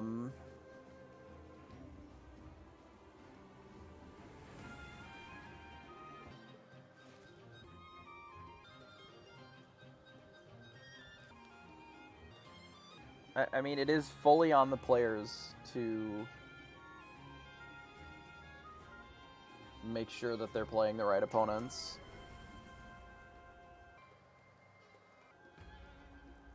And the fact that they weren't is pretty frustrating. Because, like, they're just not playing by the same rules as everybody else.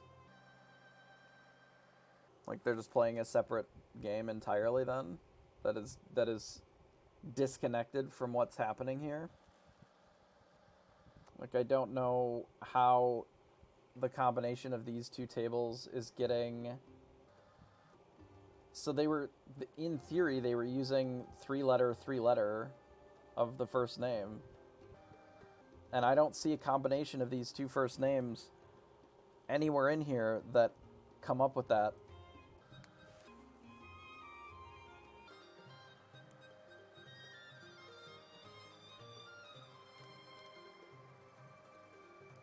Like, it's very confusing to me.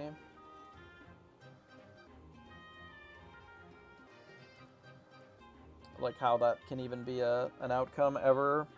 Like, I just don't see a reality where they're using the same code with what they were able to generate. They wrote a direction in the Discord for it.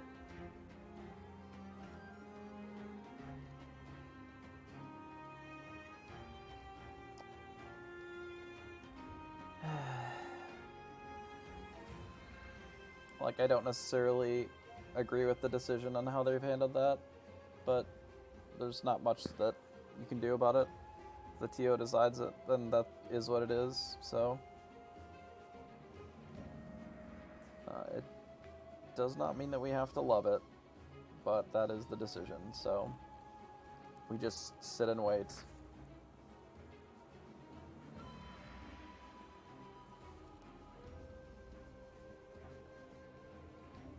Yeah, I don't necessarily agree with it either, but it's not that...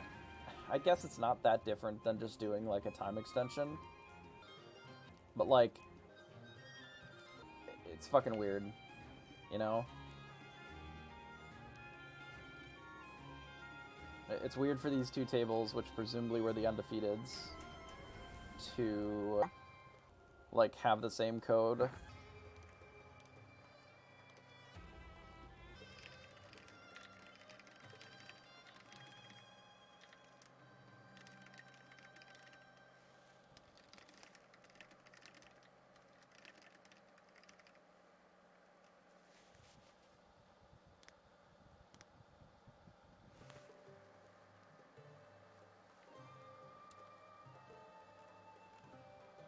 I'm mildly upsetty spaghetti, but there's nothing I can do about it except for wait.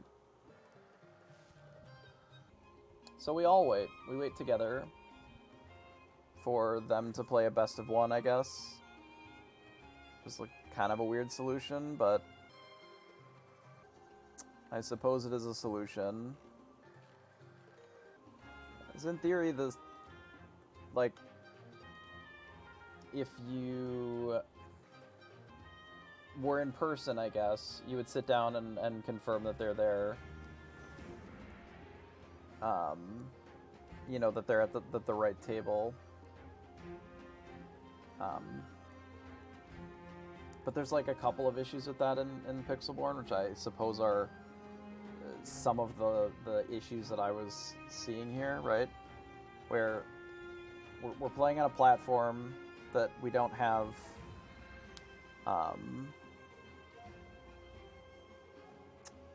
where we don't have any like indication of what their Pixelborn name is, which should be something that's collected and put in here. What their Discord name is, which should be something that's collected and put in here.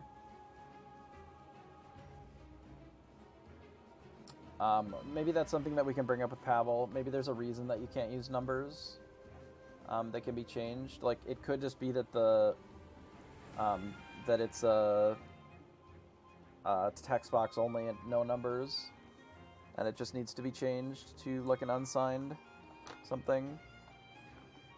I don't know how he set it up. It's probably easy to code rather than having it have to parse numbers. It could be that it always appends numbers to it and it makes sure that it doesn't have any overlap there. You know, we don't really know. We can ask Pavel about it later.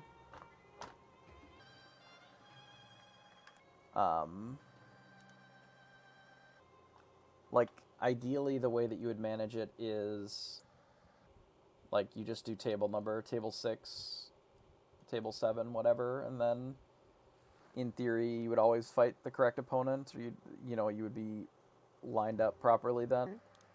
But at the same time, if you see, this is my Pixelborn name, this is my Discord name, this is my actual name, or whatever, however they'd like to do that,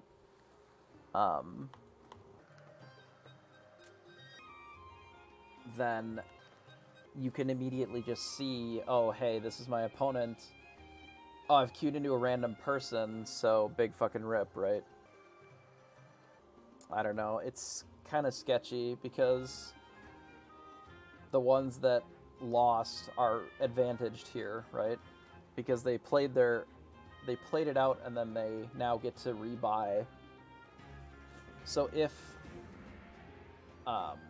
it goes in a different direction, right, where like we don't know who's supposed to be battling who and who didn't, right? Or how they if they didn't report correctly, like if it was supposed to be Michael battling Alex, or if Michael battled, like I don't know how they did it. It's so weird. Like, it's very strange, and maybe there just isn't a solution because they're all undefeated, and then it, gives them advantage. But like both of the players here that lost have this incredible asterisk now, where they didn't necessarily fight the same opponents that they would have fought, but like,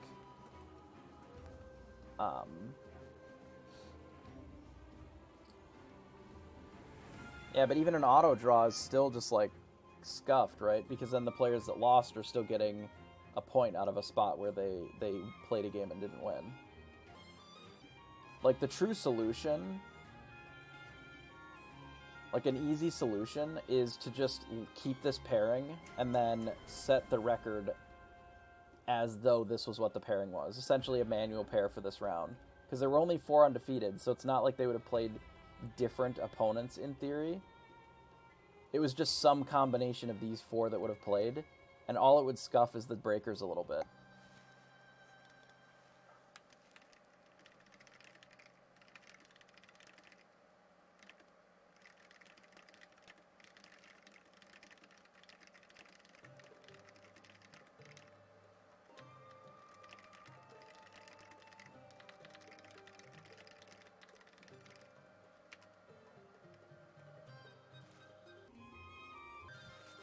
Yeah, in Magic, the slip is the result, so the answer is the same, right? There's a piece of paper that says this is what we did. Here's your 2 slips that says, oh, this person over this person over this person, and then pairing-wise, like, instead of having them play like an additional separate game, it's just these were the pairings, or whoever their opponent was. So let's imagine that it flips this around a little bit, like, if it was this versus this, this versus this, right? Then, because presumably it was Alex versus Robert here, and then Michael versus Chan, right? So I would assume that these 2 battled and then these 2 battled. So all you would do is you would flip this pairing to make it correct, and then it's done.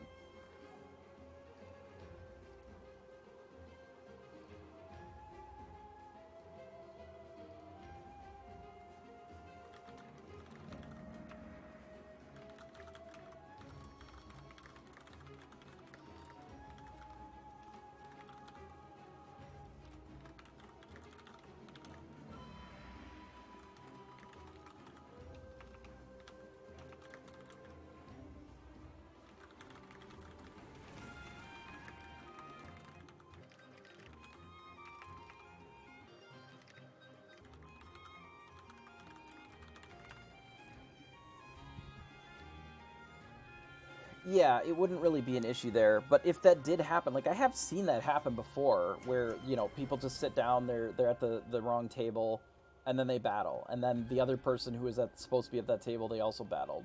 And like, it is something that you can go into the pairings sheet.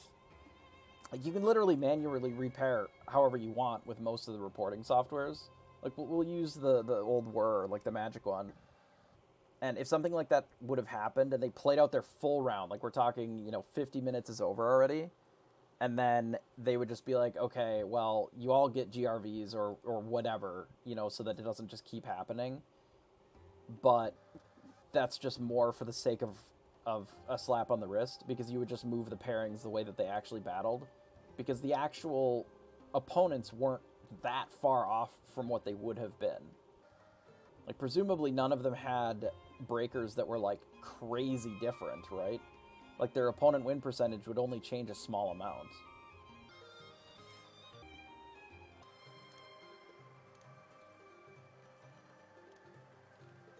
Because then the players that played their best of 3 and were victorious still played the best of 3 against another undefeated player.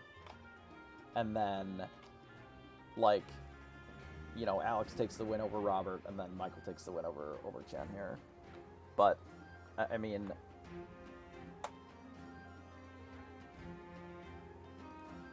they fixed it some other way. I don't know. The final pairings will be up shortly.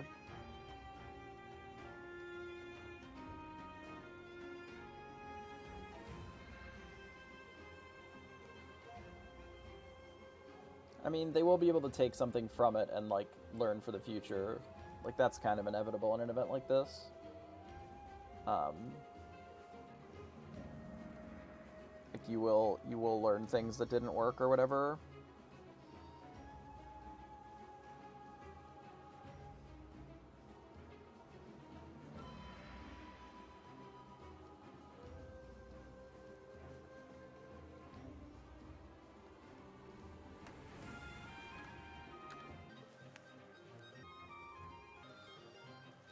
We're on table 7, so we're in the weeds.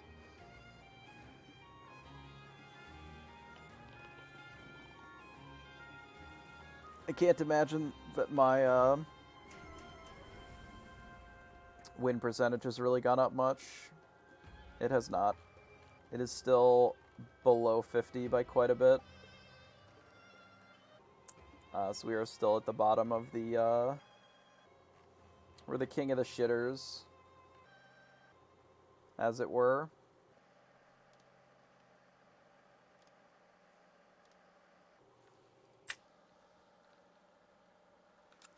Yeah, that's true. They have done it for other games. I don't know. I'm not worried about it. I'm just gonna battle one more and then we'll move on with our life. Who was my opponent? I literally don't know.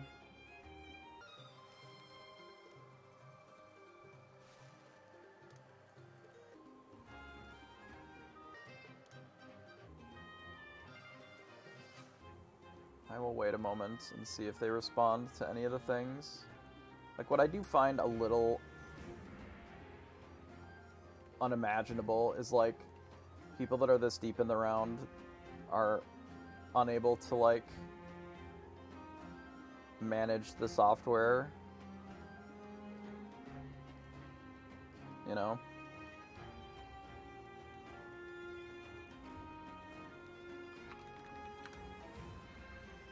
Like, you would think that that wouldn't really be an issue.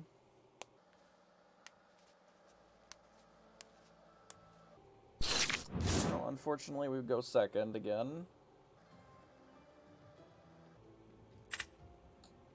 We can maybe ship up one Maui. See if we can maybe flip up a snake or something. Teeth is okay. I don't love being second, but not much we can do about it here. What did you miss? Well, they're playing popsicles. That's crazy. No way. They're probably playing blue steel. What did you miss? So basically, last round, all 4 of the undefeated players played the wrong opponent. Yeah, blue steel. Makes sense. Basically, they matched up against... they just played different... They played wrong opponents. Something to do with their score or whatever. I don't know.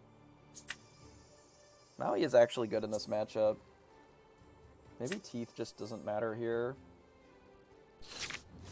But basically, they completed their full best of 3 and then submit the results.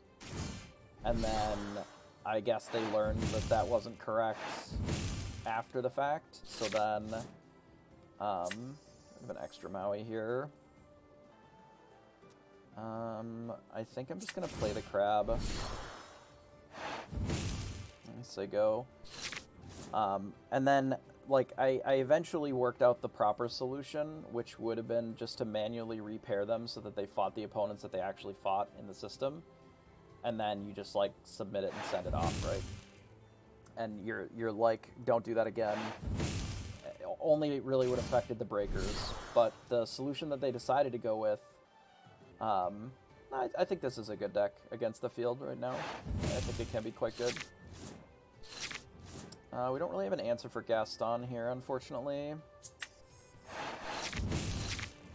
Still don't have an answer to Gaston, unfortunately.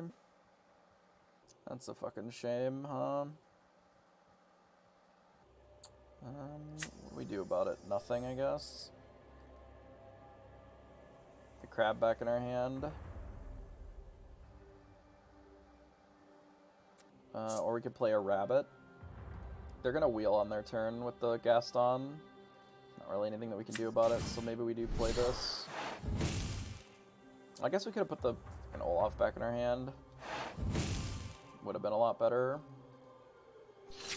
But the solution that they came up with instead of just manually repairing it so that it wasn't shitty was that they just battled a best of one, and then I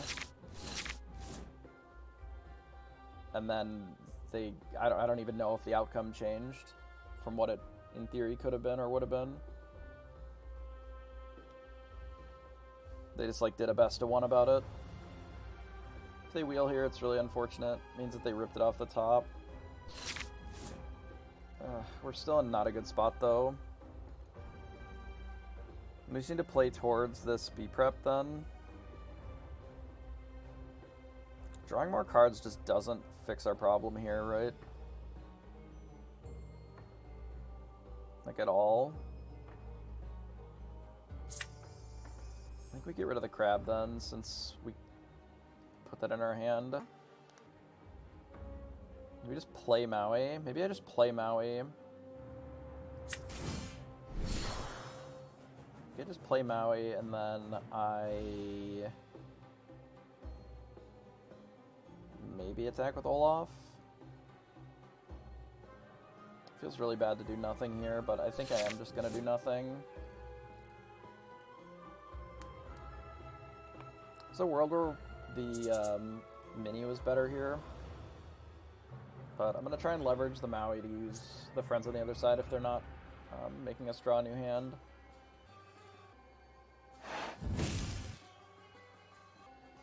They smash. Now they're gonna start questing with Gaston. Okay, that's reasonable.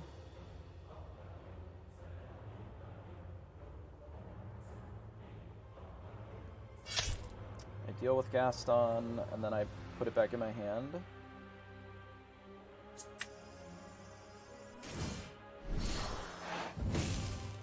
And then we get rid of the Maleficent, because we're still 1,000 years away from it. And then we play this mini, and I think we can quest Olaf now. I feel like we're more in the driver's seat than we were before, now that there's not a thing on the field that can sing. It's I don't care if they start giving us ink, especially now that we have the Be Prepared. I think we quest with the Olaf, especially now that we have a second one.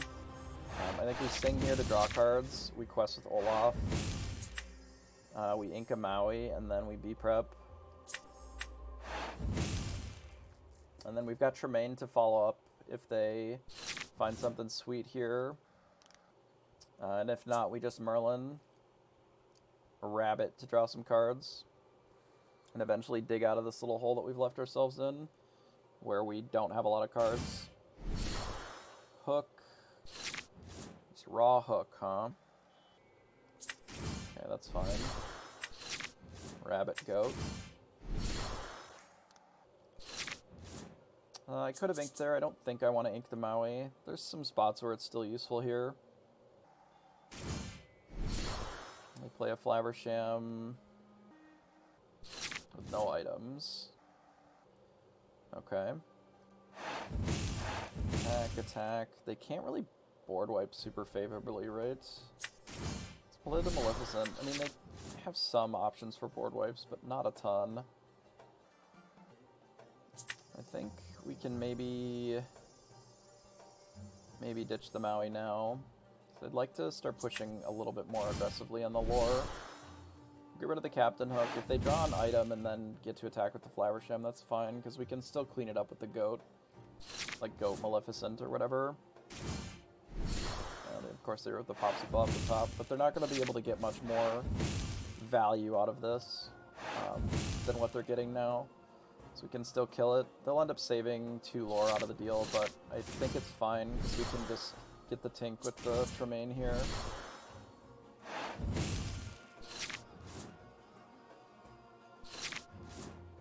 It's also good. I think we bash here and with the rabbit.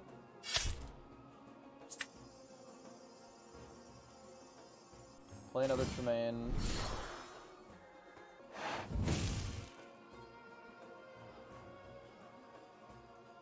And we gain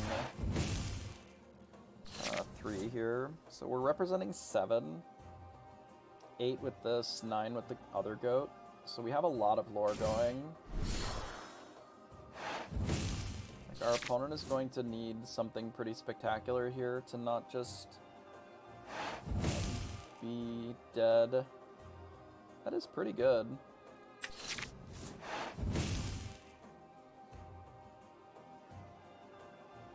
I don't necessarily think that that's going to be enough, but it is pretty good. Bell, strange but special. 0 to Judy Hops. My assumption is that they're going to draw a card with it. I think it's fine. We'll go to 14 or 13 here. Do we Maleficent? I don't think so. I think we just Ursula. And then we can bounce one of the Tremaines back.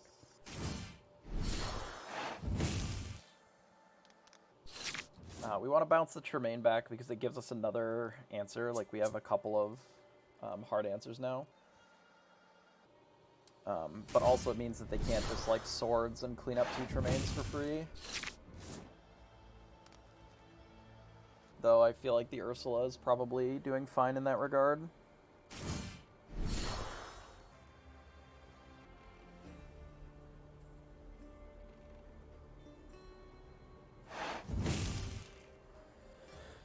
Our thing has been smashed. Is that so that they can keep the Judy Hops untapped, I guess? There is a deck list. It can be found here. It is the crab deck. I think I just played this on Beast here.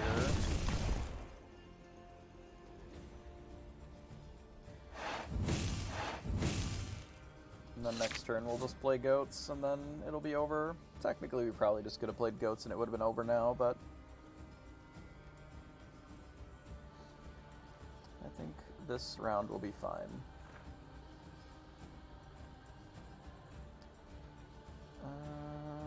Okay. Alright, we go for our next round here.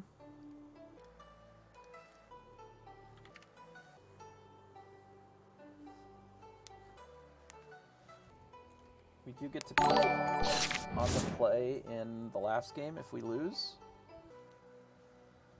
which is pretty nice. Conta Drago, appreciate the follow.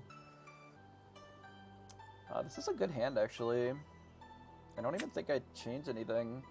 Like, it's got a little bit of draw, it's got some aggressive cards. It's kind of got a lot of things going for it, which we like.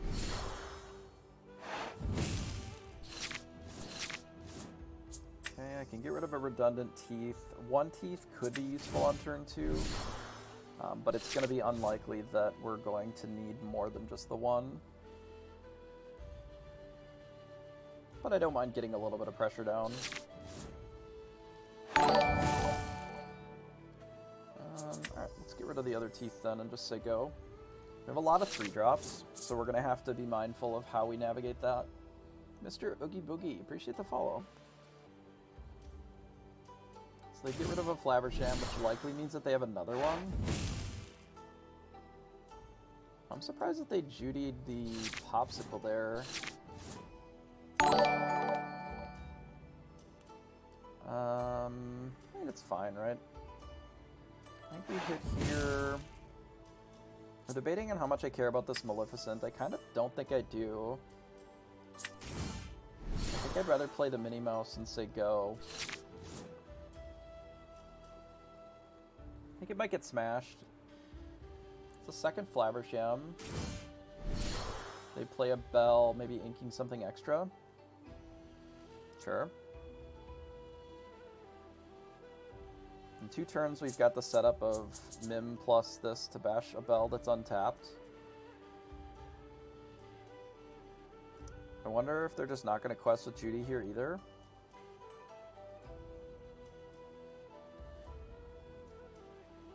Would be an interesting line. If they opt to quest, then we'll probably hit it with the Fox. If they... Yeah, that makes sense. That can also deal with Bell pretty easily. Do both of these. I think that we Fox. Bounce the mini. We get rid of the mini. And then just take out the Judy hops and then say go. So we do have this Styler Surfer doing a pretty good job of keeping the pressure on. Bit of a Cogsworth, and then they run out Gaston. Okay. Depending upon what what this Bell does, we can probably take out this Gaston. Do we want to take out Bell or Gaston here? Probably Gaston, so they don't have the ability to sing Whole New World. And then we can put this other Mim into our hand, or we can play another Surfer. Those sort of are our 2 options. Kind of like playing another Surfer, weirdly.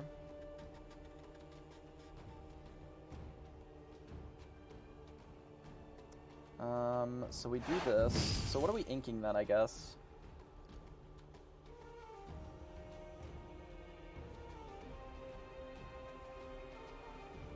Maybe the other Fox?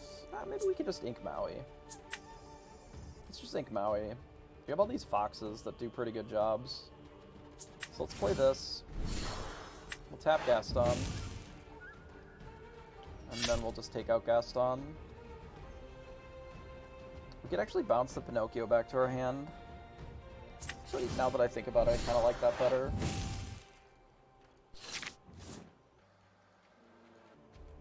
It's like, now if they play Tinkerbell, it doesn't just get to kill our Pinocchio for free, which is kind of relevant. And we can also just take out the Bell if we want on our turn. So they just straight Whole New World for the full amount of mana. Which they do have the Bell. So they opt to smash, which is fine. We don't have an easy way of interacting with this now unless we draw another Pinocchio.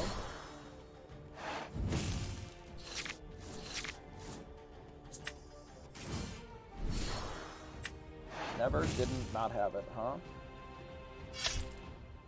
So we smack there. This board is very weak to swords, which they had 1 of. So they could have more swords. I think we ink Teeth and Ambitions. And we maybe play... I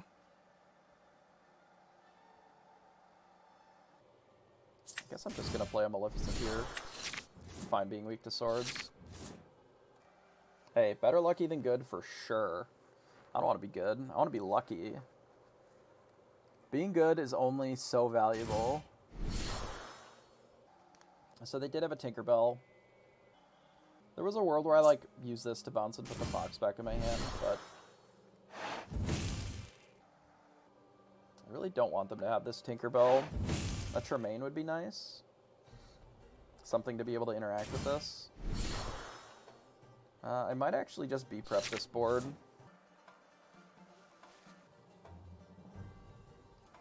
Like, if their last card is Whole New World exactly, then Be Prepared in here is pretty good.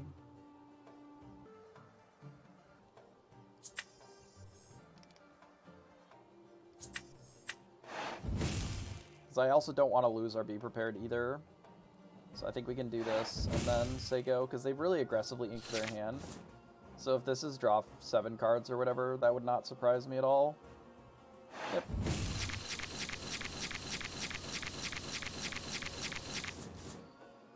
They do still have a lot of ink, don't get me wrong. Like, this doesn't necessarily put us in an awesome position anyway. But we definitely weren't in a good position at all before.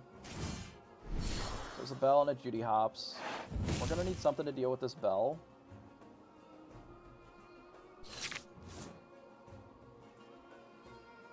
But currently we have nothing to deal with it.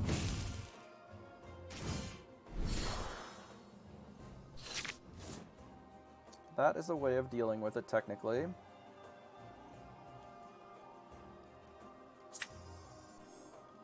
Okay, we get rid of the Minnie Mouse. Do we just play double goat here? Go to 10. 10 to 12. How many other goats do we have? We'd have one goat left in our deck.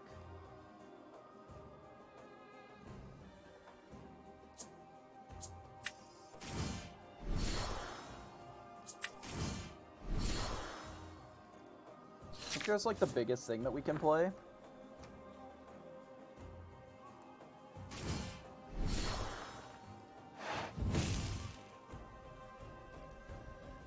Two of our Be Prepareds are gone, unfortunately. I think this puts us at 12. So they can Bell. Let's go to 9, 10, 11. It would surprise me if they didn't do Bell here, for sure. Let's see what we draw. Be Prepared obviously would be our best draw.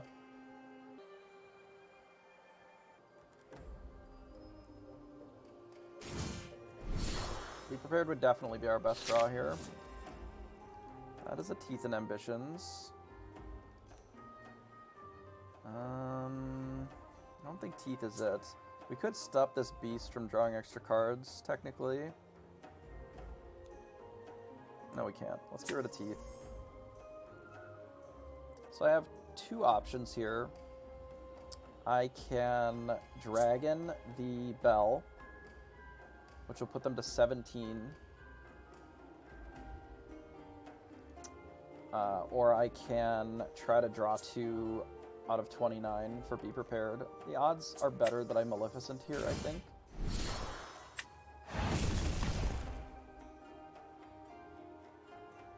Even if it's not great.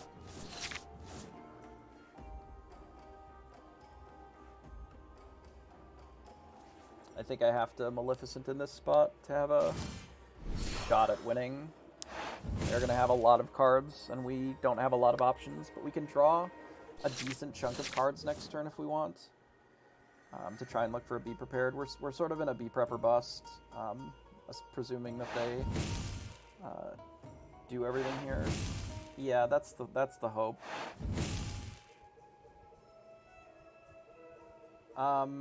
Yes, that would have also been an option, but I think the issue with that is that then we have less choices for getting the Be Prepared the turn after, because now we can sing it with the Maleficent, which can be very strong, because then we can sing it and then also still play stuff to the board. Especially given that we're so close in lore counts, like, I assume that they have Whole New World and they're debating on casting it. They have the double Fishbone Quill. They can do a bunch of stuff if they do, but I think it makes more sense just to not play more shit to the board.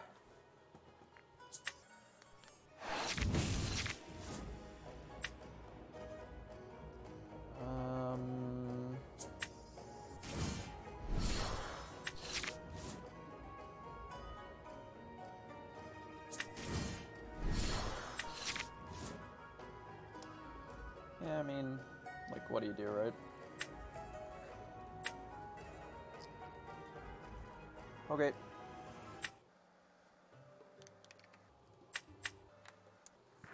mean, that's like the third game or whatever today that we've lost in the same way, where we're digging for B prep. Not much that we can do. Hey, Giv, how are you? Sometimes when you're on the draw, you lose, and there's nothing you can do about it. And that is what happened here. This hand is kind of mid. I think we get rid of these for sure. We don't want all the Be Prepareds in our hand in our opener. This is a much better hand, actually.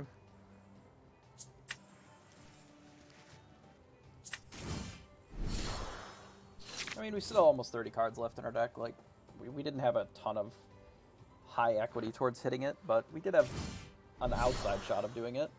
So they start with their best one drop. The Pinocchio can be pretty good in this matchup. Depending upon what they've got. The Crab will potentially be good this draw. We'll have to see.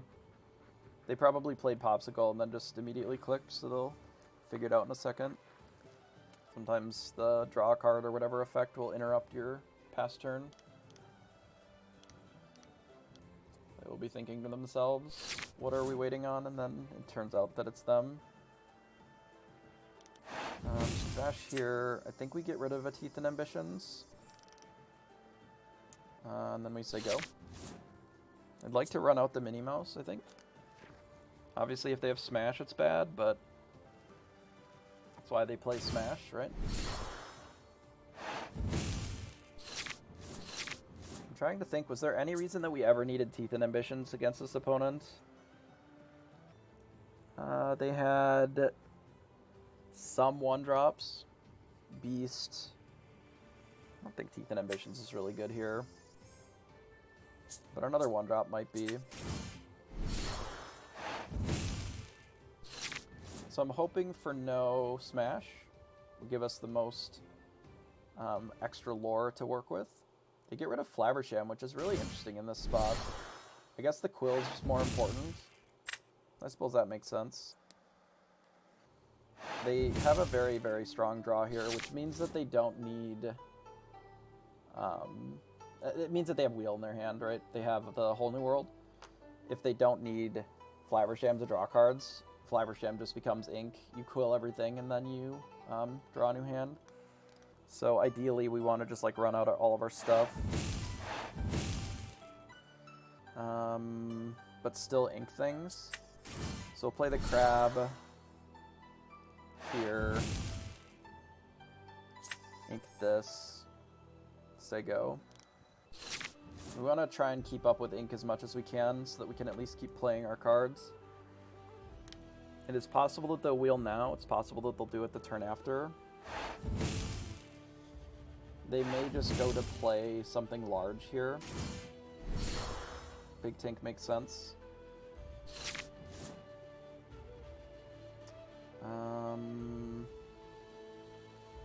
We can Pinocchio the Tinkerbell. And that's brutal, actually.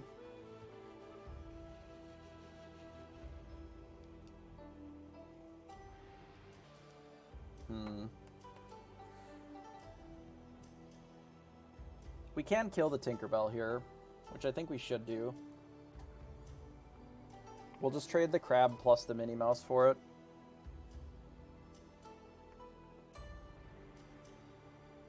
Yeah, that's acceptable to me. We'll do this to drop 2 cards, just so that we have them. If we do this, attack here.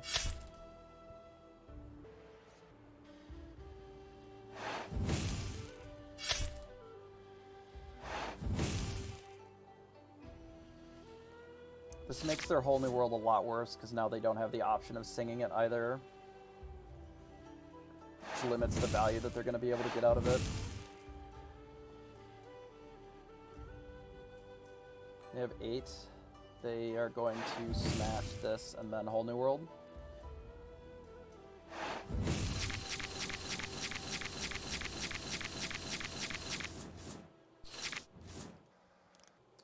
Okay.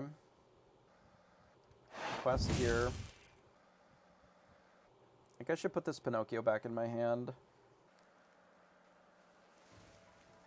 Like, for sure, right? I think it should be... We play Merlin Rabbit, draw a card, and then I play Snake. Put the Pinocchio back in my hand and say go. And then we can Pinocchio and eat mostly anything that they play if it's just one thing. And if it's not just one thing, we can Tremaine it, potentially. I don't love our position here. Like, I wish we had a little bit more ink. But it is not terrible. Hops is a little awkward. But I'm fine if they have hops if it's just like play like Beast or something here. Because we can, in theory, just Maui the Beast. Cogsworth. That's unexpected. Well, it's not that unexpected. It sets them up to be able to essentially guaranteed wheel. Which means that I should probably play Ursula.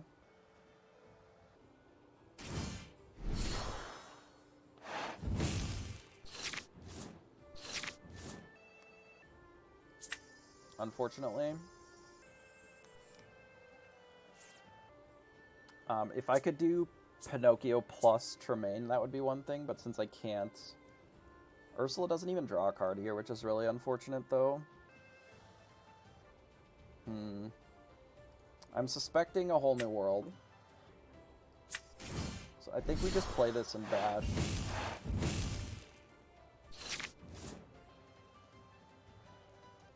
In general, they have more limited answers to this, and generally those answers give us more ink. If they decide to Whole New World with Cogsworth, that is an option that they can do. It would not surprise me if that's their choice. If they decide to do other things, we can work with that still. Well, the rabbit drawing a card doesn't really do much for us here if they do plan on wheeling. They don't. They just attack with Cogsworth. Interesting. I suppose they can still... They can still Whole New World if they want. Because they can... They could have just cast it outright. So let's review our options. We can Maui this. We can Mim this. And then we can Fox this thing. That's an option. I definitely like Mauiing the Cogsworth. I think that's kind of free. I think hitting here is also kind of free.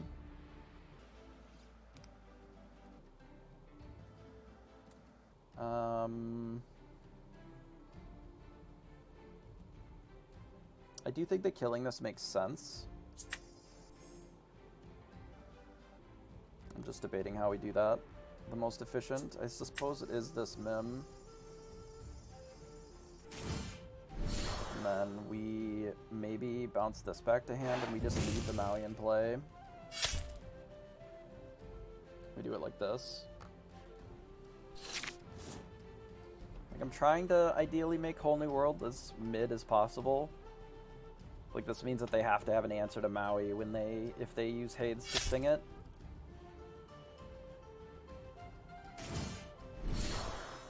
They're just gonna Hades again. That's fine.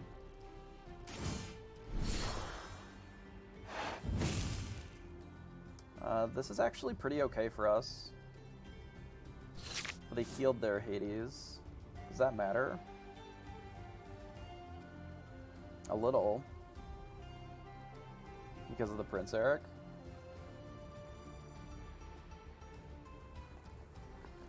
Because we can tap the Prince Eric. Hit. We can kill all of them but the middle one.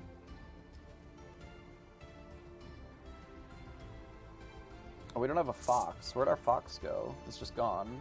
I see. Well, that's problematic then. Well, with no fox mim, this is a lot worse.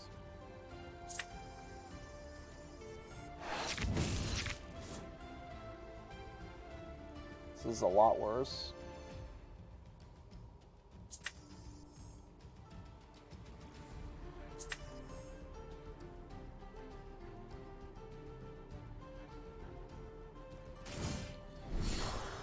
Well, I suppose we play Tremaine.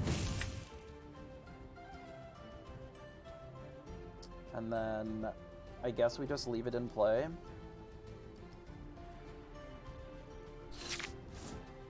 I really hate that.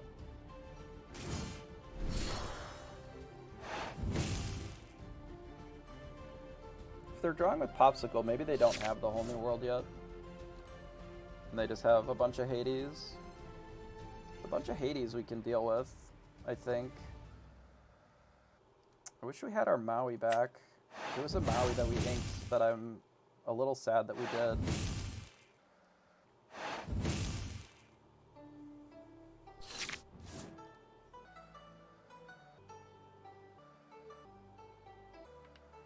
Okay, so if we Tremaine, bounce Tremaine, that's 8. We'd have 4 left.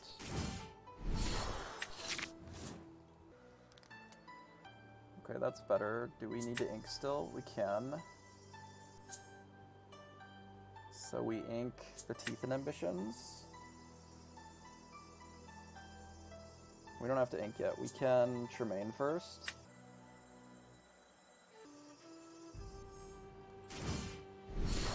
We'll get the Judy Hops and then we'll bounce the Tremaine. And then get this one.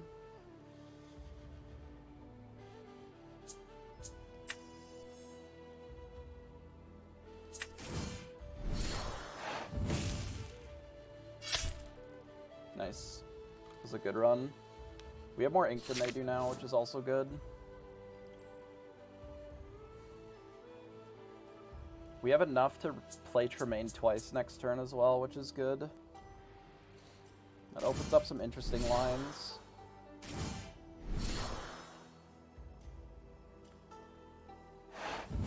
We don't get to deal with everything here, but they're going to have to pick what they want. I assume it's going to be the Beast.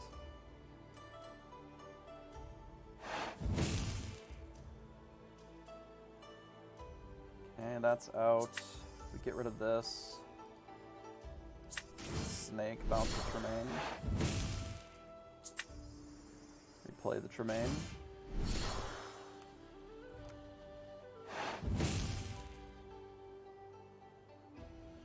Yep, that makes sense. Pretty tight game, actually. Even with all this ink, it's really tight.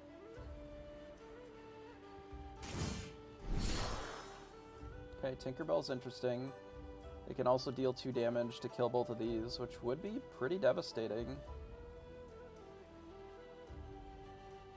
Round 1 was against Purple Steel. We were in a pretty close spot, but it didn't end up working out for us. So they smashed the Tremaine, so we do lose that.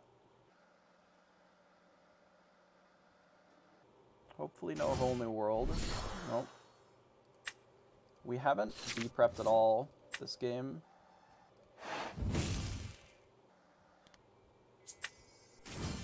So let's bounce this first. So there's a B-prep I think we should use.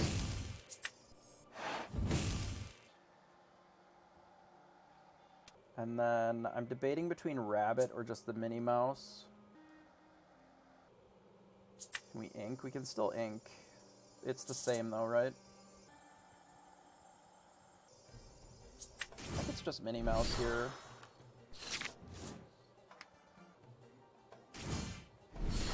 Okay, that's fine.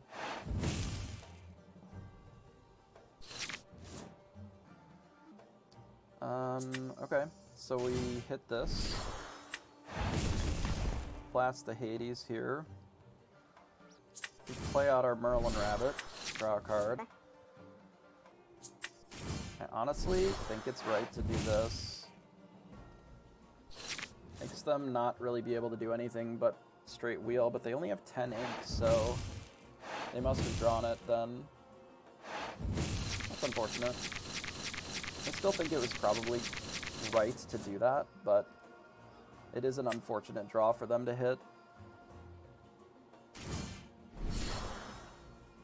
Especially since they pulled a bell off the top then.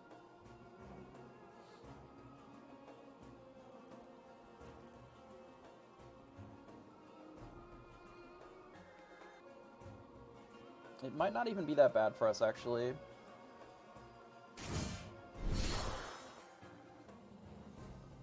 That's actually great for us, then. The fact that they decided to double bell here.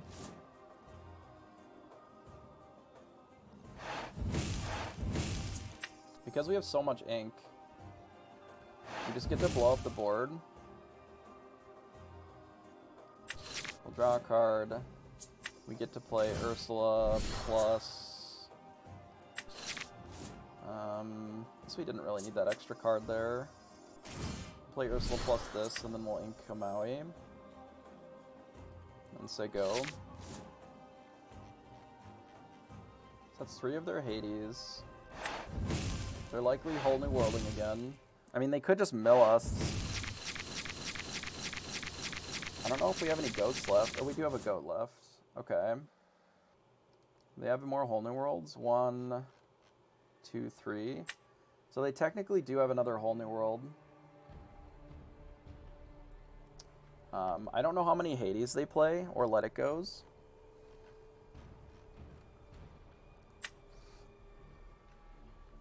There are 8 cards. We really need to be able to like get this Merlin goat on the field. I think that's our only hope.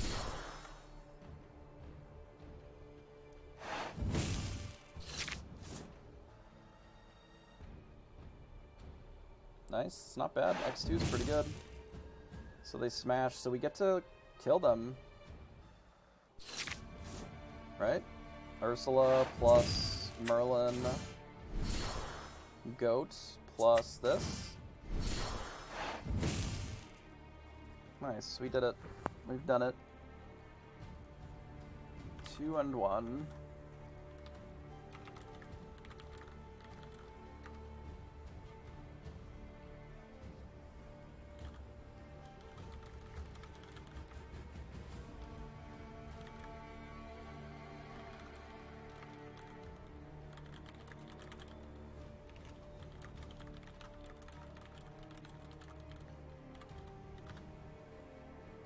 We take those.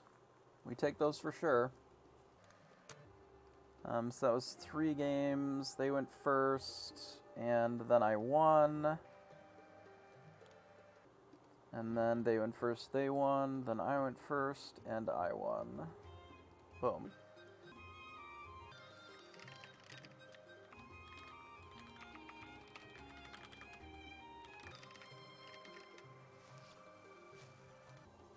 One mirror and 1 green steel. Yeah, sometimes the discard deck will get you.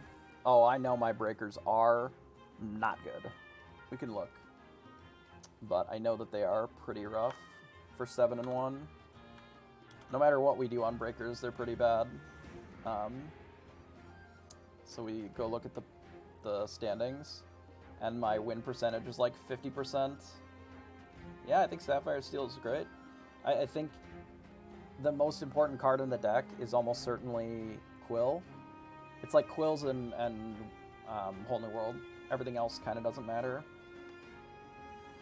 So it looks like they drew, which is kind of lame, given that it's Swiss standings, but it makes sense to me, given that, given how the prizing is set up. Like, first and second gets the majority of the prizes.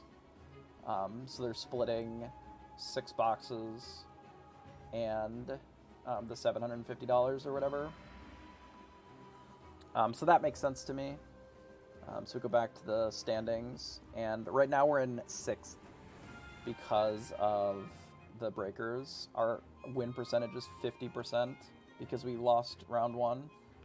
So normally we would make it into the top 8 on breakers, but there's just not really an option for that, given how this shakes out. So we did make top 8, but there's no cut, so not much that we can do about it.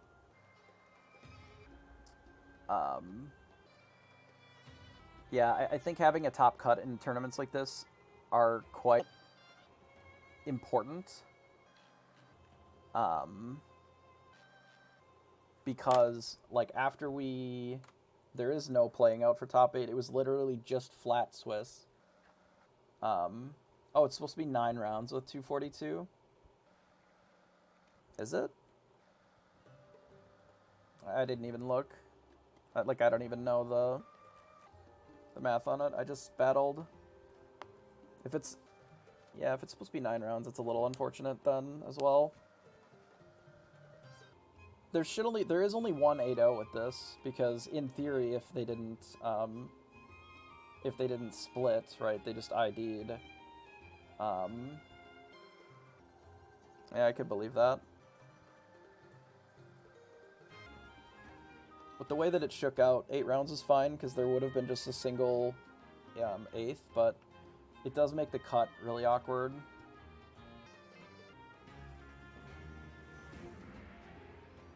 Like, really, I don't think it matters that much.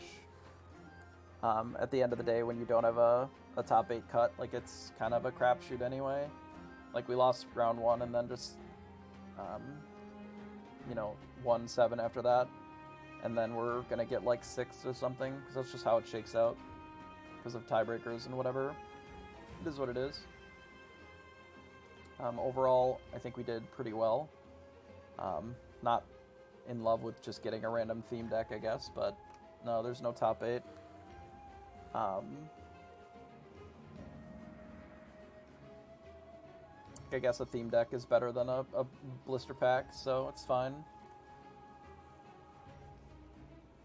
Yeah, it was a little long for me for today. 10 hours for an 8-round tournament is a little brutal. But at the end of the day, we played some good games. I think the deck is still very good. I don't think I would change anything. Which link? Attack for 2?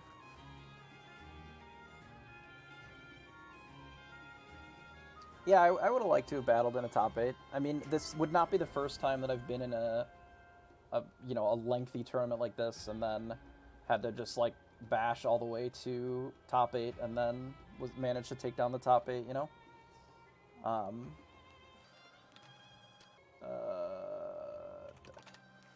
I have done it before. I won a PTQ back in, like, we'll say it wasn't that long ago, but I think it was like 2012 or something. Maybe 2013.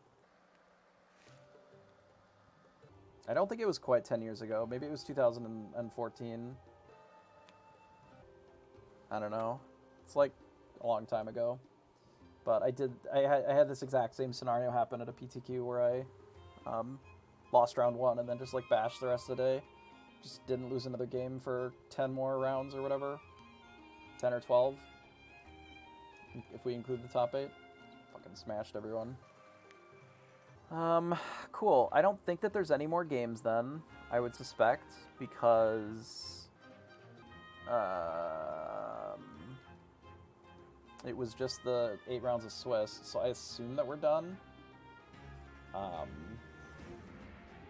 it says 8, right? Ocho? Yeah. I don't imagine that our breakers are going to change much. They went down. It got worse. Summer champ, yeah, right? Yeah, I wonder if the size of this was supposed to be 9 rounds. You might be right.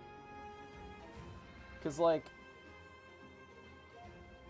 I remember being in, like, 2nd seed. I suppose more people would have drawn further down on the thing if it was, if it wasn't just by placement. Yeah, I guess all of the tournaments that I win, I lose round 1, and then I just, like, run out. So, we would have had a good shot based on that, to just scoop the rest of it. I just like a good underdog story, you know? I wouldn't want to unnecessarily make it easy on myself. That's ridiculous. Rest on my laurels?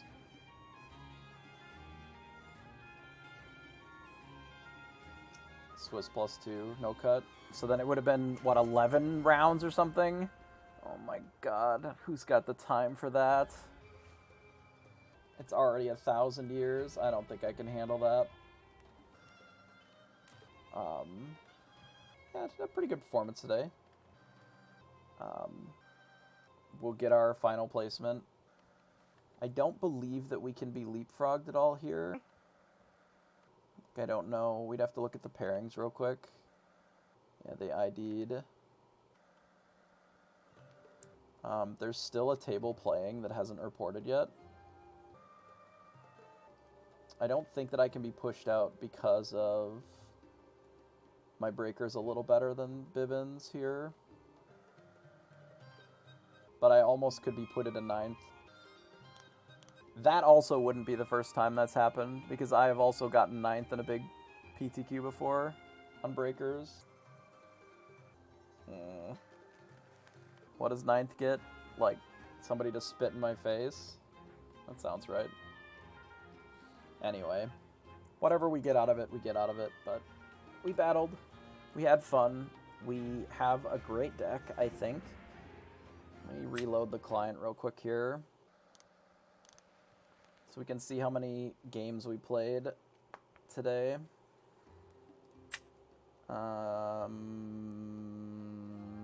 This thing. I don't remember how many we had to start, but it definitely wasn't 13 and 9. It might have been like 2 and 2. We played a lot of games today. And then a couple for this one too. Yeah. And unfortunately, we really didn't climb much on the leaderboard, but we got a little bit in there. We'll probably try to grind this a little bit another day, but for the most part, this is just putting in the time and picking some more or less greater than coin flip type of deck to play on the ladder, and then that's usually good enough, I would say.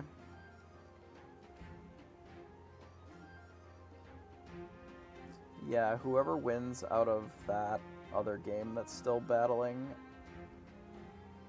if it's Bradley Jordan, they might actually just be in 9th, but the other one, I think has a high enough breaker that they might make it in, squeak into 8th or whatever, but I think we'll be okay. Yeah, so if for some reason they do another thing, I guess I'll just turn the stream back on, but for now, I think I'm probably going to... probably gonna sign off and then figure out how to cut this VOD down a little bit and maybe just dump it right to YouTube then after that. Yeah, I wonder if anybody's still streaming. Oh, we can send you over to Ducky. I think they're doing the casting of it, so let's do that. H2O. Is that how you spell it? No, of course not.